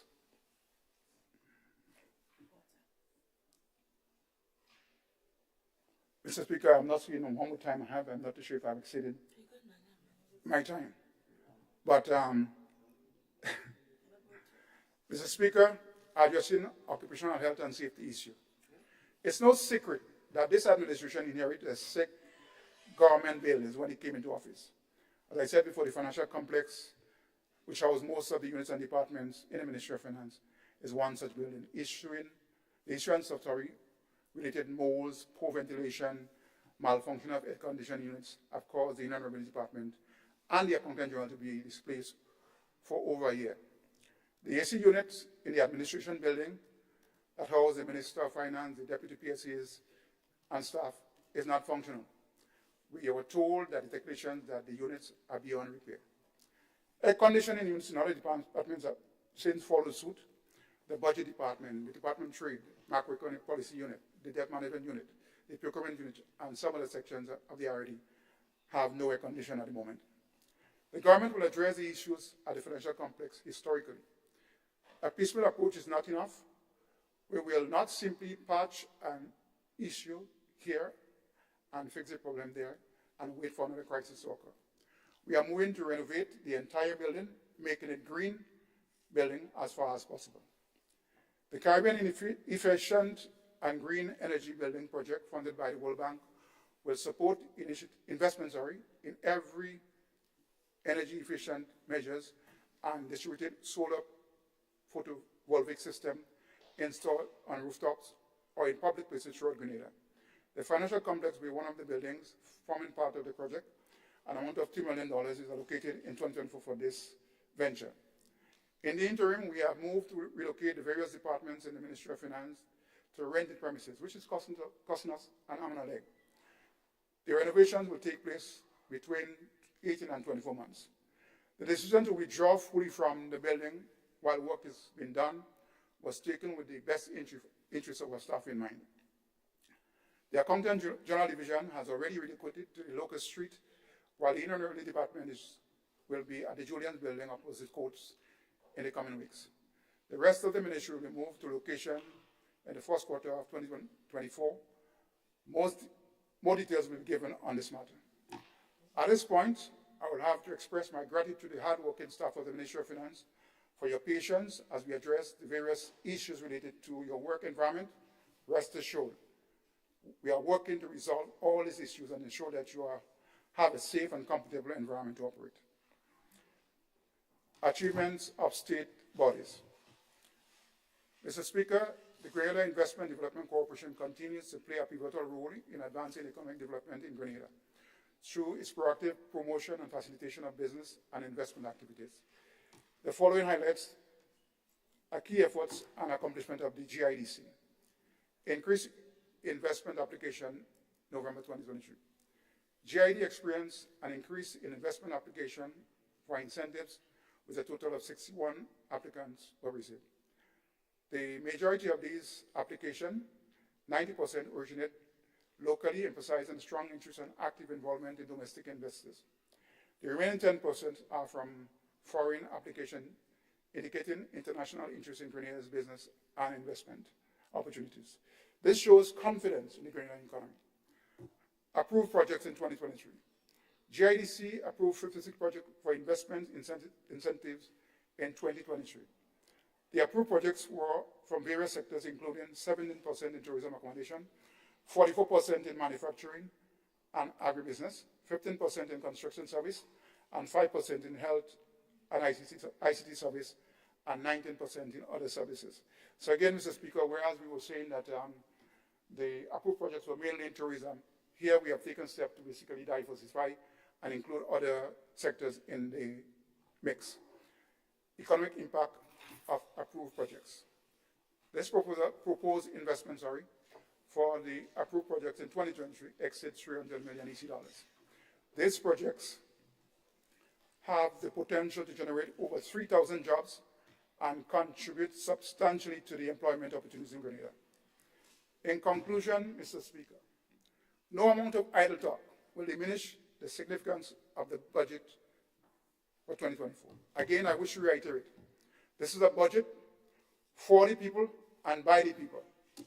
What do I mean by that, Mr. Speaker? We have provided for our vulnerable workers throughout the nation by implementing the minimum wage increase from January 2024. The private sector will benefit from the spin-off effects of our projects and programs as well as our policies, such as the extension of temporary incentives to micro, small, and medium-sized enterprise and non-priority sectors project. Our young people in the Imani program who are working in the public sector will benefit from an increase in their emoluments by $500 per month and an improvement in their security of tenure with their placement on government contracts pending full regularization to the public service. Again, we are asking the private sector who have Imanis with them to treat them well by taking a page of the government to make sure that they promote the Imani workers to a similar status. Our students and parents will benefit from a free tuition and free meals program, which cost the government close to $6 million in 2024. Our less fortunate household will benefit from improved water and sanitation through the WASH program. Mr. Speaker, our elderly over 65 who are on the SAID program will benefit from an additional $200 per month to cover the medical and other expenses, a permanent increase, not a temporary one. Our citizens with disabilities, including mental illness, who are on the SAID program will benefit from an additional $200 support to support their upkeep. Again, it's a permanent increase. Mr. Speaker, our projects and programs in this budget will create significant employment opportunities for the benefit of those who are currently unemployed. Our citizens, particularly our less fortunate, will benefit from the cost of living measures on food and fuel. Mr. Speaker, our public servants will benefit from 4% increase in their salaries as well as our policy on staff regularization. Our workers on contract will benefit from regularization and a contributory pension plan.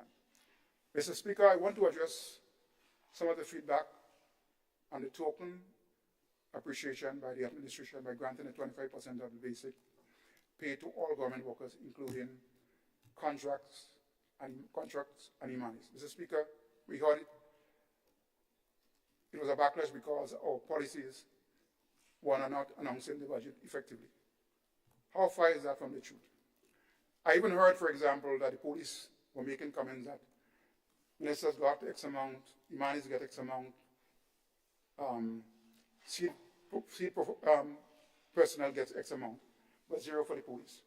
I want to assure the police that they would have gotten, or they would get the 4% increase in salary in 2024, and they would also benefit from the bonus that is given to all public servants in 2023 before the end of this year. All government workers, except the pensioners and except government ministers. Mr. Speaker, the Ministry of Finance is crunching those numbers, or was crunching those numbers, before we met in Cabinet and approved this on Tuesday gone. This is the only reason why the measure was not announced during the presentation. And again, for those out there who believe that the NDC government is there to tomfool or to tell the public lies and who they think they're talking to, let me tell you something. This side of the House has demonstrated time and time and again that we are honorable men and women prepared to give Grenadians a chance to survive in peace. Mr. Speaker, contrast this with the election gimmick under the guise of bonus to frontline workers and other stuff for the sacrifice during the COVID-19 period. Mr. Speaker, this was announced in Parliament without Cabinet approval. Many of the Cabinet ministers then honored the bonus by the way of presentation on the floor. Mr. Speaker, there is a Cabinet conclusion to prove this. So if they want to challenge it, let them challenge it. Mr. Speaker, the Cabinet conclusion on the temporary increase of $10 is also there to prove the duplicity, speaking on the two sides of the mouth of the prior administration. Our gesture is a genuine one. Mr. Speaker, before I end, let me take this opportunity again to thank the constituents of St. Patrick East for their support and unwavering support, I should say, for all that's happened in the last 18 months under my stewardship. I am not saying that everything was a walk in the park. I ran an election in St. Patrick East, only given 42 days to make my mark in this community. And with hard work and persistence, I was able to win that seat. And I will continue to support the folks of the constituency, give them my unwavering support in ensuring that we move St. Patrick's East further north. When I say further north, rise against all order to make sure that we are reflected on the map of Grenada. I was in St. Patrick's on the weekend as part of the Kamahan Folk Festival. And again, I was very much appreciated to be invited to attend that. And I can tell you, the enthusiasm I've seen in the people in St. Patrick tells me there is hope in St. Patrick. So with that, Mr. Speaker, I want to thank all my supporters throughout Grenada Carriacou Petit Matin, because sometimes I tell people that I am not only a man from St. Patrick's, I'm a man from Grenada Carriacou Petit Matin. And I'm well loved. So when they see me in the ghetto and the Cardinals, as they say, I am not a drinking rum. I'm helping to basically capture souls. Yes. When they see me in Blast, if they saw me at all, I'm hearing there to stimulate the economy or something. When they see me in Jackpot City, I have worked in the mall for 5.5 years. These personnel were my tenants. And as such, I have no remorse in visiting them from time to time to make sure that things are going well. So, Mr. Speaker, as I close, I want to thank everyone who have made it possible to listen to me. Some of those who even say that my articulation was actually jagged. Thank you. I speak Spanish, English, French, and I expect at times my speech to be accelerated. I am not as dumb as some of them who think outside it. I am not dumb as some of them who think outside it. I heard the statement that if the Prime Minister is not there, none of us can basically represent. In fact, there was controversy over me closing this Parliament session on the budget. And I'm saying to those naysayers outside it, any one of my colleagues sitting on this side can do an equally good job in representing the National Democratic Congress in this Parliament. And with that, Mr. Speaker, I want to wish all Grenadians a Merry Christmas and a prosperous New Year. Thank you, sir.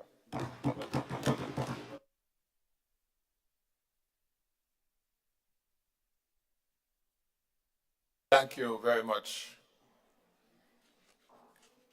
The member for St. Patrick's East, and of course, the Minister for Finance, for your rebuttal contribution to this debate and subsequently closing the debate, as it were. The next item, I think, is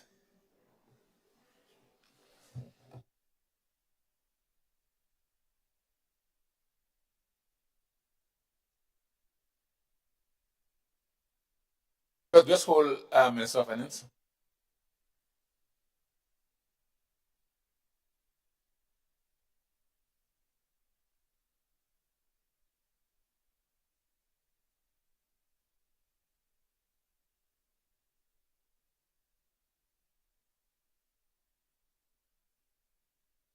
All right, so now we've listened to the minister. I now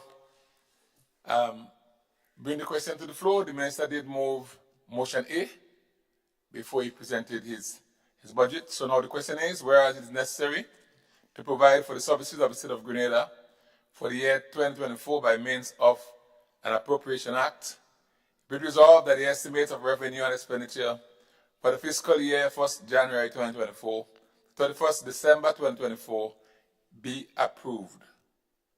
All those with that opinion say aye. Aye. Of the contrary opinion say no. The ayes have it. Indeed, the ayes have it.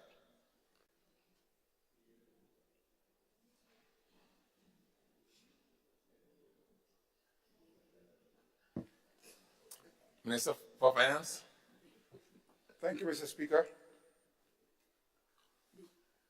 Resolution for the purpose of Section 56 of the Public Finance Management Act No. 17 of 2015. Whereas Section 56(1) of the Public Finance Management Act No. 17 of 2015, hereinafter referred to as the Act, provides inter alia that no money shall be raised on the credit of the Government of Grenada except under the authority of this Act or under an Act of Parliament or a resolution of the Houses of Representatives. Whereas Section 56(2) of the Act provides inter alia that the Minister of Finance may borrow, when authorized by resolution of the Houses of Representatives, money on behalf of the Government of Grenada in any form and from any legitimate source on terms and conditions to be agreed upon with the creditor. Whereas it is further provided that the amount shall not exceed in aggregate the specific sum in this resolution. And whereas it is expected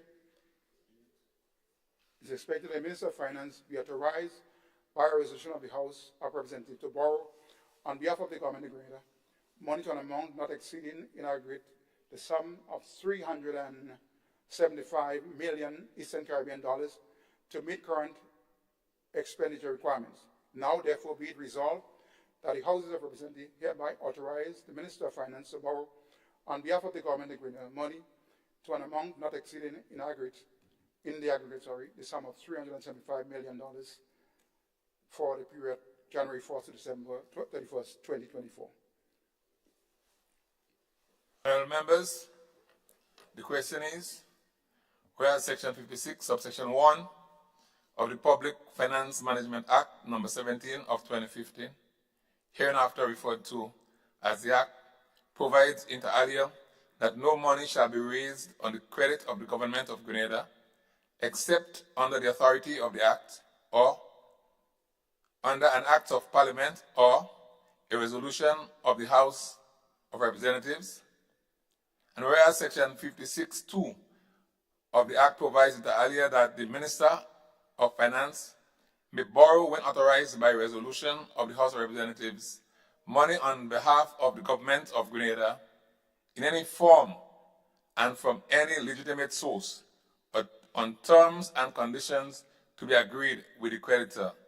And whereas it is further provided that the amount shall not exceed in the aggregate the sum specified in the resolution, And whereas it is expedient that the Minister of Finance be authorized by a resolution of the House of Representatives to borrow on behalf of the Government of Grenada money to an amount not exceeding in the aggregate the sum of $375 million Eastern Caribbean dollars to meet current expenditure requirements. Now therefore be it resolved that the House of Representatives hereby authorizes the Minister of Finance to borrow on behalf of the Government of Grenada money to an amount not exceeding in the aggregate the sum of $375 million Eastern Caribbean dollars for the period January 1 to December 31st, 2024. All those of that opinion say aye.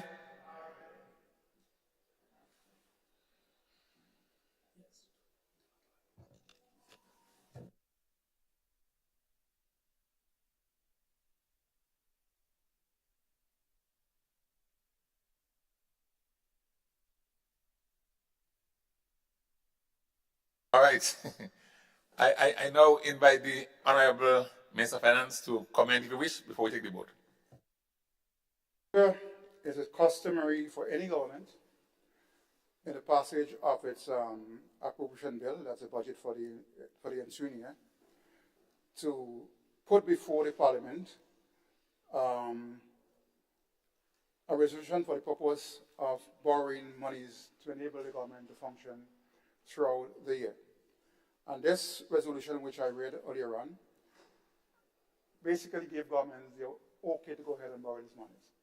Now, this does not necessarily mean new monies that is going to be coming into the system. In other words, right now, government has outstanding debt. That resolution was passed in the previous budget last year.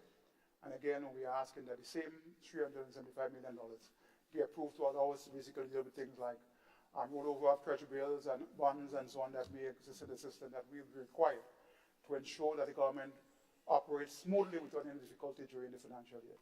And therefore, I would encourage any of my colleagues who wish to speak more on this matter to do so. If not, I'll beg that the motion be carried in the Parliament.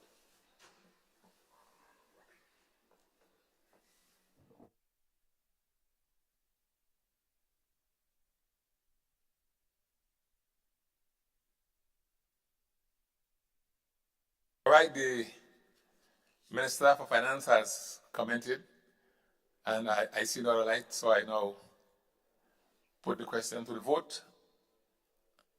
Having myself read the resolution, I now ask those who have that opinion, say aye.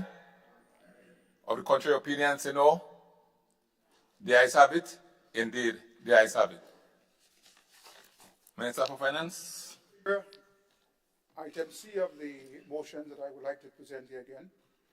Whereas the House Committee met on Monday, 22nd November 2023, and whereas recommendations were made to the House of Representatives through the Chairman's report, which was laid on 20th November 2023. Now therefore be it resolved that the Chairman's report be adopted as a report that will deal with the increase in parliamentarians' salary for the year 2024. Thank you. Honourable members, the question is, whereas the House Committee met on Monday, 22nd November 2023, and whereas recommendations were made to the House of Representatives to the Chairman's report, which was laid on the 28th of November 2023, now therefore be it resolved that the Chairman's report be adopted.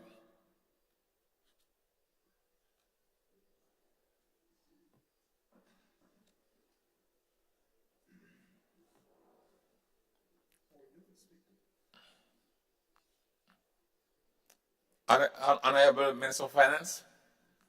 Speaker, because this matter was actually deliberated on throughout the rebuttals in this 2024 debate, I don't think there is anything left for us to discuss, but to allow the motion to move forward and to ensure that we have approval of this particular motion. I thank you. Thank you, Minister for Finance. And I remember the questioning is whereas the House Committee met on Monday, 22nd November 2023, and whereas recommendations were made to the House of Representatives through the Chairman's report, which was laid in Parliament on the 28th November 2023. Now, therefore, be it resolved that the Chairman's report be adopted. All those with that opinion say aye. Or the contrary opinion say no. The ayes have it. Indeed, the ayes have it. Item 15, bills.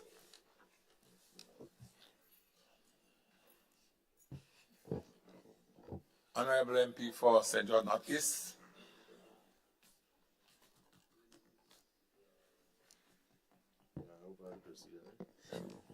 Mr. Speaker, I beg to introduce for the first reading a bill for an act shortly entitled Appropriation 2024 Bill 2023.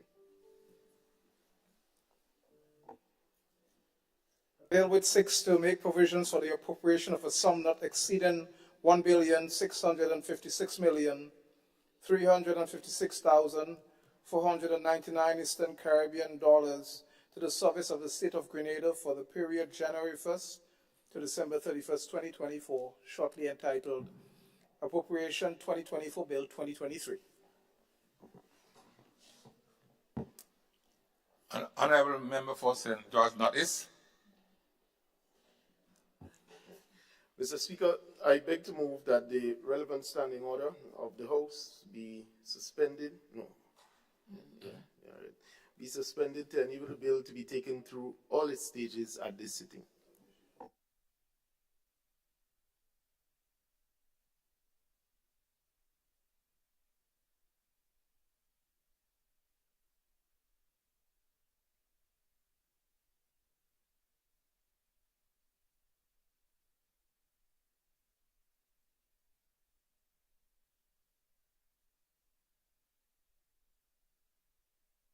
Mr. Speaker, as this is a money bill, we do not need we have the consent of the Governor General to proceed.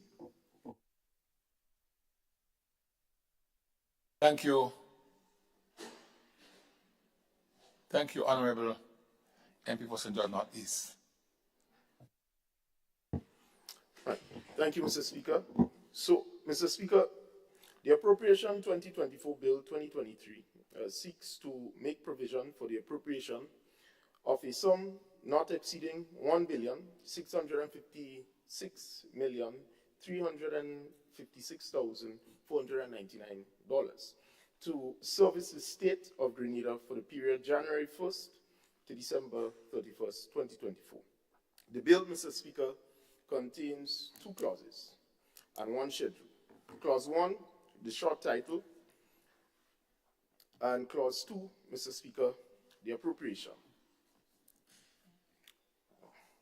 Just bear with me. I'm using a mobile device actually to read that. So, Mr. Speaker, please just bear with me to finish it up.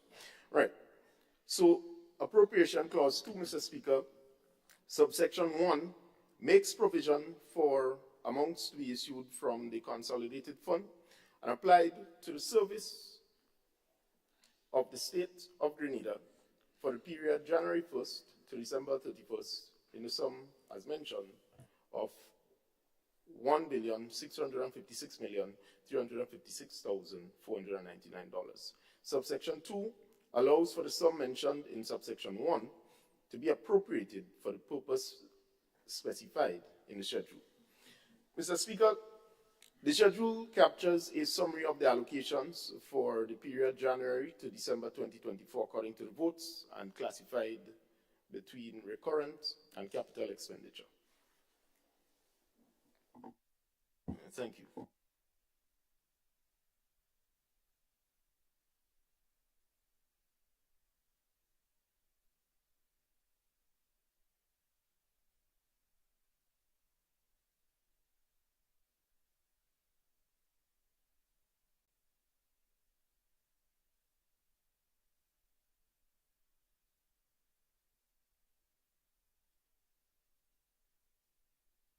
Leader of Government Business. voice, I simply rise to offer my support to this bill, and substantially having been debated, I just want to offer my support to the bill. Thank you. Thank you very much, Leader of Government Business. Honorable members, the question is that the bill be read a second time. All those of that opinion, say aye. Or the contrary opinion, say no. The ayes have it. Indeed, the ayes have it. Bill for an act shortly entitled Appropriation 2024 Act 2023.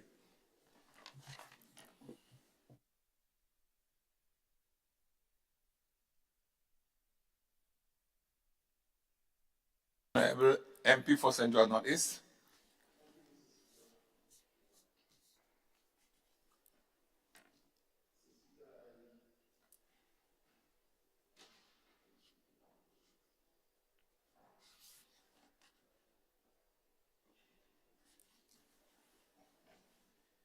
Bear with me, I was just given the opportunity to present the bill on short notice due to the thing, so I'm just trying to go according to the procedure. Well, Mr. Speaker,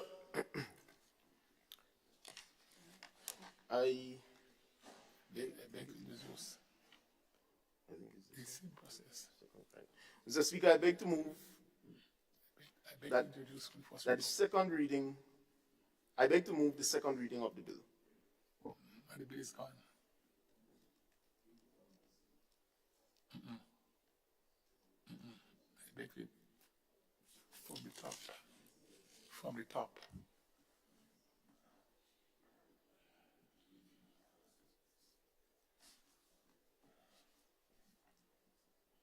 All right, so Speaker, apologies.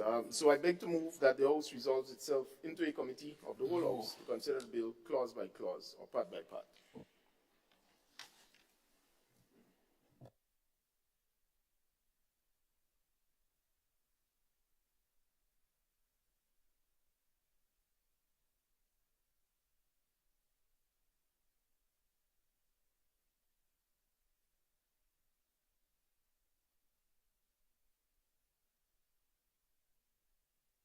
No.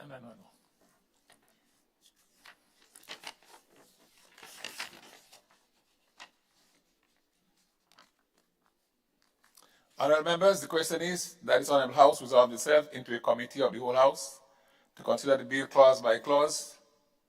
All those with that opinion say aye. Of the contrary opinion say no. The ayes have it. Indeed, the ayes have it.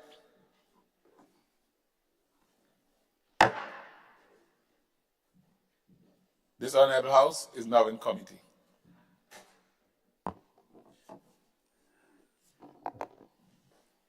Clause 2, Appropriation.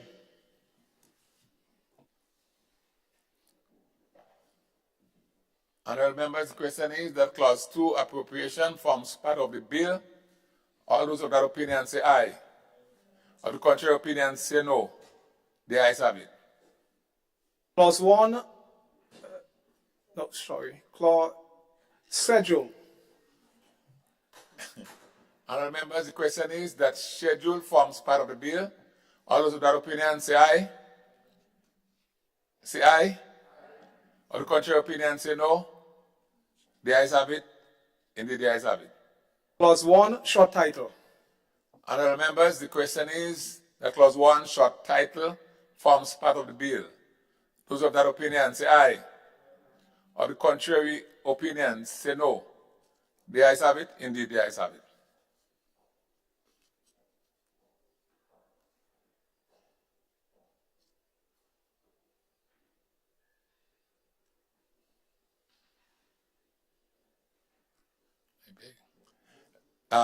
Member for St. George North East.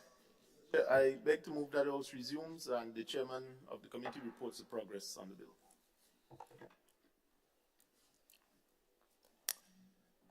Honorable members, the question is that the House resumes and the chairman of the committee reports progress on the bill.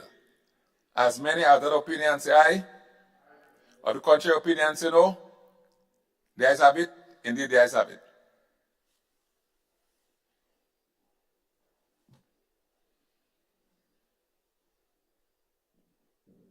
This Honorable House now resumes.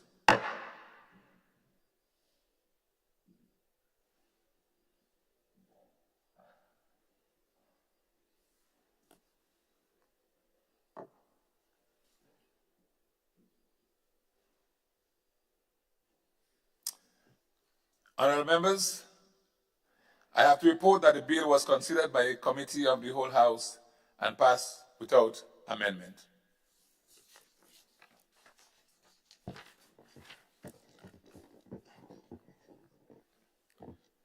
Mr. Speaker, I beg to move that the chairman's report be adopted.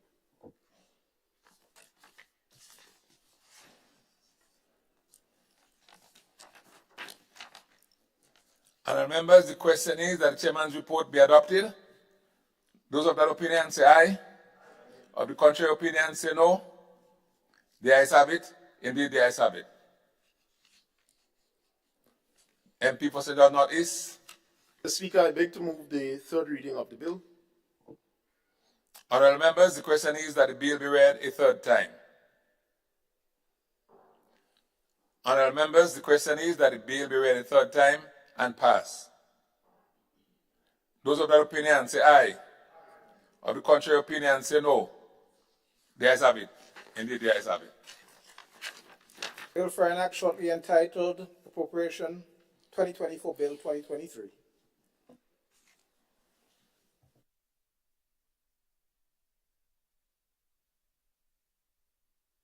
MP for St. George North East. Thank you, Mr. Speaker.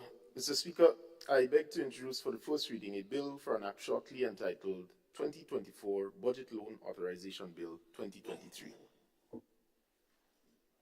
The bill which seeks to authorize the Minister of Finance to borrow specified amounts of money from various sources to finance the 2024 budget, shortly entitled 2024 Budget Loan Authorization Bill 2023. MP for St. George North East. Thank you, Mr. Speaker. Mr. Speaker, as this is a money bill, we do have the consent of the Governor General to proceed.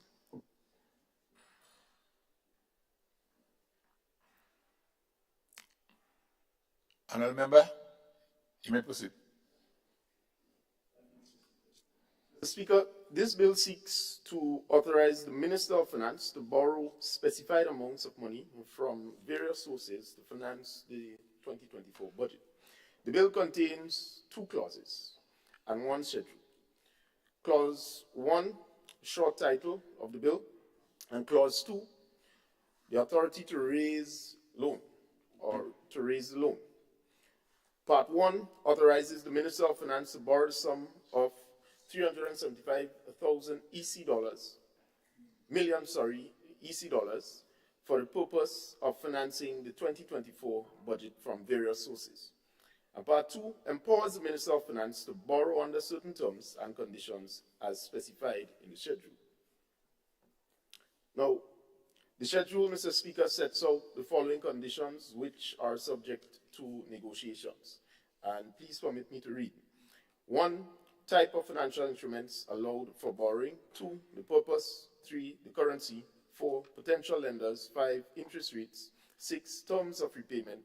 7, fees. 8, the requirement for tabling of the loan agreement in the Parliament of Grenada. Mr. Speaker, with these few words, I beg to have the bill be considered.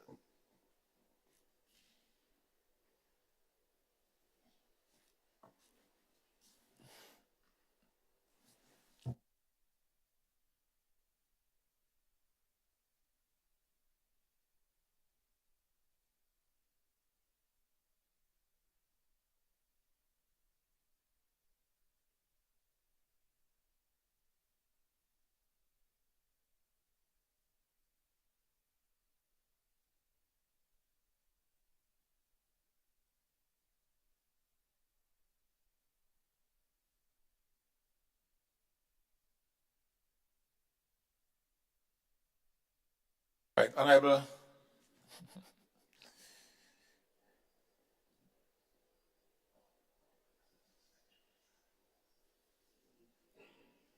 Speaker, I beg to move that the relevant standing order of the House be suspended to enable the bill to be taken through all its stages at this sitting.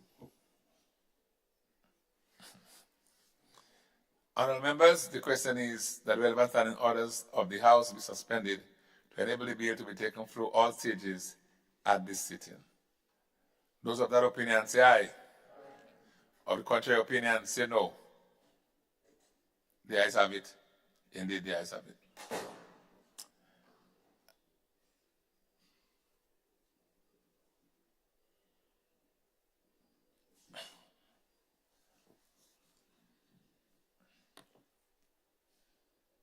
What is it?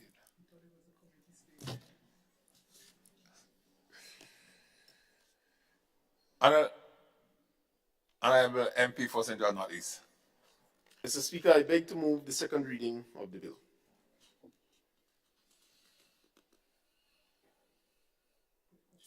Honourable members, the question is that the bill be read a second time. All those with that opinion say aye. Of the contrary opinion say no. The ayes have it. Indeed, the ayes have it. A bill for an act shortly entitled 2024 Budget Loan Authorization Bill 2023. MP for St. George North East. Thank you, Mr. Speaker. Mr. Speaker, I beg to move that the House resolves itself into a committee of the whole House to consider the bill clause by clause. Honourable members, the question is that this Honourable House resolve itself into a committee of the whole House to consider the bill clause by clause. All those of that opinion say aye. Of the contrary opinion say no. Indeed, the ayes have it. The ayes have it.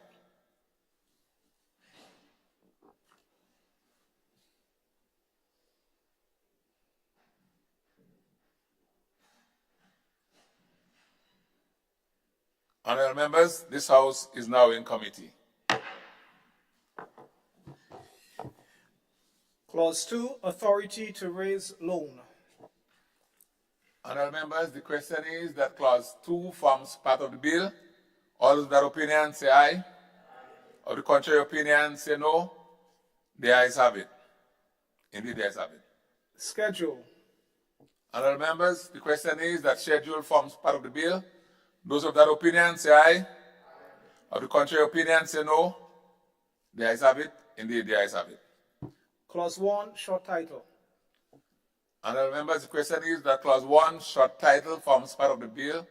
Those who are that of opinion say aye. Of the contrary opinion say no. The ayes have it. Indeed, the ayes have it. MP for St. George North East. Mr. Chairman, I beg to move that the House resumes and the chairman of the committee reports progress on the bill.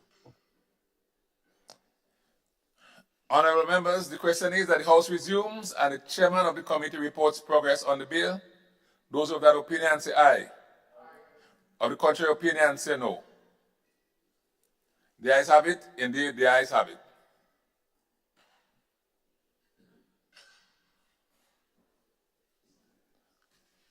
This Honourable House now resumes.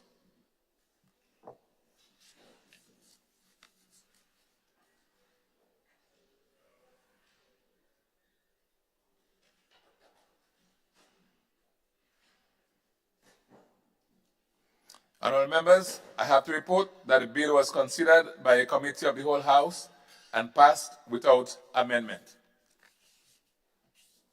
MP for St. George North East. Thank you, Mr. Speaker. Mr. Speaker, I beg to move that the chairman's report be adopted. Honourable members, the question is that the chairman's report be adopted. Those who have that opinion say aye. Of the contrary opinion say no. The ayes have it. Indeed, the ayes have it. Mr. Speaker, I beg to move the third reading of the bill. Honourable members, the question is that the bill be read a third time. Honourable members, the question is that the bill be read a third time and pass. Those of that opinion say aye. Of the contrary opinion say no. The ayes have it. Indeed, the ayes have it. A bill for an act shortly entitled 2024 Budget Loan Authorization Bill 2023.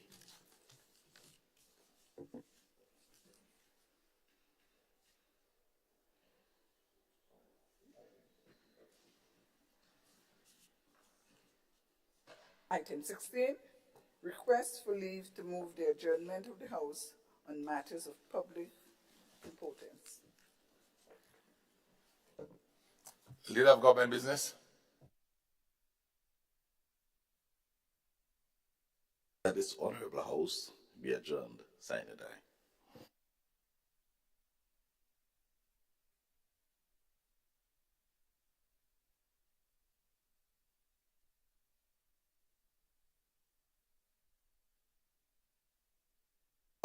Honorable members, the question is that this honorable House be adjourned sine die.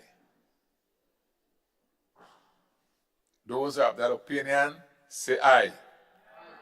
Or the contrary opinion, say no. Honorable members, this honorable House now stands adjourned sine die.